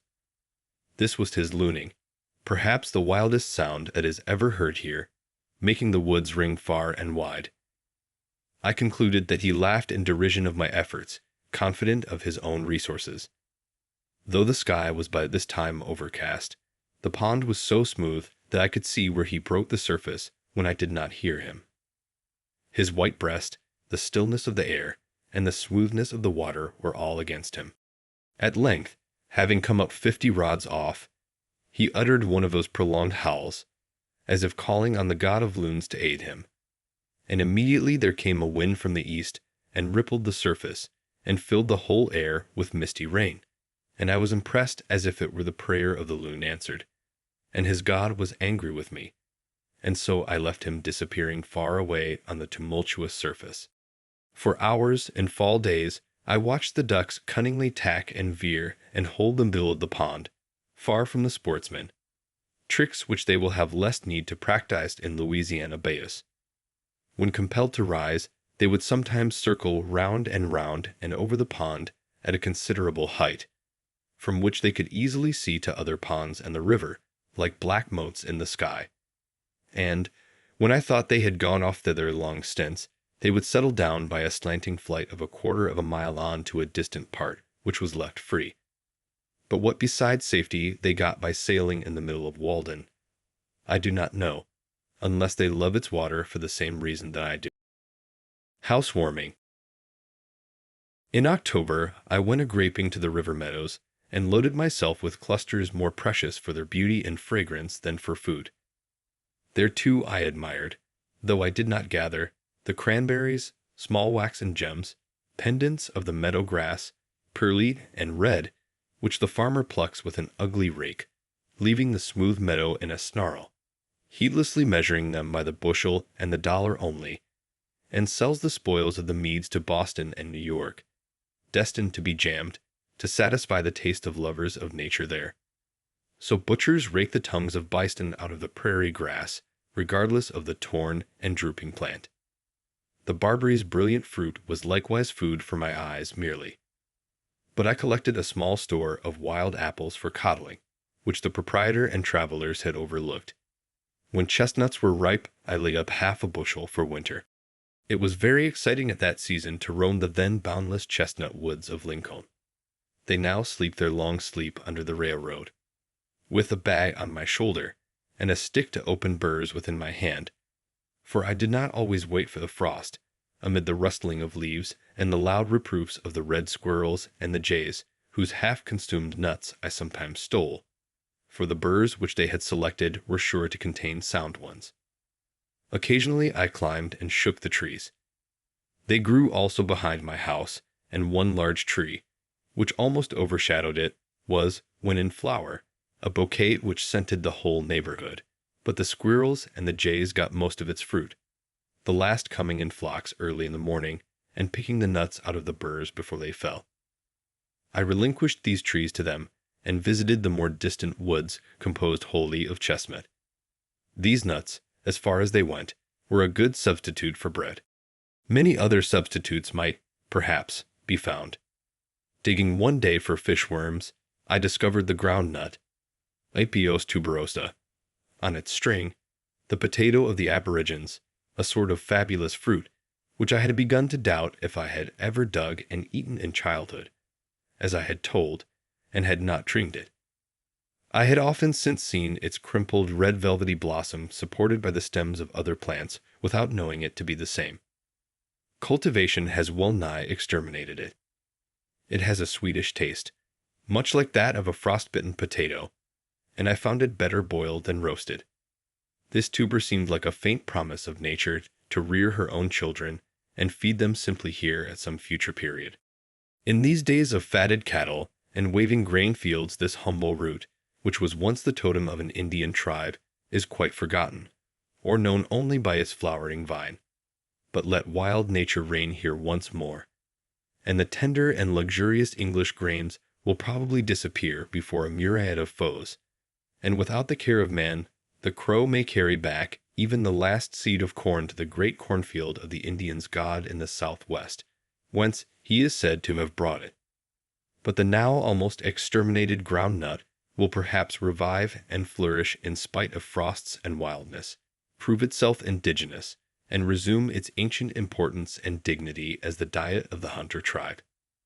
Some Indian Ceres or Minerva must have been the inventor and bestower of it, and when the reign of poetry commences here, its leaves and string of nuts may be represented on our works of art. Already, by the 1st of September, I had seen 2 or 3 small maples turn scarlet across the pond, beneath where the white stems of 3 aspens diverged at the point of a promontory next the water. Ah, many a tale their color told. And gradually from week to week the character of each tree came out, and it admired itself reflected in the smooth mirror of the lake.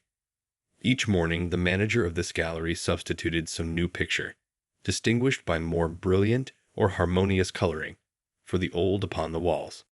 The wasps came by thousands to my lodge in October as to winter quarters, and settled on my windows within and on the walls overhead, sometimes deterring visitors from entering. Each morning, when they were numbed with cold, I swept some of them out, but I did not trouble myself much to get rid of them. I even felt complimented by their regarding my house as a desirable shelter. They never molested me seriously, though they bedded with me, and they gradually disappeared into what crevices I do not know, avoiding winter and unspeakable cold. Like the wasps, before I finally went into winter quarters in November, I used to resort to the northeast side of Walden, which the sun, reflected from the pitch pine woods and the stony shore, made the fireside of the pond. It is so much pleasanter and wholesomer to be warmed by the sun while you can be, than by an artificial fire. I thus warmed myself by the still glowing embers which the summer, like a departed hunter, had left. When I came to build my chimney, I studied masonry, my bricks being second-hand ones required to be cleaned with a trowel, so that I learned more than usual of the qualities of bricks and trowels. The mortar on them was 50 years old, and was said to be still growing harder. But this is one of those sayings which men love to repeat whether they are true or not. Such sayings themselves grow harder and adhere more firmly with age, and it would take many blows with a trowel to clean an old wazeger of them. Many of the villages of Mesopotamia are built of second-hand bricks of a very good quality, obtained from the ruins of Babylon, and the cement on them is older and probably harder still. However that may be, I was struck by the peculiar toughness of the steel which bore so many violent blows without being worn out.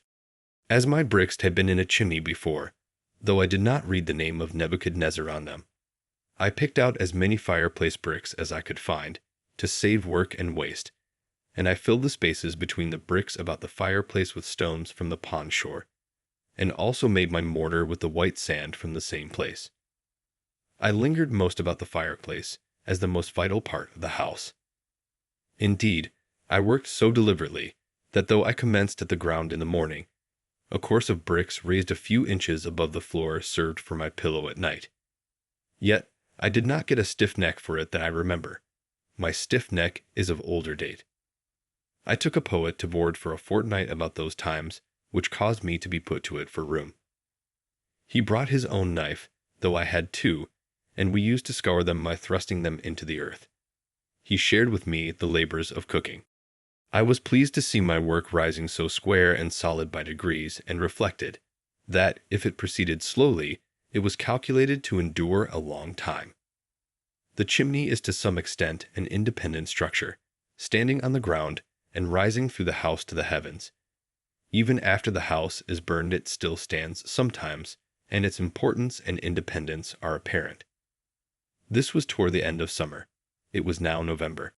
The north wind had already begun to cool the pond, though it took many weeks of steady blowing to accomplish it. It is so deep. When I began to have a fire at evening, before I plastered my house, the chimney carried smoke particularly well, because of the numerous chinks between the boards.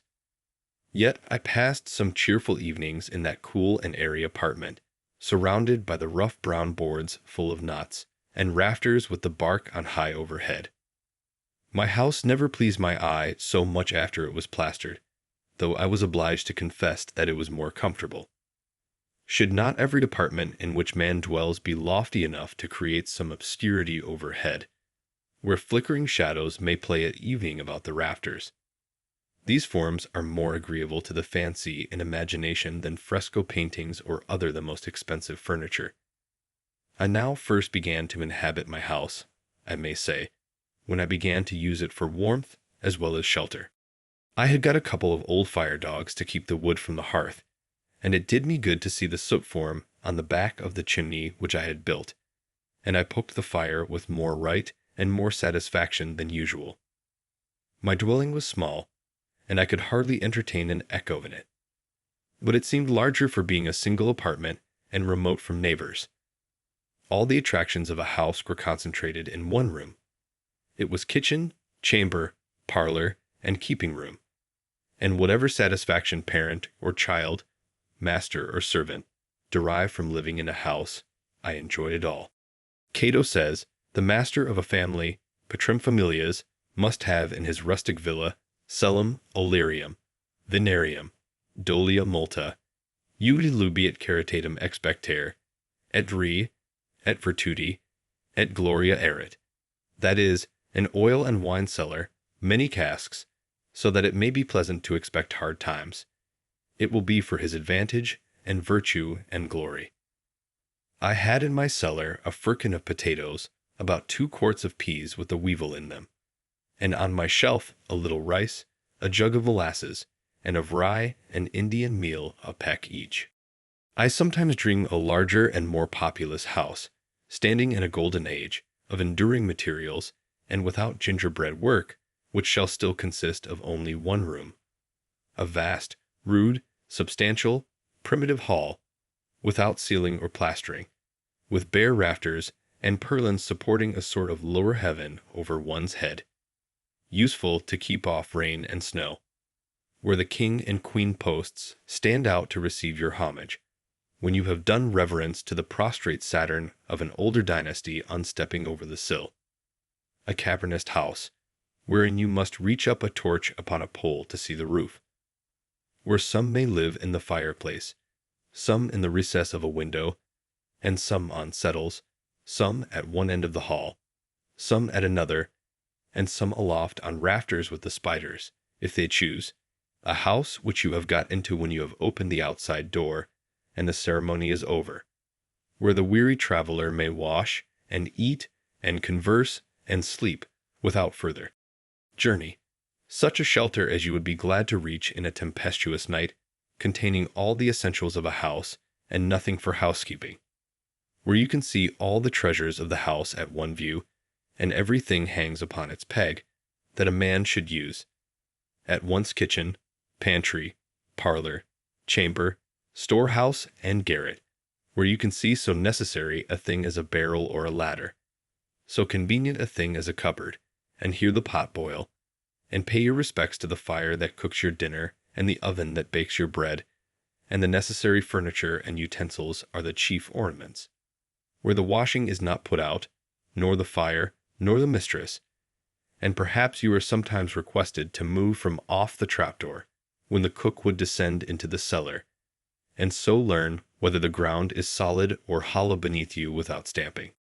A house whose inside is as open and manifest as a bird's nest, and you cannot go in at the front door and out at the back without seeing some of its inhabitants, where to be a guest is to be presented with the freedom of the house, and not to be carefully excluded from 7/8 of it, shut up in a particular cell, and told to make yourself at home there, in solitary confinement. Nowadays, the host does not admit you to his hearth, but has got the mason to build one for yourself somewhere in his alley, and hospitality is the art of keeping you at the greatest distance. There is as much secrecy about the cooking as if he had a design to poison you. I am aware that I have been on many a man's premises, and might have been legally ordered off, but I am not aware that I have been in many men's houses. I might visit in my old clothes a king and queen who lived simply in such a house as I have described, if I were going their way, but backing out of a modern palace will be all that I shall desire to learn, if ever I am caught in one. It would seem as if the very language of our parlors would lose all its nerve and degenerate into palaver wholly. Our lives pass at such remoteness from its symbols, and its metaphors and tropes are necessarily so far-fetched, through slies and dumb-waiters, as it were. In other words, the parlor is so far from the kitchen and workshop. The dinner even is only the parable of a dinner, commonly, as if only the savage dwelt near enough to nature and truth to borrow a trope from them. How can the scholar, who dwells away in the Northwest Territory or the Isle of Man, tell what is parliamentary in the kitchen? However, only one or two of my guests were ever bold enough to stay and eat the hasty pudding with me. But when they saw that crisis approaching, they beat a hasty retreat rather, as if it would shake the house to its foundations. Nevertheless, it stood through a great many hasty puddings. I did not plaster till it was freezing weather. I brought over some whiter and cleaner sand for this purpose from the opposite shore of the pond in a boat, a sort of conveyance which would have tempted me to go much farther if necessary. My house had in the meanwhile been shingled down to the ground on every side. In lathing, I was pleased to be able to send home each nail with a single blow of the hammer, and it was my ambition to transfer the plaster from the board to the wall neatly and rapidly. I remembered the story of a conceited fellow, who, in fine clothes, was wont to lounge about the village once, giving advice to workmen.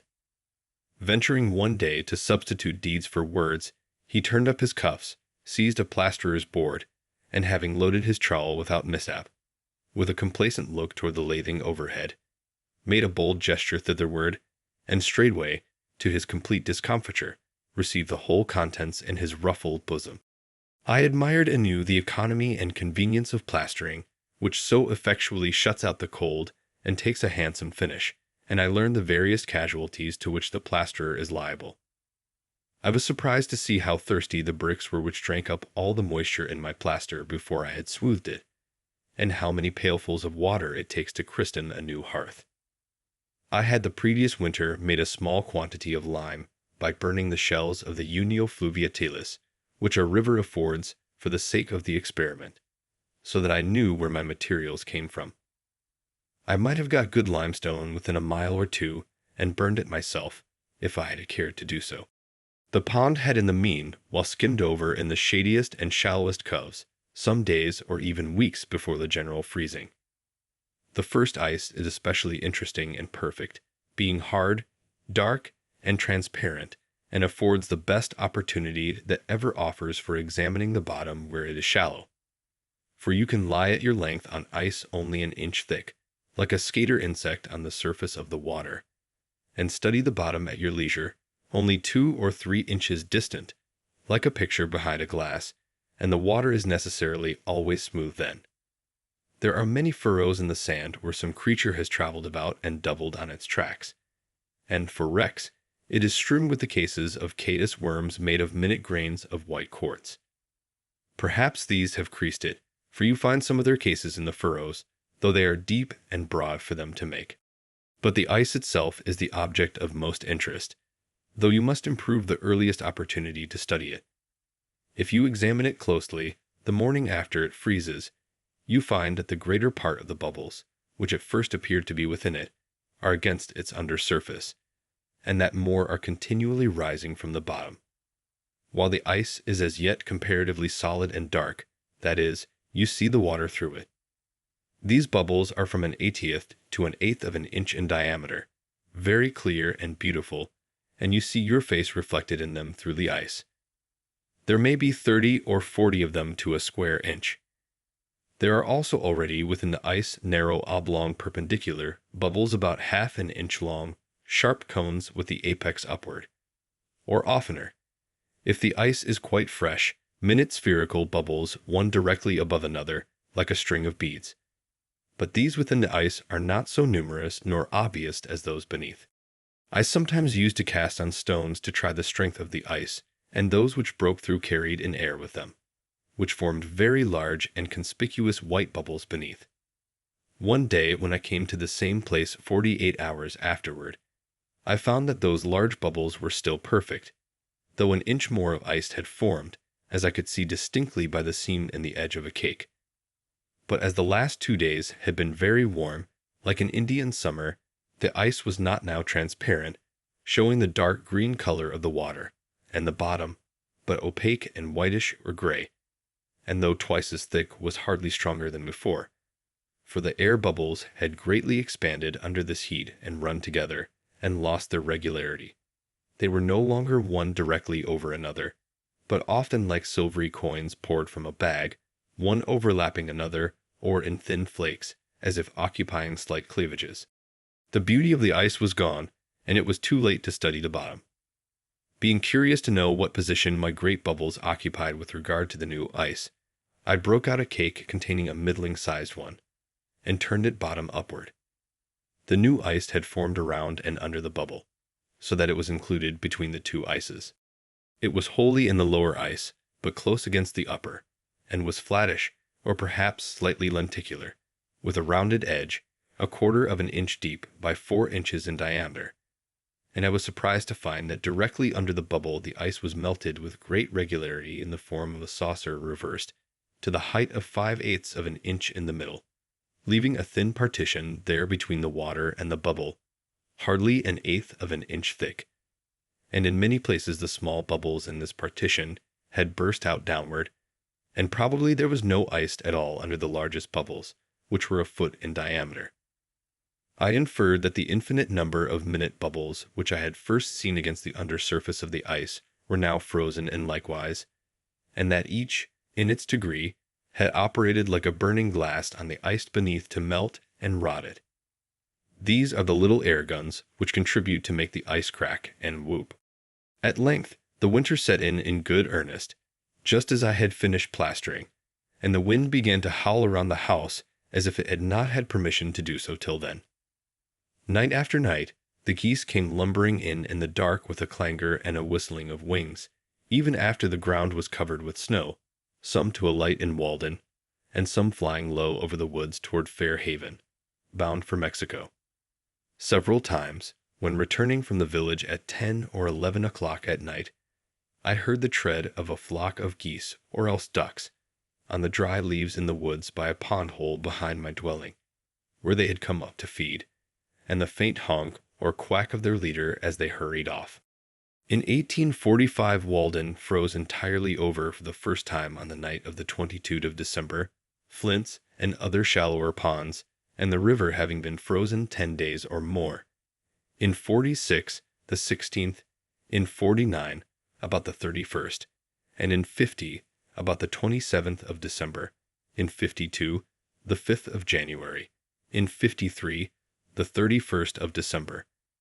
The snow had already covered the ground since the 25th of November, and surrounded me suddenly with the scenery of winter. I withdrew yet farther into my shell, and endeavored to keep a bright fire both within my house and within my breast. My employment out of doors now was to collect the dead wood in the forest, bringing it in my hands or on my shoulders, or sometimes trailing a dead pine tree under each arm to my shed. An old forest fence, which had seen its best days, was a great haul for me. I sacrificed it to Vulcan, for it was past serving the god Terminus. How much more interesting an event is that man's supper who has just been forth in the snow to hunt, nay, you might say, steal, the fuel to cook it with. His bread and meat are sweet. There are enough faggots and waste wood of all kinds in the forests of most of our towns to support many fires, but which at present warm none, and, some think, hinder the growth of the young wood. There was also the driftwood of the pond. In the course of the summer I had discovered a raft of pitch pine logs with the bark on, pinned together by the Irish when the railroad was built. This I hauled up partly on the shore. After soaking 2 years and then lying high 6 months, it was perfectly sound, though waterlogged past drying. I amused myself one winter day with sliding this piecemeal across the pond, nearly half a mile, skating behind with one end of the log 15 feet long on my shoulder, and the other on the ice. Or I tied several logs together with a birch withe, and then, with a longer birch or alder which had a hook at the end, dragged them across. Though completely waterlogged and almost as heavy as lead, they not only burned long, but made a very hot fire. Nay, I thought that they burned better for the soaking, as if the pitch, being confined by the water, burned longer, as in a lamp. Gilpin, in his account of the forest borderers of England, says that the encroachments of trespassers, and the houses and fences thus raised on the borders of the forest, were considered as great nuisances by the old forest law, and were severely punished under the name of proprieties, as tending ad terrorem ferorum, ad nocumentum forestae, and c. to the frightening of the game and the detriment of the forest. But I was interested in the preservation of the venison and the vert more than the hunters or wood choppers, and as much as though I had been the Lord Warden himself. And if any part was burned, though I burned it myself by accident, I grieved with a grief that lasted longer and was more inconsolable than that of the proprietors. Nay, I grieved when it was cut down by the proprietors themselves. I would that our farmers, when they cut down a forest, felt some of that awe which the old Romans did when they came to thin, or let in the light to, a consecrated grove, lucum conlucere, that is, would believe that it is sacred to some god. The Roman made an expiatory offering, and prayed, whatever god or goddess thou art to whom this grove is sacred, be propitious to me, my family and children, and see. It is remarkable what a value is still put upon wood even in this age and in this new country, a value more permanent and universal than that of gold. After all our discoveries and inventions, no man will go by a pile of wood. It is as precious to us as it was to our Saxon and Norman ancestors. If they made their bows of it, we make our gun stocks of it. McShawks, more than 30 years ago, says that the price of wood for fuel in New York and Philadelphia nearly equals, and sometimes exceeds, that of the best wood in Paris, though this immense capital annually requires more than 300,000 cords, and is surrounded to the distance of 300 miles by cultivated plains. In this town, the price of wood rises almost steadily, and the only question is, how much higher it is to be this year than it was the last. Mechanics and tradesmen who come in person to the forest on no other errand are sure to attend the wood auction, and even pay a high price for the privilege of gleaning after the woodchopper. It is now many years that men have resorted to the forest for fuel and the materials of the arts. The New Englander and the New Hollander, the Parisian and the Celt, the farmer and Robin Hood, Goody Blake and Harry Gill.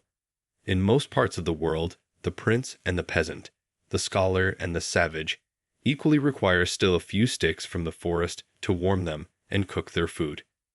Neither could I do without them. Every man looks at his woodpile with a kind of affection. I love to have mine before my window, and the more chips the better to remind me of my pleasing work. I had an old axe which nobody claimed, with which by spells in winter days, on the sunny side of the house, I played about the stumps which I had got out of my bean field. As my driver prophesied when I was ploughing, they warmed me twice, once while I was splitting them, and again when they were on the fire, so that no fuel could give out more heat. As for the axe, I was advised to get the village blacksmith to jump it. But I jumped him, and, putting a hickory helve from the woods into it, made it do. If it was dull, it was at least hung true. A few pieces of fat pine were a great treasure. It is interesting to remember how much of this food for fire is still concealed in the bowels of the earth. In previous years I had often gone prospecting over some bare hillside, where a pitch pine wood had formerly stood, and got out the fat pine roots. They are almost indestructible. Stumps 30 or 40 years old, at least, will still be sound at the core, though the sapwood has all become vegetable mold, as appears by the scales of the thick bark forming a ring level with the earth 4 or 5 inches distant from the heart. With axe and shovel you explore this mine, and follow the marrowy store, yellow as beef tallow, or as if you had struck on a vein of gold, deep into the earth. But commonly I kindled my fire with the dry leaves of the forest, which I had stored up in my shed before the snow came. Green hickory finely split makes the woodchopper's kindlings when he has a camp in the wood. Once in a while I got a little of this. When the villagers were lighting their fires beyond the horizon, I too gave notice to the various wild inhabitants of Walden Vale, by a smoky streamer from my chimney, that I was awake.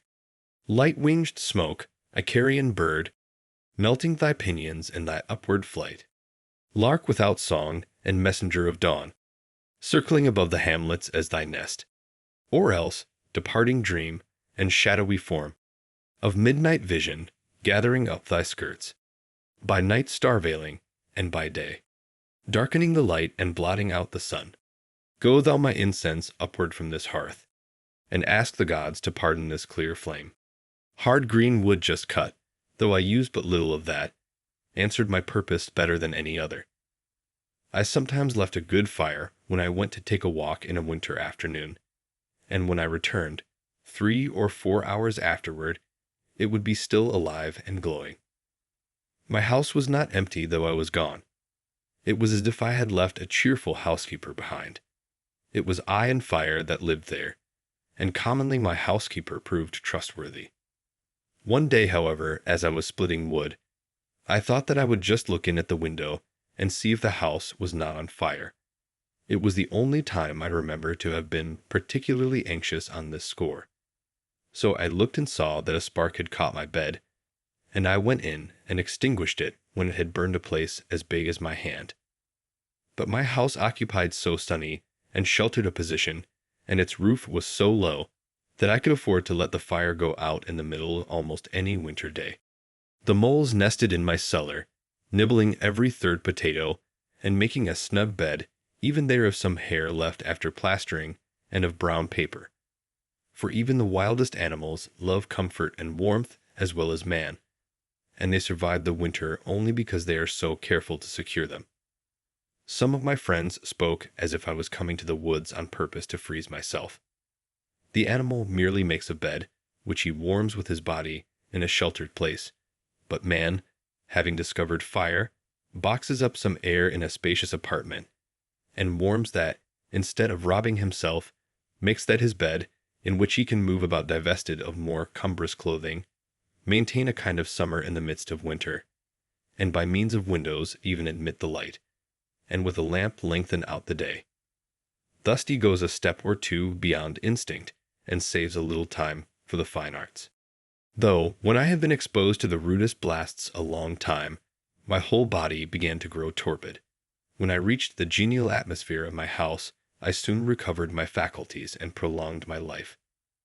But the most luxuriously housed has little to boast of in this respect, nor need we trouble ourselves to speculate how the human race may be at last destroyed. It would be easy to cut their threads any time with a little sharper blast from the north. We go on dating from cold Fridays and great snows, but a little colder Friday or greater snow would put a period to man's existence on the globe. The next winter I used a small cooking stove for economy, since I did not own the forest, but it did not keep fire so well as the open fireplace.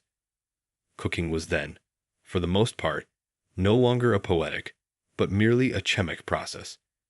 It will soon be forgotten, in these days of stoves, that we used to roast potatoes in the ashes, after the Indian fashion. The stove not only took up room and scented the house, but it concealed the fire, and I felt as if I had lost a companion. You can always see a face in the fire. The laborer, looking into it at evening, purifies his thoughts of the dross and earthiness which they have accumulated during the day. But I could no longer sit and look into the fire, and the pertinent words of a poet recurred to me with new force. Never, bright flame, may be denied to me, thy dear, life-imaging, close sympathy. What but my hopes shot upward ears so bright? What but my fortunes sunk so low in night? Why art thou banished from our hearth and hall, thou who art welcomed and beloved by all? Was thy existence then too fanciful for our life's common light, who are so dull? Did thy bright gleam mysterious converse hold with our congenial souls, secrets too bold? Well, we are safe and strong, for now we sit beside a hearth where no dim shadows flit, where nothing cheers nor saddens, but a fire warms feet and hands, nor does to more aspire, by whose compact utilitarian heap the present may sit down and go to sleep, nor fear the ghosts who from the dim past walked, and with us by the unequal light of the old wood fire talked. Former inhabitants and winter visitors, I weathered some merry snowstorms, and spent some cheerful winter evenings by my fireside, while the snow whirled wildly without, and even the hooting of the owl was hushed. For many weeks I met no one in my walks but those who came occasionally to cut wood and sled it to the village. The elements, however, abetted me in making a path through the deepest snow in the woods, for when I had once gone through the wind blew the oak leaves into my tracks, where they lodged, and by absorbing the rays of the sun melted the snow, and so not only made a dry bed for my feet, but in the night their dark line was my guide. For human society I was obliged to conjure up the former occupants of these woods.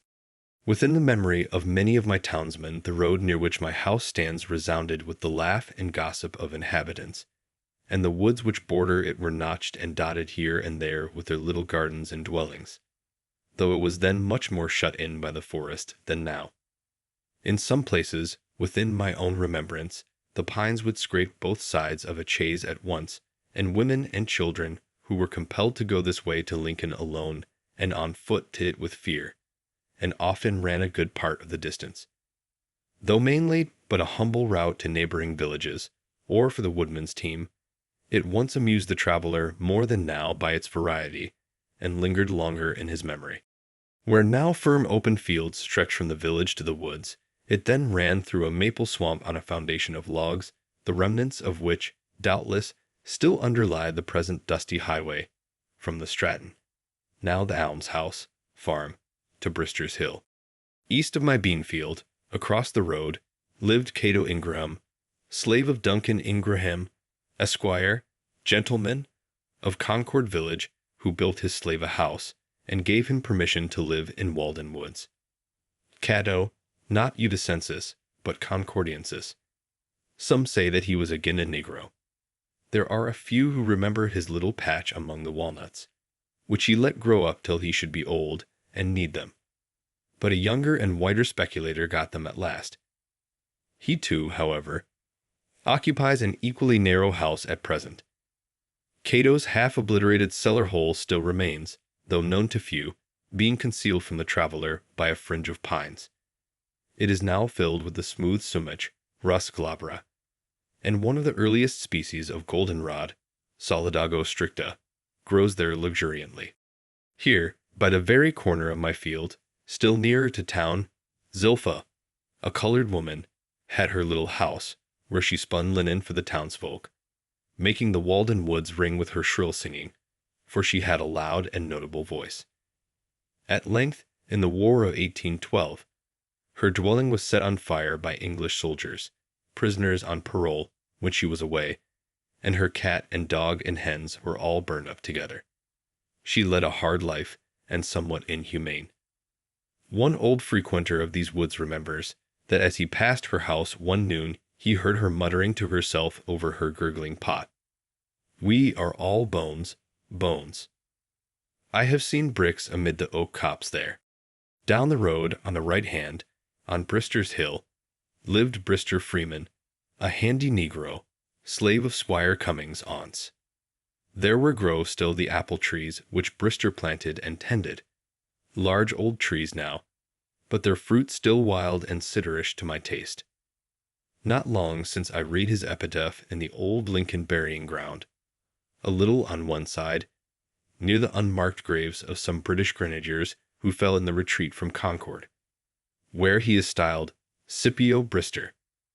Scipio Africanus he had some title to be called, a man of color, as if he were discolored. It also told me, with staring emphasis, when he died, which was but an indirect way of informing me that he ever lived.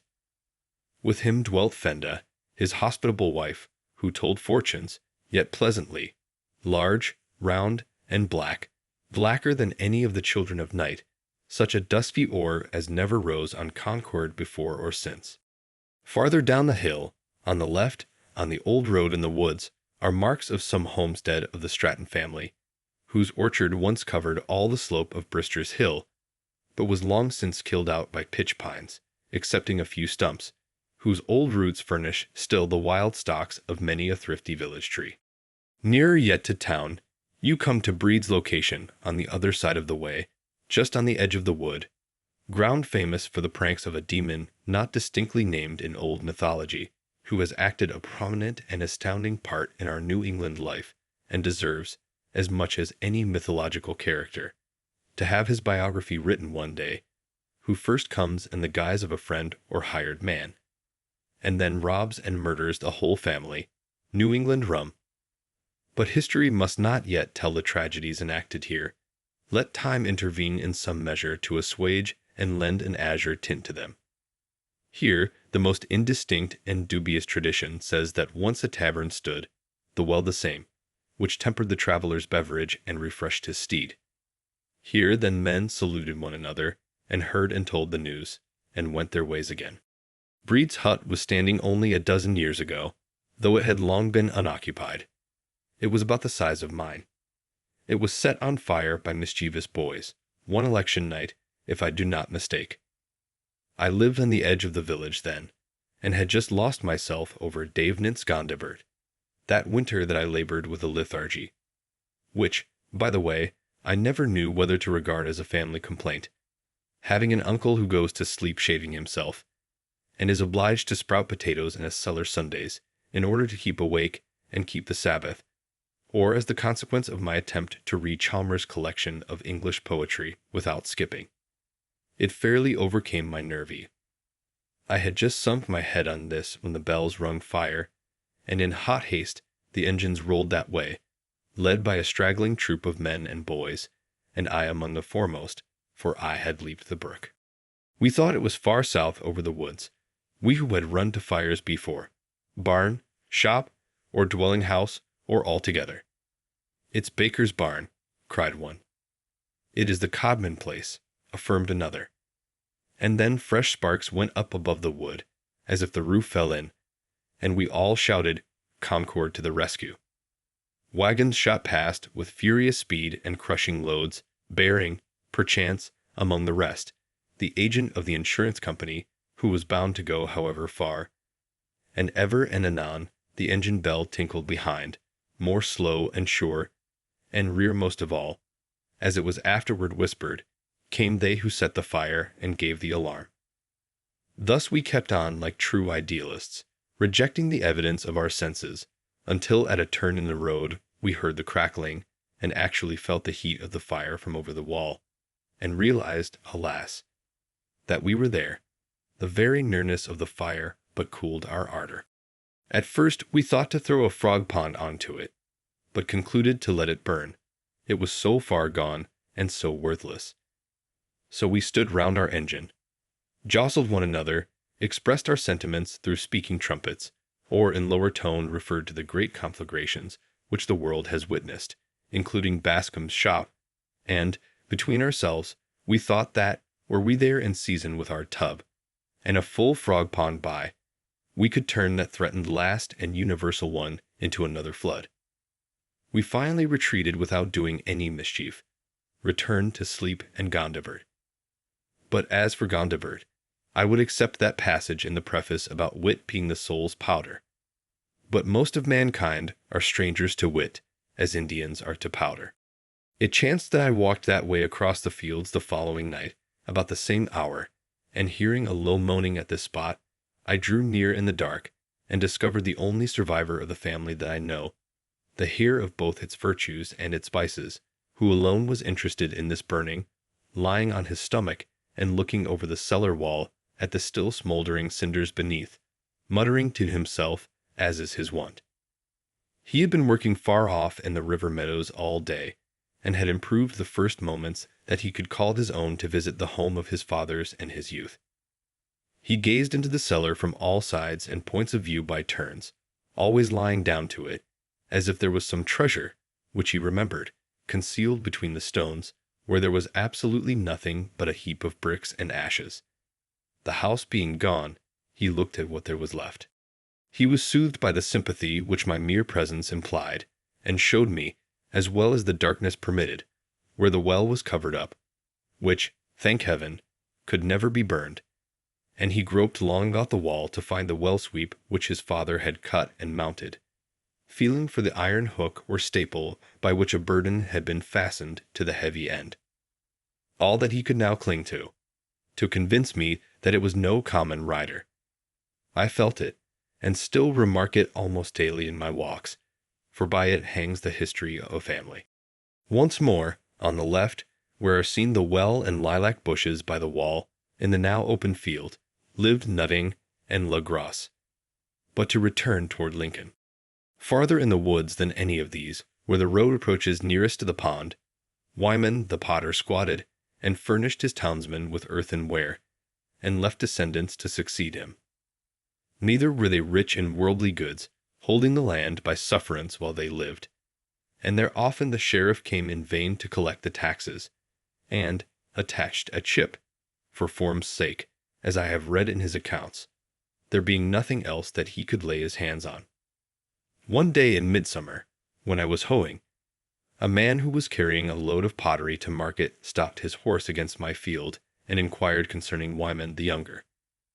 He had long ago bought a potter's wheel of him, and wished to know what had become of him. I had read of the potter's clay and wheel in Scripture, but it had never occurred to me that the pots we used were not such as had come down unbroken from those days, or grown on trees like gourds somewhere, and I was pleased to hear that so fictile an art was ever practiced in my neighborhood. The last inhabitant of these woods before me was an Irishman, Hugh Coyle, if I have spelt his name with Coyle enough, who occupied Wyman's tenement. Colonel Coyle, he was called. Rumor said that he had been a soldier at Waterloo. If he had lived, I should have made him fight his battles over again. His trade here was that of a ditcher. Napoleon went to Street Galena. Coyle came to Walden Woods. All I know of him is tragic. He was a man of manners, like one who had seen the world, and was capable of more civil speech than you could well attend to. He wore a great coat in midsummer, being affected with the trembling delirium, and his face was the color of carmine. He died in the road at the foot of Brister's Hill shortly after I came to the woods, so that I have not remembered him as a neighbor. Before his house was pulled down, when his comrades avoided it as an unlucky castle, I visited it. There lay his old clothes curled up by use, as if they were himself, upon his raised plank bed. His pipe lay broken on the hearth, instead of a bowl broken at the fountain. The last could never have been the symbol of his death, for he confessed to me that, though he had heard of Brister's Spring, he had never seen it, and soiled cards, kings of diamonds, spades, and hearts, were scattered over the floor. One black chicken which the administrator could not catch, black as night and as silent, not even croaking, awaiting Reynard, still went to roost in the next apartment. In the rear there was the dim outline of a garden, which had been planted but had never received its first hoeing, owing to those terrible shaking fits, though it was now harvest time. It was overrun with Roman wormwood and beggar ticks, which last stuck to my clothes for all fruit. The skin of a woodchuck was freshly stretched upon the back of the house, a trophy of his last Waterloo. But no warm cap or mittens would he want more. Now only a dent in the earth marks the site of these dwellings, with buried cellar stones and strawberries, raspberries, thimbleberries, hazel bushes, and sumachs growing in the sunny sward there. Some pitch pine or gnarled oak occupies what was the chimney nook, and a sweet-scented black birch, perhaps, waves where the door-stone was. Sometimes the well dent is visible, where once a spring oozed, now dry and turles grass, or it was covered deep, not to be discovered till some late day, with a flat stone under the sod when the last of the race departed. What a sorrowful act must that be, the covering up of wells, coincident with the opening of wells of tears. These cellar dents, like deserted fox burrows, old holes, are all that is left where once were the stir and bustle of human life, and fate, free will, foreknowledge absolute, in some form and dialect or other, were by turns discussed. But all I can learn of their conclusions amounts to just this, that Cato and Brister pulled wool, which is about as edifying as the history of more famous schools of philosophy. Still grows the vivacious lilac a generation after the door and lintel and the sill are gone, unfolding its sweet-scented flowers each spring, to be plucked by the musing traveler, planted and tended once by children's hands in front-yard plots, now standing by wall-sides in retired pastures, and giving place to new rising forests. The last of that stir, sole survivor of that family. Little did the dusky children think that the puny slip with its 2 eyes only, which they stuck in the ground in the shadow of the house and daily watered, would root itself so, and outlive them, and house itself in the rear that shaded it, and grown man's garden and orchard, and tell their story faintly to the lone wanderer a half-century after they had grown up and deed, blossoming as fair and smelling as sweet as in that first spring. I mark it still tender, civil, cheerful, lilac colors. But this small village, germ of something more, why did it fail while conquered keeps its ground? Were there no natural advantages, no water privileges, forsooth? The deep Walden Pond and cool Brister's Spring. Privilege to drink long and healthy draughts at these, all unimproved by these men, but to dilute their glass. They were universally a thirsty race. Might not the basket, stable broom, mat making, corn parching, linen spinning, and pottery business have thrived here, making the wilderness to blossom like the rose, and a numerous posterity have inherited the land of their fathers?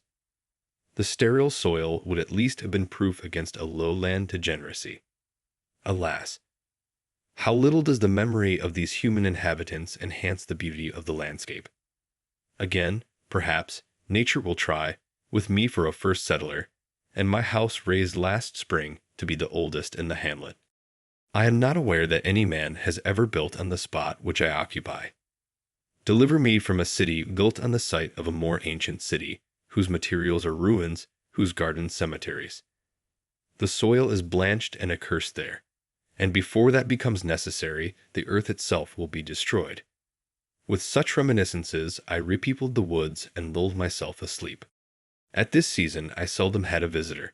When the snow lay deepest, no wanderer ventured near my house for a week or fortnight at a time.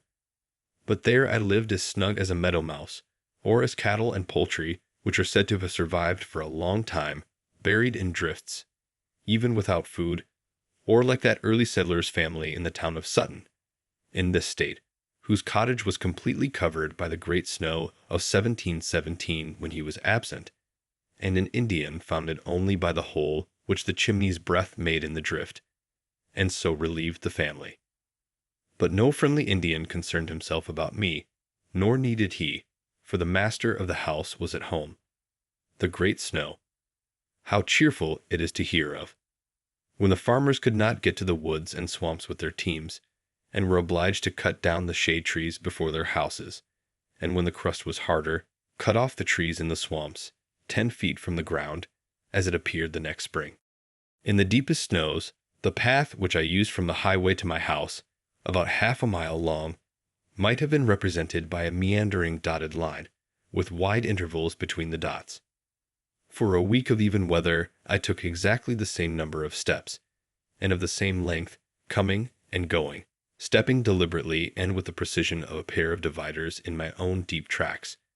To such routine the winter reduces us.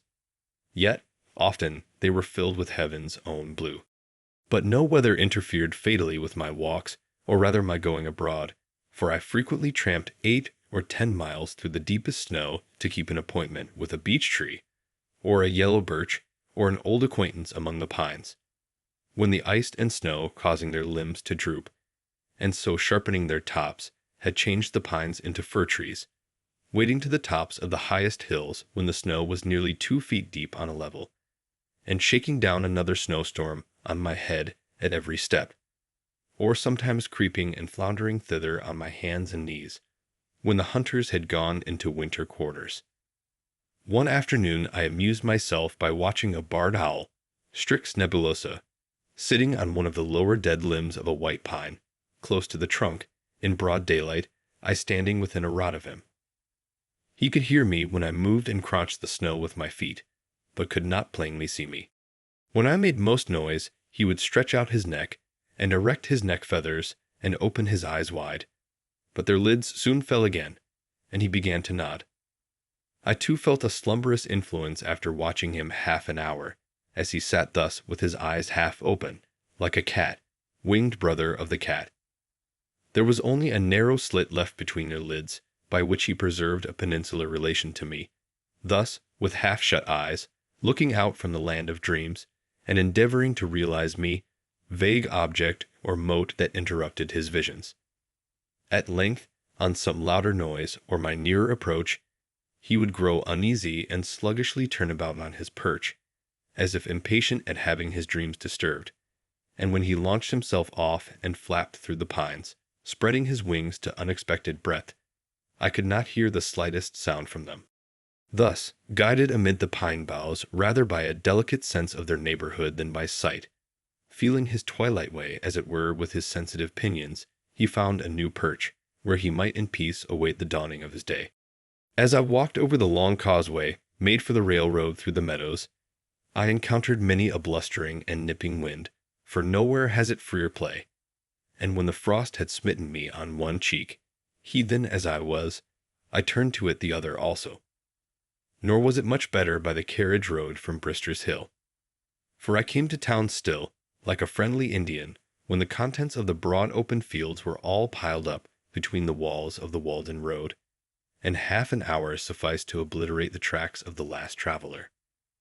And when I returned, new drifts would have formed, through which I floundered, where the busy northwest wind had been depositing the powdery snow round a sharp angle in the road, and not a rabbit's track, nor even the fine print, the small type, of a meadow mouse was to be seen.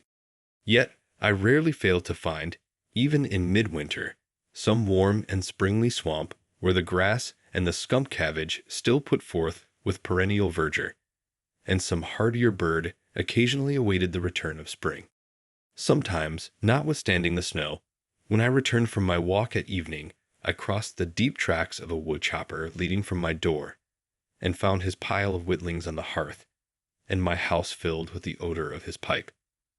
Or on a Sunday afternoon, if I chanced to be at home, I heard the crunching of the snow made by the step of a long-headed farmer, who from far through the woods sought my house to have a social crack. One of the few of his vocation who are men on their farms, who don a frock instead of a professor's gown, and is as ready to extract the moral out of church or state as to haul a load of manure from his barnyard. We talked of rude and simple times, when men sat about large fires in cold bracing weather, with clear heads. And when other dessert failed, we tried our teeth on many a nut, which wise squirrels have long since abandoned, for those which have the thickest shells are commonly empty. The one who came from farthest to my lodge, through deepest snows and most dismal tempests, was a poet. A farmer, a hunter, a soldier, a reporter, even a philosopher, may be daunted, but nothing can deter a poet, for he is actuated by pure love. Who can predict his comings and goings? His business calls him out at all hours, even when doctors sleep. We made that small house ring with boisterous mirth and resound with the murmur of much sober talk, making amends then to Walden Vale for the long silences. Broadway was still and deserted in comparison. At suitable intervals there were regular salutes of laughter, which might have been referred indifferently to the last uttered or the forthcoming jest. We made many a brand new theory of life over a thin dish of gruel, which combined the advantages of conviviality with the clear-headedness which philosophy requires. I should not forget that during my last winter at the pond there was another welcome visitor, who at one time came through the village, through snow and rain and darkness, till he saw my lamp through the trees, and shared with me some long winter evenings. One of the last of the philosophers, Connecticut gave him to the world. He peddled first her wares, afterwards, as he declares, his brains. These he peddles still, prompting God and disgracing man, bearing for fruit his brain only, like the nut its kernel. I think that he must be the man of the most faith of any alive. His words and attitude always suppose a better state of things than other men are acquainted with, and he will be the last man to be disappointed as the ages revolve. He has no venture in the present. But though comparatively disregarded now, when his day comes, laws unsuspected by most will take effect, and masters of families and rulers will come to him for advice.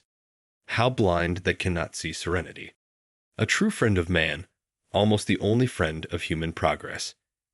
An old mortality, say rather an immortality, with unwearied patience and faith, making plain the image engraven in men's bodies, the God of whom they are but defaced and leaning monuments. With his hospitable intellect, he embraces children, beggars, insane, and scholars, and entertains the thought of all, adding to it commonly some breadth and elegance. I think that he should keep a caravansary on the world's highway, where philosophers of all nations might put up, and on his sign should be printed, "Entertainment for man, but not for his beast. Enter ye that have leisure and a quiet mind, who earnestly seek the right road." He is perhaps the sanest man, and has the fewest crotchets of any I chance to know, the same yesterday and tomorrow. Of yore we had sauntered and talked, and effectually put the world behind us, for he was pledged to no institution in it, free-born, ingenuous. Whichever way we turned, it seemed that the heavens and the earth had met together, since he enhanced the beauty of the landscape. A blue-robed man, whose fittest roof is the overarching sky which reflects his serenity. I do not see how he can ever die. Nature cannot spare him. Having each some shingles of thought well dried, we sat and whittled them, trying our knives, and admiring the clear yellowish grain of the pumpkin pine. We waited so gently and reverently, or we pulled together so smoothly, that the fishes of thought were not scared from the stream, nor feared any angler on the bank, but came and went grandly, like the clouds which float through the western sky, and the mother-o'-pearl flocks which sometimes form and dissolve there. There we worked, revising mythology, rounding a fable here and there, and building castles in the air for which earth offered no worthy foundation. Great looker, great expecter, to converse with whom was a New England night's entertainment. Ah, such discourse we had, hermit and philosopher, and the old settler I have spoken of, we three. It expanded and racked my little house. I should not dare to say how many pounds weight there was above the atmospheric pressure on every circular inch. It opened its seams so that they had to be calked with much dullness thereafter to stop the consequent leak. But I had enough of that kind of oakum already picked. There was one other with whom I had solid seasons, long to be remembered, at his house in the village, and who looked in upon me from time to time. But I had no more for society there.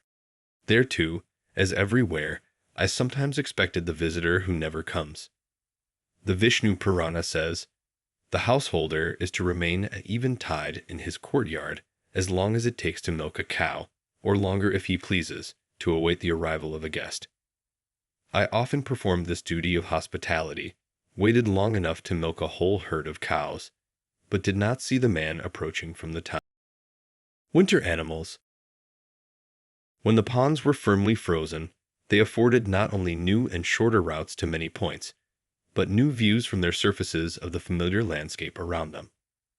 When I crossed Flint's Pond, after it was covered with snow, though I had often paddled about and skated over it, it was so unexpectedly wide and so strange that I could think of nothing but Baffin's Bay.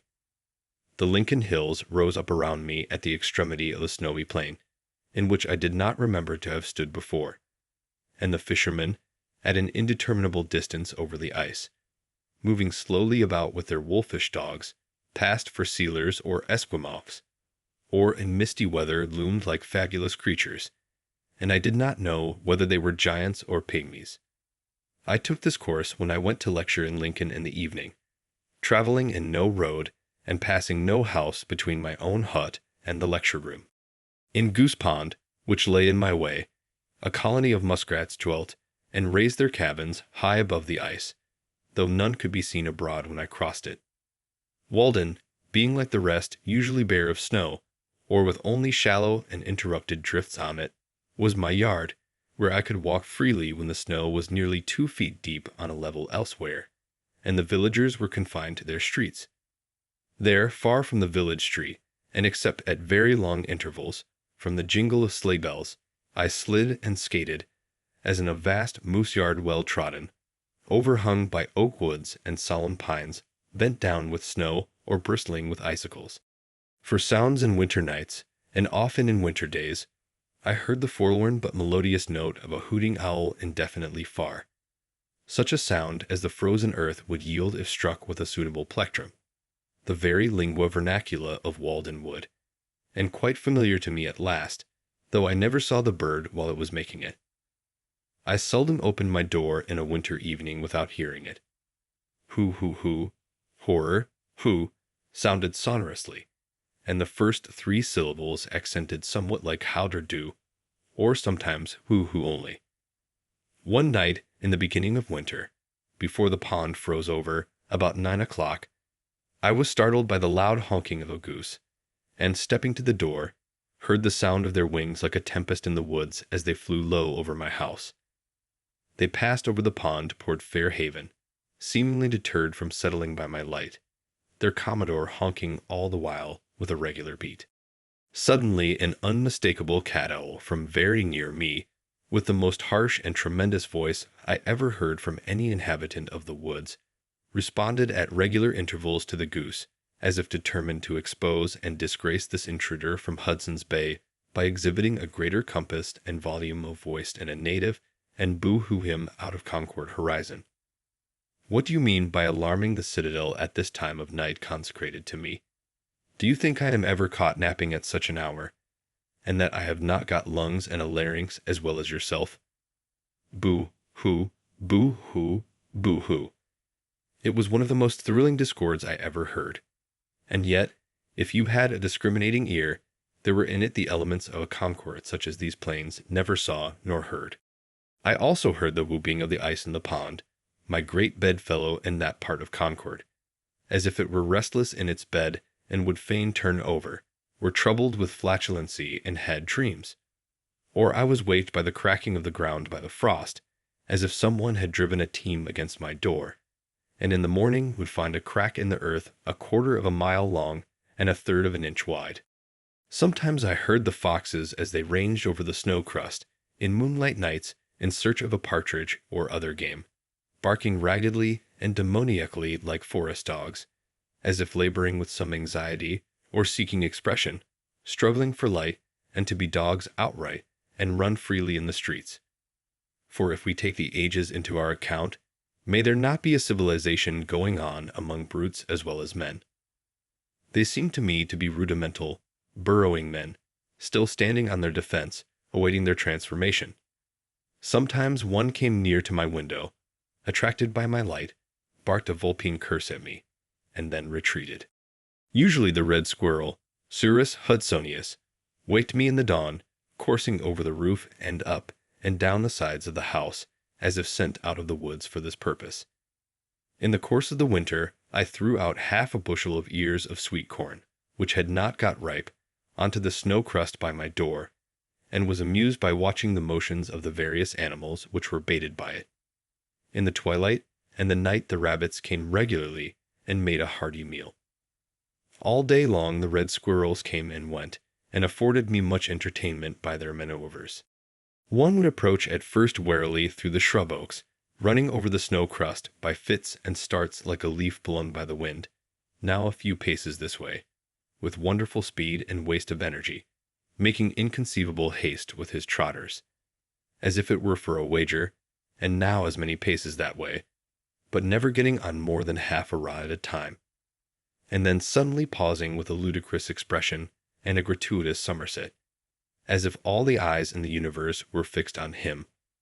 For all the motions of a squirrel, even in the most solitary recesses of the forest, imply spectators as much as those of a dancing girl, wasting more time in delay and circumspection than would have sufficed to walk the whole distance. I never saw one walk, and then suddenly, before you could say Jack Robinson, he would be in the top of a young pitch pine, winding up his clock and chiding all imaginary spectators, soliloquizing and talking to all the universe at the same time, for no reason that I could ever detect or he himself was aware of, I suspect. At length he would reach the corn, and selecting a suitable ear, frisk about in the same uncertain trigonometrical way to the topmost stick of my woodpile, before my window, where he looked me in the face, and there sit for hours, supplying himself with a new ear from time to time, nibbling at first voraciously, and throwing the half-naked cobs about, till at length he grew more dainty still and played with his food, tasting only the inside of the kernel, and the ear, which was held balanced over the stick by one paw, slipped from his careless grasp and fell to the ground, when he would look over at it with a ludicrous expression of uncertainty, as if suspecting that it had life, with a mind not made up whether to get it again, or a new one, or be off, now thinking of corn, then listening to hear what was in the wind. So the little impudent fellow would waste many an ear in a forenoon, till at last, seizing some longer and plumper one, considerably bigger than himself, and skillfully balancing it, he would set out with it to the woods, like a tiger with a buffalo, by the same zigzag course and frequent pauses, scratching along with it as if it were too heavy for him, and falling all the while, making its fall a diagonal between a perpendicular and horizontal, being determined to put it through at any rate, a singularly frivolous and whimsical fellow.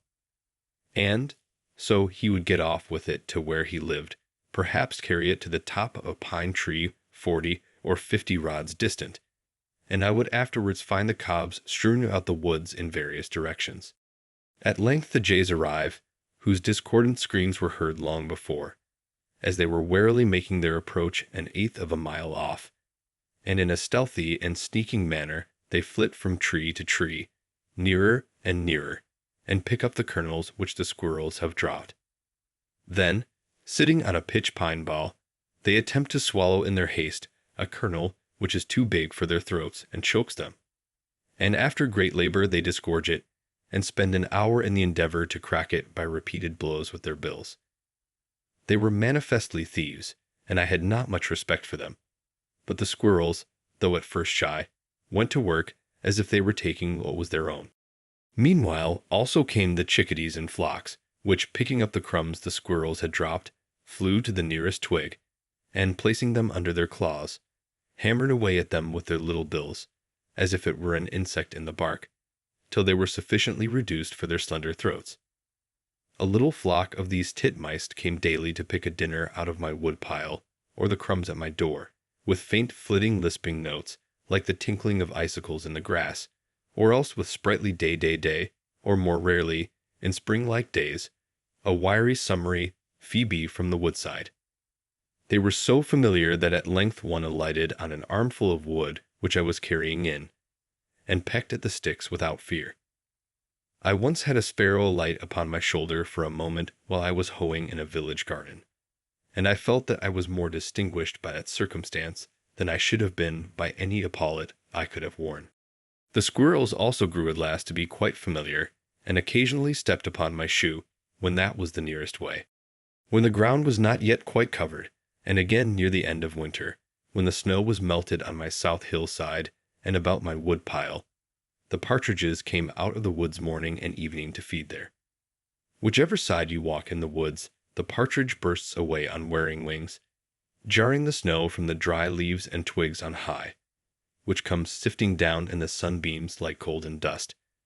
For this brave bird is not to be scared by winter. It is frequently covered up by drifts, and it is said, sometimes plunges from on wing into the soft snow, where it remains concealed for a day or two. I used to start them in the open land also, where they had come out of the woods at sunset to bud the wild apple trees. They will come regularly every evening to particular trees, where the cunning sportsman lies in wait for them, and the distant orchards next the woods suffer thus not a little. I am glad that the partridge gets fed, at any rate. It is nature's own bird, which lives on buds and diet drink. In dark winter mornings, or in short winter afternoons, I sometimes heard a pack of hounds threading all the woods with hounding cry and yelp, unable to resist the instinct of the chase and the note of the hunting horn at intervals, proving that man was in the rear. The woods ring again, and yet no fox bursts forth on to the open level of the pond, nor following pack pursuing their Actaeon. And perhaps at evening I see the hunters returning with a single brush trailing from their sleigh for a trophy, seeking their inn. They tell me that if the fox would remain in the bosom of the frozen earth he would be safe, or if he would run in a straight line away no foxhound could overtake him. But having left his pursuers far behind, he stops to rest and listen till they come up, and when he runs he circles round to his old haunts, where the hunters await him. Sometimes, however, he will run upon a wall many rods, and then leap off far to one side, and he appears to know that water will not retain his scent. A hunter told me that he once saw a fox pursued by hounds burst out onto Walden when the ice was covered with shallow puddles, run part way across, and then return to the same shore. Ere long the hounds arrived, but here they lost the scent. Sometimes a pack hunting by themselves would pass my door, and circle round my house, and yelp and hound without regarding me, as if afflicted by a species of madness, so that nothing could divert them from the pursuit. Thus they circle until they fall upon the recent trail of a fox, for a wise hound will forsake everything else for this. One day a man came to my hut from Lexington to inquire after his hound that made a large track, and had been hunting for a week by himself. But I fear that he was not the wiser for all I told him, for every time I attempted to answer his questions he interrupted me by asking, "What do you do here?" He had lost a dog, but found a man. One old hunter who has a dry tongue, who used to come to bathe in Walden once every year when the water was warmest, and at such times looked in upon me, told me that many years ago he took his gun one afternoon and went out for a cruise in Walden Wood. And as he walked the Wayland Road, he heard the cry of hounds approaching, and ere long a fox leaped the wall into the road, and as quick as thought leaped the other wall out of the road, and his swift bullet had not touched him. Some way behind came an old hound and her 3 pups in full pursuit, hunting on their own account, and disappeared again in the woods. Late in the afternoon, as he was resting in the thick woods south of Walden, he heard the voice of the hounds far over toward Fairhaven still pursuing the fox, and on they came, their hounding cry which made all the woods ring sounding nearer and nearer, now from Well Meadow, now from the Baker farm. For a long time he stood still and listened to their music, so sweet to a hunter's ear, when suddenly the fox appeared, threading the solemn aisles with an easy coursing pace, whose sound was concealed by a sympathetic rustle of the leaves, swift and still, heaping the ground, leaving his pursuers far behind. And, leaping upon a rock amid the woods, he sat erect and listening, with his back to the hunter. For a moment compassion restrained the latter's arm, but that was a short-lived mood, and as quick as thought can follow thought his piece was leveled, and wong. The fox rolling over the rock lay dead on the ground. The hunter still kept his place and listened to the hounds. Still on they came, and now the near woods resounded through all their aisles with their demoniac cry. At length the old hound burst into view with muzzle to the ground, and snapping the air as if possessed, and ran directly to the rock. But spying the dead fox, she suddenly ceased her hounding as if struck dumb with amazement, and walked round and round him in silence. And one by one her pups arrived, and, like their mother, were sobered into silence by the mystery. Then the hunter came forward and stood in their midst, and the mystery was solved. They waited in silence while he skinned the fox, then followed the brush a while, and at length turned off into the woods again. That evening a Weston squire came to the Concord hunter's cottage to inquire for his hounds, and told how for a week they had been hunting on their own account from Weston woods. The Concord hunter told him what he knew and offered him the skin, but the other declined it and departed. He did not find his hounds that night, but the next day learned that they had crossed the river and put up at a farmhouse for the night, whence, having been well fed, they took their departure early in the morning. The hunter who told me this could remember one Sam Nutting, who used to hunt bears on Fairhaven ledges and exchange their skins for rum in Concord village, who told him, even, that he had seen a moose there. Nutting had a famous foxhound named Burgon. He pronounced it Bugin, which my informant used to borrow. In the Wasp book of an old trader of this town, who was also a captain, town clerk, and representative, I find the following entry. January 18th, 1742-3, John Melvin Sear. By one gray fox 0-2-3, they are not now found here. And in his ledger, February 7th, 1743, Ezekiel Stratton has credit by 1/2 a cat skin 0-1-4.5.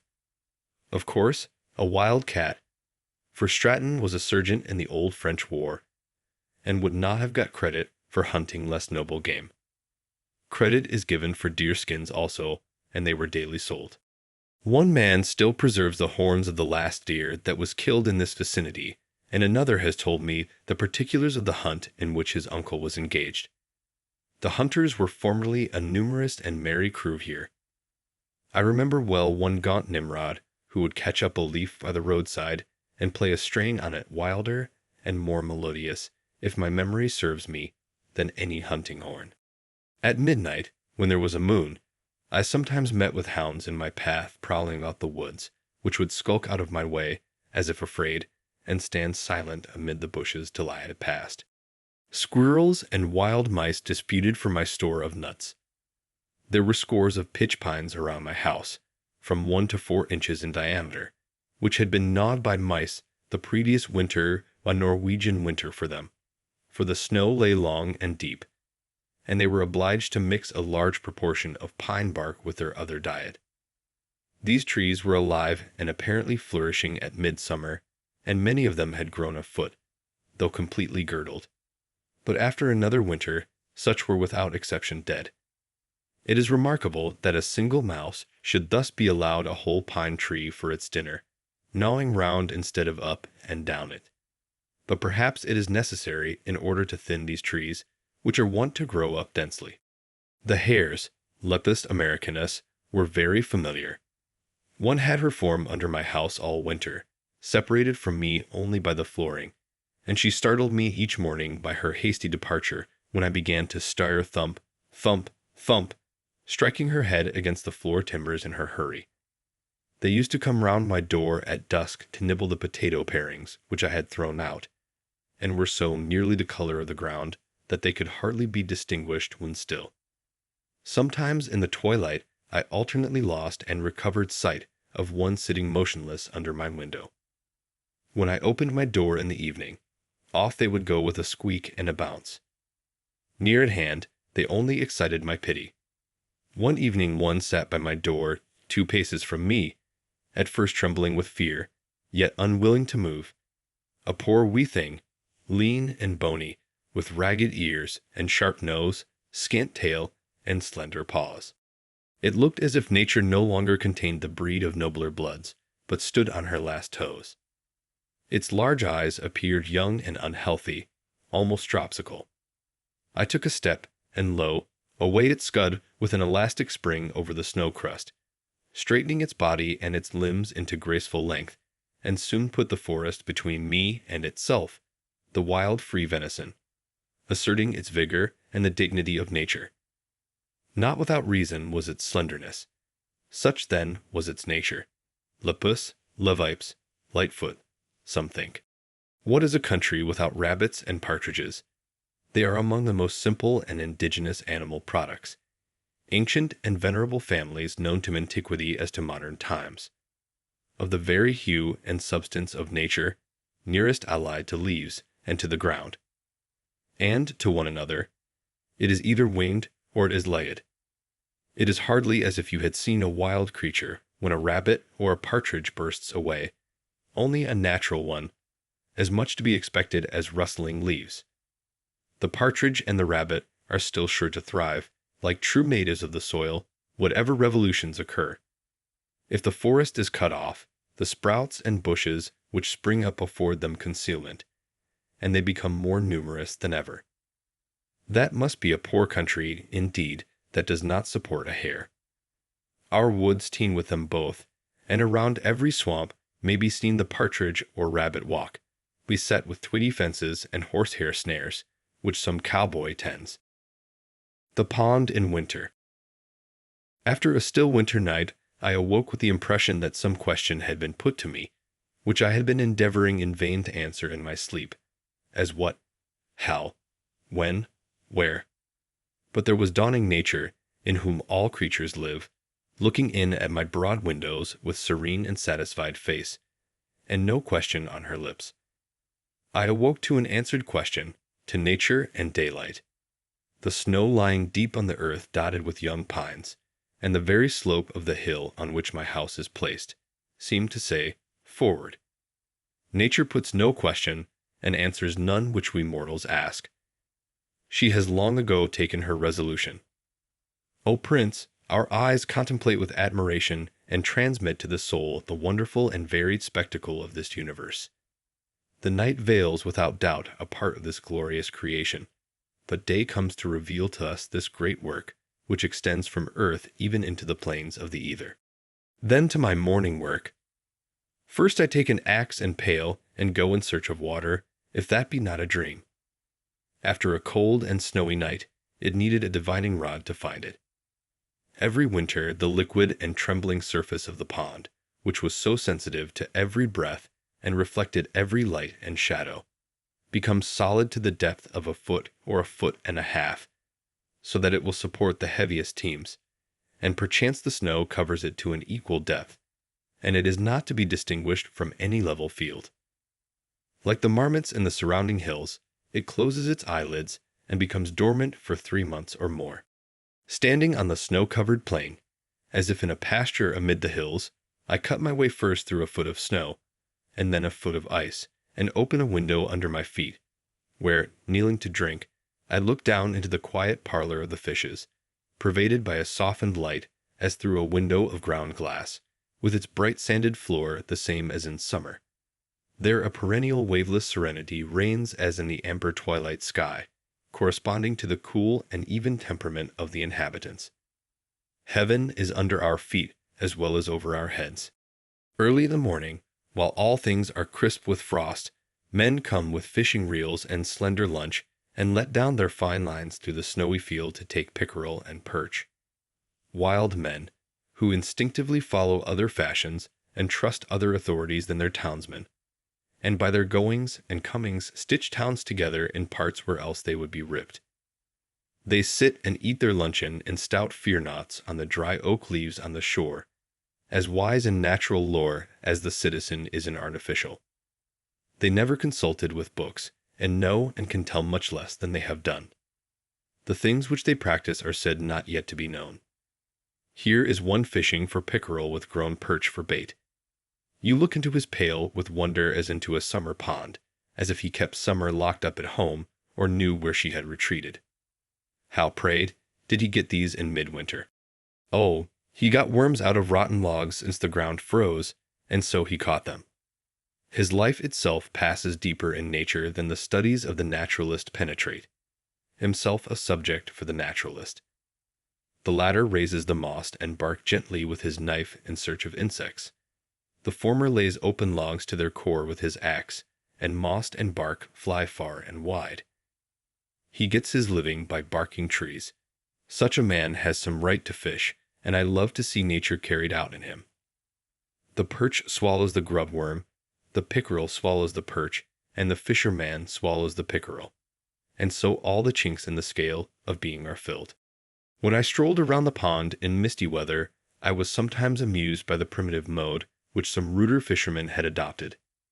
He would perhaps have placed alder branches over the narrow holes in the ice, which were 4 or 5 rods apart and an equal distance from the shore, and having fastened the end of the line to a stick to prevent its being pulled through, have passed a slack line over a twig of the alder, a foot or more above the ice, and tied a dry oak leaf to it, which, being pulled down, would show when he had a bite.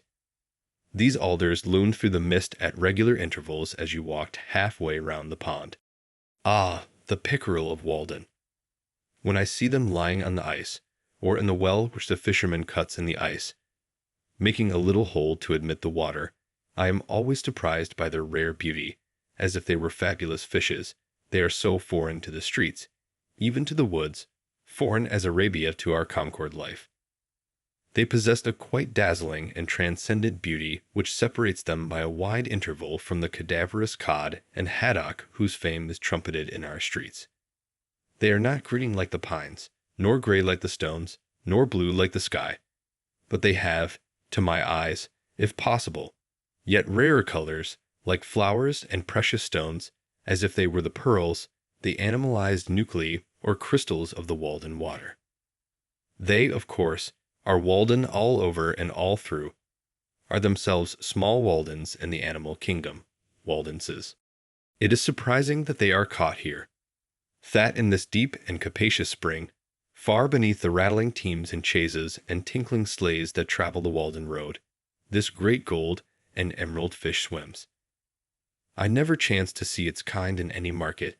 It would be the cynosure of all eyes there.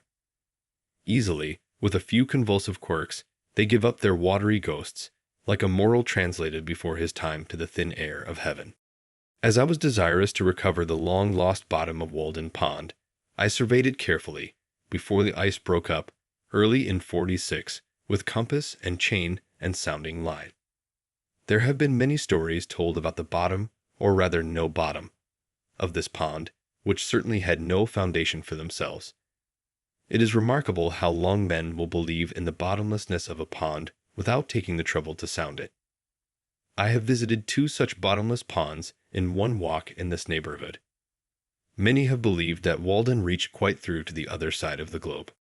Some who have lain flat on the ice for a long time, looking down through the elusive medium, perchance with watery eyes into the bargain, and driven to hasty conclusions by the fear of catching cold in their breasts, have seen vast holes into which a load of hay might be driven, if there were anybody to drive it, the undoubted source of the Styx and entrance to the infernal regions from these parts.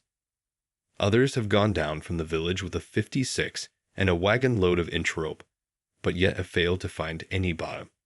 for while the 56 was resting by the way, they were paying out the rope in the vain attempt to fathom their truly immeasurable capacity for marvelousness. But I can assure my readers that Walden has a reasonably tight bottom at a not unreasonable, though at an unusual, depth. I fathomed it easily with a cod line and a stone weighing about 1.5 pounds, and could tell accurately when the stone left the bottom, by having to pull so much harder before the water got underneath to help me. The greatest depth was exactly 102 feet, to which may be added the 5 feet which it has risen since, making 107. This is a remarkable depth for so small an area, yet not an inch of it can be spared by the imagination. What if all ponds were shallow? Would it not react on the minds of men? I am thankful that this pond was made deep and pure for a symbol. While men believe in the infinite, some ponds will be thought to be bottomless. A factory owner, hearing what depth I had found, thought that it could not be true, for, judging from his acquaintance with dams, sand would not lie at so steep an angle. But the deepest ponds are not so deep in proportion to their area as most suppose, and, if drained, would not leave very remarkable valleys. They are not like cups between the hills, for this one, which is so unusually deep for its area, appears in a vertical section through its center not deeper than a shallow plate. Most ponds, emptied, would leave a meadow no more hollow than we frequently see. William Gilpin, who is so admirable in all that relates to landscapes, and usually so correct, standing at the head of Loch Fyne, in Scotland, which he describes as a bay of salt water, 60 or 70 fathoms deep, 4 miles in breadth, and about 50 miles long, surrounded by mountains, observes, if we could have seen it immediately after the diluvian crash, or whatever convulsion of nature occasioned it, before the waters gushed in, what a horrid chasm must it have appeared. So high as heaved the tumid hills, so low. Down sunk a hollow bottom broad and deep, capacious bed of waters. But if, using the shortest diameter of Loch Fyne, we apply these proportions to Walden, which, as we have seen, appears already in a vertical section only like a shallow plate, it will appear 4 times as shallow. So much for the increased horrors of the chasm of Loch Fyne when emptied. No doubt many a smiling valley with its stretching cornfields occupies exactly such a horrid chasm, from which the waters have receded, though it requires the insight and the far sight of the geologist to convince the unsuspecting inhabitants of this fact. Often an inquisitive eye may detect the shores of a primitive lake in the low horizon hills, and no subsequent elevation of the plain has been necessary to conceal their history. But it is easiest, as they who work on the highways know, to find the hollows by the puddles after a shower. The amount of it is, the imagination give it the least license, dives deeper, and soars higher than nature goes. So probably the depth of the ocean will be found to be very inconsiderable compared with its breadth. As I sounded through the ice, I could determine the shape of the bottom with greater accuracy than is possible in surveying harbors which do not freeze over, and I was surprised at its general regularity. In the deepest part, there are several acres more level than almost any field which is exposed to the sun, wind, and plough. In one instance, on a line arbitrarily chosen, the depth did not vary more than 1 foot and 30 rods, and generally, near the middle, I could calculate the variation for each 100 feet in any direction beforehand within 3 or 4 inches. Some are accustomed to speak of deep and dangerous holes even in quiet sandy ponds like this, but the effect of water under these circumstances is to level all inequalities. The regularity of the bottom and its conformity to the shores and the range of the neighboring hills were so perfect that a distant promontory betrayed itself in the soundings quite across the pond, and its direction could be determined by observing the opposite shore. Cape becomes bar, and plain shoal, and valley, and gorge deep water and channel. When I had mapped the pond by the scale of 10 rods to an inch, and put down the soundings, more than 100 in all, I observed this remarkable coincidence.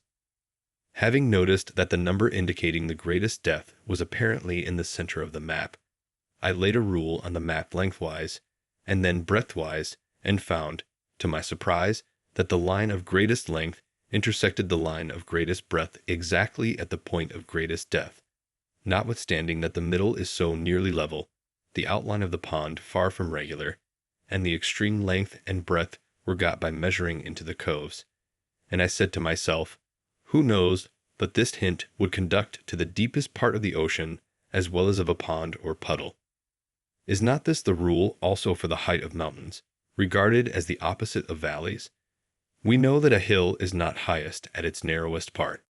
Of 5 coves, 3, or all which had been sounded, were observed to have a bar quite across their mouths and deeper water within, so that the bay tended to be an expansion of water within the land, not only horizontally but vertically, and to form a basin or independent pond, the direction of the 2 capes showing the course of the bar. Every harbor on the sea-coast, also, has its bar at its entrance. In proportion as the mouth of the cove was wider compared with its length, the water over the bar was deeper compared with that in the basin. Given, then, the length and breadth of the cove, and the character of the surrounding shore, and you have almost elements enough to make out a formula for all cases. In order to see how nearly I could guess, with this experience, at the deepest point in a pond, by observing the outlines of its surface and the character of its shores alone, I made a plan of White Pond, which contains about 41 acres, and, like this, has no island in it, nor any visible inlet or outlet. And as the line of greatest breadth fell very near the line of least breadth, where 2 opposite capes approached each other and 2 opposite bays receded, I ventured to mark a point a short distance from the latter line, but still on a line of greatest length as the deepest. The deepest part was found to be within 100 feet of this, still farther in the direction to which I had inclined, and was only 1 foot deeper, namely 60 feet. Of course, a stream running through, or an island in the pond, would make the problem much more complicated. If we knew all the laws of nature, we should need only 1 fact, or the description of 1 actual phenomenon, to infer all the particular results at that point. Now we know only a few laws, and our result is vitiated, not, of course, by any confusion or irregularity in nature, but by our ignorance of essential elements in the calculation. Our notions of law and harmony are commonly confined to those instances which we detect, but the harmony which results from a far greater number of seemingly conflicting, but really concurring, laws which we have not detected is still more wonderful. The particular laws are as our points of view, as, to the traveler, a mountain outline varies with every step, and it has an infinite number of profiles, though absolutely but 1 form. Even when cleft or bored through it is not comprehended in its entireness. What I have observed of the pond is no less true in ethics. It is the law of average. Such a rule of the 2 diameters not only guides us toward the sun in the system and the heart in man, but draw lines through the length and breadth of the aggregate of a man's particular daily behaviors and waves of life into his coves and inlets, and where they intersect will be the height or depth of his character. Perhaps we need only to know how his shores trend and his adjacent country or circumstances, to infer his depth and concealed bottom. If he is surrounded by mountainous circumstances and a Chilean shore whose peaks overshadow and are reflected in his bosom, they suggest a corresponding depth in him. But a low and smooth shore proves him shallow on that side. In our bodies, a bold projecting brow falls off to and indicates a corresponding depth of thought. Also, there is a bar across the entrance of our every cove, or particular inclination. Each is our harbor for a season, in which we are detained and partially landlocked. These inclinations are not whimsical usually, but their form, size, and direction are determined by the promontories of the shore, the ancient axes of elevation. When this bar is gradually increased by storms, tides, or currents, or there is a subsidence of the waters, so that it reaches to the surface, that which was at first but an inclination in the shore in which a thought was harbored becomes an individual lake, cut off from the ocean, wherein the thought secures its own conditions, changes, perhaps, from salt to fresh, becomes a sweet sea, dead sea, or a marsh. At the advent of each individual into this life, may we not suppose that such a bar has risen to the surface somewhere. It is true, we are such poor navigators that our thoughts, for the most part, stand off and on upon a harborless coast, are conversant only with the bights of the bays of Poesy, or steer for the public ports of entry, and go into the dry docks of science, where they merely refit for this world, and no natural currents concur to individualize them. As for the inlet or outlet of Walden, I have not discovered any but rain and snow and evaporation, though perhaps, with a thermometer and a line, such places may be found, for where the water flows into the pond, it will probably be coldest in summer and warmest in winter. When the icemen were at work here in 46-7, the cakes sent to the shore were one day rejected by those who were stacking them up there, not being thick enough to lie side by side with the rest, and the cutters thus discovered that the ice over a small space was 2 or 3 inches thinner than elsewhere, which made them think that there was an inlet there. They also showed me in another place what they thought was a leach hole, through which the pond leaked out under a hill into a neighboring meadow, pushing me out on a cake of ice to see it. It was a small cavity under 10 feet of water, but I think that I can warrant the pond not to need soldering till they find a worse leak than that. One has suggested that if such a leach hole should be found, its connection with the meadow, if any existed, might be proved by conveying some colored powder or sawdust to the mouth of the hole, and then putting a strainer over the spring in the meadow, which would catch some of the particles carried through by the current. While I was surveying the ice, which was 16 inches thick, undulated under a slight wind like water. It is well known that a level cannot be used on ice. At 1 rod from the shore, its greatest fluctuation, when observed by means of a level on land directed toward a graduated staff on the ice, was 3/4 of an inch, though the ice appeared firmly attached to the shore. It was probably greater in the middle. Who knows but if our instruments were delicate enough, we might detect an undulation in the crust of the earth. When 2 legs of my level were on the shore and the third on the ice, and the sights were directed over the latter, a rise or fall of the ice of an almost infinitesimal amount made a difference of several feet on a tree across the pond.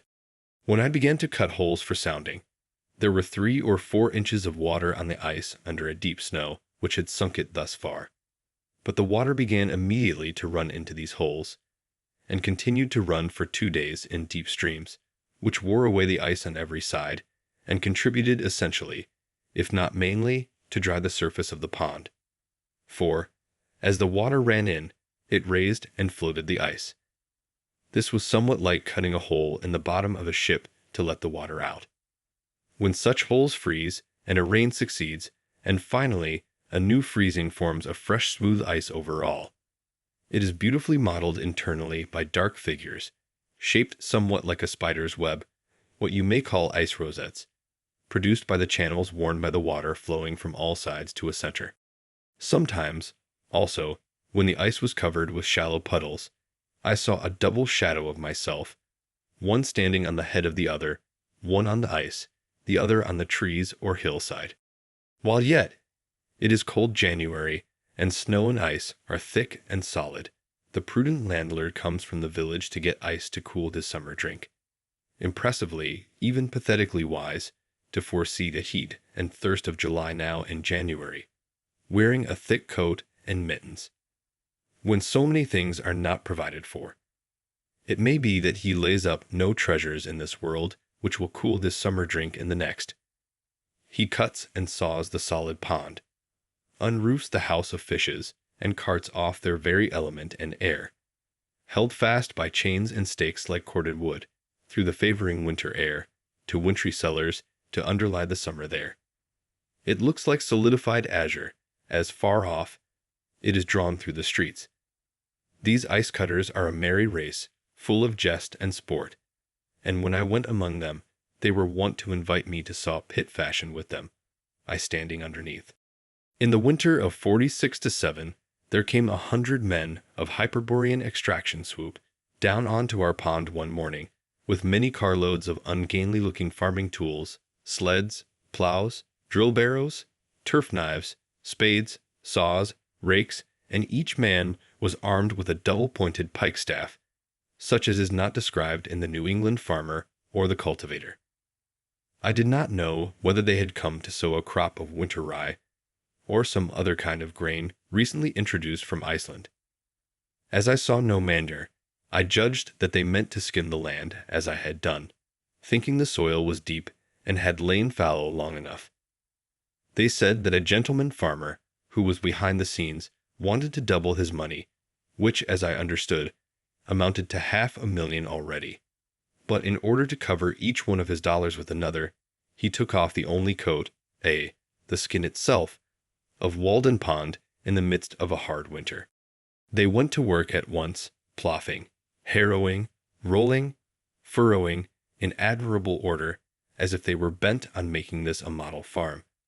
But when I was looking sharp to see what kind of seed they dropped into the furrow, a gang of fellows by my side suddenly began to hook up the virgin mold itself, with a peculiar jerk, clean down to the sand, or rather the water. For it was a very springy soil.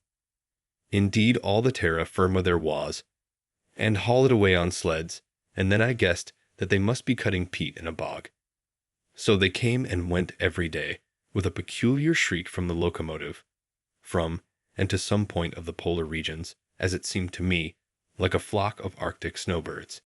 But sometimes Squaw Walden had her revenge, and a hired man, walking behind his team, slipped through a crack in the ground down toward Tartarus, and he who was so brave before suddenly became but the 9th part of a man, almost gave up his animal teat, and was glad to take refuge in my house, and acknowledged that there was some virtue in a stove. Or sometimes the frozen soil took a piece of steel out of a plowshare, or a plow got set in the furrow and had to be cut out. To speak literally, 100 Irishmen, with Yankee overseers, came from Cambridge every day to get out the ice. They divided it into cakes by methods too well known to require description, and these, being sledded to the shore, were rapidly hauled off on to an ice platform, and raised by grappling irons and block and tackle, worked by horses, onto a stack, as surely as so many barrels of flour, and they're placed evenly side by side, and row upon row, as if they formed the solid base of an obelisk designed to pierce the clouds. They told me that in a good day they could get out 1,000 tons, which was the yield of about 1 acre. Deep ruts and cradle holes were worn in the ice, as on terra firma, by the passage of the sleds over the same track, and the horses invariably ate their oats out of cakes of ice hollowed out like buckets. They stacked up the cakes thus in the open air in a pile 35 feet high on one side, and 6 or 7 rods square, putting hay between the outside layers to exclude the air. For when the wind, though never so cold, finds a passage through, it will wear large cavities, leaving slight supports or studs only here and there, and finally topple it down. At first it looked like a vast blue fort or Valhalla, but when they began to tuck the coarse meadow hay into the crevices, and this became covered with rime and icicles, it looked like a venerable moss-grown and hoary ruin, built of azure-tinted marble, the abode of winter. That old man we see in the almanac, his shanty, as if he had a design to estivate with us. They calculated that not 25% of this would reach its destination, and that 2 or 3% would be wasted in the cars. However, a still greater part of this heap had a different destiny from what was intended. For, either because the ice was found not to keep so well as was expected, containing more air than usual, or for some other reason, it never got to market. This heap, made in the winter of 46-7 and estimated to contain 10,000 tons, was finally covered with hay and boards, and though it was unroofed the following July and a part of it carried off, the rest remaining exposed to the sun, it stood over that summer and the next winter, and was not quite melted till September 1848. Thus the pond recovered the greater part. Like the water, the Walden ice, seen near at hand, has a green tint, but at a distance is beautifully blue, and you can easily tell it from the white ice of the river, or the merely greenish ice of some ponds a quarter of a mile off. Sometimes one of those great cakes slips from the iceman's sled into the village street, and lies there for a week like a great emerald, an object of interest to all passers. I have noticed that a portion of Walden, which in the state of water was green, will often, when frozen, appear from the same point of view blue. So the hollows about this pond will, sometimes, in the winter, be filled with a greenish water somewhat like its own, but the next day will have frozen blue. Perhaps the blue color of water and ice is due to the light and air they contain, and the most transparent is the bluest. Ice is an interesting subject for contemplation. They told me that they had some in the iced houses at Fresh Pond 5 years old, which was as good as ever. Why is it that a bucket of water soon becomes putrid, but frozen remains sweet forever? It is commonly said that this is the difference between the affections and the intellect. Thus for 16 days I saw from my window 100 men at work like busy husbandmen, with teams and horses, and apparently all the implements of farming, such a picture as we see on the first page of the almanac. And as often as I looked out, I was reminded of the fable of the lark and the reapers, or the parable of the sower and the like. And now they are all gone, and in 30 days more, probably, I shall look from the same window on the pure sea-green Walden water there, reflecting the clouds and the trees, and sending up its evaporations in solitude, and no traces will appear that a man has ever stood there. Perhaps I shall hear a solitary loon laugh as he dives and plumes himself, or shall see a lonely fisher in his boat, like a floating leaf, beholding his form reflected in the waves, where lately 100 men securely labored. Thus it appears that the sweltering inhabitants of Charleston and New Orleans, of Madras and Bombay and Calcutta, drink at my well. In the morning, I bathe my intellect in the stupendous and cosmogonal philosophy of the Bhagavad Gita, since whose composition years of the gods have elapsed, and in comparison with which our modern world and its literature seem puny and trivial. And I doubt if that philosophy is not to be referred to a previous state of existence, so remote is its sublimity from our conceptions. I lay down the book and go to my well for water, and lo! there I meet the servant of the Brahmin, priest of Brahma and Vishnu and Indra, who still sits in his temple on the Ganges reading the Vedas, or dwells at the root of a tree with his crust and water jug. I meet his servant come to draw water for his master, and our buckets as it were grate together in the same well. The pure Walden water is mingled with the sacred water of the Ganges. Spring. The opening of large tracts by the ice cutters commonly causes a pond to break up earlier, for the water, agitated by the wind, even in cold weather, wears away the surrounding ice. But such was not the effect on Walden that year, for she had soon got a thick new garment to take the place of the old. This pond never breaks up so soon as the others in this neighborhood, on account both of its greater depth and its having no stream passing through it to melt or wear away the ice. I never knew it to open in the course of a winter, not excepting that of 52-3, which gave the ponds so severe a trial. It commonly opens about the 1st of April, a week or 10 days later than Flint's Pond and Fair Haven, beginning to melt on the north side, and in the shallower parts where it began to freeze. It indicates better than any water hereabouts the absolute progress of the season, being least affected by transient changes of temperature. A severe cold of a few days' duration in March may very much retard the opening of the former ponds, while the temperature of Walden increases almost uninterruptedly. A thermometer thrust into the middle of Walden on the 6th of March, 1847, stood at 32 degrees, or freezing point, near the shore at 33 degrees. In the middle of Flint's Pond, the same day, at 32.1/2 degrees. At a dozen rods from the shore, in shallow water, under ice a foot thick, at 36 degrees.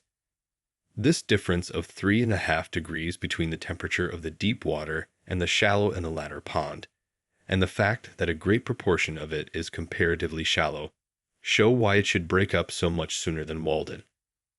The ice in the shallowest part was at this time several inches thinner than in the middle.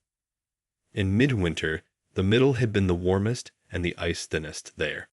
So, also, every one who has waded about the shores of the pond in summer must have perceived how much warmer the water is close to the shore, where only 3 or 4 inches deep, then a little distance out, and on the surface where it is deep, then near the bottom.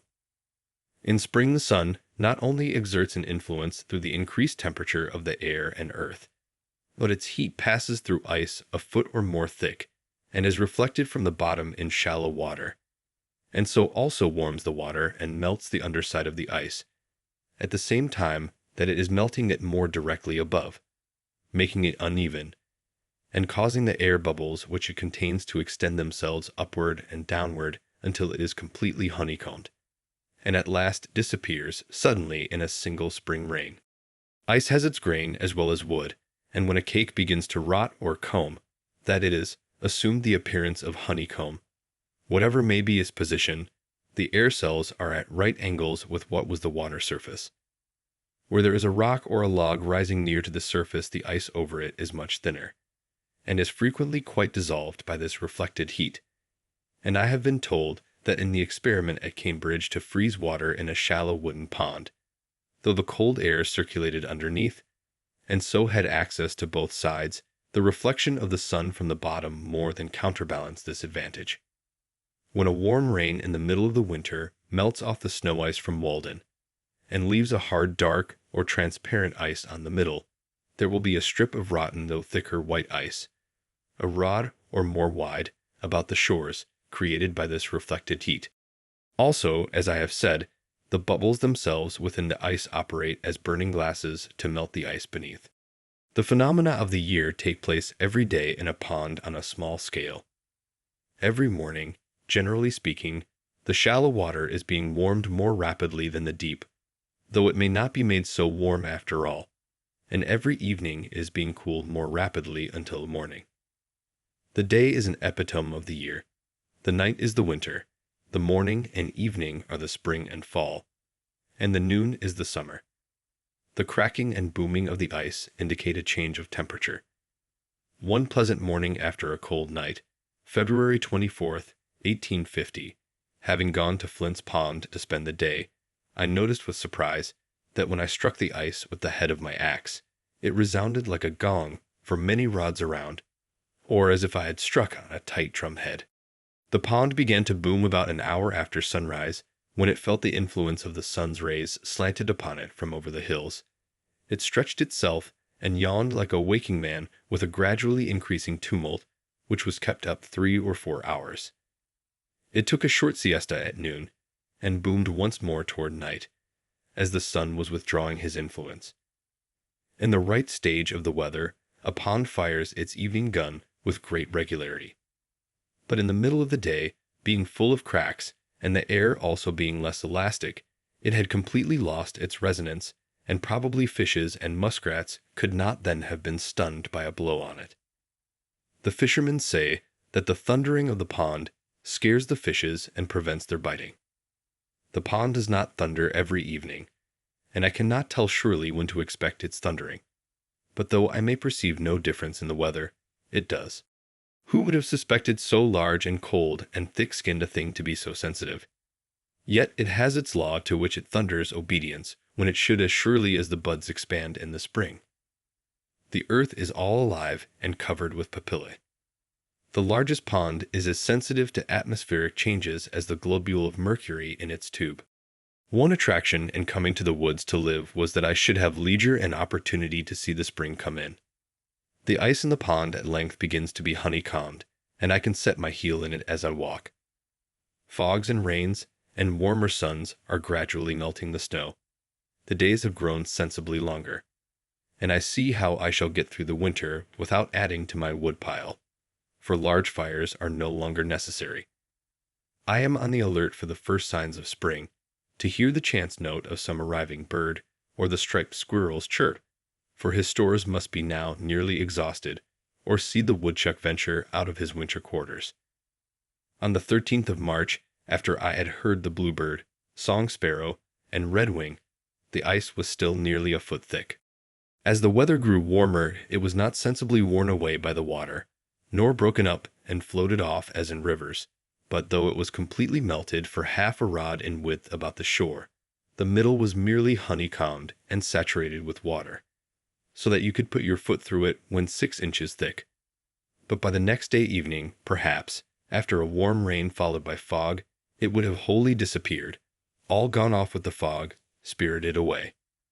One year, I went across the middle only 5 days before it disappeared entirely.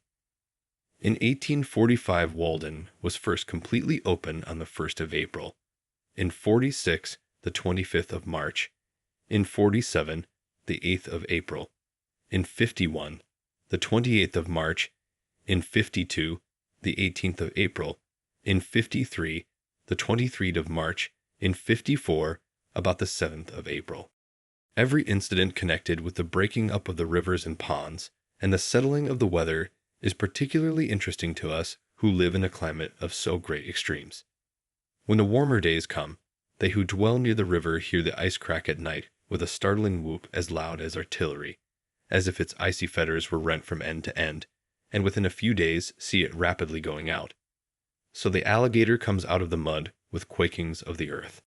One old man, who has been a close observer of nature, and seems as thoroughly wise in regard to all her operations as if she had been put upon the stocks when he was a boy, and he had helped to lay her keel, who has come to his growth and can hardly acquire more of natural lore if he should live to the age of Methuselah, told me, and I was surprised to hear him express wonder at any of nature's operations, for I thought that there were no secrets between them. That one spring day he took his gun and boat, and thought that he would have a little sport with the ducks. There was ice still on the meadows, but it was all gone out of the river, and he dropped down without obstruction from Sudbury, where he lived, to Fairhaven Pond, which he found, unexpectedly, covered for the most part with a firm field of ice. It was a warm day, and he was surprised to see so great a body of ice remaining. Not seeing any ducks, he hid his boat on the north or back side of an island in the pond, and then concealed himself in the bushes on the south side to await them. The ice was melted for 3 or 4 rods from the shore, and there was a smooth and warm sheet of water, with a muddy bottom, such as the ducks love, within, and he thought it likely that some would be along pretty soon. After he had lain still there about an hour, he heard a low and seemingly very distant sound, but singularly grand and impressive, unlike anything he had ever heard, gradually swelling and increasing as if it would have a universal and memorable ending, a sullen rush and roar, which seemed to him all at once like the sound of a vast body of fowl coming in to settle there. And seizing his gun, he started up in haste and excited. But he found, to his surprise, that the whole body of the ice had started while he lay there, and drifted in to the shore, and the sound he had heard was made by its edge grating on the shore, at first gently nibbled and crumbled off, but at length heaving up and scattering its wrecks along the island to a considerable height before it came to a standstill. At length the sun's rays have attained the right angle, and warm winds blow up mist and rain and melt the snowbanks, and the sun dispersing the mist smiles on a checkered landscape of russet and white smoking with incense, through which the traveler picks his way from islet to islet, cheered by the music of 1,000 tinkling rills and rivulets whose veins are filled with the blood of winter which they are bearing off. Few phenomena gave me more delight than to observe the forms which thawing sand and clay assume in flowing down the sides of a deep cut on the railroad through which I passed on my way to the village, a phenomenon not very common on so large a scale, though the number of freshly exposed banks of the right material must have been greatly multiplied since railroads were invented. The material was sand of every degree of fineness and of various rich colors, commonly mixed with a little clay. When the frost comes out in the spring, and even in a thawing day in the winter, the sand begins to flow down the slopes like lava, sometimes bursting out through the snow and overflowing it where no sand was to be seen before. Innumerable little streams overlap and interlace one with another, exhibiting a sort of hybrid product, which obeys halfway the law of currents, and halfway that of vegetation. As it flows it takes the forms of sappy leaves or vines, making heaps of pulpy sprays a foot or more in depth, and resembling, as you look down on them, the laciniated, lobed, and imbricated thalluses of some lichens. Or you are reminded of coral, of leopard's paws, or bird's feet, of brains or lungs or bowels, and excrements of all kinds. It is a truly grotesque vegetation, whose forms and color we see imitated in bronze, a sort of architectural foliage more ancient and typical than acanthus, chicory, ivy, vine, or any vegetable leaves, destined perhaps, under some circumstances, to become a puzzle to future geologists. The whole cut impressed me as if it were a cave with its stalactites laid open to the light. The various shades of the sand are singularly rich and agreeable, embracing the different iron colors, brown, gray, yellowish, and reddish. When the flowing mass reaches the drain at the foot of the bank, it spreads out flatter into strands, the separate streams losing their semi-cylindrical form and gradually becoming more flat and broad, running together as they are more moist, till they form an almost flat sand, still variously and beautifully shaded, but in which you can trace the original forms of vegetation, till at length, in the water itself, they are converted into banks, like those formed off the mouths of rivers, and the forms of vegetation are lost in the ripple marks on the bottom. The whole bank, which is from 20 to 40 feet high, is sometimes overlaid with a mass of this kind of foliage, or sandy rupture, for a quarter of a mile on one or both sides, the produce of one spring day. What makes this sand foliage remarkable is its springing into existence thus suddenly. When I see on the one side the inert bank, for the sun acts on one side first, and on the other this luxuriant foliage, the creation of an hour, I am affected as if, in a peculiar sense, I stood in the laboratory of the artist who made the world and had come to where he was still at work, sporting on this bank, and with excess of energy strewing his fresh designs about. I feel as if I were nearer to the vitals of the globe, for this sandy overflow is something such a foliaceous mass as the vitals of the animal body. You find thus in the very sands an anticipation of the vegetable leaf. No wonder that the earth expresses itself outwardly in leaves, it so labors with the idea inwardly. The atoms have already learned this law, and are pregnant by it.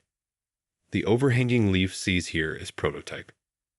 Internally, whether in the globe or animal body, it is a moist, thick lobe, a word especially applicable to the liver and lungs and the leaves of fat, lebo, labor, lapsus, to flow or slip downward, a lapsing.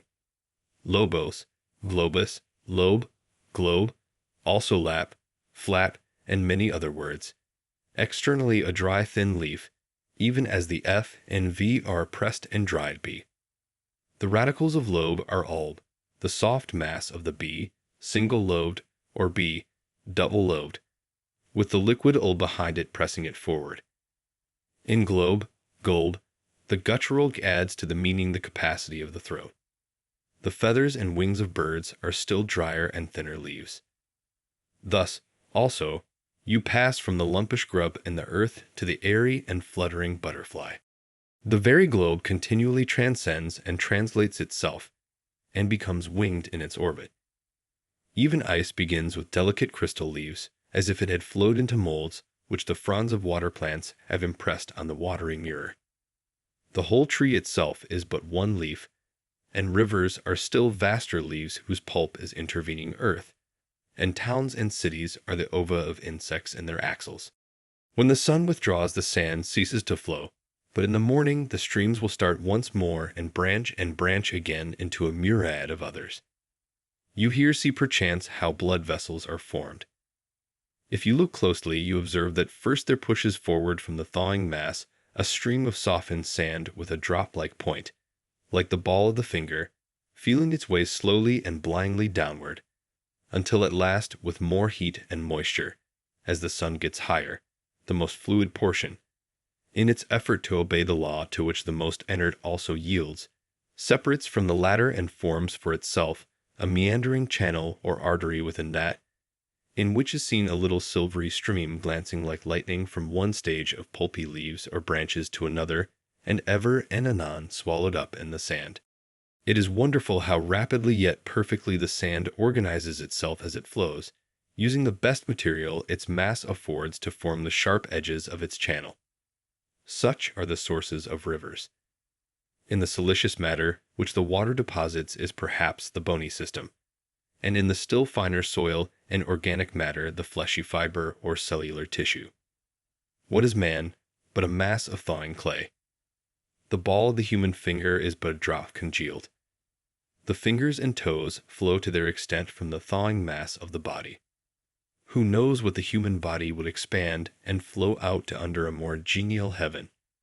Is not the hand a spreading palm leaf with its lobes and veins?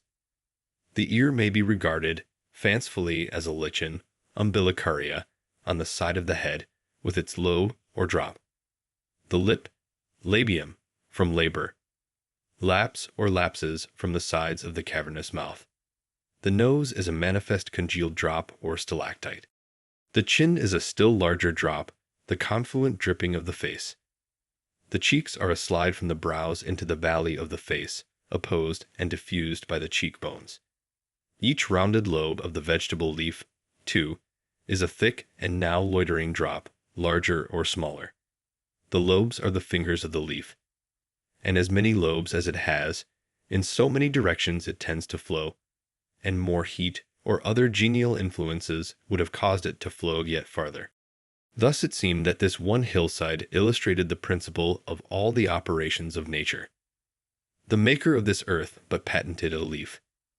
What Champollion will decipher this hieroglyphic for us, that we may turn over a new leaf at last? This phenomenon is more exhilarating to me than the luxuriance and fertility of vineyards. True, it is somewhat excrementitious in its character, and there is no end to the heaps of liver lights and bowls, as if the globe were turned wrong side outward. But this suggests at least that nature has some bowls, and there again is mother of humanity. This is the frost coming out of the ground. This is spring. It precedes the green and flowery spring, as mythology precedes regular poetry. I know of nothing more purgative of winter fumes and indigestions. It convinces me that earth is still in her swaddling clothes, and stretches forth baby fingers on every side. Fresh curls spring from the baldest brow. There is nothing inorganic. These foliaceous heaps lie along the bank like the slag of a furnace, showing that nature is in full blast within. The earth is not a mere fragment of dead history, stratum upon stratum like the leaves of a book, to be studied by geologists and antiquaries chiefly, but living poetry like the leaves of a tree, which precede flowers and fruit. Not a fossil earth, but a living earth, compared with whose great central life all animal and vegetable life is merely parasitic. Its throes will heave our exuvia from their graves. You may melt your metals and cast them into the most beautiful molds you can. They will never excite me like the forms which this molten earth flows out into. And not only it, but the institutions upon it, are plastic like clay in the hands of the potter. Ere long, not only on these banks, but on every hill and plain, and in every hollow, the frost comes out of the ground like a dormant quadruped from its burrow, and seeks the sea with music, or migrates to other climes in clouds. Thaw with his gentle persuasion is more powerful than Thor with his hammer. The one melts, the other but breaks in pieces.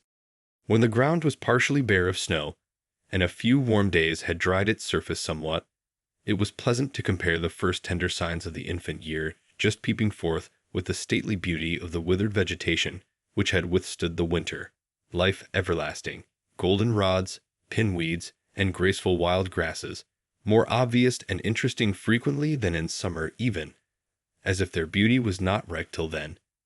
Even cotton grass, cattails, mulleins, joneswort, hardhack, meadowsweet, and other strong-stemmed plants, those unexhausted granaries which entertain the earliest birds, decent weeds, at least, which widowed nature wears. I am particularly attracted by the arching and sheaf-like top of the woolgrass.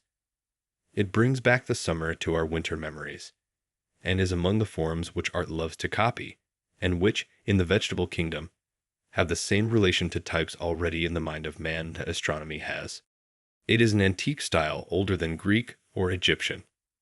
Many of the phenomena of winter are suggestive of an inexpressible tenderness and fragile delicacy. We are accustomed to hear this king described as a rude and boisterous tyrant, but with the gentleness of a lover he adorns the tresses of summer.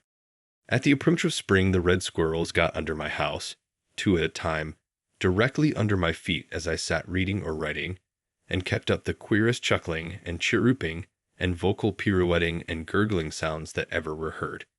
And when I stamped, they only chirruped the louder, as if past all fear and respect in their mad pranks, defying humanity to stop them. No, you don't. Chicory, chicory. They were wholly deaf to my arguments, or failed to perceive their force, and fell into a strain of invective that was irresistible. The first sparrow of spring.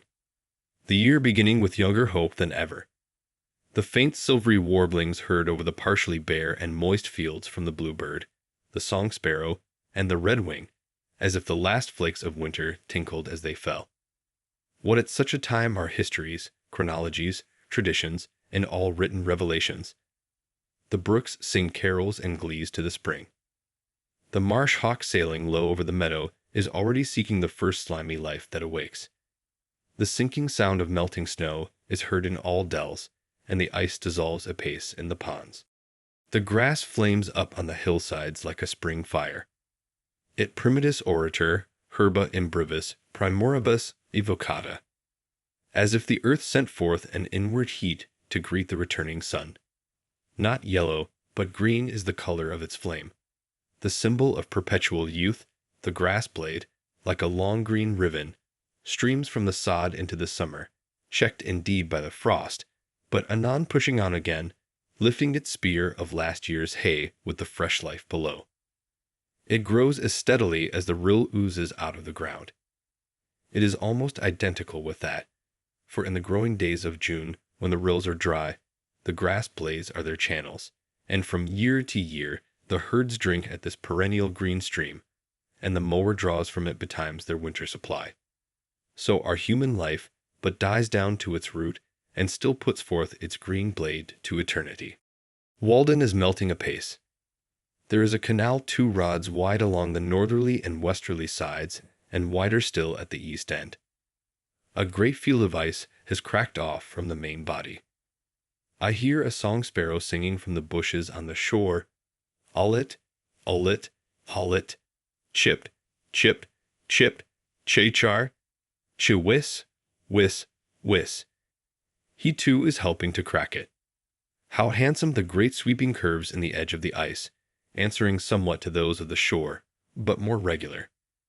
It is unusually hard, owing to the recent severe but transient cold, and all watered or waved like a palace floor. But the wind slides eastward over its opaque surface in vain, till it reaches the living surface beyond. It is glorious to behold this ribbon of water sparkling in the sun, the bare face of the pond full of glee and youth, as if it spoke the joy of the fishes within it, and of the sands on its shore, a silvery sheen as from the scales of a leuciscus, as it were all one active fish. Such is the contrast between winter and spring. Walden was dead and is alive again. But this spring it broke up more steadily, as I have said. The change from storm and winter to serene and mild weather, from dark and sluggish hours to bright and elastic ones, is a memorable crisis which all things proclaim. It is seemingly instantaneous at last. Suddenly an influx of light filled my house, though the evening was at hand, and the clouds of winter still overhung it, and the eaves were dripping with sleety rain. I looked out the window, and lo, where yesterday was cold gray ice, there lay the transparent pond, already calm and full of hope as in a summer evening, reflecting a summer evening sky in its bosom, though none was visible overhead, as if it had intelligence with some remote horizon. I heard a robin in the distance, the first I had heard for many 1,000 years, methought, whose note I shall not forget for many 1,000 more, the same sweet and powerful song as of yore. Oh, the evening robin, at the end of a New England summer day, if I could ever find the twig he sits upon. I mean the twig. This at least is not the Turdus migratorius. The pitch pines and shrub oaks about my house, which had so long drooped, suddenly resumed their several characters, looked brighter, greener, and more erect and alive, as if effectually cleansed and restored by the rain. I knew that it would not rain any more. You may tell by looking at any twig of the forest, at your very woodpile, whether its winter is past or not. As it grew darker, I was startled by the honking of geese flying low over the woods, like weary travelers getting in late from southern lakes, and indulging at last in unrestrained complaint and mutual consolation. Standing at my door, I could hear the rush of their wings, when, driving toward my house, they suddenly spied my light, and with hushed clamor wheeled and settled in the pond. So I came in, and shut the door, and passed my first spring night in the woods. In the morning I watched the geese from the door through the mist, sailing in the middle of the pond, 50 rods off, so large and tumultuous that Walden appeared like an artificial pond for their amusement. But when I stood on the shore, they at once rose up with a great flapping of wings at the signal of their commander. And when they had got into ranks circled about over my head, 29 of them, and then steered straight to Canada, with a regular honk from the leader at intervals, trusting to break their fast in muddier pools. A plump of ducks rose at the same time and took the route to the north in the wake of their noisier cousins. For a week I heard the circling, groping clangor of some solitary goose in the foggy mornings, seeking its companion, and still peopling the woods with the sound a larger life than they could sustain. In April the pigeons were seen again flying express in small flocks, and in due time I heard the martins twittering over my clearing, though it had not seemed that the township contained so many that it could afford me any, and I fancied that they were peculiarly of the ancient race that dwelt in hollow trees ere white men came.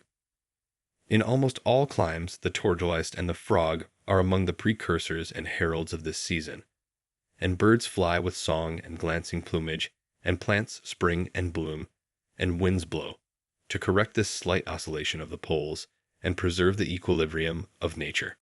As every season seems best to us in its turn, so the coming in of spring is like the creation of cosmos out of chaos and the realization of the golden age. Juris ad auroram nabathac regna recessit, persidac, et radius juga subdita matutinis. The east wind withdrew to Aurora and the Nabathean kingdom, and the Persian, and the ridges placed under the morning rays.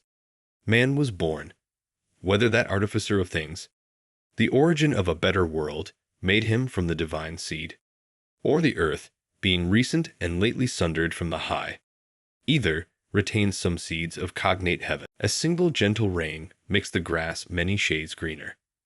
So our prospects brighten on the influx of better thoughts. We should be blessed if we lived in the present always, and took advantage of every accident that befell us, like the grass which confesses the influence of the slightest dew that falls on it, and did not spend our time in atending for the neglect of past opportunities, which we call doing our duty. We loiter in winter while it is already spring. In a pleasant spring morning all men's sins are forgiven. Such a day is a truce to vice. While such a sun holds up to burn, the vilest sinner may return. Through our own recovered innocence, we discern the innocence of our neighbors. You may have known your neighbor yesterday for a thief, a drunkard, or a sensualist, and merely pitied or despised him, and despaired of the world. But the sun shines bright and warm this first spring morning, recreating the world, and you meet him at some serene work, and see how his exhausted and debauched veins expand with still joy and bless the new day. Feel the spring influence with the innocence of infancy, and all his faults are forgotten. There is not only an atmosphere of goodwill about him, but even a savor of holiness groping for expression, blindly and ineffectually perhaps, like a newborn instinct, and for a short hour the south hillside echoes to no vulgar jest. You see some innocent fair shoots preparing to burst from his gnarled rind and try another year's life, tender and fresh as the youngest plant. Even he has entered into the joy of his Lord. Why the jailer does not leave open his prison doors, why the judge does not dismiss his case, why the preacher does not dismiss his congregation. It is because they do not obey the hint which God gives them, nor accept the pardon which he freely offers to all. A return to goodness produced each day in the tranquil and beneficent breath of the morning causes that in respect to the love of virtue and the hatred of vice, one approaches a little the primitive nature of man, as the sprouts of the forest which has been felled. In like manner, the evil which one does in the interval of a day prevents the germs of virtues which began to spring up again from developing themselves and destroys them. After the germs of virtue have thus been prevented many times from developing themselves, then the beneficent breath of evening does not suffice to preserve them. As soon as the breath of evening does not suffice longer to preserve them, then the nature of man does not differ much from that of the brute. Men, seeing the nature of this man like that of the brute, think that he has never possessed the innate faculty of reason. Are those the true and natural sentiments of man? The golden age was first created, which without any avenger, spontaneously without law, cherished fidelity and rectitude. Punishment and fear were not, nor were threatening words read on suspended brass, nor did the suppliant crowd fear the words of their judge, but were safe without an avenger. Not yet the pine felled on its mountains had descended to the liquid waves that it might see a foreign world, and morals knew no shores but their own. There was eternal spring, and placid zephyrs with warm blasts soothed the flowers born without seed. On the 29th of April, as I was fishing from the bank of the river near the 9-acre corner bridge, standing on the quaking grass and willow roots, where the muskrats lurk, I heard a singular rattling sound, somewhat like that of the sticks which boys play with their fingers. When looking up, I observed a very slight and graceful hawk, like a night hawk, alternately soaring like a ripple and tumbling a rod or two over and over, showing the underside of its wings, which gleamed like a satin ribbon in the sun, or like the pearly inside of a shell. This sight reminded me of falconry, and what nobleness and poetry are associated with that sport. The merlin, it seemed to me, it might be called, but I care not for its name. It was the most ethereal flight I had ever witnessed. It did not simply flutter like a butterfly, nor soar like the larger hawks, but it sported with proud reliance in the fields of air. Mounting again and again with its strange chuckle, it repeated its free and beautiful fall, turning over and over like a kite, and then recovering from its lofty tumbling, as if it had never set its foot on terra firma. It appeared to have no companion in the universe, sporting there alone, and to need none but the morning and the ether with which it played. It was not lonely, but made all the earth lonely beneath it. Where was the parent which hatched it, its kindred, and its father in the heavens? The tenant of the air, it seemed related to the earth, but by an egg hatched some time in the crevice of a crag. Or was its native nest made in the angle of a cloud, woven of the rainbow's trimmings and the sunset sky, and lined with some soft midsummer haze caught up from earth, its airy now some cliffy cloud. Beside this, I got a rare mess of golden and silver and bright cupreous fishes, which looked like a string of jewels. Ah!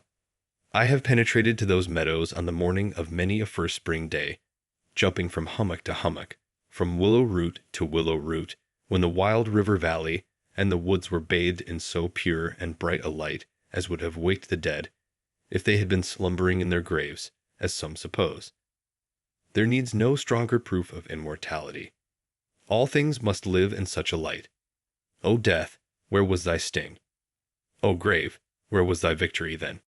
Our village life would stagnate if it were not for the unexplored forests and meadows which surround it.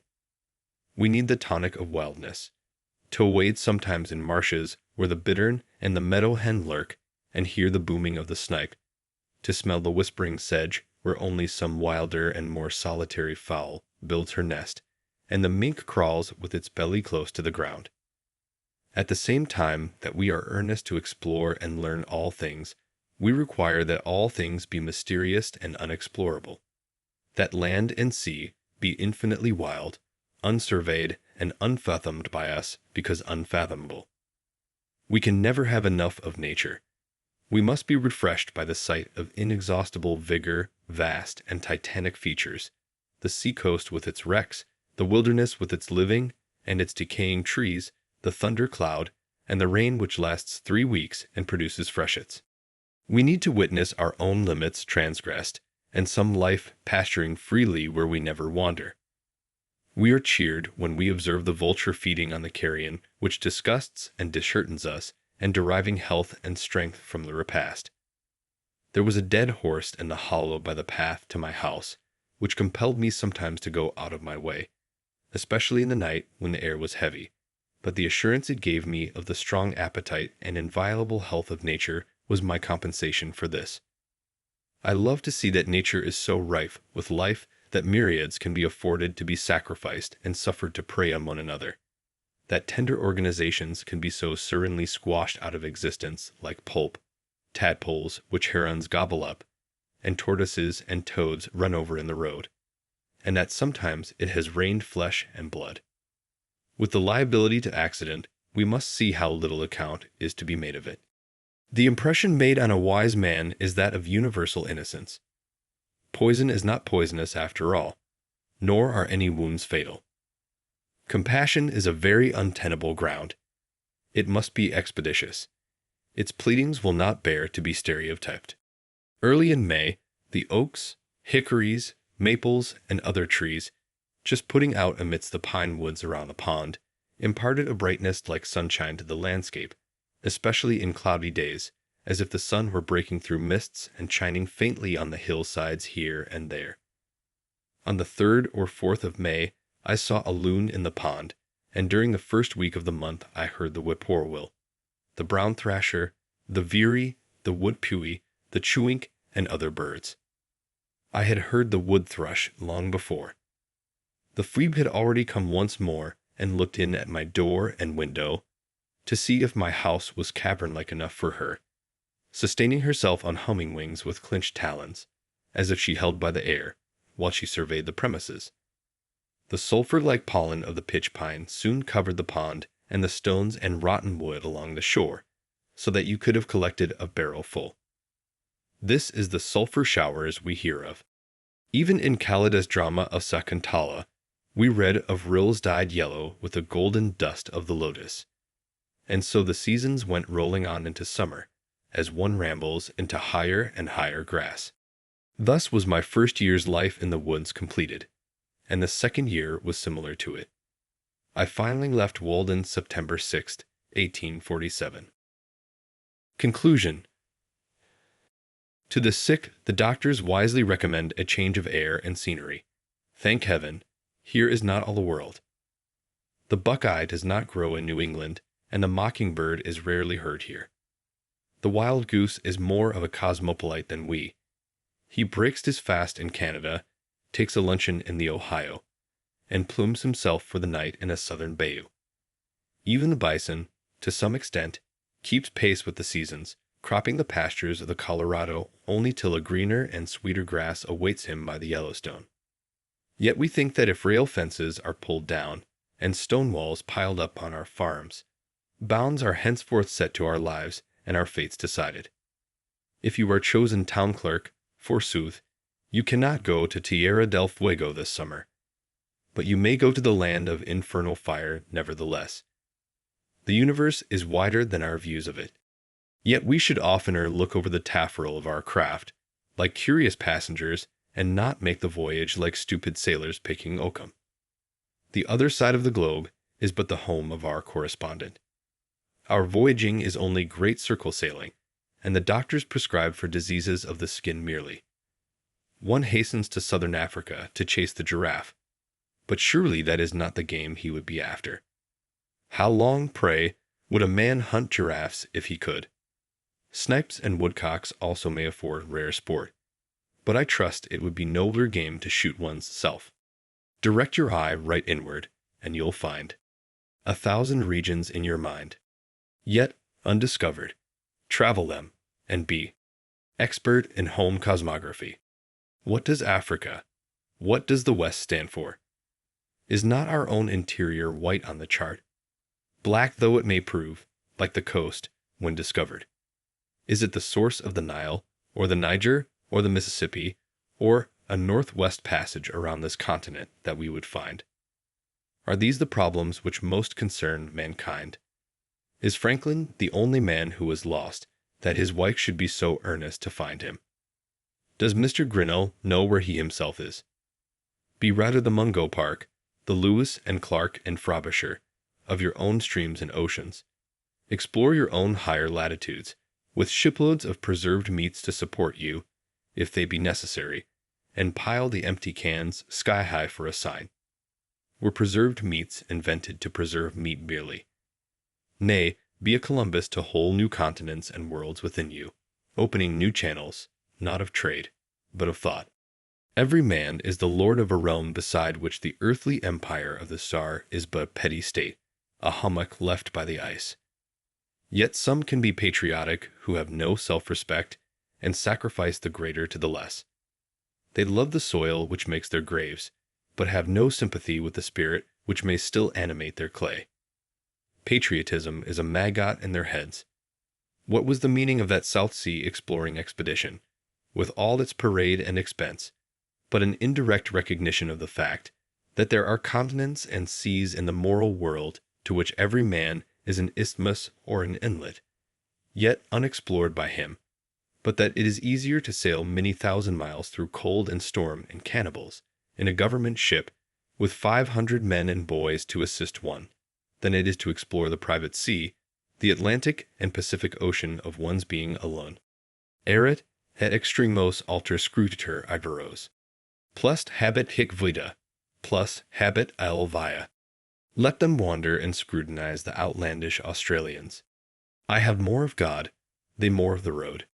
It is not worth the while to go round the world to count the cats in Zanzibar. Yet do this even till you can do better, and you may perhaps find some Sims hole by which to get at the inside at last. England and France, Spain and Portugal, Gold Coast and Slave Coast, all front on this private sea. But no bark from them has ventured out of sight of land, though it is without doubt the direct way to India. If you would learn to speak all tongues and conform to the customs of all nations, if you would travel farther than all travelers, be naturalized in all climes, and cause the Sphinx to dash her head against a stone, even obey the precept of the old philosopher and explore thyself. Herein are demanded the eye and the nerve. Only the defeated and deserters go to the wars, cowards that run away and enlist. Start now on that farthest western way which does not pause at the Mississippi or the Pacific, nor conduct toward a worn-out China or Japan, but leads on direct a tangent to this sphere, summer and winter, day and night, sun down, moon down, and at last earth down too. It is said that Mirabeau took to highway robbery to ascertain what degree of resolution was necessary in order to place one's self in formal opposition to the most sacred laws of society. He declared that a soldier who fights in the ranks does not require half so much courage as a footpad. That honor and religion have never stood in the way of a well-considered and a firm resolve. This was manly, as the world goes, and yet it was idle, if not desperate. A saner man would have found himself often enough in formal opposition to what are deemed the most sacred laws of society, through obedience to yet more sacred laws, and so have tested his resolution without going out of his way. It is not for a man to put himself in such an attitude to society, but to maintain himself in whatever attitude he find himself through obedience to the laws of his being, which will never be one of opposition to a just government if he should chance to meet with such. I left the woods for as good a reason as I went there. Perhaps it seemed to me that I had several more lives to live, and could not spare any more time for that one. It is remarkable how easily and insensibly we fall into a particular route, and make a beaten track for ourselves. I had not lived there a week before my feet wore a path from my door to the pond side, and though it is 5 or 6 years since I trod it, it is still quite distinct. It is true, I fear that others may have fallen into it, and so helped to keep it open. The surface of the earth is soft and impressible by the feet of men, and so with the paths which the mind travels. How worn and dusty, then, must be the highways of the world, how deep the ruts of tradition and conformity. I did not wish to take a cabin passage, but rather to go before the mast and on the deck of the world, for there I could best see the moonlight amid the mountains. I do not wish to go below now. I learned this, at least, by my experiment, that if one advances confidently in the direction of his dreams, and endeavors to live the life which he has imagined, he will meet with a success unexpected in common hours. He will put some things behind, will pass an invisible boundary. New, universal, and more liberal laws will begin to establish themselves around and within him, or the old laws be expanded and interpreted in his favor in a more liberal sense, and he will live with the license of a higher order of beings. In proportion as he simplifies his life, the laws of the universe will appear less complex, and solitude will not be solitude, nor poverty poverty, nor weakness weakness. If you have built castles in the air, your work need not be lost. That is where they should be. Now put the foundations under them. It is a ridiculous demand which England and America make, that you shall speak so that they can understand you. Neither men nor toadstools grow so. As if that were important, and there were not enough to understand you without them. As if nature could support but one order of understandings, could not sustain birds as well as quadrupeds, flying as well as creeping things, and hush and who, which bright can understand, were the best English. As if there were safety in stupidity alone. I fear chiefly lest my expression may not be extravagant enough, may not wander far enough beyond the narrow limits of my daily experience, so as to be adequate to the truth of which I have been convinced. Extravagance. It depends on how you are yarded. The migrating buffalo, which seeks new pastures in another latitude, is not extravagant like the cow which kicks over the pail, leaps the cowyard fence, and runs after her calf in milking time.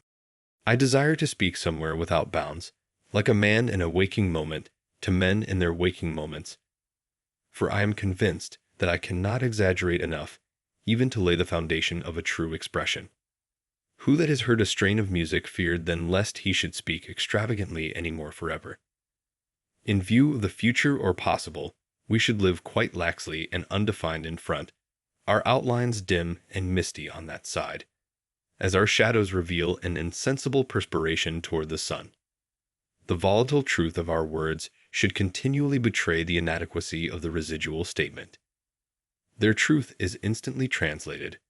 Its literal monument alone remains. The words which express our faith and piety are not definite, yet they are significant and fragrant like frankincense to superior natures. Why level downward to our dullest perception always, and praise that as common sense? The commonest sense is the sense of men asleep, which they express by snoring. Sometimes we are inclined to class those who are once and a half-witted with the half-witted, because we appreciate only a third part of their wit. Some would find fault with the morning read if they ever got up early enough. They pretend, as I hear, that the verses of Kabir have 4 different senses: illusion, spirit, intellect, and the exoteric doctrine of the Vedas. But in this part of the world, it is considered a ground for complaint if a man's writings admit of more than one interpretation. While England endeavors to cure the potato rot, will not any endeavor to cure the brain rot, which prevails so much more widely and fatally? I do not suppose that I have attained to obscurity, but I should be proud if no more fatal fault were found with my pages on this score than was found with the Walden ice. Southern customers objected to its blue color, which is the evidence of its purity, as if it were muddy, and preferred the Cambridge ice, which is white, but tastes of weeds. The purity men love is like the mists which envelop the earth, and not like the azure ether beyond. Some are dinning in our ears that we Americans, and moderns generally, are intellectual dwarfs compared with the ancients, or even the Elizabethan men. But what is that to the purpose? A living dog is better than a dead lion. Shall a man go and hang himself because he belongs to the race of pygmies, and not be the biggest pygmy that he can? Let every one mind his own business, and endeavor to be what he was made. Why should we be in such desperate haste to succeed, and in such desperate enterprises? If a man does not keep pace with his companions, perhaps it is because he hears a different drummer. Let him step to the music which he hears, however measured or far away. It is not important that he should mature as soon as an apple tree or an oak. Shall he turn his spring into summer? If the condition of things which we were made for is not yet, what were any reality which we can substitute? we will not be shipwrecked on a vain reality. Shall we with pains erect a heaven of blue glass over ourselves, though when it is done we shall be sure to gaze still at the true ethereal heaven far above, as if the former were not. There was an artist in the city of Kourou who was disposed to strive after perfection. One day it came into his mind to make a staff. Having considered that in an imperfect work time is an ingredient, but into a perfect work time does not enter, he said to himself, "It shall be perfect in all respects, though I should do nothing else in my life." He proceeded instantly to the forest for wood, being resolved that it should not be made of unsuitable material. And as he searched for and rejected stick after stick, his friends gradually deserted him, for they grew old in their works and died, but he grew not older by a moment. His singleness of purpose and resolution, and his elevated piety, endowed him, without his knowledge, with perennial youth. As he made no compromise with time, time kept out of his way, and only sighed at a distance because he could not overcome him. Before he had found a stock in all respects suitable, the city of Kourou was a hoary ruin, and he sat on one of its mounds to peel a stick. Before he had given it the proper shape, the dynasty of the Kandahars was at an end, and with the point of the stick he wrote the name of the last of that race in the sand, and then resumed his work. By the time he had smoothed and polished the staff, Kalpo was no longer the pole star, and ere he had put on the fur wool and the head adorned with precious stones, Brahma had awoke and slumbered many times. But why do I stay to mention these things? When the finishing stroke was put to his work, it suddenly expanded before the eyes of the astonished artist into the fairest of all the creations of Brahma. He had made a new system in making a staff, a world with full and fair proportions, in which, though the old cities and dynasties had passed away, fairer and more glorious ones had taken their places. And now he saw by the heap of shavings still fresh at his feet, that for him and his work the former lapse of time had been an illusion, and that no more time had elapsed than is required for a single scintillation from the brain of Brahma to fall on and inflame the tinder of a mortal brain. The material was pure, and his art was pure. How could the result be other than wonderful? No face which we can give to a matter will stead us so well at last as the truth. This alone wears well. For the most part, we are not where we are, but in a false position.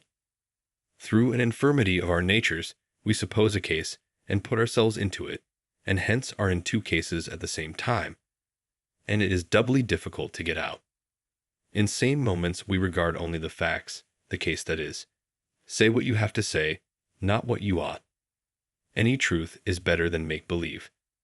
Tom Hyde, the tinker, standing on the gallows, was asked if he had anything to say. "Tell the tailors," said he, "to remember to make a knot in their thread before they take the first stitch." His companion's prayer is forgotten. However mean your life is, meet it and live it. Do not shun it and call it hard names. It is not so bad as you are. It looks poorest when you are richest. The fault finder will find faults even in paradise. Love your life, poor as it is. You may perhaps have some pleasant, thrilling, glorious hours, even in a poorhouse. The setting sun is reflected from the windows of the almshouse as brightly as from the rich man's abode. The snow melts before its door as early in the spring.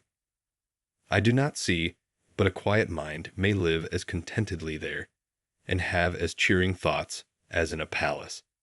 The town's poor seem to me often to live the most independent lives of any. Maybe they are simply great enough to receive without misgiving. Most think that they are above being supported by the town, but it oftener happens that they are not above supporting themselves by dishonest means, which should be more disreputable. Cultivate poverty like a garden herb, like sage. Do not trouble yourself much to get new things, whether clothes or friends. Turn the old, return to them. Things do not change, we change. Sell your clothes and keep your thoughts. God will see that you do not want society. If I were confined to a corner of a garret all my days, like a spider, the world would be just as large to me while I had my thoughts about me. The philosopher said, "From an army of 3 divisions, one can take away its general, and put it in disorder. From the man, the most abject and vulgar, one cannot take away his thought. Do not seek so anxiously to be developed, to subject yourself to many influences to be played on. It is all dissipation. Humility like darkness reveals the heavenly lights. The shadows of poverty and meanness gather around us, and lo, creation widens to our view. We are often reminded that if there were bestowed on us the wealth of Croesus, our aims must still be the same, and our means essentially the same. Moreover, if you are restricted in your range by poverty, if you cannot buy books and newspapers, for instance, you are but confined to the most significant and vital experiences. You are compelled to deal with the material which yields the most sugar and the most starch. It is life near the bone where it is sweetest. You are defended from being a trifler. No man loses ever on a lower level by magnanimity on a higher. Superfluous wealth can buy superfluities only. Money is not required to buy one necessary of the soul. I live in the angle of a leaden wall, into whose composition was poured a little alloy of bell metal. Often, in the repose of my midday, there reaches my ears a confused tintinnabulum from without. It is the noise of my contemporaries. My neighbors tell me of their adventures with famous gentlemen and ladies, what notabilities they met at the dinner table. But I am no more interested in such things than in the contents of the Daily Times. The interest and the conversation are about costume and manners chiefly. But a goose is a goose still. Dress it as you will. They tell me of California and Texas, of England and the Indies, of the Honorable Mr., of Georgia or of Massachusetts, all transient and fleeting phenomena, till I am ready to leap from their courtyard like the Mameluque. I delight to come to my bearings, not walk in procession with pomp and parade in a conspicuous place, but to walk even with the builder of the universe, if I may, not to live in this restless, nervous, bustling, trivial 19th century, but stand or sit thoughtfully while it goes by. What are men celebrating? They are all on a committee of arrangements and hourly expect a speech from somebody. God is only the president of the day, and Webster is his orator.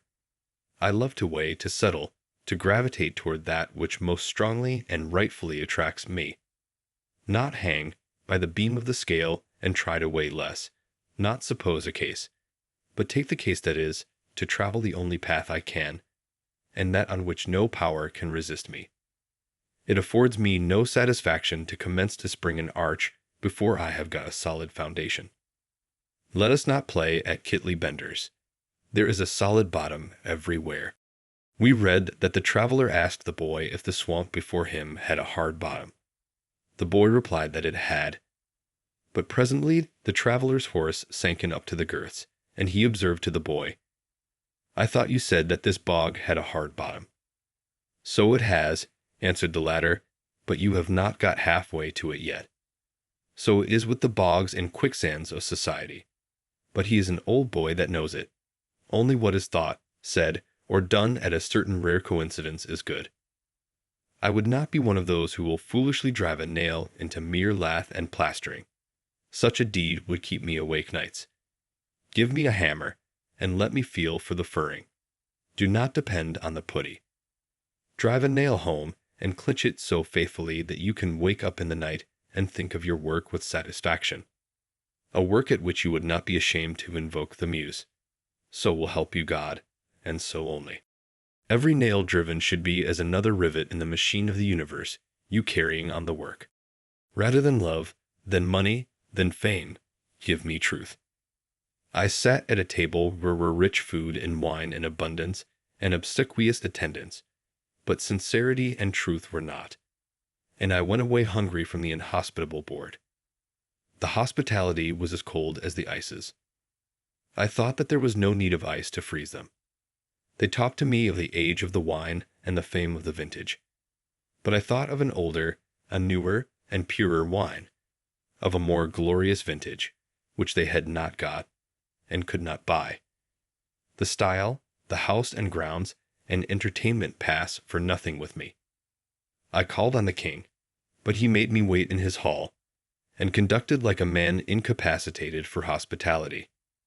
There was a man in my neighborhood who lived in a hollow tree. His manners were truly regal. I should have done better had I called on him. How long shall we sit in our porticos practicing idle and musty virtues, which any work would make impertinent? As if one were to begin the day with long suffering, and hire a man to hoe his potatoes, and in the afternoon go forth to practice Christian meekness and charity with goodness aforethought. Consider the China pride and stagnant self-complacency of mankind. This generation inclines a little to congratulate itself on being the last of an illustrious line, and in Boston and London and Paris and Rome, thinking of its long descent, it speaks of its progress in art and science and literature with satisfaction. There are the records of the philosophical societies and the public eulogies of great men. It is the good Adam contemplating his own virtue. Yes, we have done great deeds and sung divine songs, which shall never die. That is, as long as we can remember them. The learned societies and great men of Assyria, where are they? What youthful philosophers and experimentalists we are! There is not one of my readers who has yet lived a whole human life. These may be but the spring months in the life of the race. If we have had the 7 years' itch, we have not seen the 17-year locust yet and conquered. We are acquainted with a mere pellicle of the globe on which we live. Most have not delved 6 feet beneath the surface, nor leaped as many above it. We know not where we are. Beside, we are sound asleep nearly half our time. Yet we esteem ourselves wise, and have an established order on the surface. Truly, we are deep thinkers, we are ambitious spirits. As I stand over the insect crawling amid the pine needles on the forest floor, and endeavoring to conceal itself from my sight, and ask myself why it will cherish those humble thoughts, and hide its head from me who might, perhaps, be its benefactor, and impart to its race some cheering information, I am reminded of the greater benefactor and intelligence that stands over me, the human insect. There is an incessant influx of novelty into the world, and yet we tolerate incredible dullness. I need only suggest what kind of sermons are still listened to in the most enlightened countries. There are such words as joy and sorrow, but they are only the burden of a psalm, sung with a nasal twang, while we believe in the ordinary and mean. We think that we can change our clothes only. It is said that the British Empire is very large and respectable, and that the United States are a first-rate power. We do not believe that a tide rises and falls behind every man which can float the British Empire like a chip if he should ever harbor it in his mind. Who knows what sort of 17-year locust will next come out of the ground? The government of the world I live in was not framed, like that of Britain, in after-dinner conversations over the wine. The life in us is like the water in the river. It may rise this year higher than man has ever known it, and flood the parched uplands. Even this may be the eventful year which will drown out all our muskrats. It was not always dry land where we dwell. I see far inland the banks which the stream anciently washed, before science began to record its freshets. Every one has heard the story, which has gone the rounds of New England, of a strong and beautiful bug which came out of the dry leaf of an old table of apple tree wood, which had stood in a farmer's kitchen for 60 years, first in Connecticut, and afterward in Massachusetts, from an egg deposited in the living tree many years earlier still, as appeared by counting the annual layers beyond it, which was heard gnawing out for several weeks, hatched perchance by the heat of an urn. Who does not feel his faith in a resurrection and immortality strengthened by hearing of this? Who knows what beautiful and winged life, whose egg has been buried for ages under many concentric layers of woodenness in the dead dry life of society, deposited at first in the alburnum of the green and living tree, which has been gradually converted into the semblance of its well-seasoned tom, heard perchance gnawing out now for years by the astonished family of man, as they sat round the festive board, may unexpectedly come forth from amidst society's most trivial and handselled furniture to enjoy its perfect summer life at last. I do not say that John or Jonathan will realize all this, but such is the character of that morrow which mere lapse of time can never make to dawn. The light which puts out our eyes is darkness to us. Only that day dawns to which we are awake. There is more day to dawn. The sun is but a morning star.